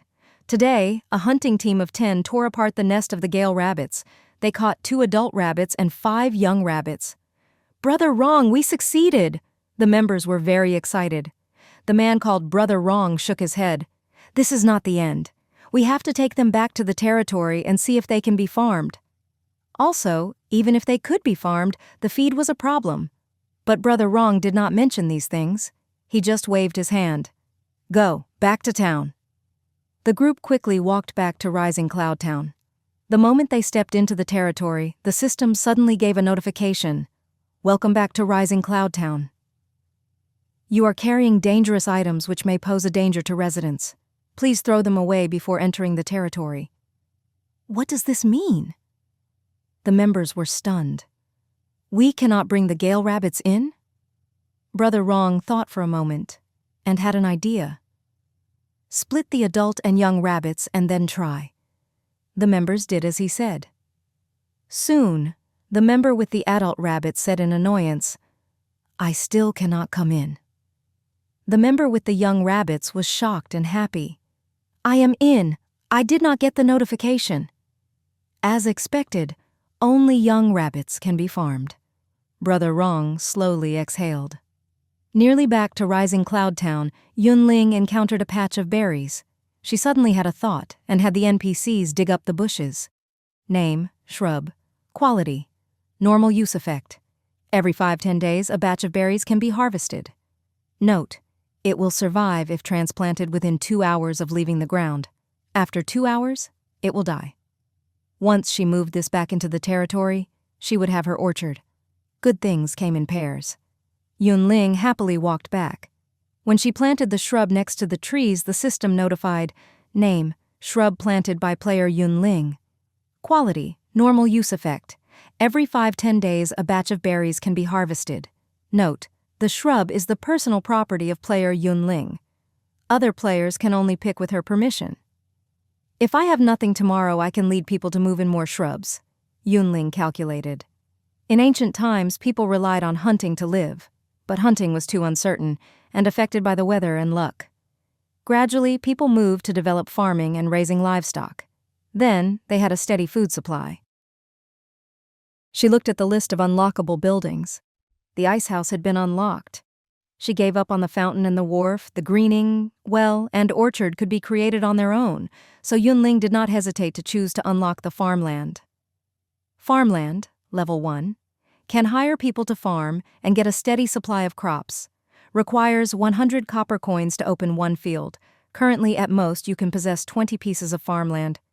Yun Ling opened all 20 without a word. 2,000 copper coins. The fields were connected and looked majestic. "I will leave the last building slot for the blacksmith shop. This way there is just enough." After the problem that had troubled her so long was solved, Yun Ling was very pleased. At this time, she received a system notification. Player Zheng Rong Yue is attempting to farm 5 young rabbits at Rising Cloud Town coordinates 666. Do you agree? What was there to hesitate about? Of course she did. Yun Ling decisively pressed yes. The notification changed again. After the rabbits are raised, they will become the personal property of player Zheng Rong Yue. Do you wish to take a fee? 1. After the player raises adult rabbits, what percentage will be paid as taxes? Should tax payment be in kind? currency, or both. 2. To promote the development of the territory and the enthusiasm of the residents, you can choose to not take a fee. Yun Ling thought and set up the tax at a rate of 10% and could be paid in kind or copper coins. Translator ramblings, inevitable things in life, death and taxes. Maybe because she had unlocked the building Farmland, 2 days later, Yun Ling got related professional talents. Level 0 attributes, strength 6, agility 5, stamina 6, intelligence 5, spirit 5. Combat skills, non-life skills. Intermediate farming.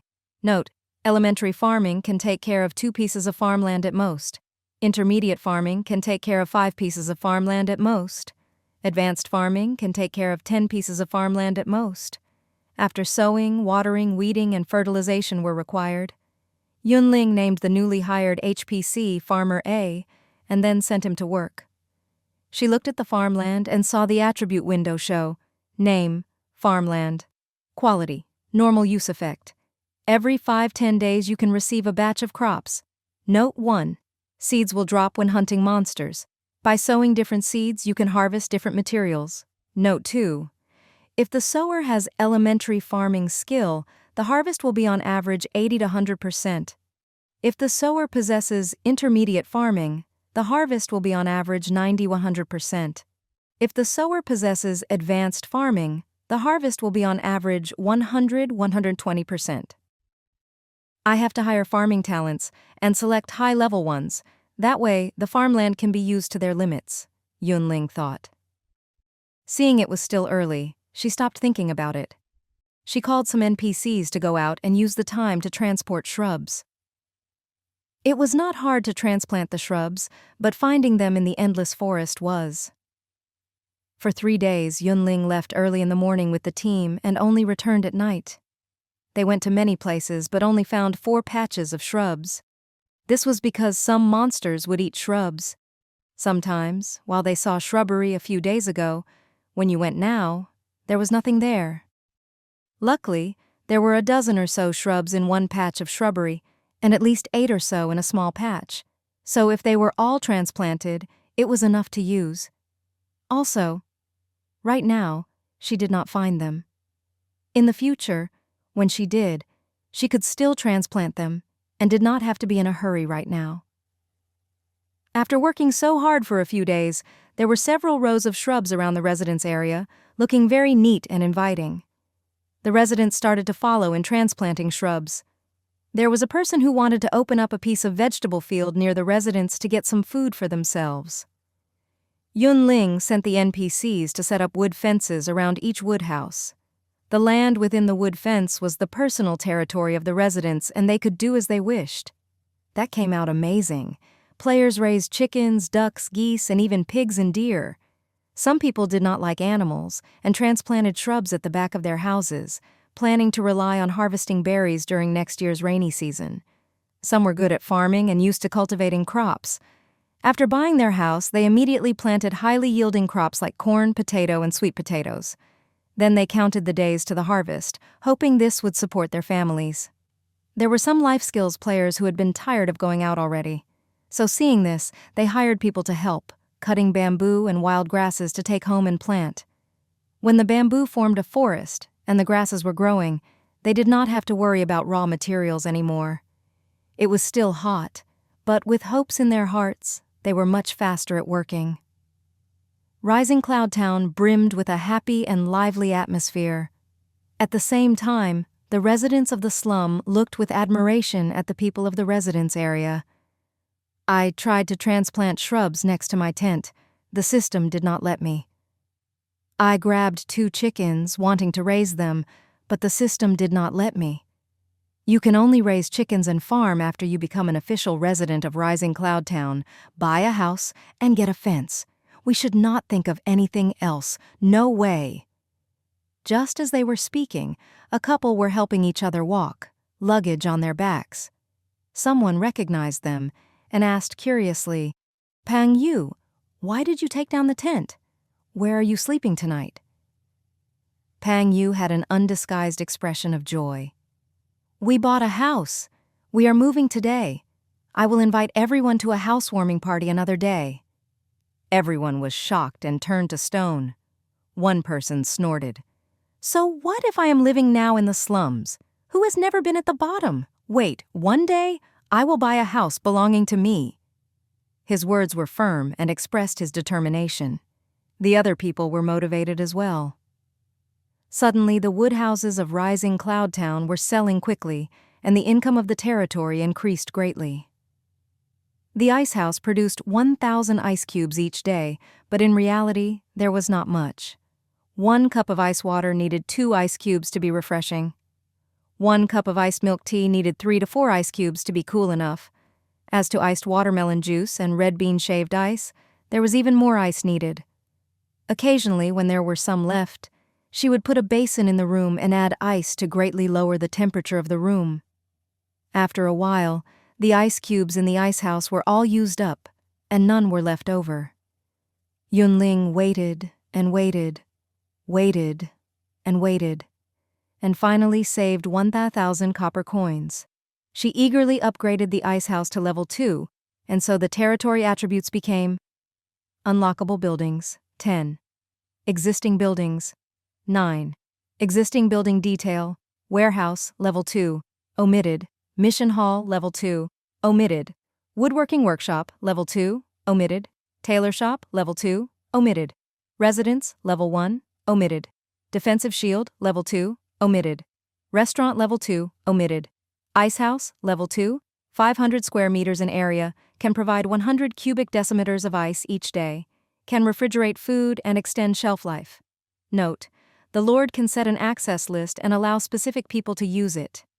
Farmland, level 1, omitted. Now the ice house could produce 1,000 ice cubes each day, enough for normal use. There was 1 building slot left. She could unlock the blacksmith shop anytime she wanted, but right now, there was no one to mine, smelt, or forge. Also, she had not found suitable mines nearby, so she decided to delay this. Right now, she had to hire people to take care of the farmland. Then she would mine for ore and forge high-level equipment. Seeing that many people had bought houses recently, and the wood houses were almost full, Yun Ling planned to upgrade the residences to level 2. The farmland and the shrubs would have a harvest every 5 to 10 days. Yun Ling always thought, was the maturity time random every time? To verify her guess, she observed each day and carefully made notes. After 10 days, the flax and cotton in the fields had matured. At the same time, the shrubs formed fruits waiting for people to pick them. Yun Ling could not help but doubt life. Am I this unlucky? A harvest every 5-10 days, but this is perfectly day 10? After being stunned for a moment, she sent NPCs to harvest and moved to the warehouse for storage. Then she started a new round of planting. Like spring, on day 61, the characters in the top right corner changed. Day 61, summer, peace day. Yun Ling thought, based on the present situation, spring, summer, autumn, winter, each season is 30 days. The first 20 days are calamity mode and the last 10 are peace mode, so the players have time to rest and prepare for the next round of challenges. She did not know what calamities would come with the autumn. That afternoon, the 5 wells in the 4 cardinal directions and in the center were all completed. Hu Da-chung said, "Come and see if you are satisfied." Yun Ling inspected them one by one and was reassured. "You did well." There were 5 wells in the territory. Even if there was a drought, it would not be so worrisome. Based on the game's personality, she had reasons to believe they would encounter drought, flooding, insects, and even the loss of land and decreases in wild resources. After the inspection, Yun Ling did not hesitate to pay the rest of the wages. Hu Da-cheng was overjoyed and thanked her. "I should thank you," Yun Ling said warmly. "You helped me greatly by building the wells." "You are too polite," Hu Da-cheng said embarrassedly. "If you need any more help, just say it. I stayed in a countryside village for more than 10 years. I know how to do many things." Yun Ling smiled and nodded. "Okay, if I have work, I will find you in the future." After the talk, Hu Da-cheng happily went home. He was eager to tell his family that they had money. They could buy a house.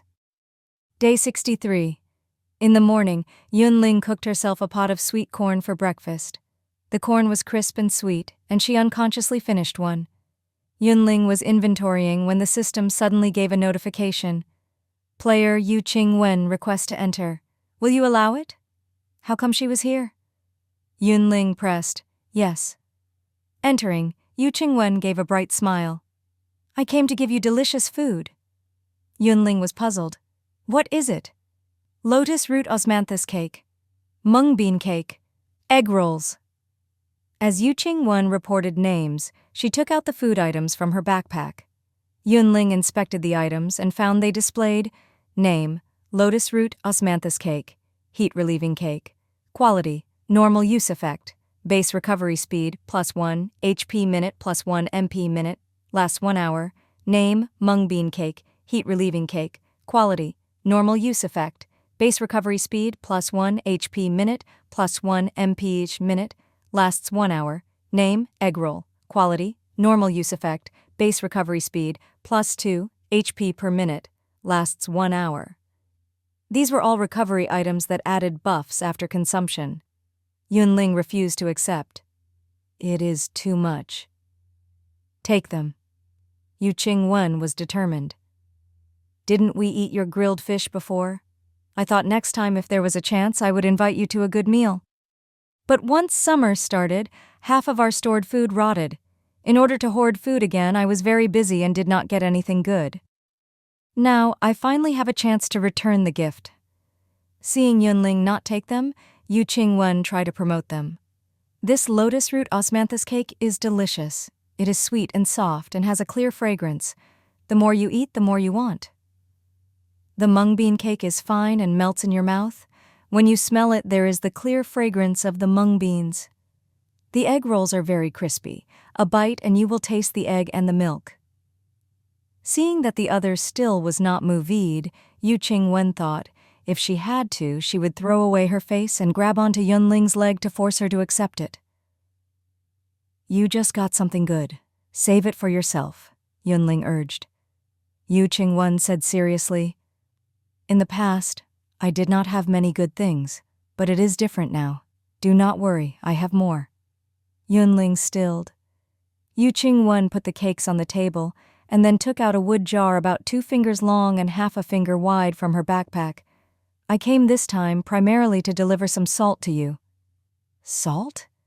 She opened the wood jar and found white crystals in there. It was salt. She inspected the item and saw the window. Name, table salt. Quality, normal use effect, makes food salty and can be used to preserve food. Quality normal meant this was a game item. Quality none meant this was a non-game item. Where did you get so much salt? Yun Ling was shocked. A hint of mirth appeared in Yu Qing-wen's eyes. A while ago, when out, we saved a person. I heard that he was a researcher and specialized in chemistry. When we met him, he had many glass bottles and equipment with him. We told him to throw these things away, but he was unwilling and said those were the things for him to make his living. We just saved him as a natural thing and did not think much of it. But a few days later he came to our door with a large jar of salt, saying he was very grateful that we saved him, and that this small gift did not show his respect. Mentioning it now, Yu Qing-wen still felt her heart beat. A large jar of salt. Pure game item. He gave it without a hint of hesitation. Zheng Mingyue and I were frightened, and we said in private that we did not save a person, but a deus ex machina. And then? Yun Ling asked. The person we saved is not just a researcher and also knows how to make pastries, Yu Qing-wen said in an admiring tone. Advanced baking. He knows how to make many different things. We reached an agreement. The team provides the materials, he provides the skills, and we split the products made. Sounds like a technical talent. High-level life skills player, not skilled in fighting? Yun Ling said. Yu Qing-wen nodded repeatedly. That is right. He said he was not safe in other territories and wanted to go to the most prosperous, rising cloud town. But along the way he was deceived, robbed, and chased. He did not have a good time. If other people did not want his equipment, he would have nothing long ago. At the end, She changed the topic.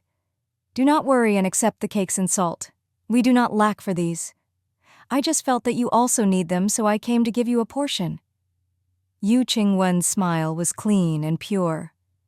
Yun Ling thought, if it was this person, it would not matter to tell the truth?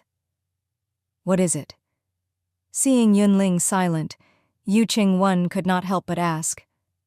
I have kept some things from you all this time, and I feel very sorry.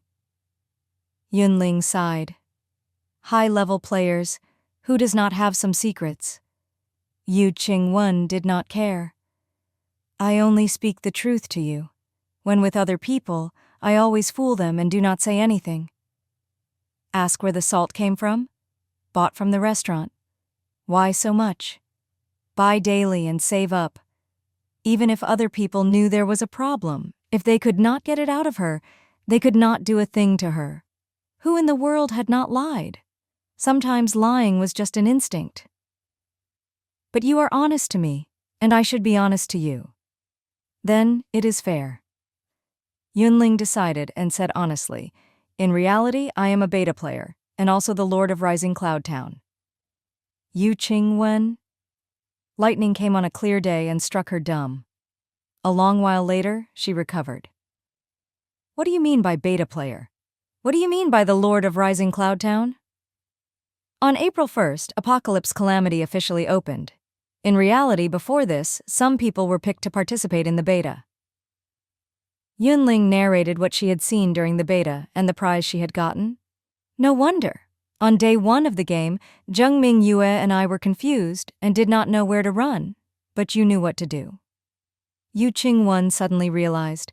So there had been warning signs, but she never thought closely about them. Maybe, because she trusted Yun Ling, she was not willing to probe and make things difficult for the other. After learning the truth, she immediately thought of more details. No wonder you are called Yun Ling, and the territory's name is Rising Cloud. I thought it was a coincidence. Yun Ling smiled helplessly.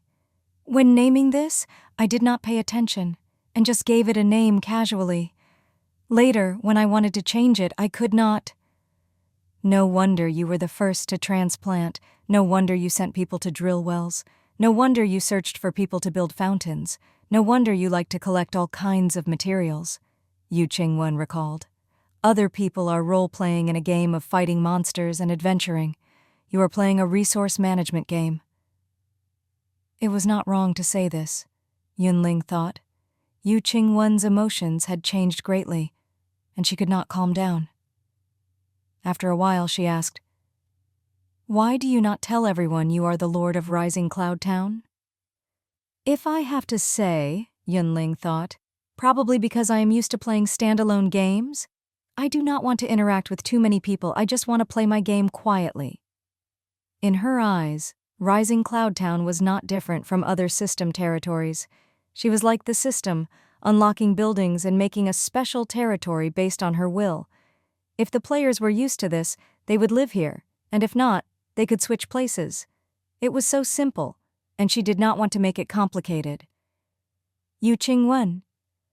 Always a standalone and refusing to connect to the network. She suddenly understood. Why tell me? Yu Qingwen asked. Yun Ling gave a faint smile. Apocalypse game. A time when food is short. You bear to give me cakes and salt. What is there to not trust about you? She took out a long rectangular bag from her cotton backpack. It was filled with ice cubes, about a few dozen. The territory has unlocked the ice house. It can produce ice cubes. I had wanted to give them to you a long time ago, but did not know how to explain the source. Now, since you know, I can give it.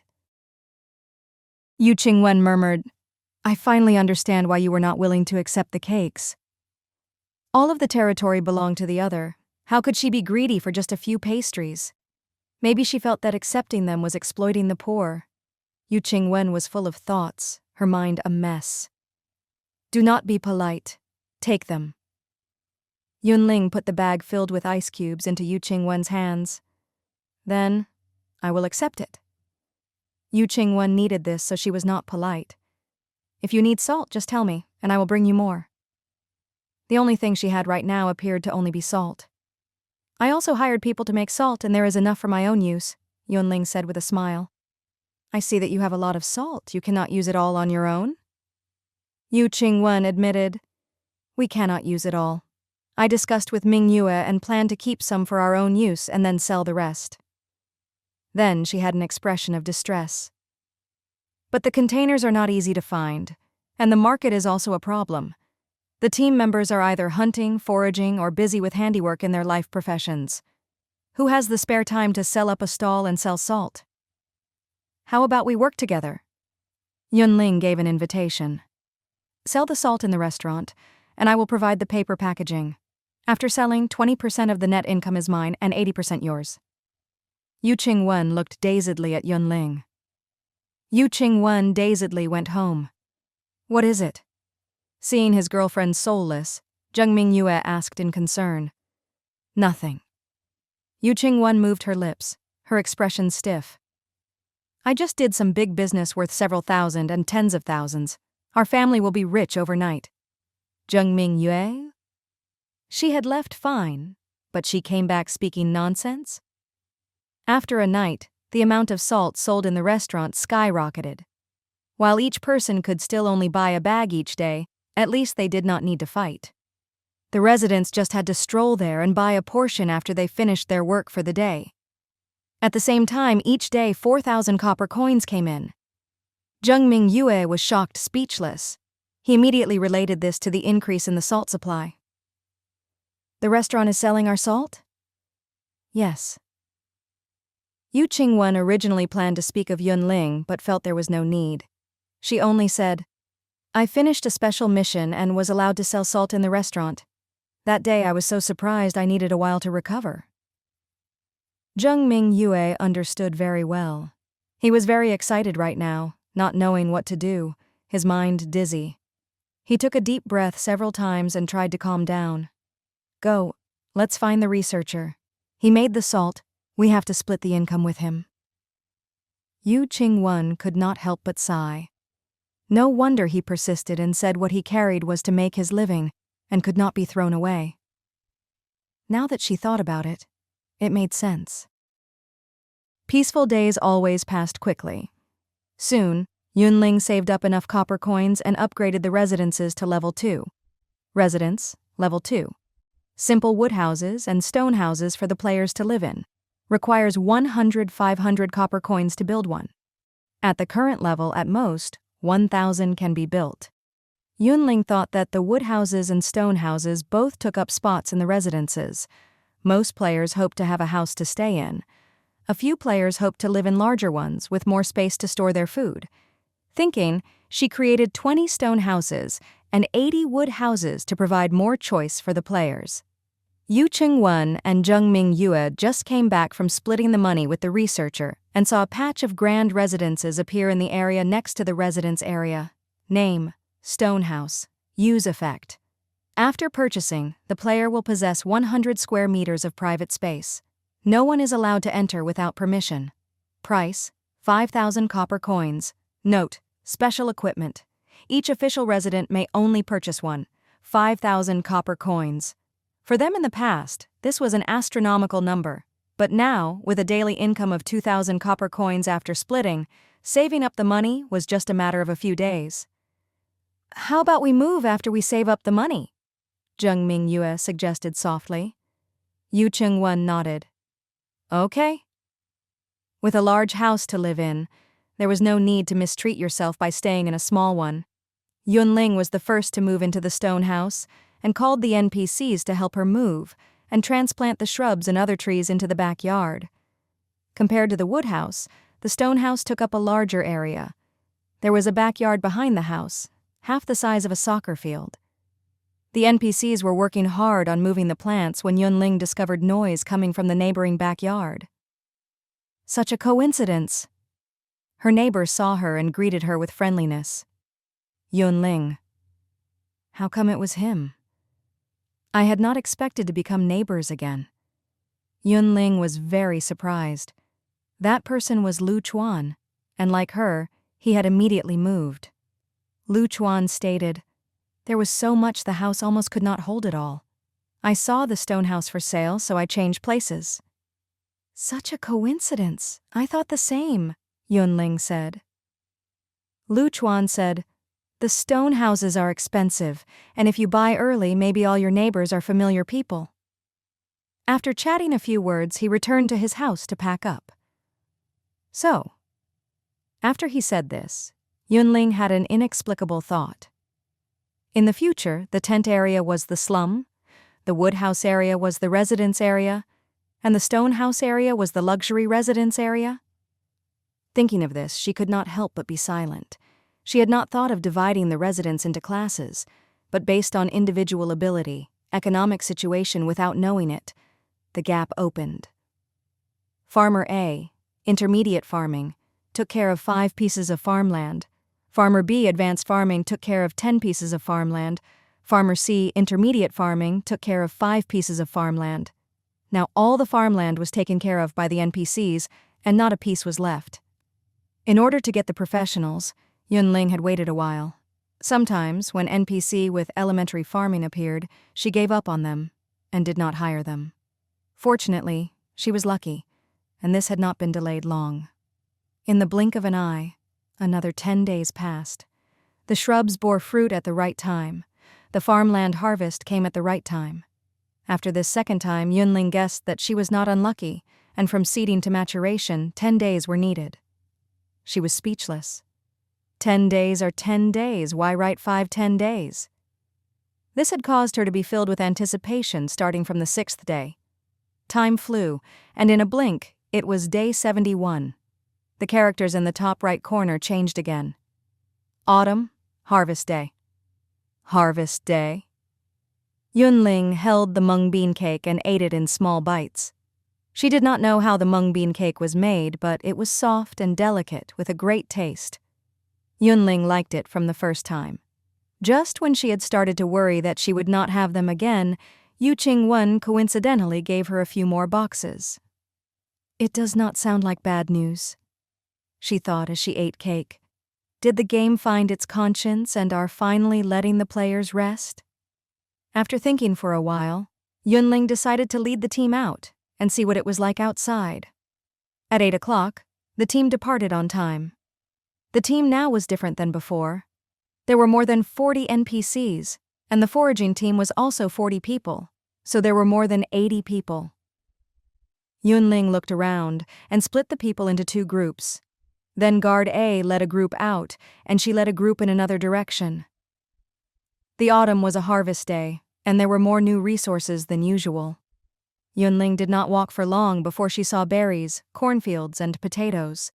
She did not have the foraging team stop, and continued to advance. Based on her guess, the winter would be very hard, and she wanted to prepare in advance.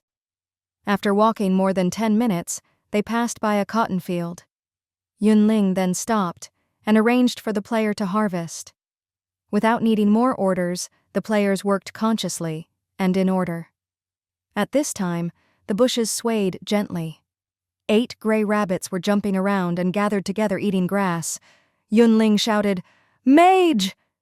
The lightning, stone pieces, fireballs, and hail strayed out and immediately drowned the gray rabbits. In the blink of an eye, the monsters were all destroyed. Only the rabbit meat, the rabbit fur, copper coins, and white rabbit gloves floated into the air. Yun Ling picked up the items and thought these were not bad. The rabbit skin and the rabbit fur gloves were suited for defending against the cold. When winter came, she did not just have to provide winter equipment for the players, her combat NPC also needed them.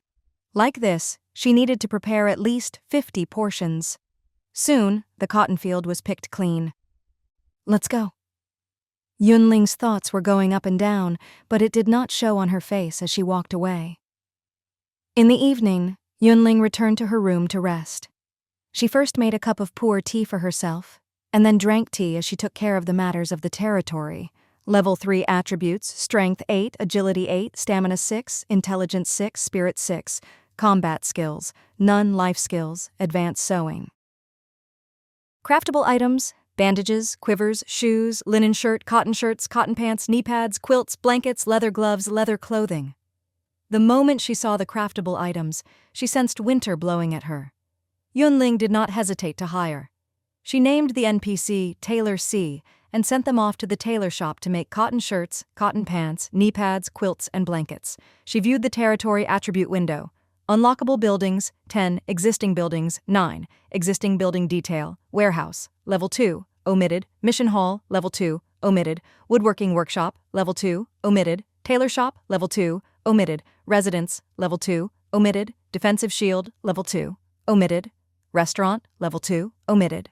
Ice house, level 2, omitted. Farmland, level 1, omitted. Yun Ling wanted very much to upgrade the farmland to level 2, but it was about time to unlock the blacksmith shop she had wanted so much. But once the blacksmith shop was opened, there had to be a lot of labor to mine, and the farmlands would lack enough manpower to care for them. Farmland could not compare to the shrubs. The shrubs were vigorous, and there would be a harvest without people taking care of them. If no one took care of the farmland, it was possible that the harvest would decrease greatly in yield. What to do? Yun Ling was in a dilemma. Before she could think of a plan, the system gave a notification. Player Yu Qingwen is requesting to enter. Will you allow it? Ever since she confessed her identity, Yu Qingwen bought a stone house, becoming a neighbor, and frequently coming to visit her. One was to deliver salt, and also to deliver her some delicious things to eat. Yun Ling clicked yes and let her in. "This is the salt that was just made," Yu Qingwen said as she took out wood jars and wood bowls from her backpack. "This is new fried sugar cake. Want a taste?" The sugar cake was golden yellow, and at a glance you would know that they were crisp on the surface and soft inside. "Put them there first." Yun Ling had a sad expression. She wanted to eat as much as she wanted, but her weight did not allow her. "Eat it when it is hot. When it is cold, it does not taste so good," Yu Qingwen warned. "I know." Yun Ling decided to change the topic. "It is almost autumn now, and all the families need salt to preserve food. Have you asked the science giant you picked up? Can the output be increased?" "I asked." Yu Qingwen grew solemn when they were on an official matter. He said that some of the equipment that he had brought along had been destroyed in an accident, and right now, the daily output of salt is steady at 1,000 bags. If you want to increase output, you need to find a professional master to open a furnace and make the equipment according to the requirements. At this, she looked hopefully at Yun Ling, feeling that the Lord was all-powerful and would have a way to solve this. Yun Ling. "Then never mind," she slowly said. "Why? We cannot do it?" Yu Qingwen was surprised. Yun Ling said, "This is beyond the limits. There are no furnaces in the unlockable buildings." "Okay."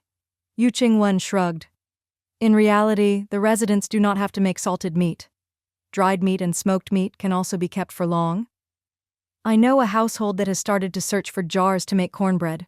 When it gets cold, the jars can be placed outside, and the food can be eaten over the entire winter.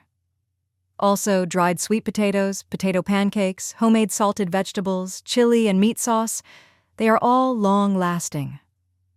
There are many ways. Salted meat is just one of them." Yun Ling said, "The shelf life of game materials is super long, most of them 180 days. Even if they are not preserved, they can be stored for a long time." Thinking of this, Yu Qingwen thought of the piles of food in her house that had rotted, and her heart hurt. "Speaking of that, you once reminded me to hoard more game materials. At the time, I was exploring, and found so much food that I did not keep your words in mind. But when the summer came, no amount of food was useful, all of it rotted." Thinking back to it now, she still felt pain. "There was no summer during the beta. I was just guessing. But it was such a coincidence that I guessed right."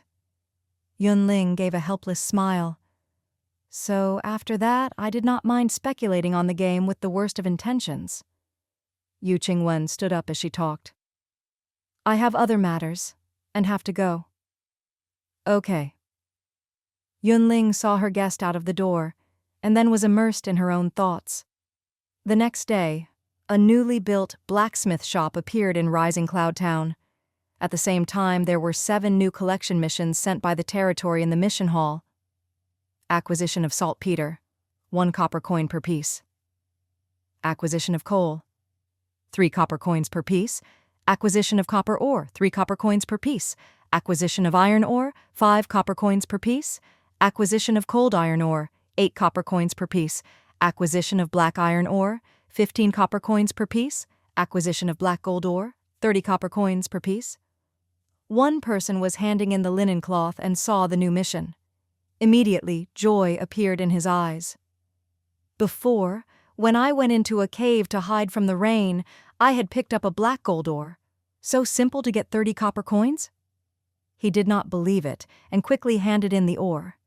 In the next second, 1 black gold ore plus 30 copper coins. This is more profitable than hunting, and safe. I do not need to take risks. That person was happy and sprinted out of the mission hall.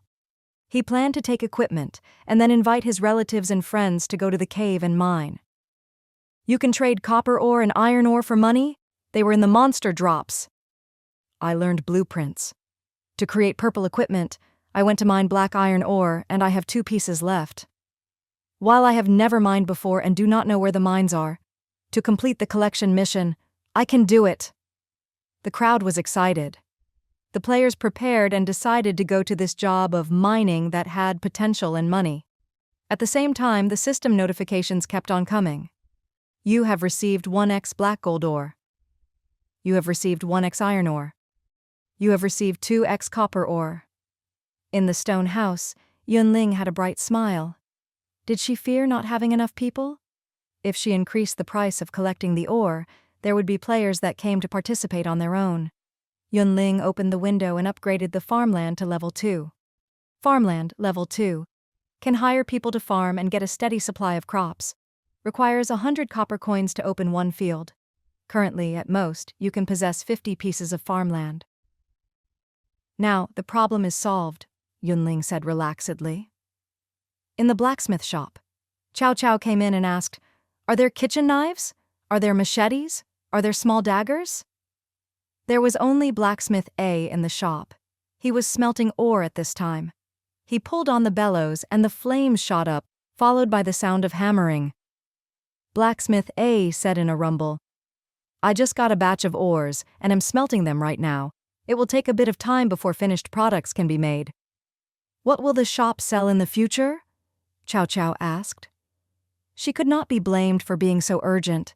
She desperately needed the proper tools. Kitchen knives could be used for cooking, machetes for speeding up foraging, and the dagger for protection. If all these were being sold, it would be so good. Blacksmith A did not say anything but displayed the attribute window. Name, blacksmith. A. Combat skills, none life skills, elementary mining, intermediate smelting, intermediate forging. Craftable items, small animal traps, iron pots, iron picks, small knives, kitchen knives, short knives, steel knives, machetes, bronze swords, broadswords, 7-star swords, chainmail, bronze helmets, bronze shields, iron shields. There were kitchen knives, machetes, and short knives. Chow Chow's eyes lit up and she said excitedly, "Then you go smelting and I will come back later." The summer left and the autumn came, the heat fading away. At the same time the heat faded, the non-game materials in the warehouse were all used up, in the rear kitchen of the restaurant. Chef A gently reminded, "Lord, if you limit the food supply, this may affect business of the shop." "That doesn't matter." Yun Ling did not care. The restaurant does not exist to make money. It is so when the residents have eaten all their food, there is a place where they can spend money to buy food. Starting today, provide 50 mixed grain steamed buns and 50 rice porridges for breakfast. At lunch, provide 50 black rice cakes and 50 bowls of rice soup. At dinner, provide 30 portions of rice cake, 30 portions of vegetable salad, and 30 sandwiches. If you cannot sell all of breakfast and lunch, keep the food until dinner to sell.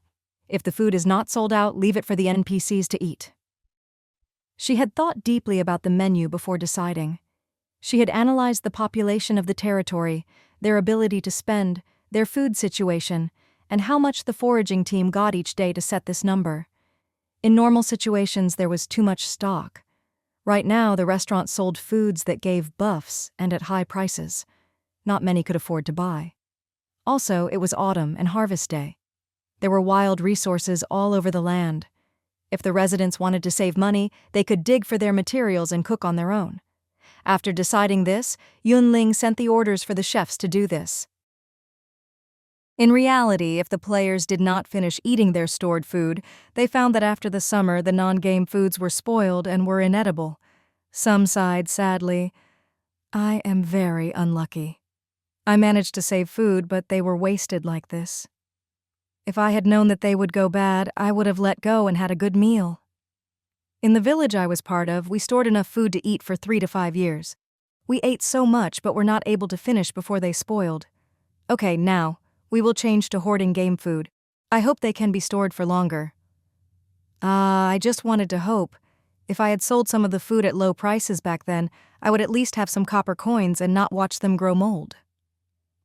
Most residents did not have the happy troubles of storing food for a spring and a summer season without finishing it. After using up the food they had found from different places, people changed to menus using game materials. When the potatoes were roasted with a bit of salt, they would satisfy hunger. The wild vegetables could be mixed and eaten. Collect mushrooms, little peppers, meat sauce. Think for a while, adjust the ratio. And you could make good meat mushroom sauce. Put rice in a bamboo tube, add meat, and the right amount of water. Put it into the fire to roast, and then it was bamboo rice. If one really did not have any cooking talent and was too lazy to cook, they could buy and eat from the restaurant, hire people to cook, or go around the night market to buy night snacks. Each night, there were clever life skills players skilled in cooking, setting up stalls, and showing their skills. Delicious mutton. Newly cooked sticky rice. Fried udon with mushrooms. Steamed custard, carp soup. There were only things that people did not think of, and nothing they could not do. The delicious foods of the past reappeared again, and caused people to drool. As the neighbor of a grilling expert, Yun Ling suffered greatly. Each day, near evening, there would be gusts of roasting meat coming from the neighboring stone house. This greatly affected the friendship between neighbors. Just as Yun Ling almost could not resist going over to knock on his door, Mr. Neighbor came to visit. "I made skewers. There is grilled gluten, grilled rice cake, grilled squid, grilled pork belly, grilled fat beef. Take it and eat." Yun Ling. There was a layer of sauce on the skewers, and it was so fragrant. She took a bite. Sweet and spicy, very tasty and enjoyable. "If you like, I will give you more next time." Mr. Neighbor was very kind. Yun Ling. I forgive you. Day 75. The berries were harvested and the crops were mature. It was just 5 days from the previous harvest this time. Now Yun Ling finally understood what every 5-10 days you can receive a batch of crops meant. Harvest day you could harvest in 5 days. Calamity day, peace day, 10 days were needed. This was not random or by luck. After understanding, Yun Ling calmed down. A fixed date is good. It is convenient for arranging the work of the NPCs. During the autumn harvest, the food covered the land, and the residents all hoarded food to prepare for the winter. In the empty ground behind the wood house, Xiaxi had not followed the trend of transplanting shrubs or starting a field to grow vegetables, but he found wood, mud and sand, preparing to make a bread oven. It was not difficult to make a bread oven, and it was not the first time that Xiaxi was doing this, so she should be able to quickly do this. The problem was, during the building process, she found she lacked a key material: brick. Before the apocalypse, if she needed bricks, she could buy them everywhere. After the apocalypse, she could not fill her belly, much less anything else. If she had to make the bricks herself, from the clay to the firing, it would take 3 to 5 months to finish. Do I have to give up? Xiaxi hesitated. At this time, her older brother Xiahan Dong came home and shouted immediately, "Little Xi, come and look. I got the bricks you wanted." Xiaxi was stunned. When she found that her brother had brought back red bricks, she was surprised and happy. "Where did you get it?" "Drops from monsters," Xiahan Dong explained. "I encountered some mud monsters, and after killing them, they dropped clay and also bricks." Seeing his younger sister reluctant to let go of the brick, he said, "See if there are enough. If not, I will go and get some tomorrow. Not enough. I need a few more. Xiaoxi smiled sweetly. Thank you, brother. Okay, tomorrow, and the day after, I will kill the mud monsters until you have enough, Xiahandong said readily. After a few days when all the materials were gathered, Xiaoxi was prepared to act. First, she built a base, and then used sand and stone to make an insulation layer. Then she made a mud tire on the bottom, and then used cloth to wrap around the mud, leaving a position for the chimney to connect to the oven outside. When the oven was built, she took out the cloth and the mud, and then made a small door of wood. The bread oven was done. It looked very large, but in reality, the inside was about the size of a built-in oven. After finishing the work, Xiaoxi kneaded the flour and put it into the oven to bake. The bread oven was also called an earth kiln. It did not directly use wood fire to heat up the food, but to have the wood fire heat the oven first and rely on the radiant heat of the thick wall to cook the food. This way the bread was crisp on the outside and fragrant and soft on the inside. They tasted better than from normal ovens. Xiaoxi made 5 batches of bread, eating one on her own and leaving the rest to her brother. Xiahandong took a bite and had a nostalgic expression. It is this taste. When we were young, grandmother made this for us, but we never got to eat it again. Xiaoxi thought, yes, later on you went out to work and only returned home for New Year's. Sometimes, to save money, you did not even bear to come back then. Looking at the remaining bread, she said seriously, Brother, I am planning to start a business. Selling bread? Xiahandong reacted immediately. Yes. Xiaoxi nodded.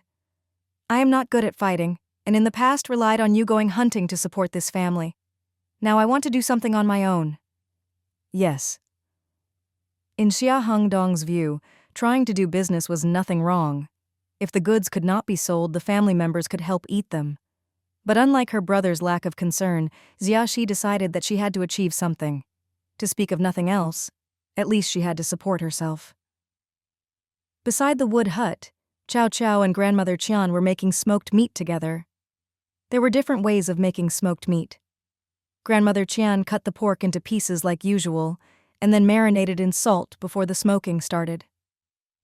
To avoid ash during the smoking, Grandmother Qian had Chow Chow put the stone bonfire above empty ground.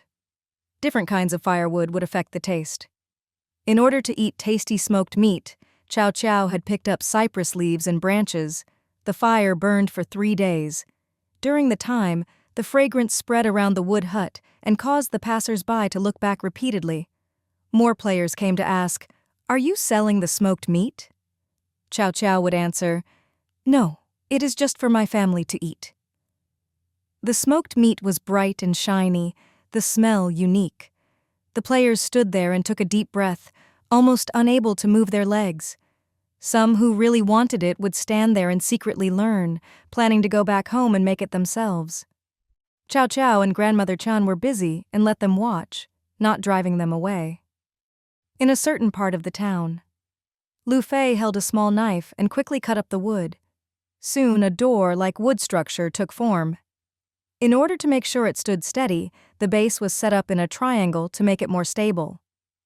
In the distance, his cousin Lu Feng was twisting grass into rope. They were immersed in their work when a woman came to ask, How are you selling the wood racks? Lu Feng looked up and said with a smile, 20 copper coins each. Hearing this, the woman could not help but have a painful expression. What about the rope?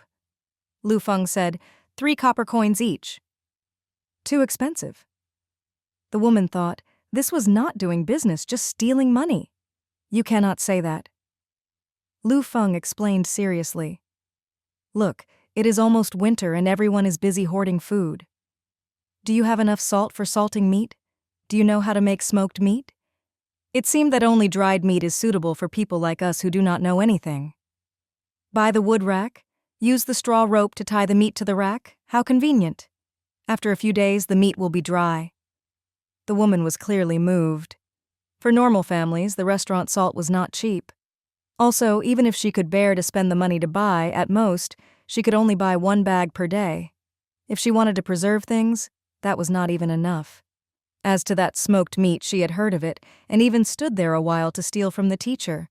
But the taste of what she made was completely different. She did not know in which step the problem had occurred.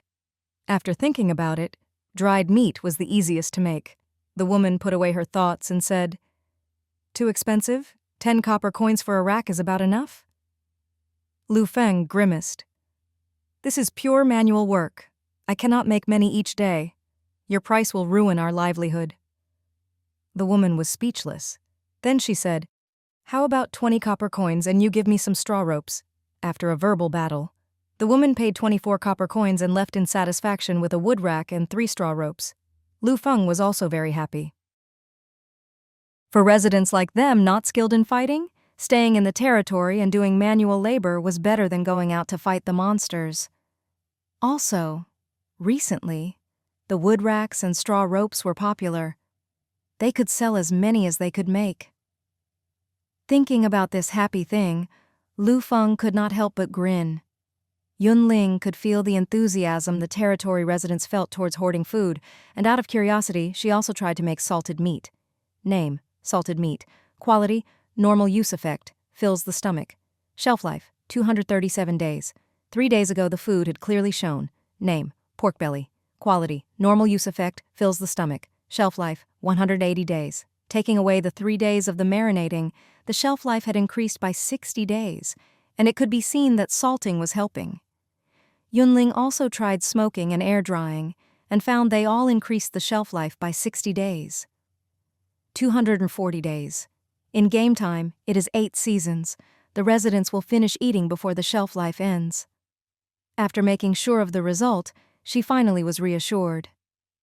From the map, it appears to be another half an hour of travel before we can reach Rising Cloud Town, Ren Shile said as he handed water to a member. "Sit down and rest. After a while, we will go straight to Rising Cloud Town, and there will be no more resting along the way." The team members found positions and sat down. Autumn is such a good season. One person opened a bamboo tube and poured water into his mouth. He wiped his mouth and then said, "The temperature is suitable, not hot or cold. Traveling on the road is safe, and if you see the monsters beforehand and avoid them, they will not chase you relentlessly like they are mad. So I picked the autumn season to travel for business." Ren Shile patted his linen backpack. A clever light flashed through his eyes. Ever since the ranking existed, Rising Cloud Town was always first. They must have developed well, and the territory should have some specialties. If we buy them and go back to sell, we must make a good profit. Thinking of how much they would make, the members all had knowing smiles. After the rest, Ren Shile was the first to stand up. "Let's go. Keep on traveling." The closer to Rising Cloud Town, the more the surroundings looked like they had been dug up. On the way here, no resources were left. Someone asked hesitantly, "Is Rising Cloud Town full of life skills players that focused on foraging? This place has been cleaned too much." Ren Shile was stunned inside but did not show it. He said coolly, "We will know when we enter the territory. You have found Rising Cloud Town." As the system notification sounded, a group of people stepped into the territory. When they looked around, everyone was dumbfounded. There were pine and cypress trees scattered around Rising Cloud Town, and this looked different from other territories. As they walked in, there were neat rows of wood shelves, all of them with meat hanging from them. Everyone was shocked, their mouths wide. At this time, a wave of fragrance came at them. One member's nose moved and he said in shock, "It is smoked meat. Our village made smoked meat before. It smelled like this." At another look, there were several bonfires burning. The pieces of meat were red and shiny, looking very attractive. Gulp! The team members swallowed. Walking in, there was a forest of tents and neat rows of wood houses. This was not much.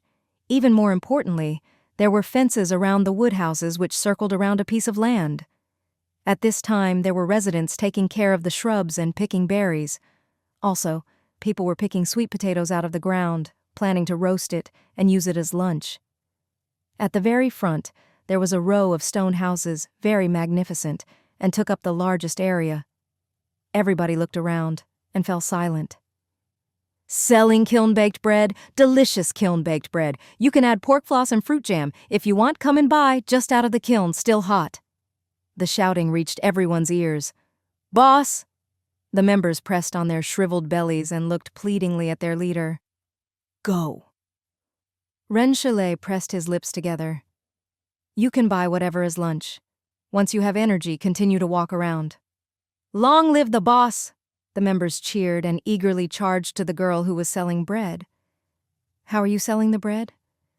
What do you mean by kiln-baked bread? If pork floss is added or the jam, what is the price? Everyone asked, like they had just come from the mountains and never seen the world before. Xiaxi patiently answered, 1 piece of bread for 4 copper coins. Usually, bread is baked in the oven and the kiln-baked bread is different. I made a bread kiln myself and baked it myself. It tastes better than normal oven-baked bread. A spoon of pork floss is 1 copper coin. 2 spoons of jam, 1 copper coin. I just earned the cost.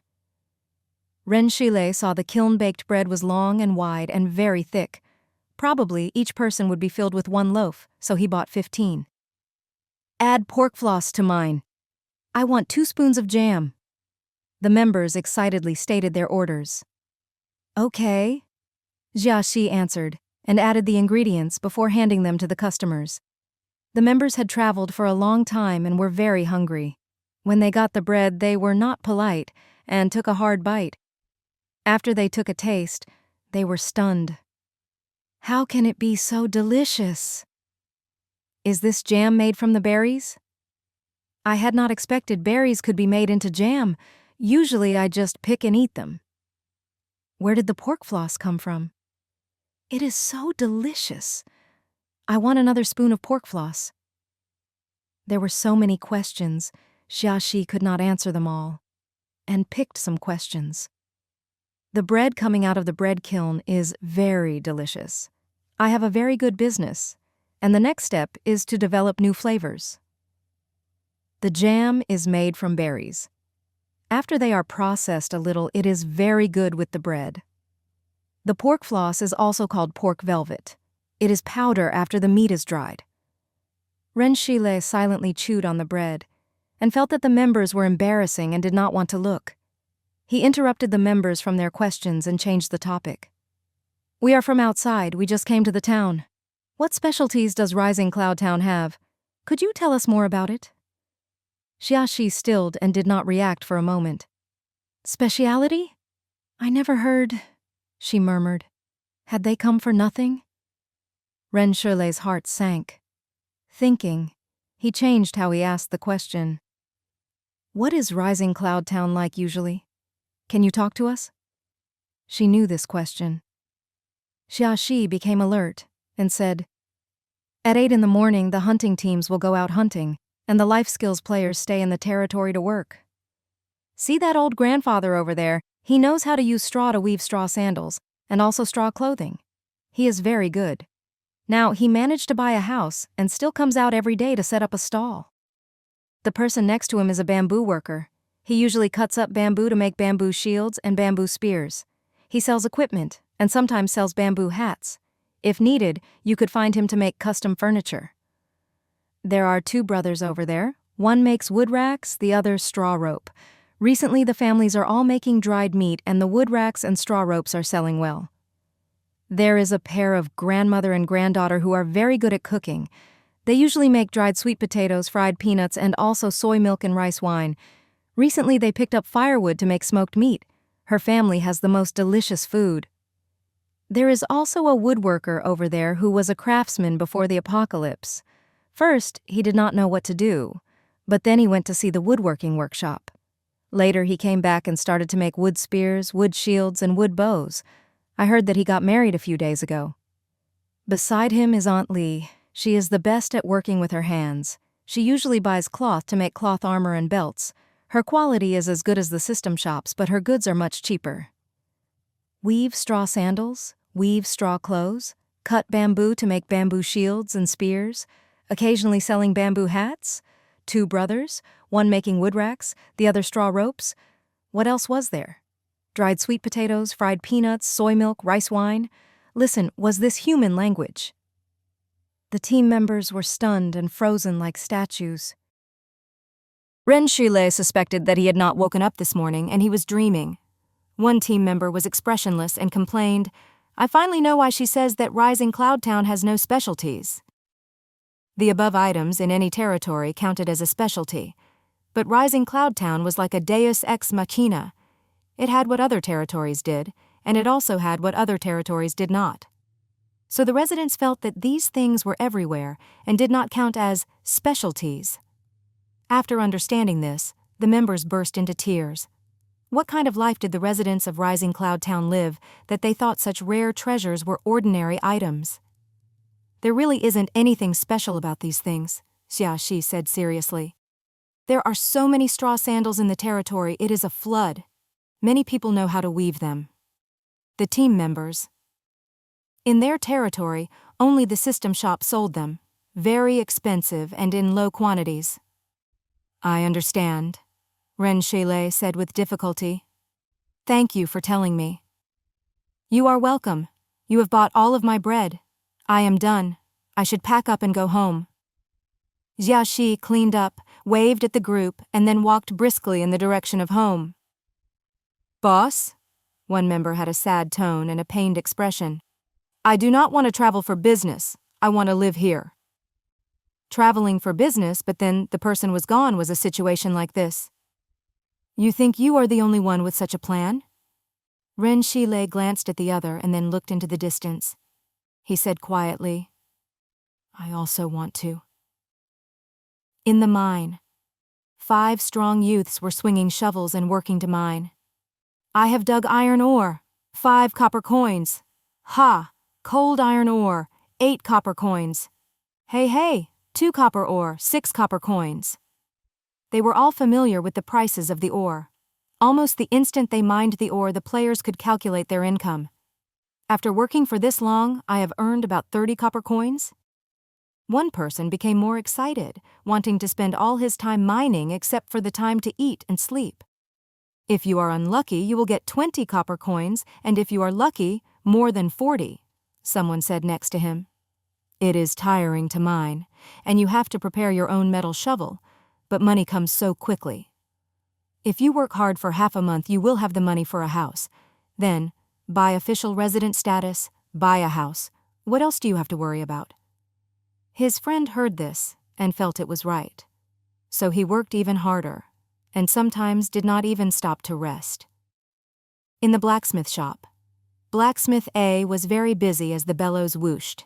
Every time he smelted a piece of ore, Yun Ling would receive a system notification. Smelting success, 1x coal. Smelting success, 1x iron. Smelting success, 1x copper.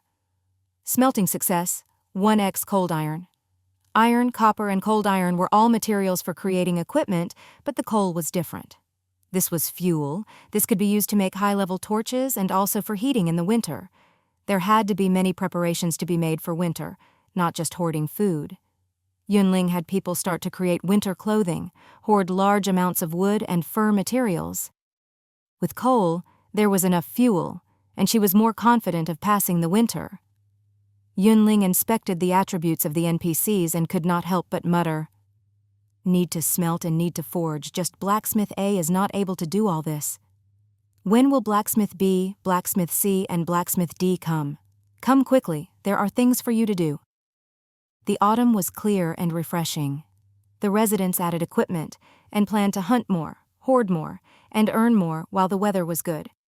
Maybe because these were harvest days, the hunting teams would return with full hands each time. With spare money the residents were willing to spend, and the small town became lively.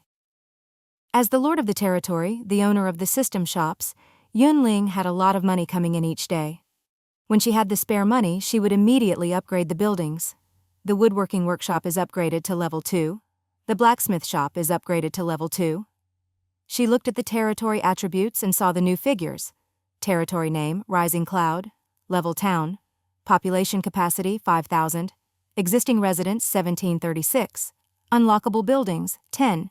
Existing buildings, 10. Existing building detail, warehouse, level 2, omitted. Mission hall, level 2, omitted. Woodworking workshop, level 2, omitted. Tailor shop, level 2, omitted. Residence, level 2, omitted. Defensive shield, level 2, omitted. Restaurant, level 2, omitted. Ice house, level 2, omitted. Farmland, level 2, omitted. Blacksmith shop, level 2, omitted. Other than the fact that the population was increasing slowly, everything else was perfect. It takes 2,000 copper coins to upgrade a building from level 2 to level 3. From a town to a city, I need 1 million copper coins. Yun Ling's heart shook after she calculated the costs.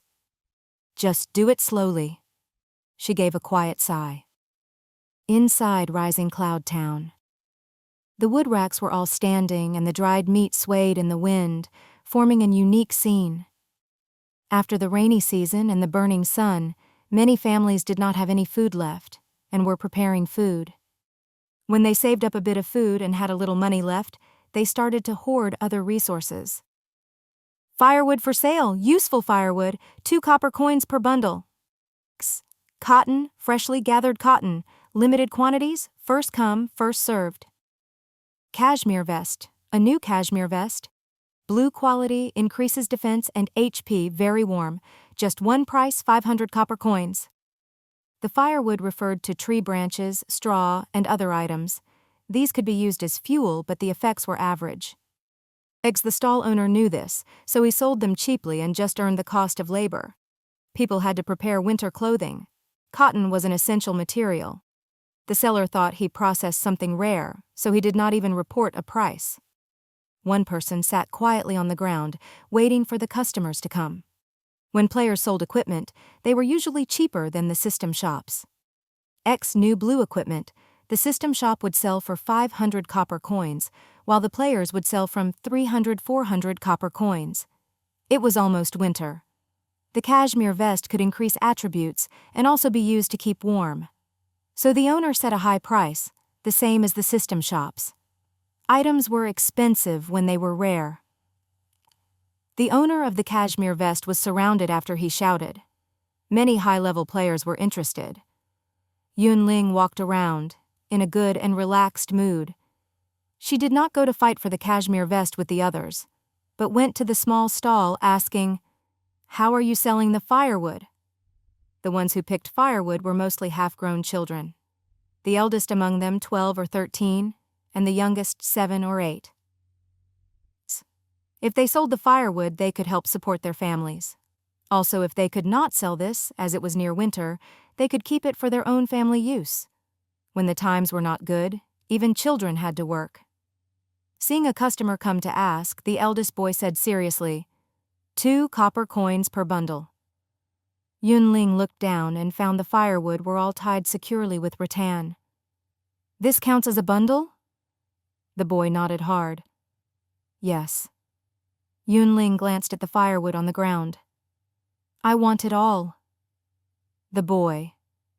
Yun Ling paid 12 copper coins and did not need the children to help her move them.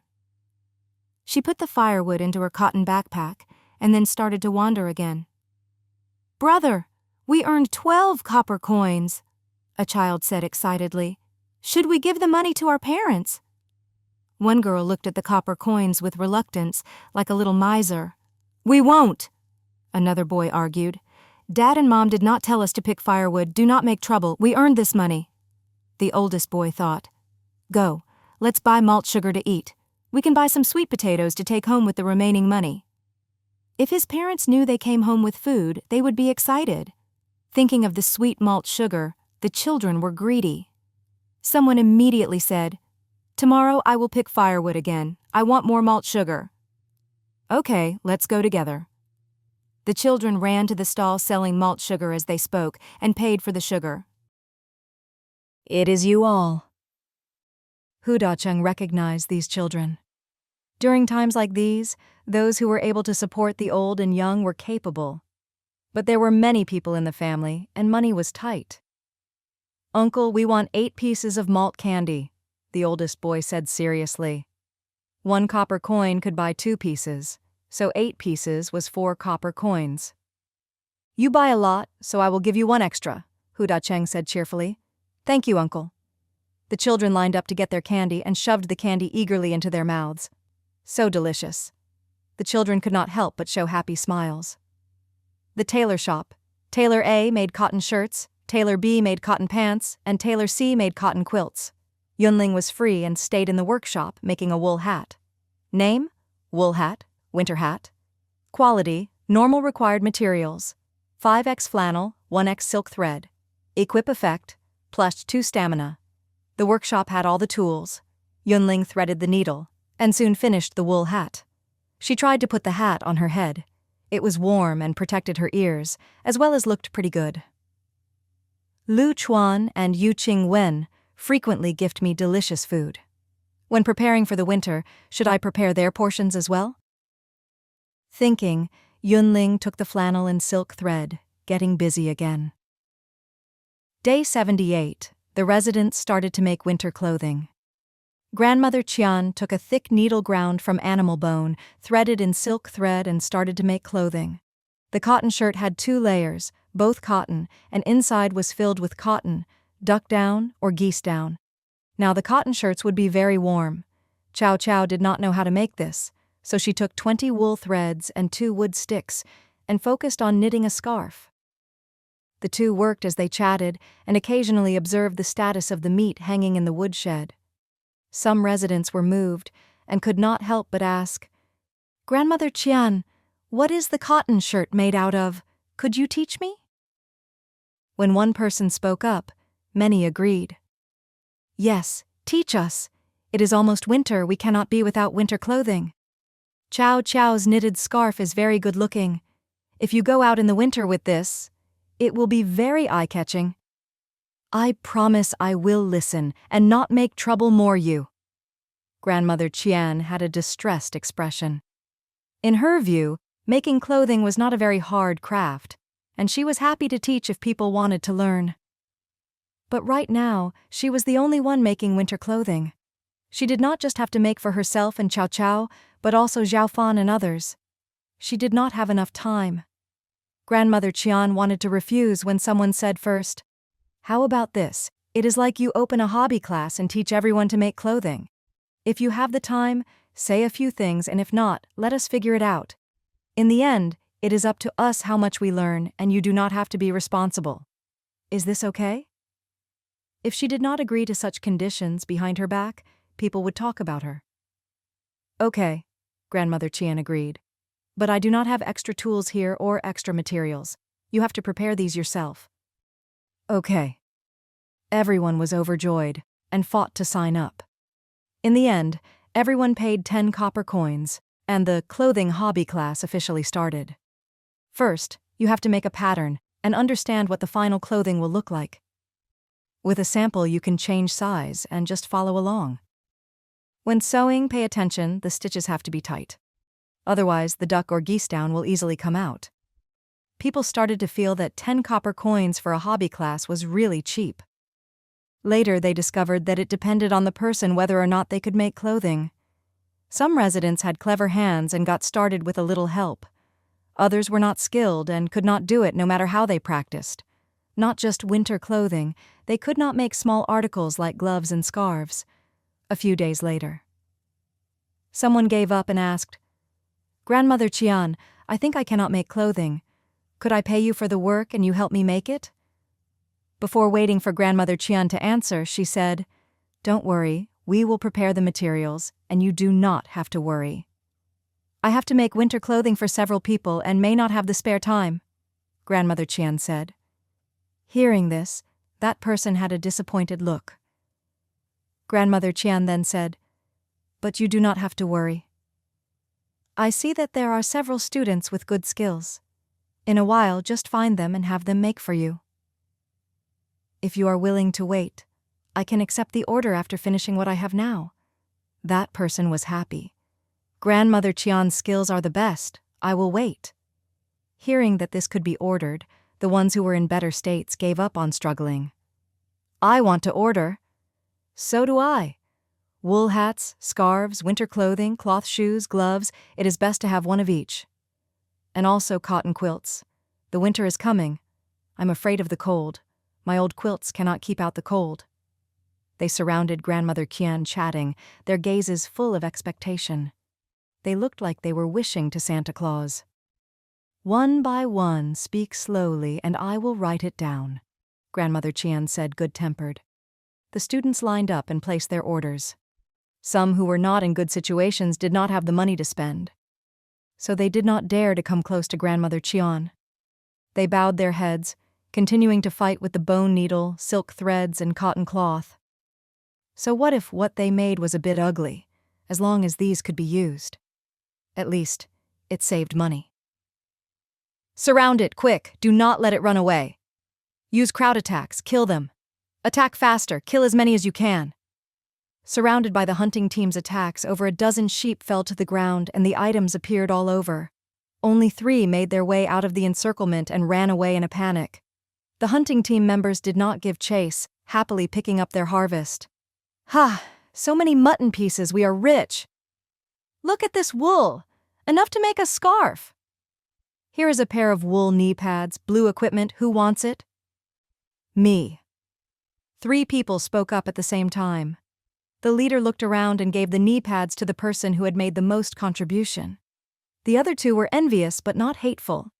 The team was enjoyable and fair. There were more chances in the future. It would be their turn one day. As the group was splitting up the spoils, the members were all grinning. At this time, someone shouted in shock, "Enemy attack! My HP is dropping!" Looking around, there was nothing in the surroundings. The leader was experienced and quickly reacted. "It's a shadow monster! Quick, fire attack! Fireball spell!" The fire mage decisively attacked. A combat player took out a torch from his backpack to burn the shadow. Why is it still alive? The HP of the player being attacked continued to drop. He paled. "Do not worry about your mana. Use all the fire spells." The leader was decisive. Firewall. Flameblade. Burning heavens. Lava. The team members used their skills. The shadow was incomplete in shape, like it had been wounded. But it persisted in attacking like it wanted to kill the player. Someone inhaled in shock. "Still not dead? Is this a boss?" Hearing this, everyone present felt cold. No one knew if they would be the next one. Unable to be killed, and he could not hide. Was he fated to die? The player being attacked closed his eyes in despair. In the last moments of his life, he suddenly realized that even if this was a harvest day in autumn, Apocalypse Calamity was a dangerous survival game, and a little carelessness would cause death. "Mage, attack!" the leader shouted. The team members worked together and furiously cast skills. But physical attacks were ineffective, and only fire spells could create damage towards shadow monsters. In a blink of the eye, a player had died. Before everyone could react, the shadow monster dove into the shadow of another player with a whoosh. "Ah! It is targeting me!" That person was very panicked, seeing the HP drop. "Calm down," the leader shouted. "Take out all the bandages from the backpack and put them on yourself." Then he turned and indicated to the priest. "Don't just stand there. Heal him and make sure he hangs on." Then he called out to the team members. "Everyone work together and attack to kill the boss." Everyone had been confused at the sudden change. As the orders came, the team members calmed down and started to attack in an orderly manner. The 2 sides started a war of attrition. Who would win depended on whether the player's HP would be exhausted first, or if the shadow monster boss was killed first. When the priest used their last healing spell, the shadow monster shattered and turned into a wisp of smoke. The attacked player's legs gave out and he collapsed to the ground. "I am alive." He was still afraid, clearly having been given a great fright. 3x purple equipment, 1x A-rank skill card, blue equipment, white equipment, all kinds of materials. The gains were rich. But when they saw their team member who had unfortunately died, they did not feel any joy at all, and then were all silent. Rising Cloud Town. Old Zhang held the straw and was weaving. As time passed, a straw basket half the height of a person took form. The system notified, "Congratulations, You have made the furniture grass basket. Salse of experience points. You have sufficient proficiency, and your life skill, elementary grass art, has reached intermediate grass art. Old Zhang was content and called over his grandson Zhang Hongbo. The new grass basket is done, go and sell it. Right now, the players of Rising Cloud Town had good days. Many people moved into the wood houses and started to buy furniture. The grass basket was large. It could hold clothing and also food like salted meat, preserved vegetables, and cornbread. It was a popular product. While the bamboo baskets made by the bamboo craftsmen had a similar function, there were not many people who knew how to make them. Each time he finished, when it was taken to be sold, the basket would be instantly bought. Zhang Hongbo took the grass basket and tried to discuss, "Grandfather, someone is selling the neighboring wood house. How about we buy it?" Each player was limited to purchasing one residence. If people wanted to move into the stone houses and had bought wood houses before, they had to first sell their old house before buying a new one. Those who had stone houses did not lack for money. Sometimes, in order to sell quickly, the price would be slightly lower than usual. Now that there was a chance, Zhang Hongbo wanted to take it. "How can we do that?" Old Zhang glared. "I said to save money and buy a big house for you. In the future, you will get married. How will more people come and live in this 20-square-meter house?" "The future matters are for the future," Zhang Hongbo said seriously. "With spare money in hand, I would rather buy more winter clothing and hoard more food." Old Zhang did not make a sound. "It is not worth it to spend all the money on the houses," Zhang Hongbo said patiently.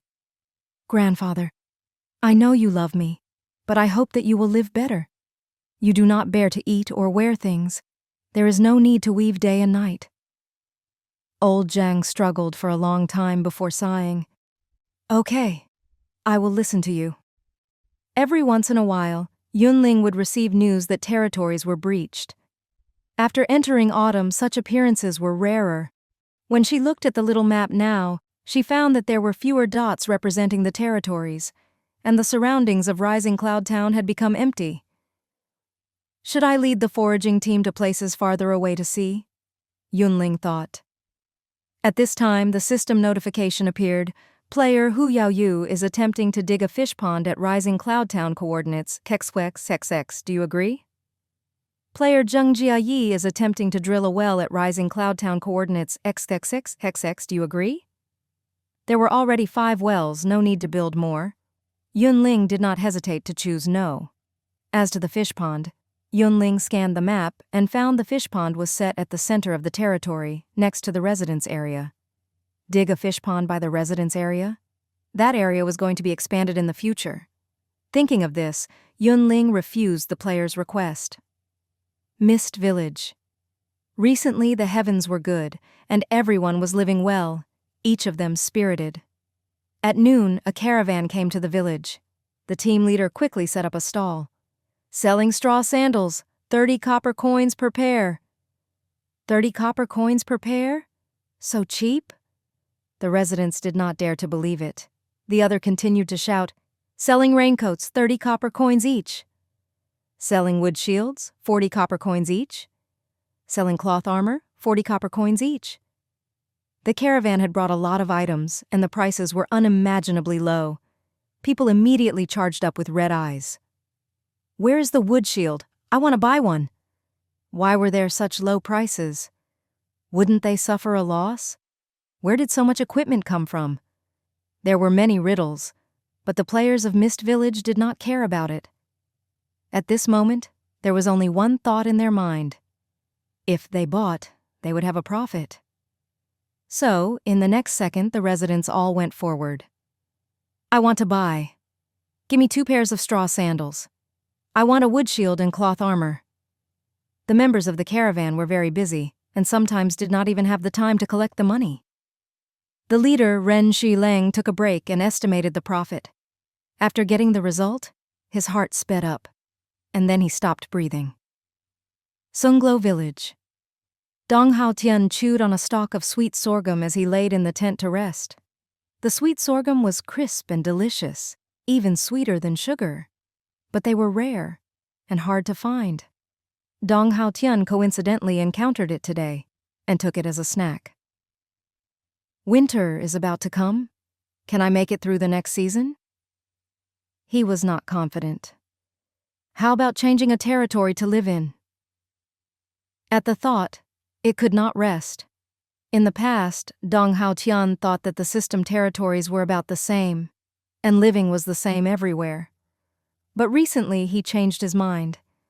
Not all of the territory residents were indifferent and lived numbly. Not all players were struggling to survive and always on the verge of death. He was just unlucky and did not meet people who were powerful and reliable. Unconsciously, Dong Haotian thought of the woman who had rescued him. Young, beautiful, led a team, had many purple pieces of equipment, and could afford to buy S-rank skills. Even more importantly, when she encountered the weak, she was willing to help. What kind of environment could produce an expert like this? If this was the territory she was in, maybe it had better law and order than other places. In any case, everywhere was the same. Why didn't he go visit Rising Cloud Town? Dong Haotian had thought countless times about moving, but never made the decision. There are not many days in autumn left. I do not know what the winter season will be like. If I have something I want to do, I have to do it in the next few days. Hoard food, hoard equipment, earn money, make cotton clothing. After a few days, when it goes back to calamity days, no matter what I do, it will not be as convenient as now. A discussion sounded outside the tent. Soon the voice turned low, and the other clearly had walked far. Dong Haotian got up and had a serious expression. Yes, when it is calamity days, I will not be able to leave even if I want to. I must make a decision early. Thinking about it, he finally decided, tomorrow, he would pack up. He was moving to Rising Cloud Town. Traveling on autumn days was not hard. When you encountered monsters, you just had to hide away to get rid of them. It was silent on the way. Dong Haotian spent nearly 2 hours to successfully reach Rising Cloud Town. Before entering the territory, he had thought it through several times in his mind. If Rising Cloud Town was about the same as Sunglow Village, or slightly better in some aspects, then the decision to move was right. In reality, with Sunglow Village's situation, it was not very easy to be worse off than them. The territory's worse off had been breached already. Thinking of this, Dong Haotian was relieved and walked with large steps inside. Selling kiln-baked bread. Delicious kiln-baked bread. Malt sugar. Delicious malt sugar. Selling straw sandals, straw baskets, straw mats. You can pick as you please. Dong Haotian rubbed his eyes and thought he was seeing wrong. All the families were raising chickens and ducks. There were vegetable gardens behind people's houses. The children were surrounding the malt sugar stall just like in the past. This really was a system territory, and not a town of the peaceful past. Dong Haotian was struck where he stood. His backpack was slightly open and showed the sweet sorghum inside. A resident saw this, and their eyes lit up, asking, "Are you selling this?" Dong Haotian? He said hesitantly, "People sell this?" "Look at what you say, sweet sorghum is a rare thing. Why won't people buy?" That person said enthusiastically. 2 copper coins for a stick, how about it? This was a snack he had casually cut down, and it was good to sell it for money. Dong Haotian took the money and handed over the sweet sorghum. "See, someone is selling sweet sorghum?" Someone shouted, and a circle of people heard this. The residents all looked at Dong Haotian. At the same time, someone quickly walked close. "You are selling the sweet sorghum? Give me 2. I also want some." "Hey, this sweet sorghum is very fragrant. I remember the days of eating this in the past." In the blink of an eye, all the sweet sorghum was sold. Dong Haotian held more than 30 copper coins in a daze. Why were copper coins so easy to make? How could he make money without going out to hunt? The sweet sorghum could only be eaten as a snack and not a meal, but so many people were willing to spend money to buy it. Dong Haotian was stunned for a moment. Then he hit his head hard. Such a good place. Why did I only move here now? Autumn was the season for harvest. Anyone who saw the stored firewood, hoarded food, and copper coins increase in their houses would be in a good mood. Without knowing it, the characters on the top right corner turned to Day 101, Winter Calamity Day. This morning, just as Yun Ling woke up, she sensed the room was filled with a chill. It felt like winter had come overnight. Hiss, so cold? Yun Ling quickly climbed up and put on the down jacket she had purchased before. This was back when the apocalypse started, and the players went to the markets. Supposedly, this had been hoarded for a long time. Originally, they had wanted to hoard it, but then found that non-game items could not deal with the terrible weather, so they disposed of it at a cheap price. Yun Ling had bought one purely to prove her guess. As she expected, when she put on the jacket, she felt no warmth at all. The cold air burrowed in all over her body. As expected, it does not work. Yun Ling gave up and took off the down jacket. Then she put on the cotton shirt, cotton pants, cotton shoes, wool hat, gloves, and scarf that she had prepared beforehand. With each thing she put on, she felt better. When she was fully outfitted and covered herself tightly, she finally experienced what was called warmth. Such a cold day.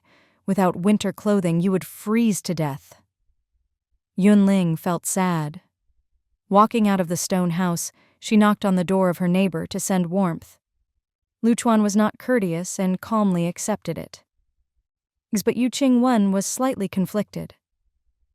Does this count as getting positive feelings of an NPC, Lord, in order to get rare equipment? The clothing was only white and blue quality, and the attributes were not high, but they were super useful. When they were worn, it was immediately not cold. Hearing this, Yun Ling said seriously, "You deserve it. Usually the average person cannot get such high positive feelings." Yu Qingwen, "You speak so much sense I am speechless." She was not polite, and accepted the clothing. While the temperature had suddenly dropped, the worst situation had not come as it was not snowing yet. To avoid the inconvenience of traveling in the future, the hunting teams went out like usual, hoping to get something. Yun Ling indicated for Guard A to hand out cotton shirts. Then she said gravely, "Winter wear is limited right now. I can only give everyone a cotton shirt. If someone cannot bear it now, say it and do not force yourself." The members of the foraging team nodded, but no one left. Seeing this, Yun Ling waved her hand. "Depart." Like usual, Guard A led a team, Yun Ling led a team, and they explored different directions. The moment Yun Ling stepped out of the territory, she paused slightly. So cold. When in the stone house, she said it was cold. That was more because of the great change in temperature which she could not adjust to momentarily. But now, when she said it was cold, it was really cold. The wind was bone-chilling. Her fingers were almost frozen stiff, and her movements were slow. Why was the temperature inside and outside the territory so great? Yun Ling suddenly thought of the plants. Moderate the temperature of the territory. Would this mean lowering the temperature in the summer and increasing the temperature in the winter? Before she could think it through, a girl had chattering teeth. Too cold. Just a cotton shirt, I fear we will not last long." Pang Yu was worried. Yun Ling's heart suddenly sank. It seemed harder than she imagined to pass the winter. The winter clothing was in short supply, and for normal players getting even one was hard, but in the present situation, without cotton shirts, cotton pants, cotton shoes, wool hats, they could not stay in the cold for very long. Thinking, she said, "This is the first day of the winter. We will not go far, just go around the surroundings." If something happened, they could return to the territory to rest in time. Hearing that they were only moving around the territory, the foraging team became spirited, and the air relaxed greatly. "Go look over there." Yun Ling led the way at the front. Passing by a patch of berries, she did not let the foraging team stop, but continued forward. They walked and walked until they reached a patch of chili peppers. Then Yun Ling ordered the players to work. About 25 minutes after leaving the territory, one person warned, "I have a negative status." Yun Ling dashed next to the player. "Let me see." That person set it to public. The window showed, The cold wind is bitter. Your hands and feet are cold. Player has a negative state, 1 strength, 1 agility, 2 stamina. Note: stamina determines HP and the ability to fight/move run for long times. The higher the stamina, the more you are not affected by the negative effects of the environment. Not even half an hour, and people could not stand it. After the spring, summer, and autumn seasons, the members of the foraging team had higher levels than before. Also, most of them added points to their agility and stamina. With each level, they would add either 2 agility and 1 stamina, or 1 agility and 2 stamina. Logically, their resistance should have increased. Was it the winter too difficult, or the game was increasing the difficulty? A bad feeling rose in Yun Ling. She focused and said, "Try to bear it. After 2 hours, everyone will go back together and rest." Okay. That person nodded and did not object. The autumn season had just ended, and there were many edible items.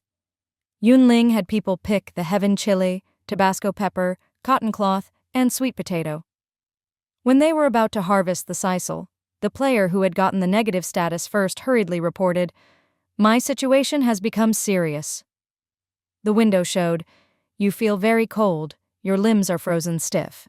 Player has a negative state, 2 strength, 2 agility, 4 stamina." Usually speaking, negative statuses were divided into 3 stages. In the first stage, being slightly affected in poor environments. In the second stage, the severity would increase, and it was not suitable to continue.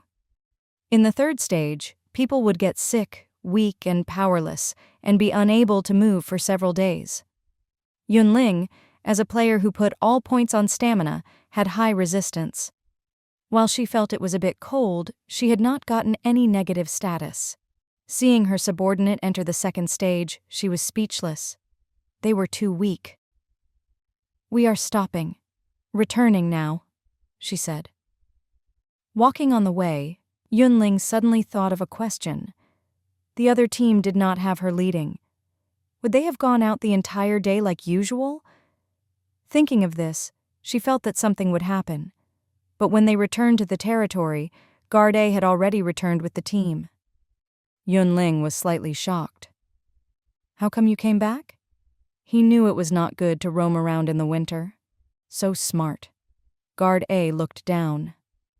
"Not long after leaving Rising Cloud Town, we were ambushed by ice elementals.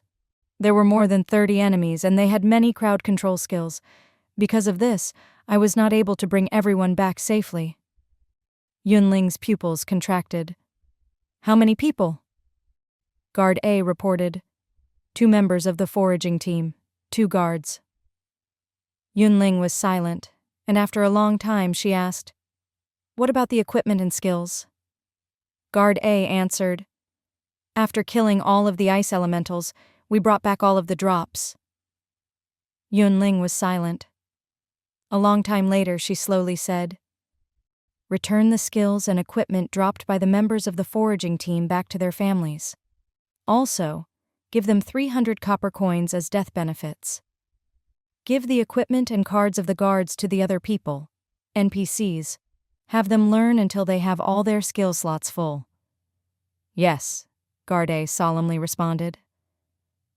Seeing the foraging team members still afraid, Yun Ling disbanded the team. "Go back and rest. We are not going out today." In the mine, a group of youth were swinging shovels and mining. Suddenly, one person received a system notification. "The cold wind is bitter. Your hands and feet are cold. Player has a negative state, 1 strength, 1 agility, 2 stamina." That person almost exploded. "I am wearing a cotton shirt. Why am I still getting a negative state?" The companion next to him said quietly, "Because you are only wearing a cotton shirt, and not cotton pants or gloves." That person... He knew that wearing cotton pants and gloves could help him keep warm. But wasn't this because his money was tight and he wanted to save money? That person was unwilling and complained, "1 agility, but why also decrease my strength and stamina?" Strength determined damage and the ability to bear weight. Agility determined response speed and movement speed. Stamina determined HP and the ability to fight, move, run for long times. Mining was physical work. If strength was low, it was inefficient, and the work was slow. Low agility meant a slow reaction, but it had almost no effect. Low stamina meant that one would be tired not long after fighting. If they did not rest, the negative status would increase in severity, and the attributes would decrease. Due to this, he did not care about the decrease in agility, but about the strength and stamina. "It has been deducted already. Can you reason with the system?" His companion urged him. "Go rest. You are not suited to work in this state." That person was powerless and could only stop mining and go to the side to sit down. In the wilderness, a team of 5 was roaming around. The archer shrank his neck back and complained, "What ghastly weather is this? Too cold." No way about it. The mage had a helpless expression. "There are only a few tailors in the territory, and the amount of winter clothing they can create each day is limited. If you do not have connections, you cannot buy." In the past, he always felt if he made more copper coins, he could buy everything he wanted. Later, he found that while he was doing well, there were many people doing even better. He planned to put down money on equipment, but others were willing to put down even more. So after a while, even though he had money, he was not able to buy cotton shirts, cotton pants, cotton shoes, wool hats, and gloves. "Just bear it for these few days." The mage seemed to be comforting his companion and also himself. "When the top teams get their winter clothing, then it should be our turn. Who made it so that we did not cultivate our own life skill players? Other people support their own tailors, they can make winter equipment, and their goods would be first for their teams." The archer snorted. "Why don't you look at how much money it will take to support a life skills player? Even if you put in effort and money, what you get back may not be worth it. Rather than cultivate your own, it is better to buy ready-made. Winter clothing is in high demand right now, but after a while, when the tailors have the time, there will be extra equipment that they will sell." The priest was resentful. "So, on the first day of the winter, why did we come out? Why not wait until we get winter gear?" The mage said with exasperation. "Staying in the territory, we cannot do anything. Why waste the time? It is better to come out and get at least some things." The priest was very irritable inside. "In the winter, will the monsters run and hide in hibernation? We have been out for a while, but we have not seen a monster at all." Just as he finished speaking, the system notified, "You feel very cold. Your limbs are frozen stiff. Player has a negative state, 2 strength and 2 agility and 4 stamina." "Damn," the priest could not help but curse. "If we continue to walk, all my attributes will be deducted. How will we fight monsters then?" This was just an exaggeration. Each member of the team had 2 to 3 purple equipment, and their attributes were very strong. However, no matter how high their attributes, they could not resist the cold. It was so cold he wanted to faint on the spot. The mage wanted his teammate to bear it, but before he could speak, he also received the same system notification. His lips pressed together, and he could not say a word. In the entire team, only the 2 warriors had high stamina attributes and were in the first stage of negative status. But even so, they were very cold. "How about we forget it and return?" a warrior suggested. "We decided with a vote to come out. We will also vote to go back. The majority wins." The priest's teeth were chattering as he tried to finish speaking. "I agree to go back. What about you?" "My hands are so frozen I cannot draw my bow. How can I fight?" The archer was determined. "I want to return to the town." There were 3 votes of agreement, and the motion passed. Seeing this, the mage gave up. He was the first to walk. "Go, go, go! Return! I cannot stand this!" "Then why were you clamoring to come out?" The priest was irritable. He sped up his steps, hurrying back, wanting to be in the territory in the next second. The weather greatly affected the normal activities of the players.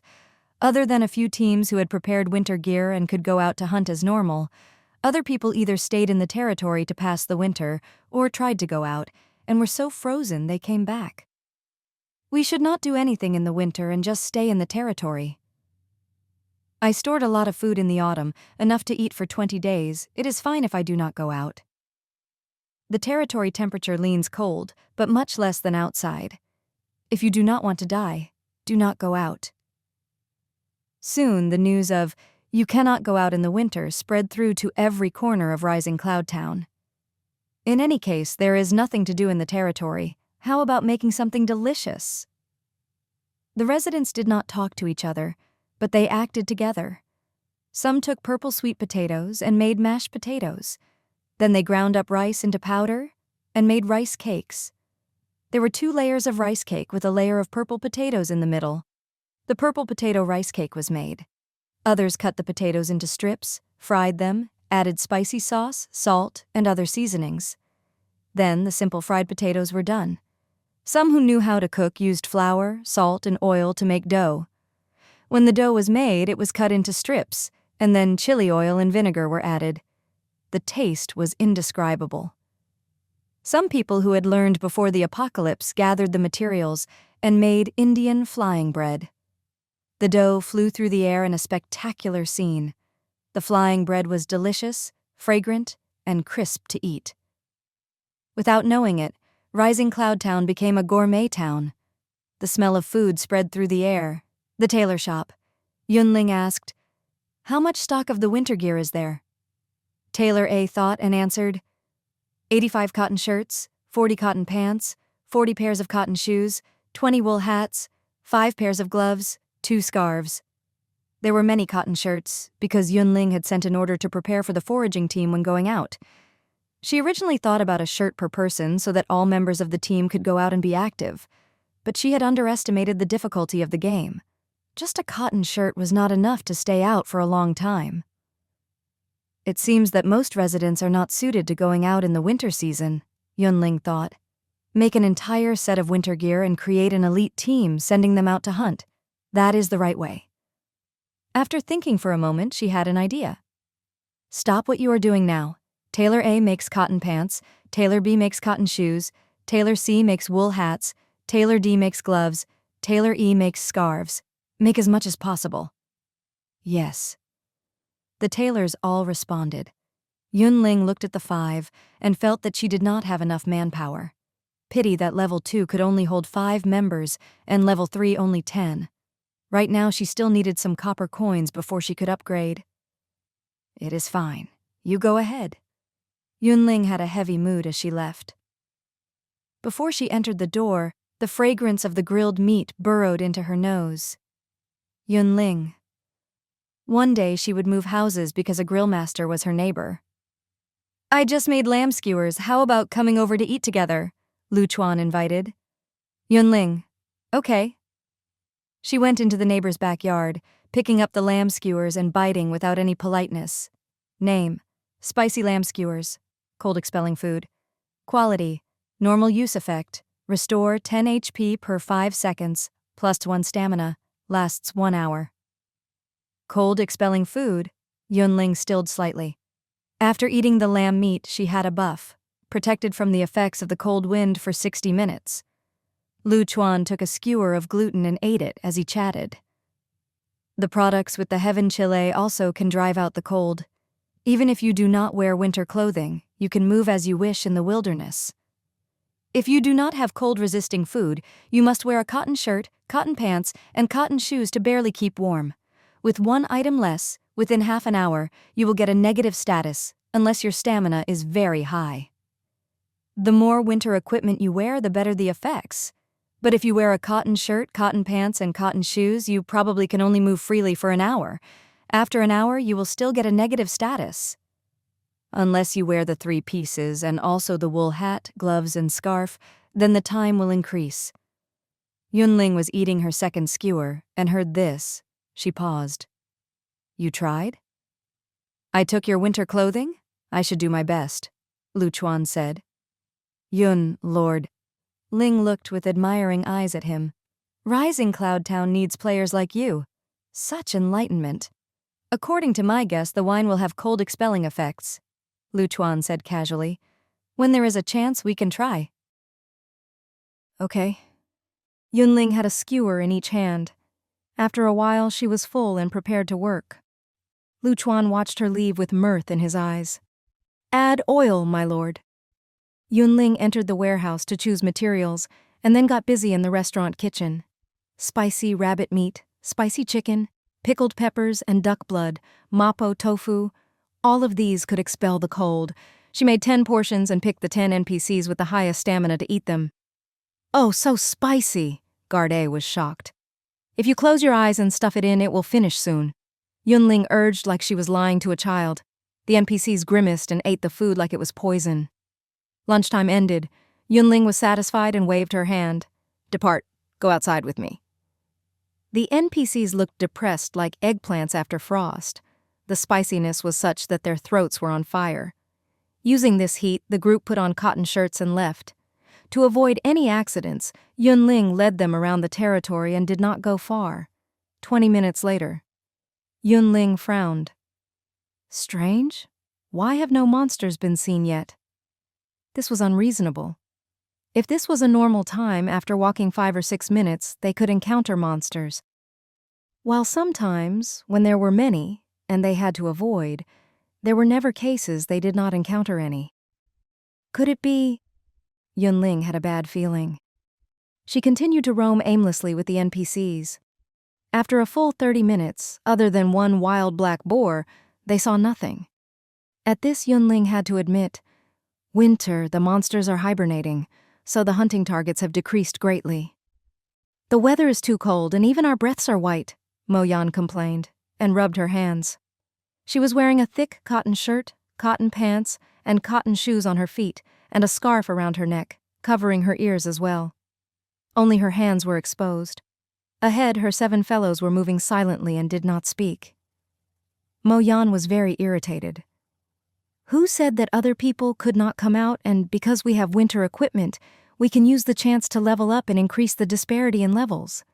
Why do I feel I am looking for suffering?" How good was it to stay in the territory? The temperature was comfortable, there was no cold wind, and if one had the free time, they could go chat with others. After coming out, there was no prey to be seen, and she had swallowed a lot of cold wind. Seeing that her fingers were growing stiffer, she was in an even worse mood and started to complain. "It seems that the plan is wrong." The leader stopped and said gravely, "It should not be the hunting team coming out, but the foraging team. The other people are trapped in the territory, and the resources are everywhere waiting for them to gather." This was the advantage of coming out in the winter. Mo Yan suggested hopelessly, "How about we go back and let them come out?" "Okay." Unexpectedly, the leader agreed, but then he thought and added, "Starting tomorrow, the team will be split in 2. In the morning, Hunting Team 1 and Forage Team 1 will come out. In the afternoon, Hunting Team 2 and Forage Team 2 will come out. This way, the Forage Team members would be safe." Hearing that they were immediately returning and only had to come out for half a day in the future, Mo Yan sighed in relief. Today, the gains from going out were very low. After roaming around, they only killed 3 monsters. Other than copper coins and wood, nothing else dropped. Later, Yun Ling started to cultivate the combat NPCs in the direction of foraging. When they met monsters, they fought. Otherwise, they would all forage. Time passed quickly, and an hour was fleeting. The buff suddenly disappeared, and the NPCs realized what was coldness. Having just gathered some purple sweet potatoes, bamboo shoots, and potatoes, Yun Ling saw the negative statuses of the NPCs had grown, so she did not linger and turned, leading the team back to the town. Rising Cloud Town. The bonfires swayed and warmed the residents around them. The women were doing handiwork, the old people busy with weaving, and the children playing hawks catching chickens. Joyful and peaceful atmospheres were everywhere. "Am I worrying too much?" Yun Ling thought inside. There had been a good harvest in autumn, and they had hoarded a lot of food. In winter, stay in the territory and eat the stored food. Once they made it through the 30 days, they could overcome this obstacle. Maybe the game was so simple. Thinking back to the spring and summer seasons, Yun Ling was wary. She thought, it was not possible. The trash game would not be so kind and easily let the players pass. It must have something there up its sleeve. No matter what, she had to hoard more food to respond to the changes. Day 102, Winter, Calamity Day. At the meeting place, some players had nervous expressions and said in discussing tones, Boss, it is not suitable to go out in the winter. How about we forget it? Someone was even more direct. Boss, can I ask for 19 days of holiday? Wait until it is peace day and then go out with the team? Seeing that everyone did not want to go out, Yun Ling nodded in understanding. Okay. I just wanted to say to you it is cold in the winter and not convenient to go foraging, so I was going to temporarily stop employing you. When the weather turns warm again, I will build the team again. Hearing this, the players were overjoyed. Thanks, boss, for your compassion. They had feared when they made the suggestion it would end here, and even when spring came, they would not be able to find work to do. It was very good that the boss was willing to understand their difficulties. After reaching an agreement, the players left happily and prepared to go home to live out the winter. Yun Ling stayed where she was, explaining to the foraging team members who were coming in. Hearing that they did not have to go out in the cold wind, most members were very happy. They said nothing and just went back how they came. Some people had worried expressions. There is not enough food at home. If I do not go foraging, what will I eat now? Among them, Pang Yu was the worst off. His wife had just gotten healthy, and his family saved up enough money to buy a house. He was seeing that the days were getting better, and then winter came. After going out a while, people would be frozen solid, and it was not easy to travel. But they had used their money to buy a house and had nothing left. Not just copper coins, they did not even have much food. Thinking about not having any food to eat, Pang Yu sweated in a panic like ants on a hot stove. There are edible plants nearby. If you do not fear the cold, you can go out with the teams, Yun Ling said. Let me say first, the team will only provide cotton shirts. If you are frozen or fall ill, I am not responsible. You? You are not going to take care of us? The player who spoke had a terrified expression. The rules of the foraging team have not changed, and will still provide work clothes. But winter cannot compare to summer. If you wear a cotton shirt, it may not be enough. Think about whether you will come foraging with the team, Yun Ling said. In reality, the member of the foraging team who had been with the team for the shortest time had been working for more than 40 days. Just the wages they got were enough to pass the winter if they were careful. Those who had prepared had all gone home. Those who had not prepared were struggling here. Hearing this, there were only 3 people hesitating here. Pang Yu decided and stepped forward. I am going. When buying the house, his wife had warned him and said they should have some money in hand. He was the one who said that they could live in peace if they had private space, and insisted on buying, so his wife had agreed. It was his wrong decision that caused his family to be in this poor state. No matter what, he had to work and earn money, even if it was dangerous. Everyone was shocked. Yun Ling looked at the other 2 people. What about you? Their lips moved, but no one responded for a long time. Seeing this, Yun Ling understood. She waved her hand and motioned for the NPCs to follow. Depart. The world was cold, the ground frozen, the prey was not there. Where to go to get food? The answer was the riverside. The monsters were gone, but the fish in the river were still there. Yun Ling found a small river to fish and ordered the NPCs to take Pang Yu to forage nearby. She threw out the bait and took out materials from her backpack, planning to do some handiwork when fishing. Name: brown leather backpack.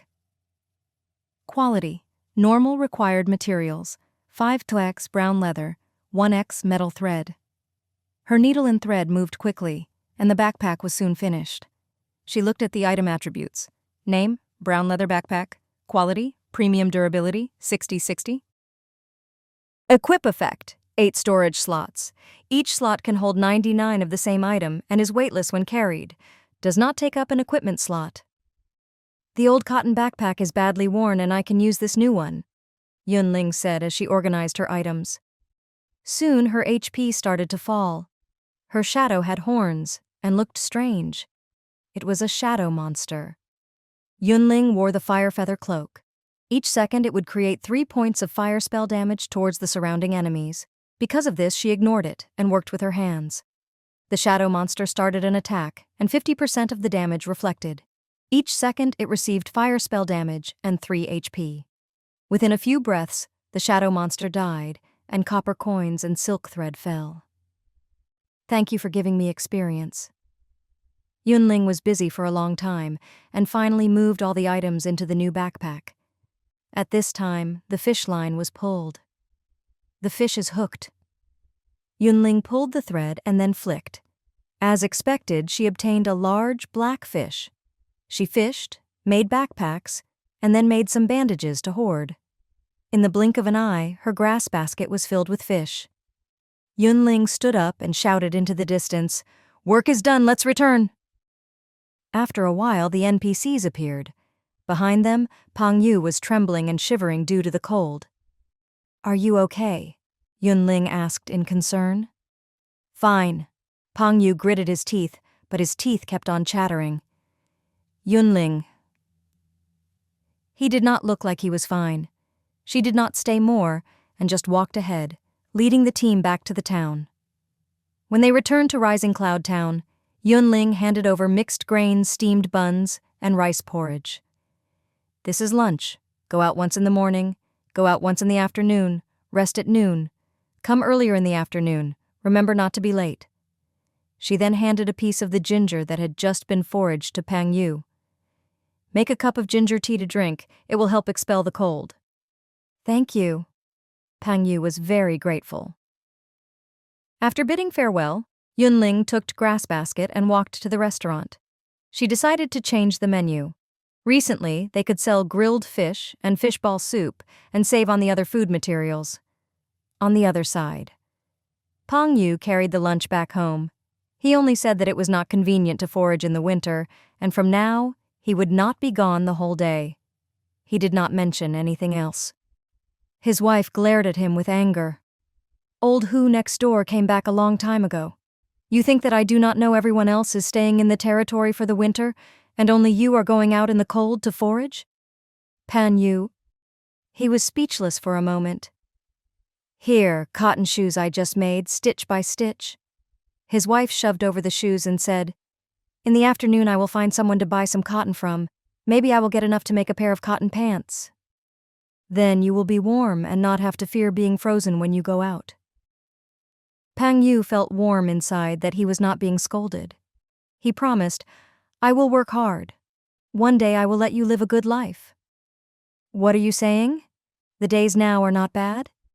His wife smiled warmly at him. "You have to knit the first row of the scarf like this, everyone.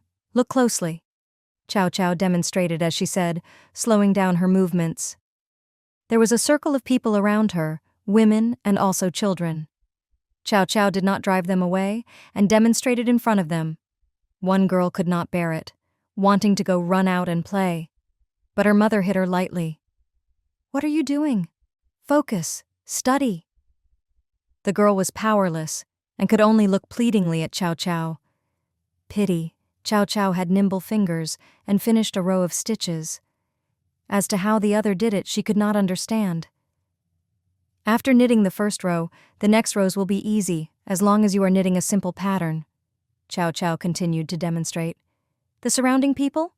Easy? It was not. Other than knitting scarves, you can also knit sweaters and socks. If people are interested, I can teach them in the future. Chow Chow demonstrated for everyone, and then pointed out shortcomings of each student before the class finished. One student was on the verge of tears. "When learning, I remember, but after the lesson, I forget it all. What can I do with my goldfish memory?" Chow Chow said, "If you make more, you will be familiar." The student was skeptical and did not have confidence in themselves. After the lesson finished, the students either went home or sat down next to the wood hut, sitting on little stools, repeating what they had just learned. If they had something they did not understand, they would ask a few times. One woman found Chow Chow and asked her, "If I prepare materials and ask you to help knit a sweater and socks, how much money is needed?" Chow Chow answered, "The sweater will take longer, 200 copper coins each. The socks need less time, 60 copper coins each." "That expensive?" The woman heard this and gasped in shock. Not expensive.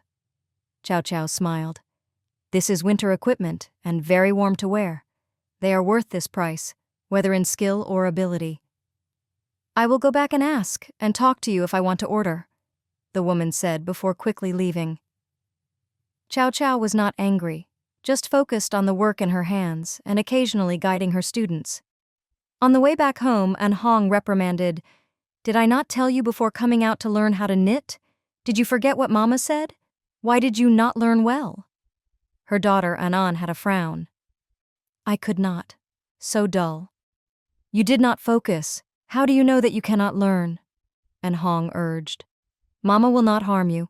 Right now in this world, learning a craft is better than anything else." And An looked up and said curiously, "Does Mama know how?" An Hong. Heavens, she was caught off guard like this. Mama has other skills and does not need to learn. She was calm and did not even blink when lying. And An needs to study in order to make a lot of money and live well in the future, understand? And An seemed to understand. "I see." Suddenly she sneezed and said softly, "Mama, I am cold." "Everyone is cold, just bear it." And Hong did not care. I'm dizzy." Before she finished, An felt unconscious. And Hong paled. An, what is wrong? Do not scare Mama." Seeing her daughter flushed red, eyes tightly closed, she shouted urgently, "Help! Help! Save!" She was not the only one. At the same time, other residents in the territory fell into unconsciousness. Yu Ching-won had been talking with the team tailor Aunt Zhao when the other suddenly fainted. "What is it?" Yu Ching-won suddenly shouted.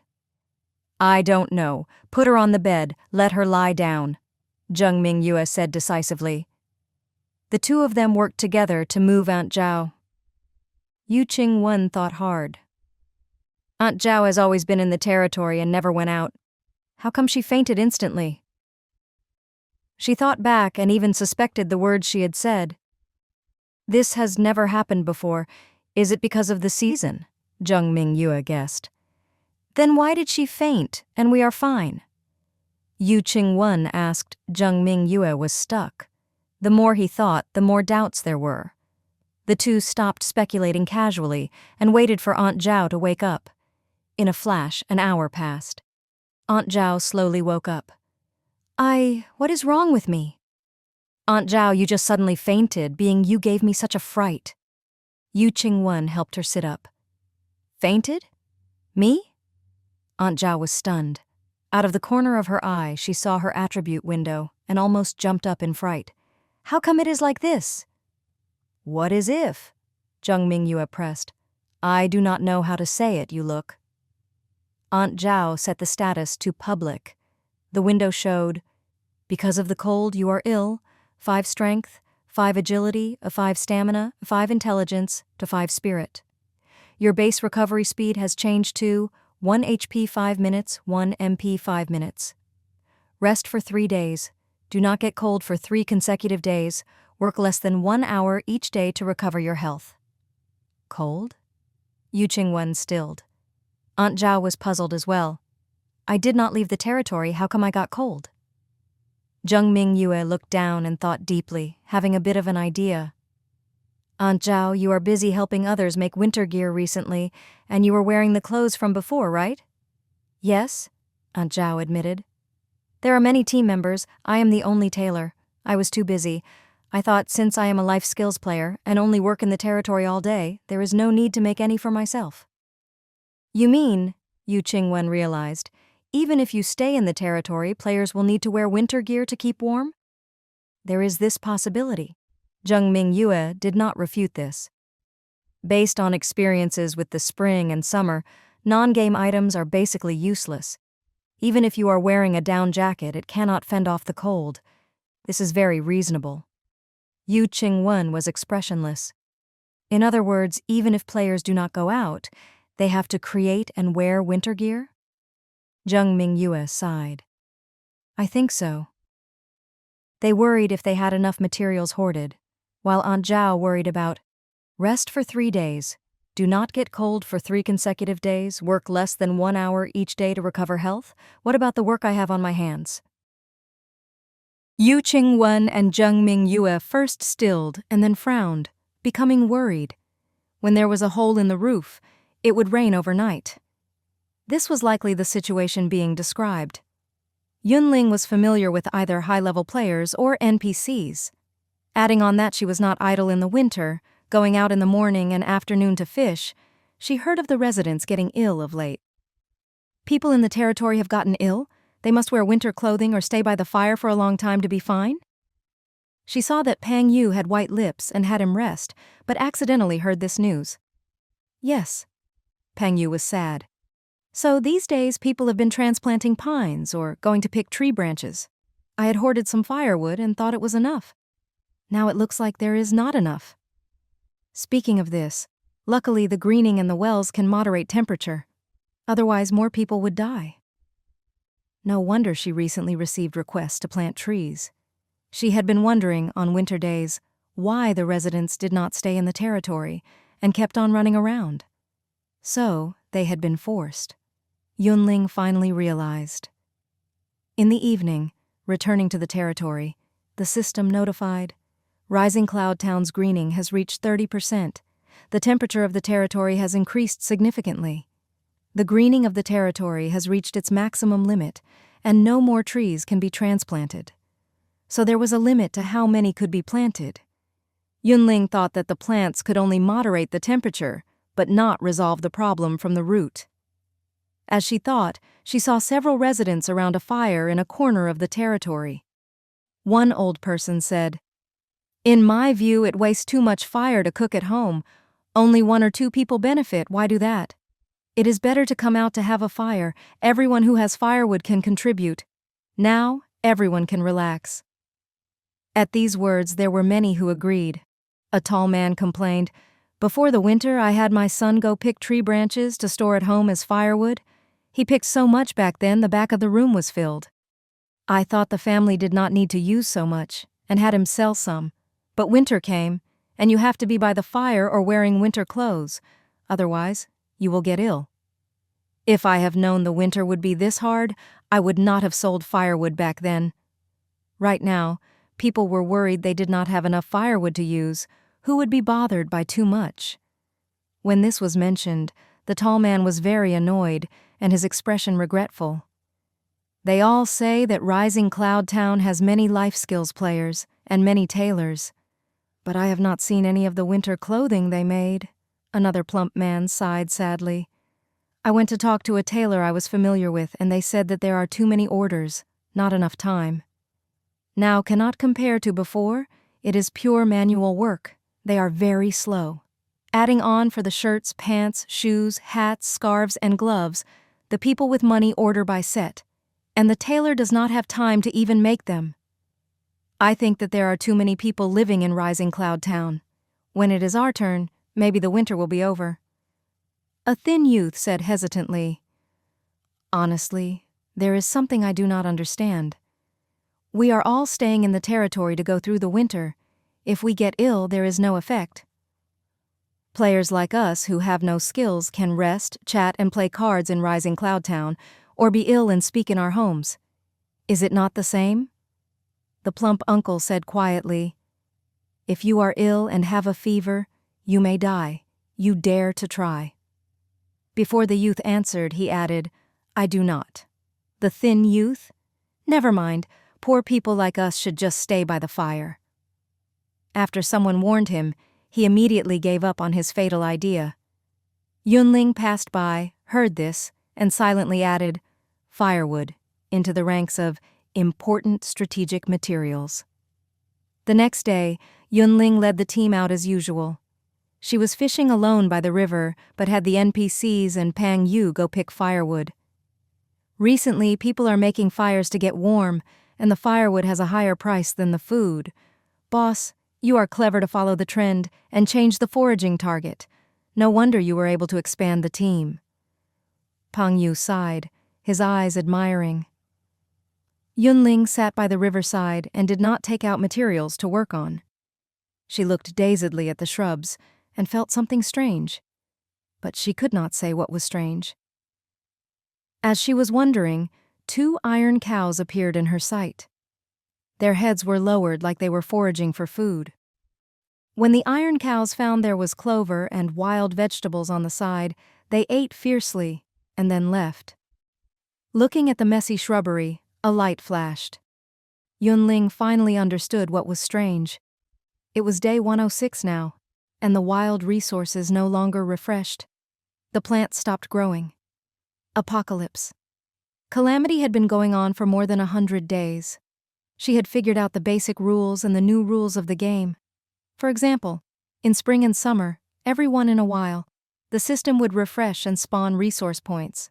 While few, there would be new additions. But now, she had come to the river for multiple days to fish and did not see a new resource point at all. For example, after picking the berries off the shrubs, if the shrubs had not been eaten by the monsters, after a while new berries would grow and mature on the 10th day. But now there was no trace of berries on the shrubs. All the signs proved that her guess was right. Winter season, the crops stopped growing, and the resource points did not refresh. In other words, the resources near the territory will be used up. If they are all used up, people will have to endure the cold and go forage farther away, or else they will starve. Yun Ling felt cold inside. Each time she felt that life was already so hard, and could it get even harder? The game would use reality to prove, yes. No wonder we were given 30 days during autumn to hoard food, Yun Ling realized. If we did not prepare early before the winter season ended, all the players would have died. Because of the cold, you are ill. 5 strength, 5 agility, 5 stamina, 5 intelligence, 5 spirit. The notification suddenly appeared and surprised Wei Qin. Before getting ill, she thought, there were thousands of people in the territory, and only 50 or 60 who were unwell. The ratio was not high. She had always had good health, and even if she did not wear winter clothes, she should be fine. With this idea in mind, she had worked hard. When she made winter clothing, she sold at high prices, hoping to earn more money. She was happy after making money and did not expect that she would get a cold as well. She did not know if it was a placebo effect, but after seeing the notification, Wei Qin felt faint and weak. The most worrisome was, rest for 3 days, do not get cold for 3 consecutive days, work less than 1 hour each day to recover your health. Wei Qin's heart dripped blood. She had a lot of work to do. Those were all money. If she refused the work because of her illness, the customers would find another tailor. Thinking of this, she gritted her teeth. It is just a cold? Not some great sickness. If I wear cotton clothing and avoid the cold getting worse, I should be able to work. The saying for those who wanted money over their lives described players like Wei Qin. In the blacksmith shop, Zhang Hongbo had wanted to buy some coal and burn in the house to keep warm, but when he looked at the shelf, he found many new products. Name, coal, quality, normal use effect, can be used as fuel for heating. Price, 10 copper coins. Name, charcoal. Quality, normal use effect, can be used as fuel for heating. Price, 10 copper coins. Name, copper hand stove. Quality, normal durability, 40/40. Use effect. After putting in the charcoal, the hand stove can be used to keep warm. Price, 50 copper coins. Note, because of limited production, each person is limited to 1. Name, brazier. Quality, normal. Durability, 40/40. Use effect. After putting in coal or charcoal, they can be burned to keep warm. Price, 50 copper coins. Note, because of limited production, each person is limited to 1. Name, hot water bottle. Quality, normal. Durability, 40/40. Use effect. After pouring in water, can be used for warming. Price, 50 copper coins. Note, because of limited production, each person is limited to 1. Zhang Hongbo was overjoyed. Hand stoves are good things. After holding one for a while, you will feel warm all over. A brazier is also good. When staying in a wood house, you need a brazier to stay warm. Otherwise, the entire house may burn up. The hot water bottle is even more useful. Pour in hot water before going to sleep at night, seal the top, and then put the bottle into the blankets. For the entire night, the blankets would be warm. Grandfather Zheng was a weaving expert and had saved up a large sum recently. Before the winter, they had bought a wood house, hoarded food, stored firewood, and still had some copper coins left. Seeing the system shop sell coal, charcoal, hand stoves, braziers, and hot water bottles, what was there to hesitate about? Of course it was buy. Not long after, some of the residents discovered the cold protection items in the blacksmith shop. A fire needed fuel, and which family could constantly burn wood all day and night? They were not rich and had not saved up enough. A hot water bottle was not the same. When cooking, boil the water along the way and pour it into the hot water bottle. Then, put a layer of cotton to wrap around it and get into bed. You could be warm for several hours. For players who wore winter clothing, hot water bottles were one of the ways to keep warm, and there was nothing special. But for the players who could not afford to buy or could not get to buy winter clothing, the hot water bottles were divine equipment. The players surged into the blacksmith shop, wanting to buy a hot water bottle, but when they managed to squeeze to the shelves, they found the goods had been sold already. Someone talked to blacksmith A, B, and C. "When will the new hot water bottles be done?" Blacksmith A was focused on smelting and did not answer. Blacksmith B was focused on forging and did not look up. Blacksmith C took the time to answer. "Not certain, just wait." "Could you give a general time?" the player insisted. Blacksmith C said, "Not sure based on fate." The player, okay." In the restaurant. Name, spicy rabbit meat, cold expelling food. Quality, normal use effect. Base recovery speed, +1 HP per minute, lasts 1 hour. Price, 50 copper coins. Name, pickled peppers and duck blood, cold expelling food. Quality, normal use effect. Base recovery speed, +1 HP per minute, lasts 1 hour. Price, 50 copper coins. Name, mapo tofu, cold expelling food. Quality, normal use effect. Base recovery speed, +1 HP per minute, lasts 1 hour. Price, 50 copper coins. Name, chili sauce, cold expelling food. Quality, normal use effect. Base recovery speed, +1 HP per minute, lasts 1 hour. Price, 50 copper coins. Name, spicy boiled fish, cold expelling food. Quality, premium use. Effect, base recovery speed, +3 HP per minute, lasts 3 hour. Price, 200 copper coins. Name, spicy grilled fish, cold expelling food. Quality, premium use. Effect, base recovery speed, 2 HP min, 1 MP a min, lasts 3 hours. Price, 200 copper coins. Name, fishball soup. Quality, normal use effect. Base recovery speed, +1 HP per minute, lasts 1 hour. Price, 50 copper coins. The different winter specialties took turns coming. Players who did not lack for money, but were unable to buy winter gear and accidentally got a cold could only buy food to drive away the cold. When they were buying, they were muttering, "Rest for 3 days. Do not get cold for 3 consecutive days. Work less than 1 hour each day. To recover your health.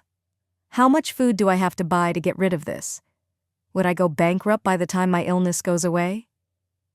But after eating chili sauce with rice in the morning, spicy rabbit meat at lunch, and mapo tofu for dinner, the system gave a notification. "You are sweating, the cold has left your body. You have recovered to full health." They looked at the attribute window, and all the negative statuses had disappeared. The players were stunned. It could be like this? In the territory, farmers A, B, C, D, and E were working on the farmlands. Yun Ling looked at the growth on the fields and found that everything was normal, and it would take 10 days to harvest. Luckily, the territory is not affected by the seasons. She sighed in relief and went to the stone house to check on the shrubs. There had been hundreds of shrubs planted behind the house and a few dozen cypress trees. When she looked over, the trees were green and lush. To her regret, the shrubs showed no signs of producing fruit. Because these were transplanted from outside, they are not producing in the winter? Yun Ling was puzzled, but no one could answer her. After thinking for a moment, she went to the tailor shop.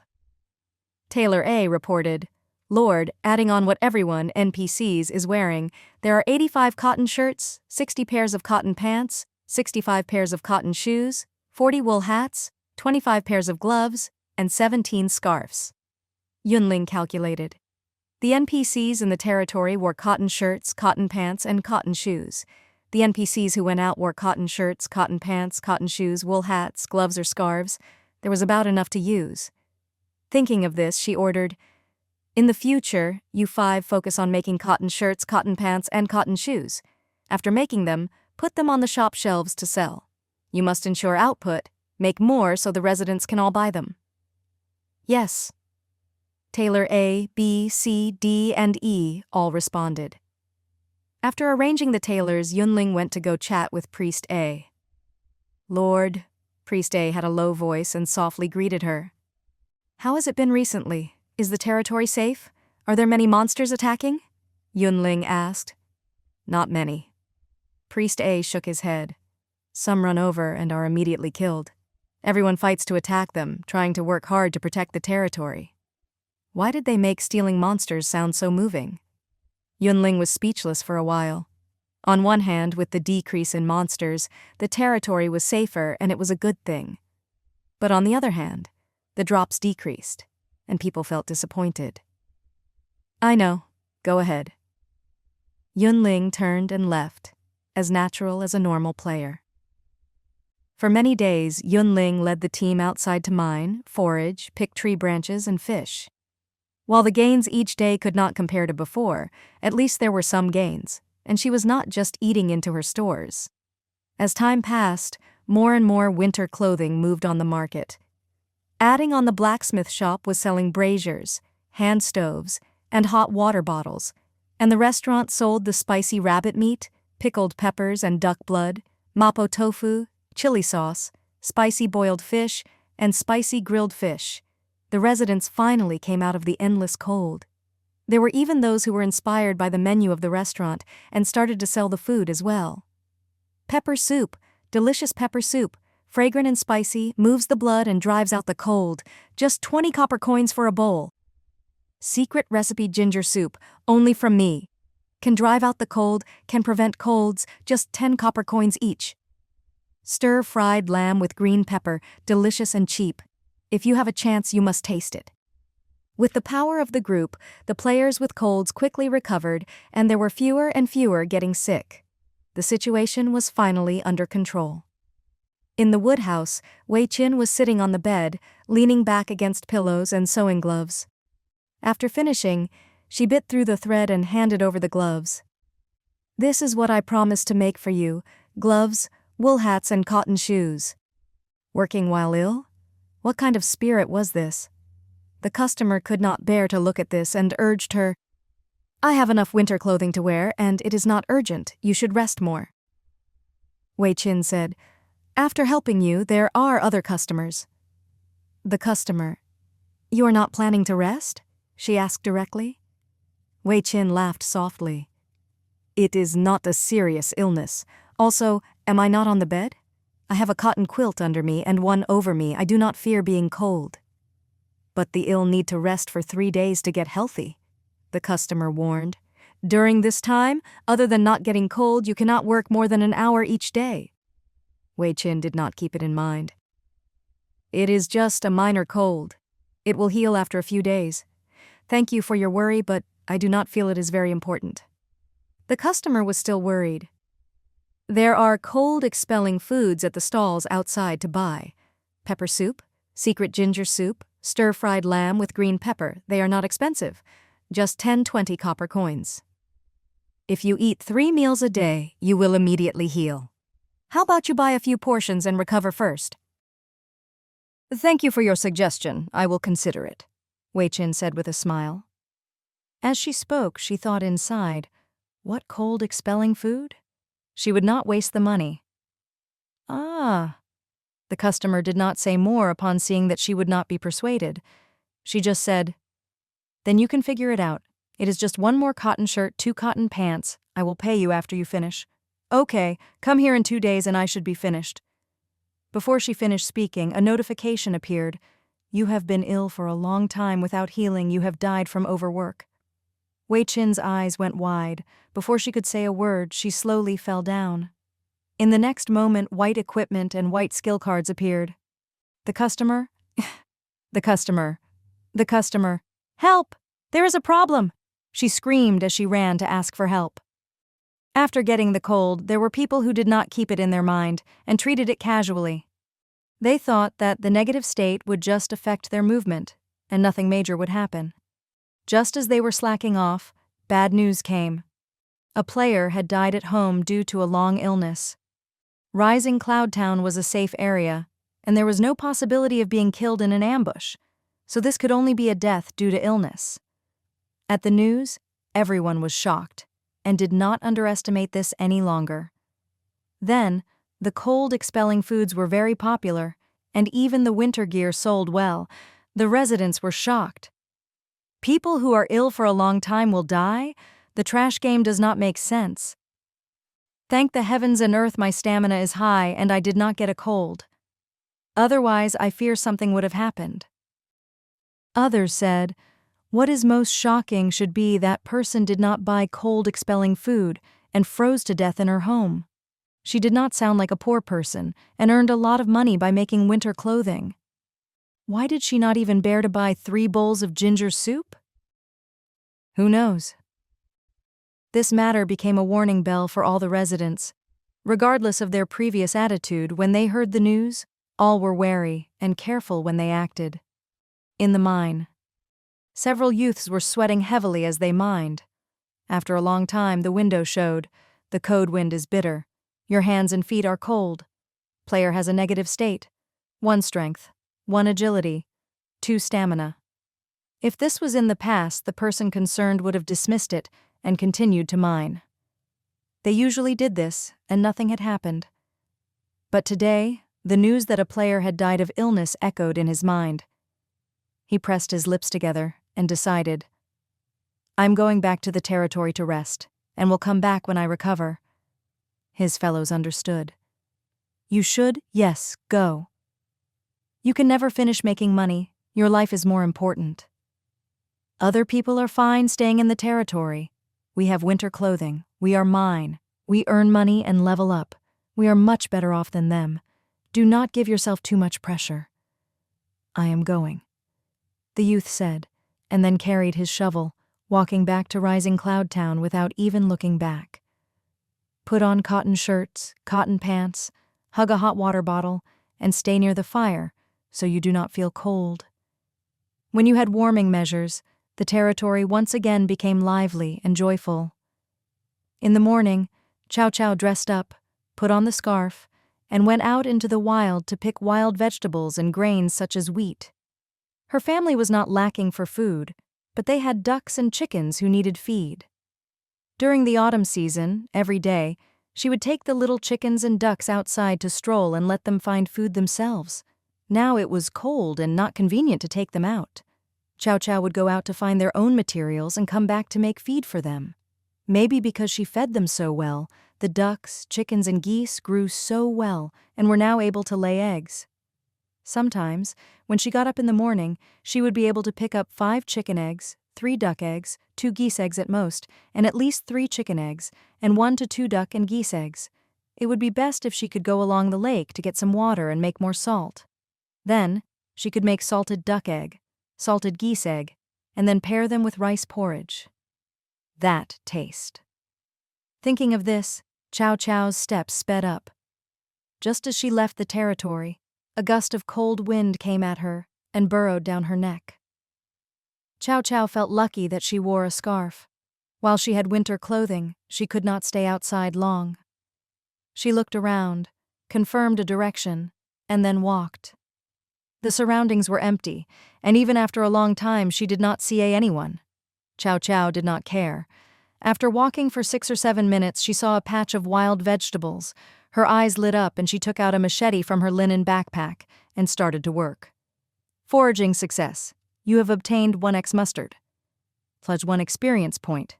Congratulations, player, for leveling up. You have received 3 free attribute points to be allocated at will. You have sufficient proficiency and your life skill. Elementary foraging has reached intermediate foraging. No wonder, even in the winter, people are going out all day. Chow Chow thought. When other players are not able to level up, you could slowly gain experience and level up. When the winter passes, won't you have higher levels and attributes? Then, there would be some advantage. When thinking, she saw a group of 30 to 40 people out of the corner of her eye passing by her and then walking into the distance. Chow Chow gaped at them. More than 30 people, all of them in cotton shirts, cotton pants, cotton shoes, wearing wool hats and gloves. How many tailors do they have? Without 7 or 8 working day and night, could they make all this? She sighed at the power of the team and their wealth, and she was also reassured. As an official resident of Rising Cloud Town, she greatly hoped that the players of the territory would grow strong as possible. If Rising Cloud Town was strong, it would never be breached. With the beautiful hopes, Chow Chow looked down and kept on cutting mustard.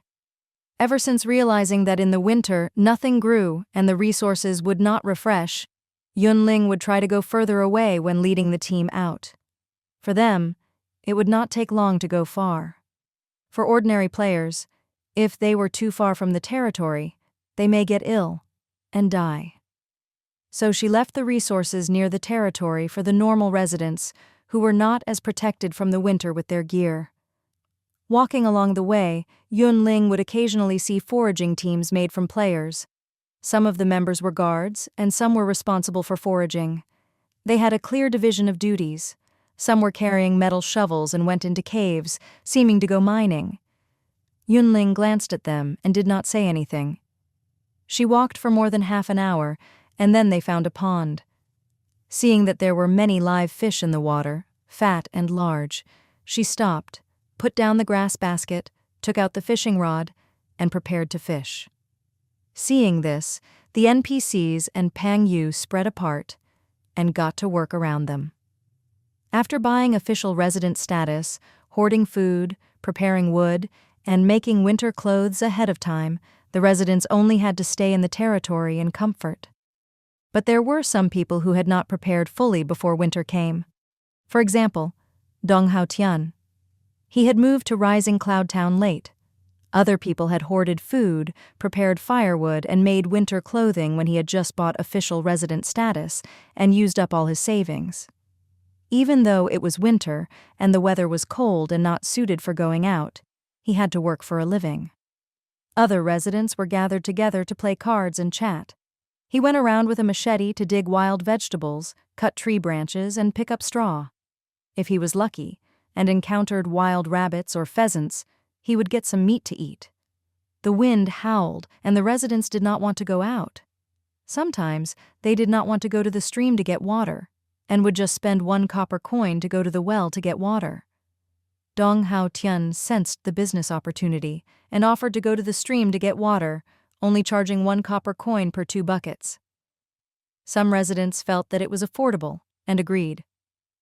After a while, Dong Hao Tian managed to save a small sum by helping people fetch water. Other than this, he had a lot of firewood in his home, and even his food stores were increasing by the day. "Lucky that I moved to Rising Cloud Town," Dong Hao Tian said several times. "If I had stayed in Sunglow Village, would I have survived?" Not all players were as fortunate as the residents of Rising Cloud Town. The autumn days were good, and if you worked, you could fill your stomach, but just so. If you wanted to save food, it was very difficult. In the winter season, the entire territory lacked clothing and food. They would have to go out to forage. That scene, Dong Hao Tian did not dare to think about it. Each time the thoughts rose, he felt coldness rise out of his heart. Otherwise, the reason that he could come out to forage and fetch water was all due to the equipment from the monster's drops in the past. Name, knee pads, winter item. Quality, normal durability, 1320, equip effect, +1 stamina. Name, cotton shoes, winter item. Quality, premium durability, 2740, equip effect, +4 agility. Name, rabbit fur gloves, winter item.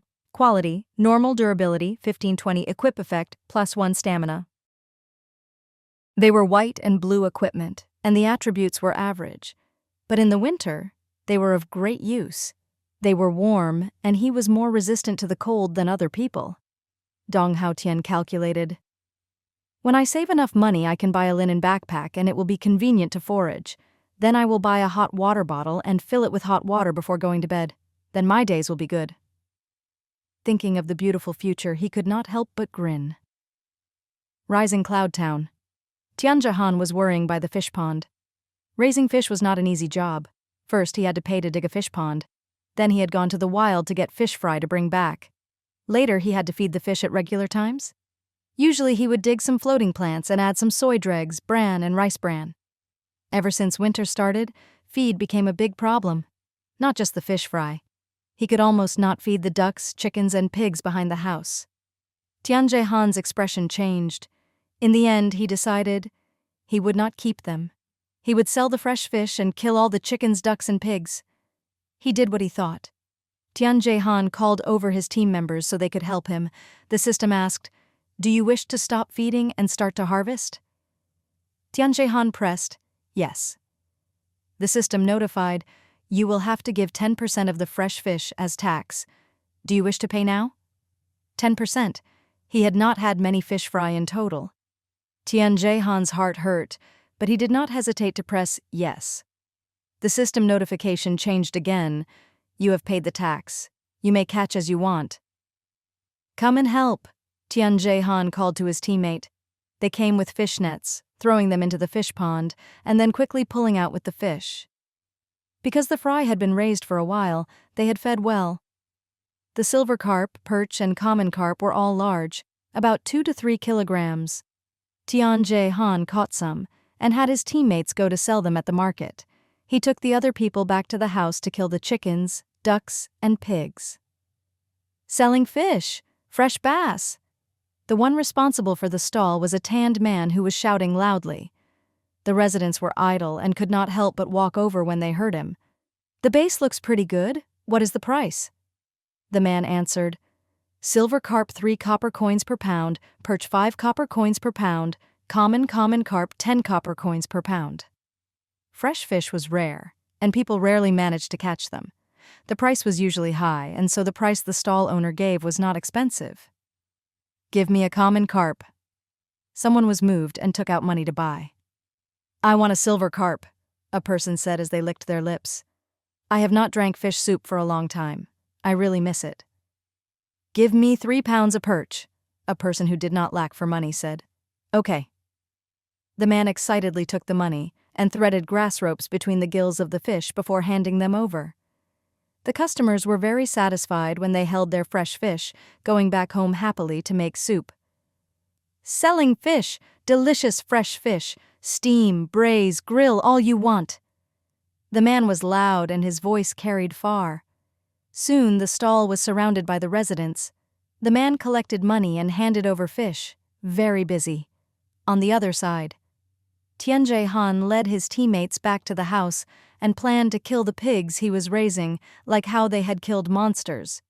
Before the act, the system asked, "Confirm the stoppage of feeding and start the slaughter." It came again.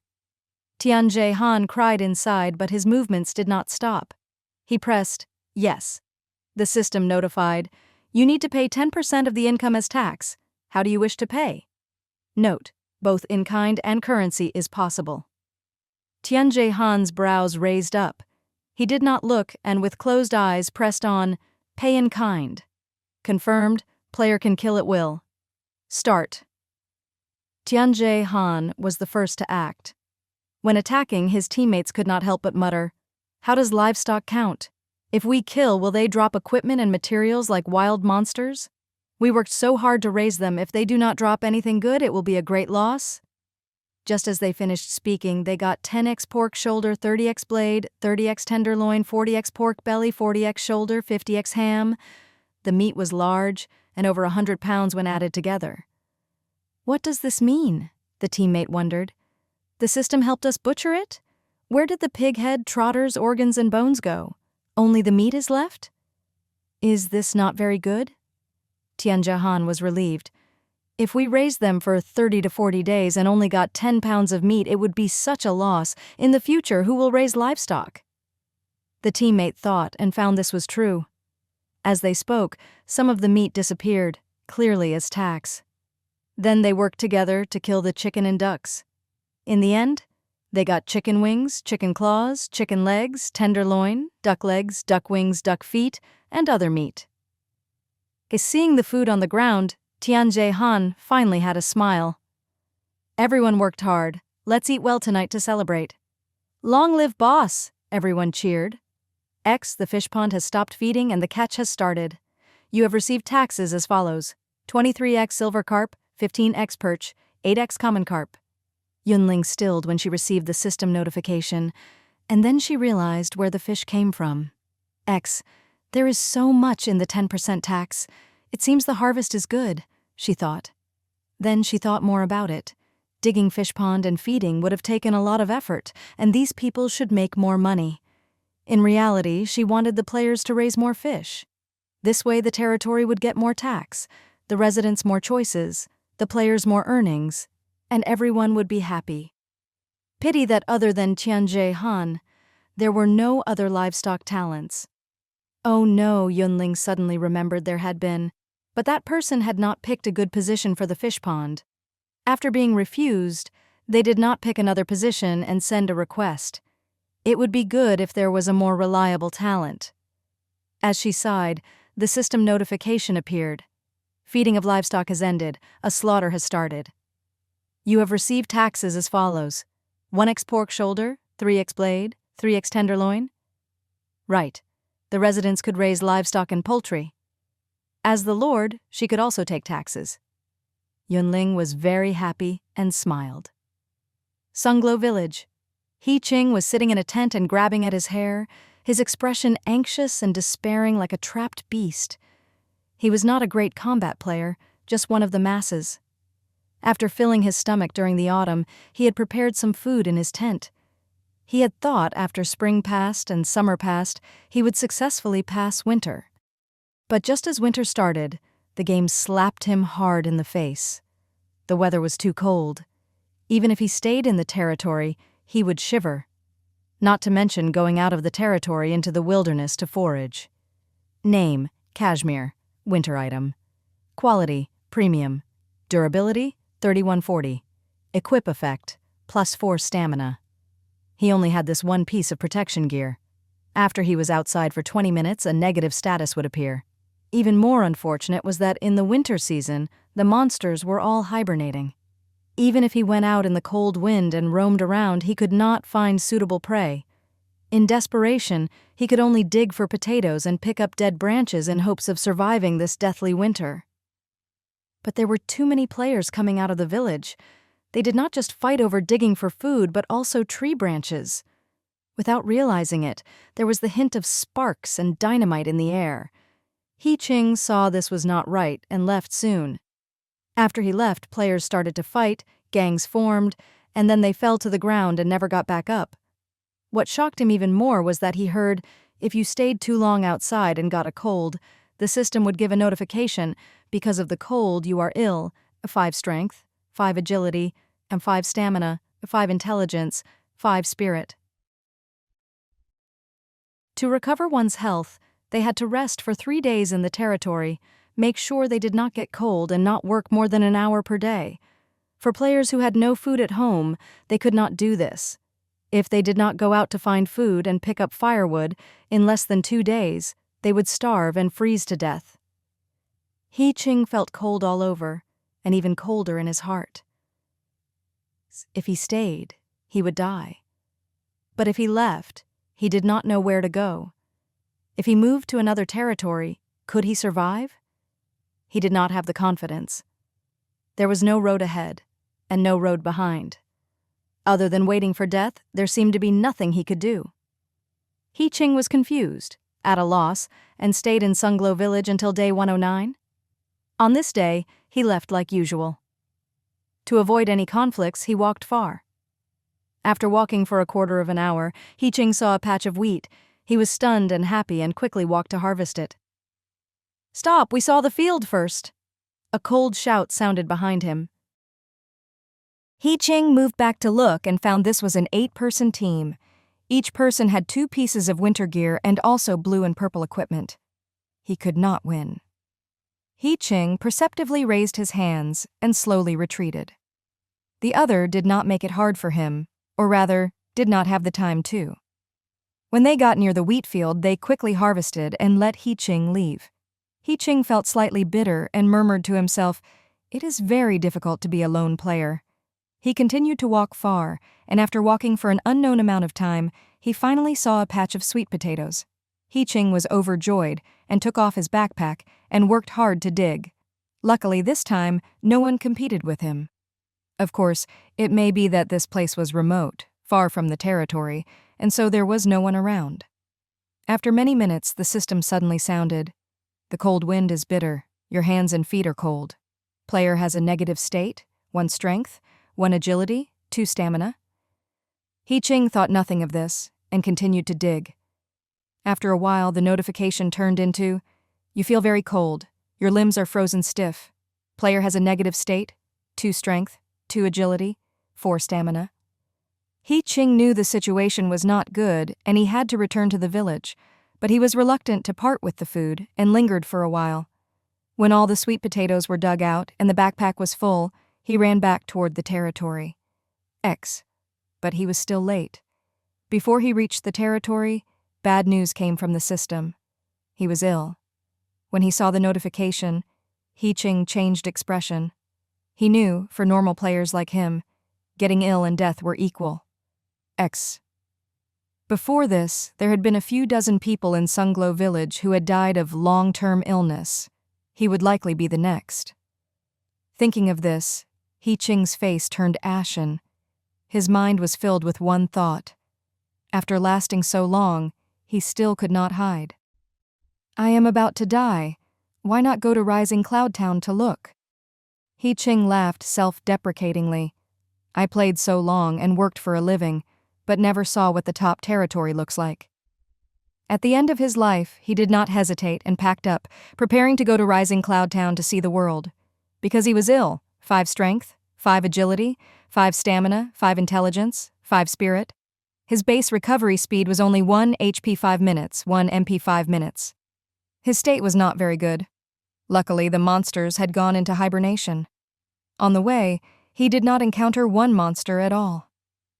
"Even if I freeze to death on the road, that is my fate." He-Ching marched with the determination to die. On the small map, the symbol for Rising Cloud Town grew closer, and in the wilderness, he would occasionally see lone players or teams. They were either going into a cave or foraging, ignoring each other. He-Ching was shocked and filled with puzzlement. Why are only a few people out? Are the residents of the territory dead? Is that possible? Why are there so many edible plants around the territory? Why are they not fighting? Why are they not competing? Damn. Just now, when he looked, he had not seen clearly. But these people were all dressed in several pieces of winter gear. They either wear linen backpacks or cotton backpacks. When did storage backpacks become so common? Don't they only drop when fighting monsters and the drop rate is low? As He-Ching walked into, he started to doubt life. Later, he felt that he had not gone to the top territory on the ranking, but had traveled through time and space to another world. The moment he stepped into the town, the system suddenly notified, "You have found Rising Cloud Town." The temperature of the territory was clearly higher than outside the territory. How is it like this?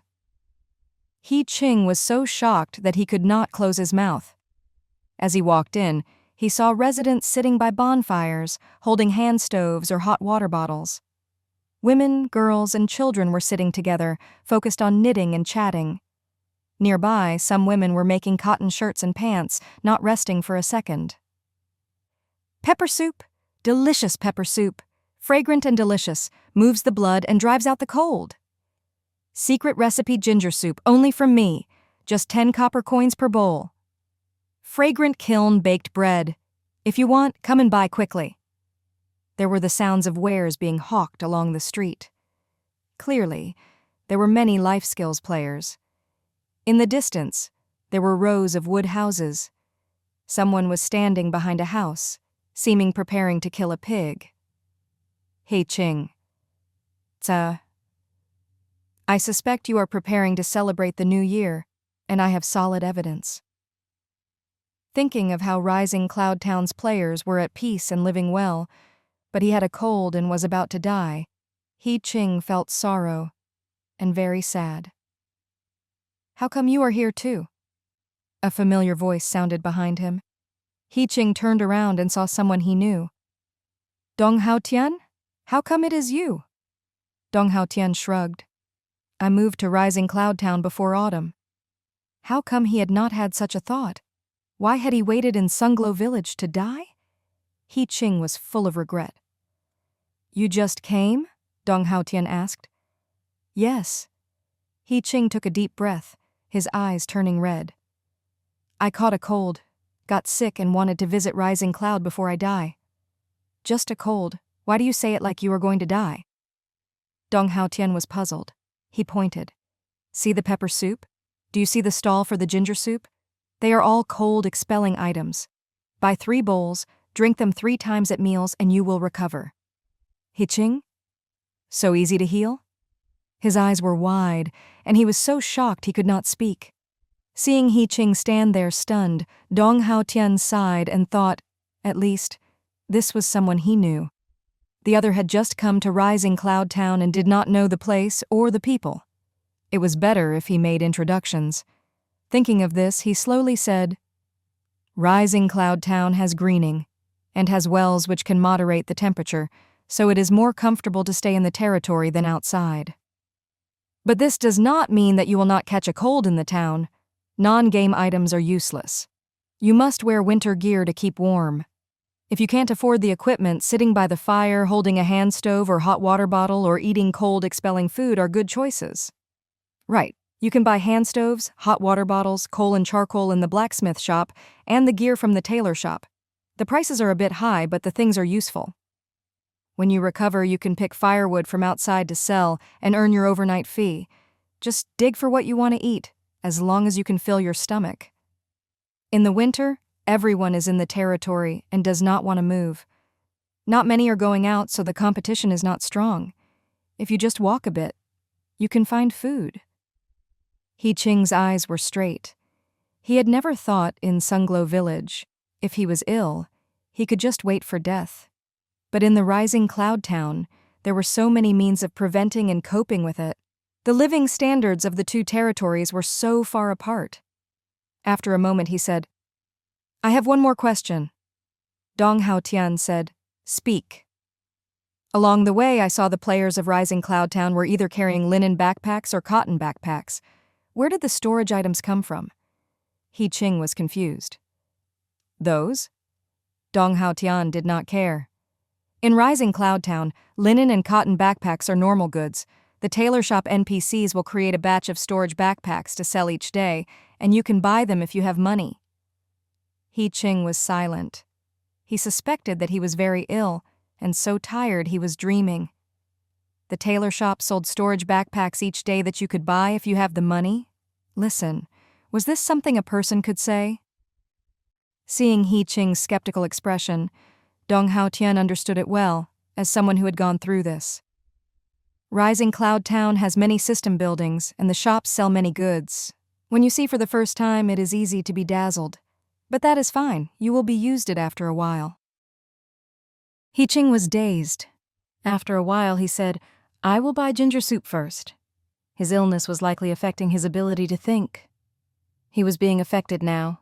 His mind was a muddle, and he could not calm down at all. "Go. I also have matters." Dong Hao-tian waved his hand in farewell, and left. Day 110. With a thick cotton quilt, a hot water bottle inside, and coal burning in the brazier, Yun Ling felt warm all over and did not want to move. Thinking that she had worked hard for many days, she decided to give herself a day off and let Garde lead the team. She stayed in bed until her stomach started to grumble. "Yesterday, I got the chickens, ducks, pigs, and fish. Today, I will eat hot pot." Thinking of the delicious and steaming hot pot, Yun Ling was finally willing to get out of the bed. To eat hot pot first, one needed a good soup. Yun Ling used the carp to make the soup, and then put in bean curd, tofu sheets, gluten, pork belly, noodles, and other foods to boil. Worth a mention was that the bean curd, tofu sheets, gluten, and noodles had been made by the residents themselves. Yun Ling did not know the principles, but one night, when going through the market, she saw players selling them. She asked where they had come from. The others said that they could be made if there were raw materials. Yun Ling was speechless. It could only be said that the experts were among the people. After adding the food and simmering at a low fire, Yun Ling sent a message to Lu Chuan and Yu Qingwen asking if they wanted to come eat as well. Lu Chuan instantly responded, "Yes." Yu Qingwen took a while to respond, "I have something going on here, so I will not come. I will find you another day." "No problem, go be busy." After sending the message, the system suddenly notified player Lu Chuan requests to enter. "Will you allow it?" "You are here," Yun Ling said as she let Mr. Neighbor into the house. "The durability of the storage backpack from before is about gone?" Yun Ling took out the brown leather backpack she had made. "This is rare equipment, 8 slots." Each time she gifted what was most urgently needed and in short supply, so people could not refuse it. How did she do this? Lu Chuan accepted the brown leather backpack and sat down opposite her. "How come you thought of eating hot pot?" "It is the winter. Hot pot is the best." Yun Ling was righteous. Lu Chuan picked up some of the noodles. "You have been very busy recently?" Yun Ling said. "As long as life does not end, hoarding will not stop." This was the basic professional duty of a hoarding fanatic. "You have been busy outside each day. Do you know that the residents are almost unable to make winter clothing?" Lu Chuan mentioned casually. Yun Ling stopped. "Why?" "They had not expected to need so much clothing and did not prepare enough materials," Lu Chuan said. "Some are worried that if there are no materials to make winter clothing, what about the residents who do not have adequate winter gear?" A thoughtful look appeared in Yun Ling's eyes. "Thank you for reminding me." As a lord who liked to hoard, from the start of Apocalypse Calamity, she had madly hoarded game materials. It had been more than 100 days since the start of the game. She had worked day and night, not daring to slack off. So while the residents had no more materials, there was still a lot of stock in the warehouse. She just needed to bring out the extra materials, and the problem would be solved. There are so many matters in the territory, and it is normal that you cannot attend to all of them. Lu Chuan took out a piece of paper from his pocket. "What is this?" Yun Ling was curious. "Map." Lu Chuan picked up some bean curd and ate as he talked. "Recently, as winter came, it is rare for the monsters to attack the territory. I had free time and went around the surrounding area. With Rising Cloud Town as the center, all the important resources within 3 hours on foot are labeled on the map. See if this can help." Yun Ling. If she did not know that this person was a player, she wanted to name him Assistant A. How could he be so considerate and so capable? Rising Cloud Town has the potential to dominate the game. If you are willing, I can help you become the top person in the game. Lu Chuan softly said such exciting and moving words. Yun Ling was unaffected. "I am a life skills player. I have no great ambitions. I want to hoard food, produce, recruit, and build." She was busy every day with foraging that she did not even explore the areas a bit far from the territory. Then never mind. Lu Chuan drank the fish soup in a good mood. Then he sighed for the n-th time it had been correct to come to Rising Cloud Town. "The materials are all used up," Grandmother Qian announced the bad news. Chow Chow had a headache. "Nothing left at all? I wanted to make knee pads for you." "Nothing at all gone," Grandmother Qian explained. "A few days ago, Zhao Fan came and said that the cotton shoes were wearing out, and I used the last bit of materials to make a new pair for him." Chow Chow's expression fell. She was very annoyed. "We stocked up so much in the autumn, why did they not last?" But she knew that at the start they had prepared on the assumption that one person would have 3 pieces. But then, they started to knit scarves, make gloves and cotton quilts. Of course the materials were used up quickly. In reality, they had lasted until now because they had enough stock. Ordinary families had finished their materials a few days ago. What do we do about the winter gear that Xiaofan and the others are still missing? Chow Chow was worried when she saw a student run in to announce good news. The tailor shop is selling materials to make clothing. Everyone, come quick and buy. Chow Chow and Grandmother Qian exchanged a look, and both started to run. On the shelves of the tailor shop. Name, linen cloth. Quality, normal use effect, sewing material. Price, 5 copper coins. Note, stock is limited. Each person is limited to buying 5 pieces per day. Name, cotton cloth. Quality, normal use effect, sewing material. Price, 10 copper coins. Note, stock is limited. Each person is limited to buying 5 pieces per day. Name, silk thread. Quality, normal use effect, sewing material. Price, 2 copper coins. Note, stock is limited. Each person is limited to 5 balls per day. Name, rabbit skin. Quality, normal use effect, sewing material. Price, 10 copper coins. Note, stock is limited. Each person is limited to 2 per day. Name, wool thread. Quality, normal use, effect, sewing material. Price, 10 copper coins. Note, stock is limited. Each per is limited to 5 per day. At the price, the players were dumbfounded. One person shouted, "In the mission hall, linen cloth is 1 copper coin per piece, cotton cloth, 3 copper coins per piece, and silk thread, 1 copper coin per 3 balls. The trash system is making a profit on the difference." "Never mind," his friend urged. "It is cold outside, and it is very good to even be able to buy materials. Just take the loss." Another person said, "You sell to the system at the clearance price. The system sells to you at the normal price. Can they be the same? Not just Apocalypse Calamity in any other game, is it not like this?"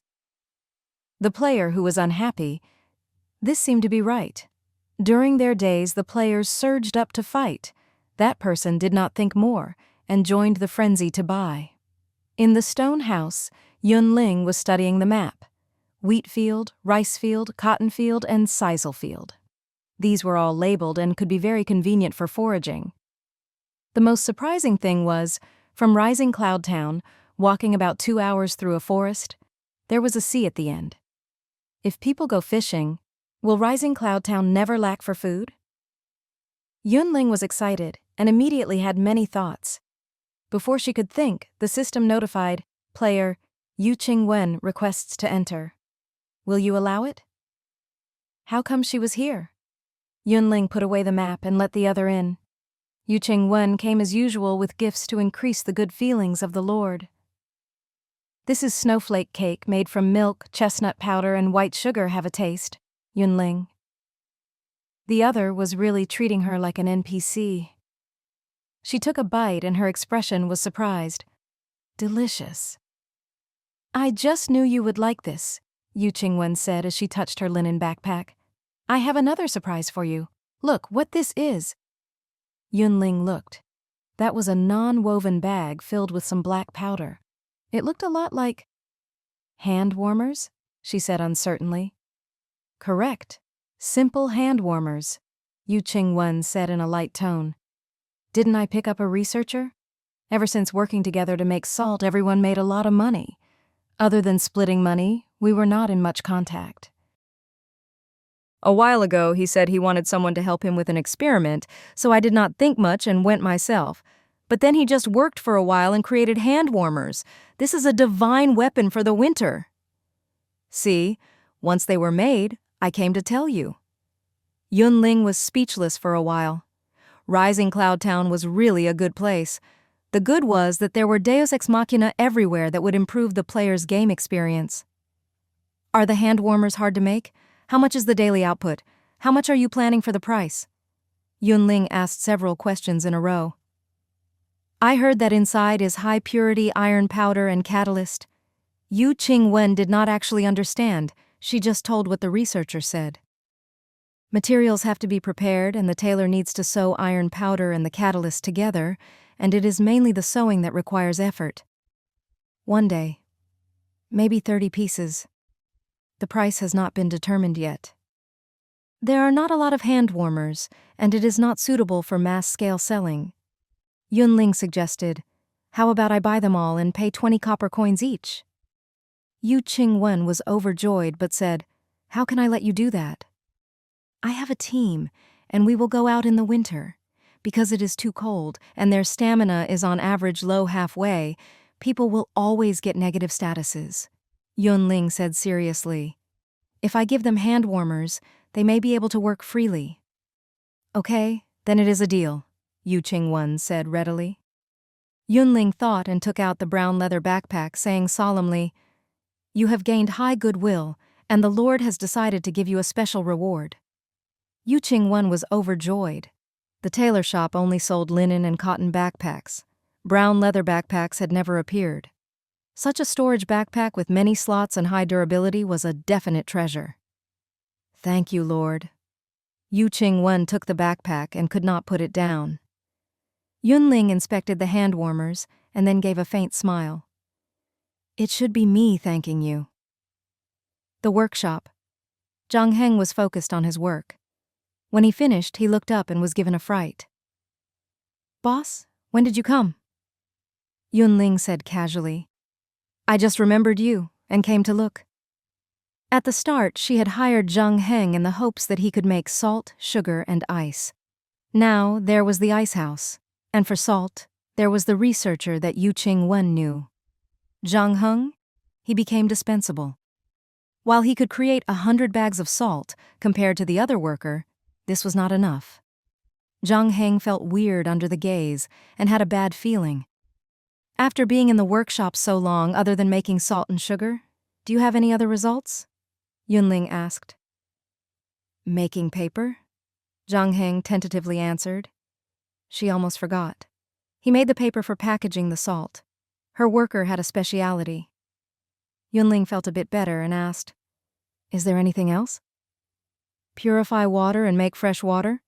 Zhang Heng said firmly. Not that I am not able, but the equipment is limited, and I cannot use my talents fully. Then try to shine more in the areas you can, Yun Ling ordered. Make more paper. Then she turned and left. Zhang Heng, no? This was done? She really just came to casually ask. Name, hand warmer, winter item. Quality, normal use effect, heating. Yun Ling tried one.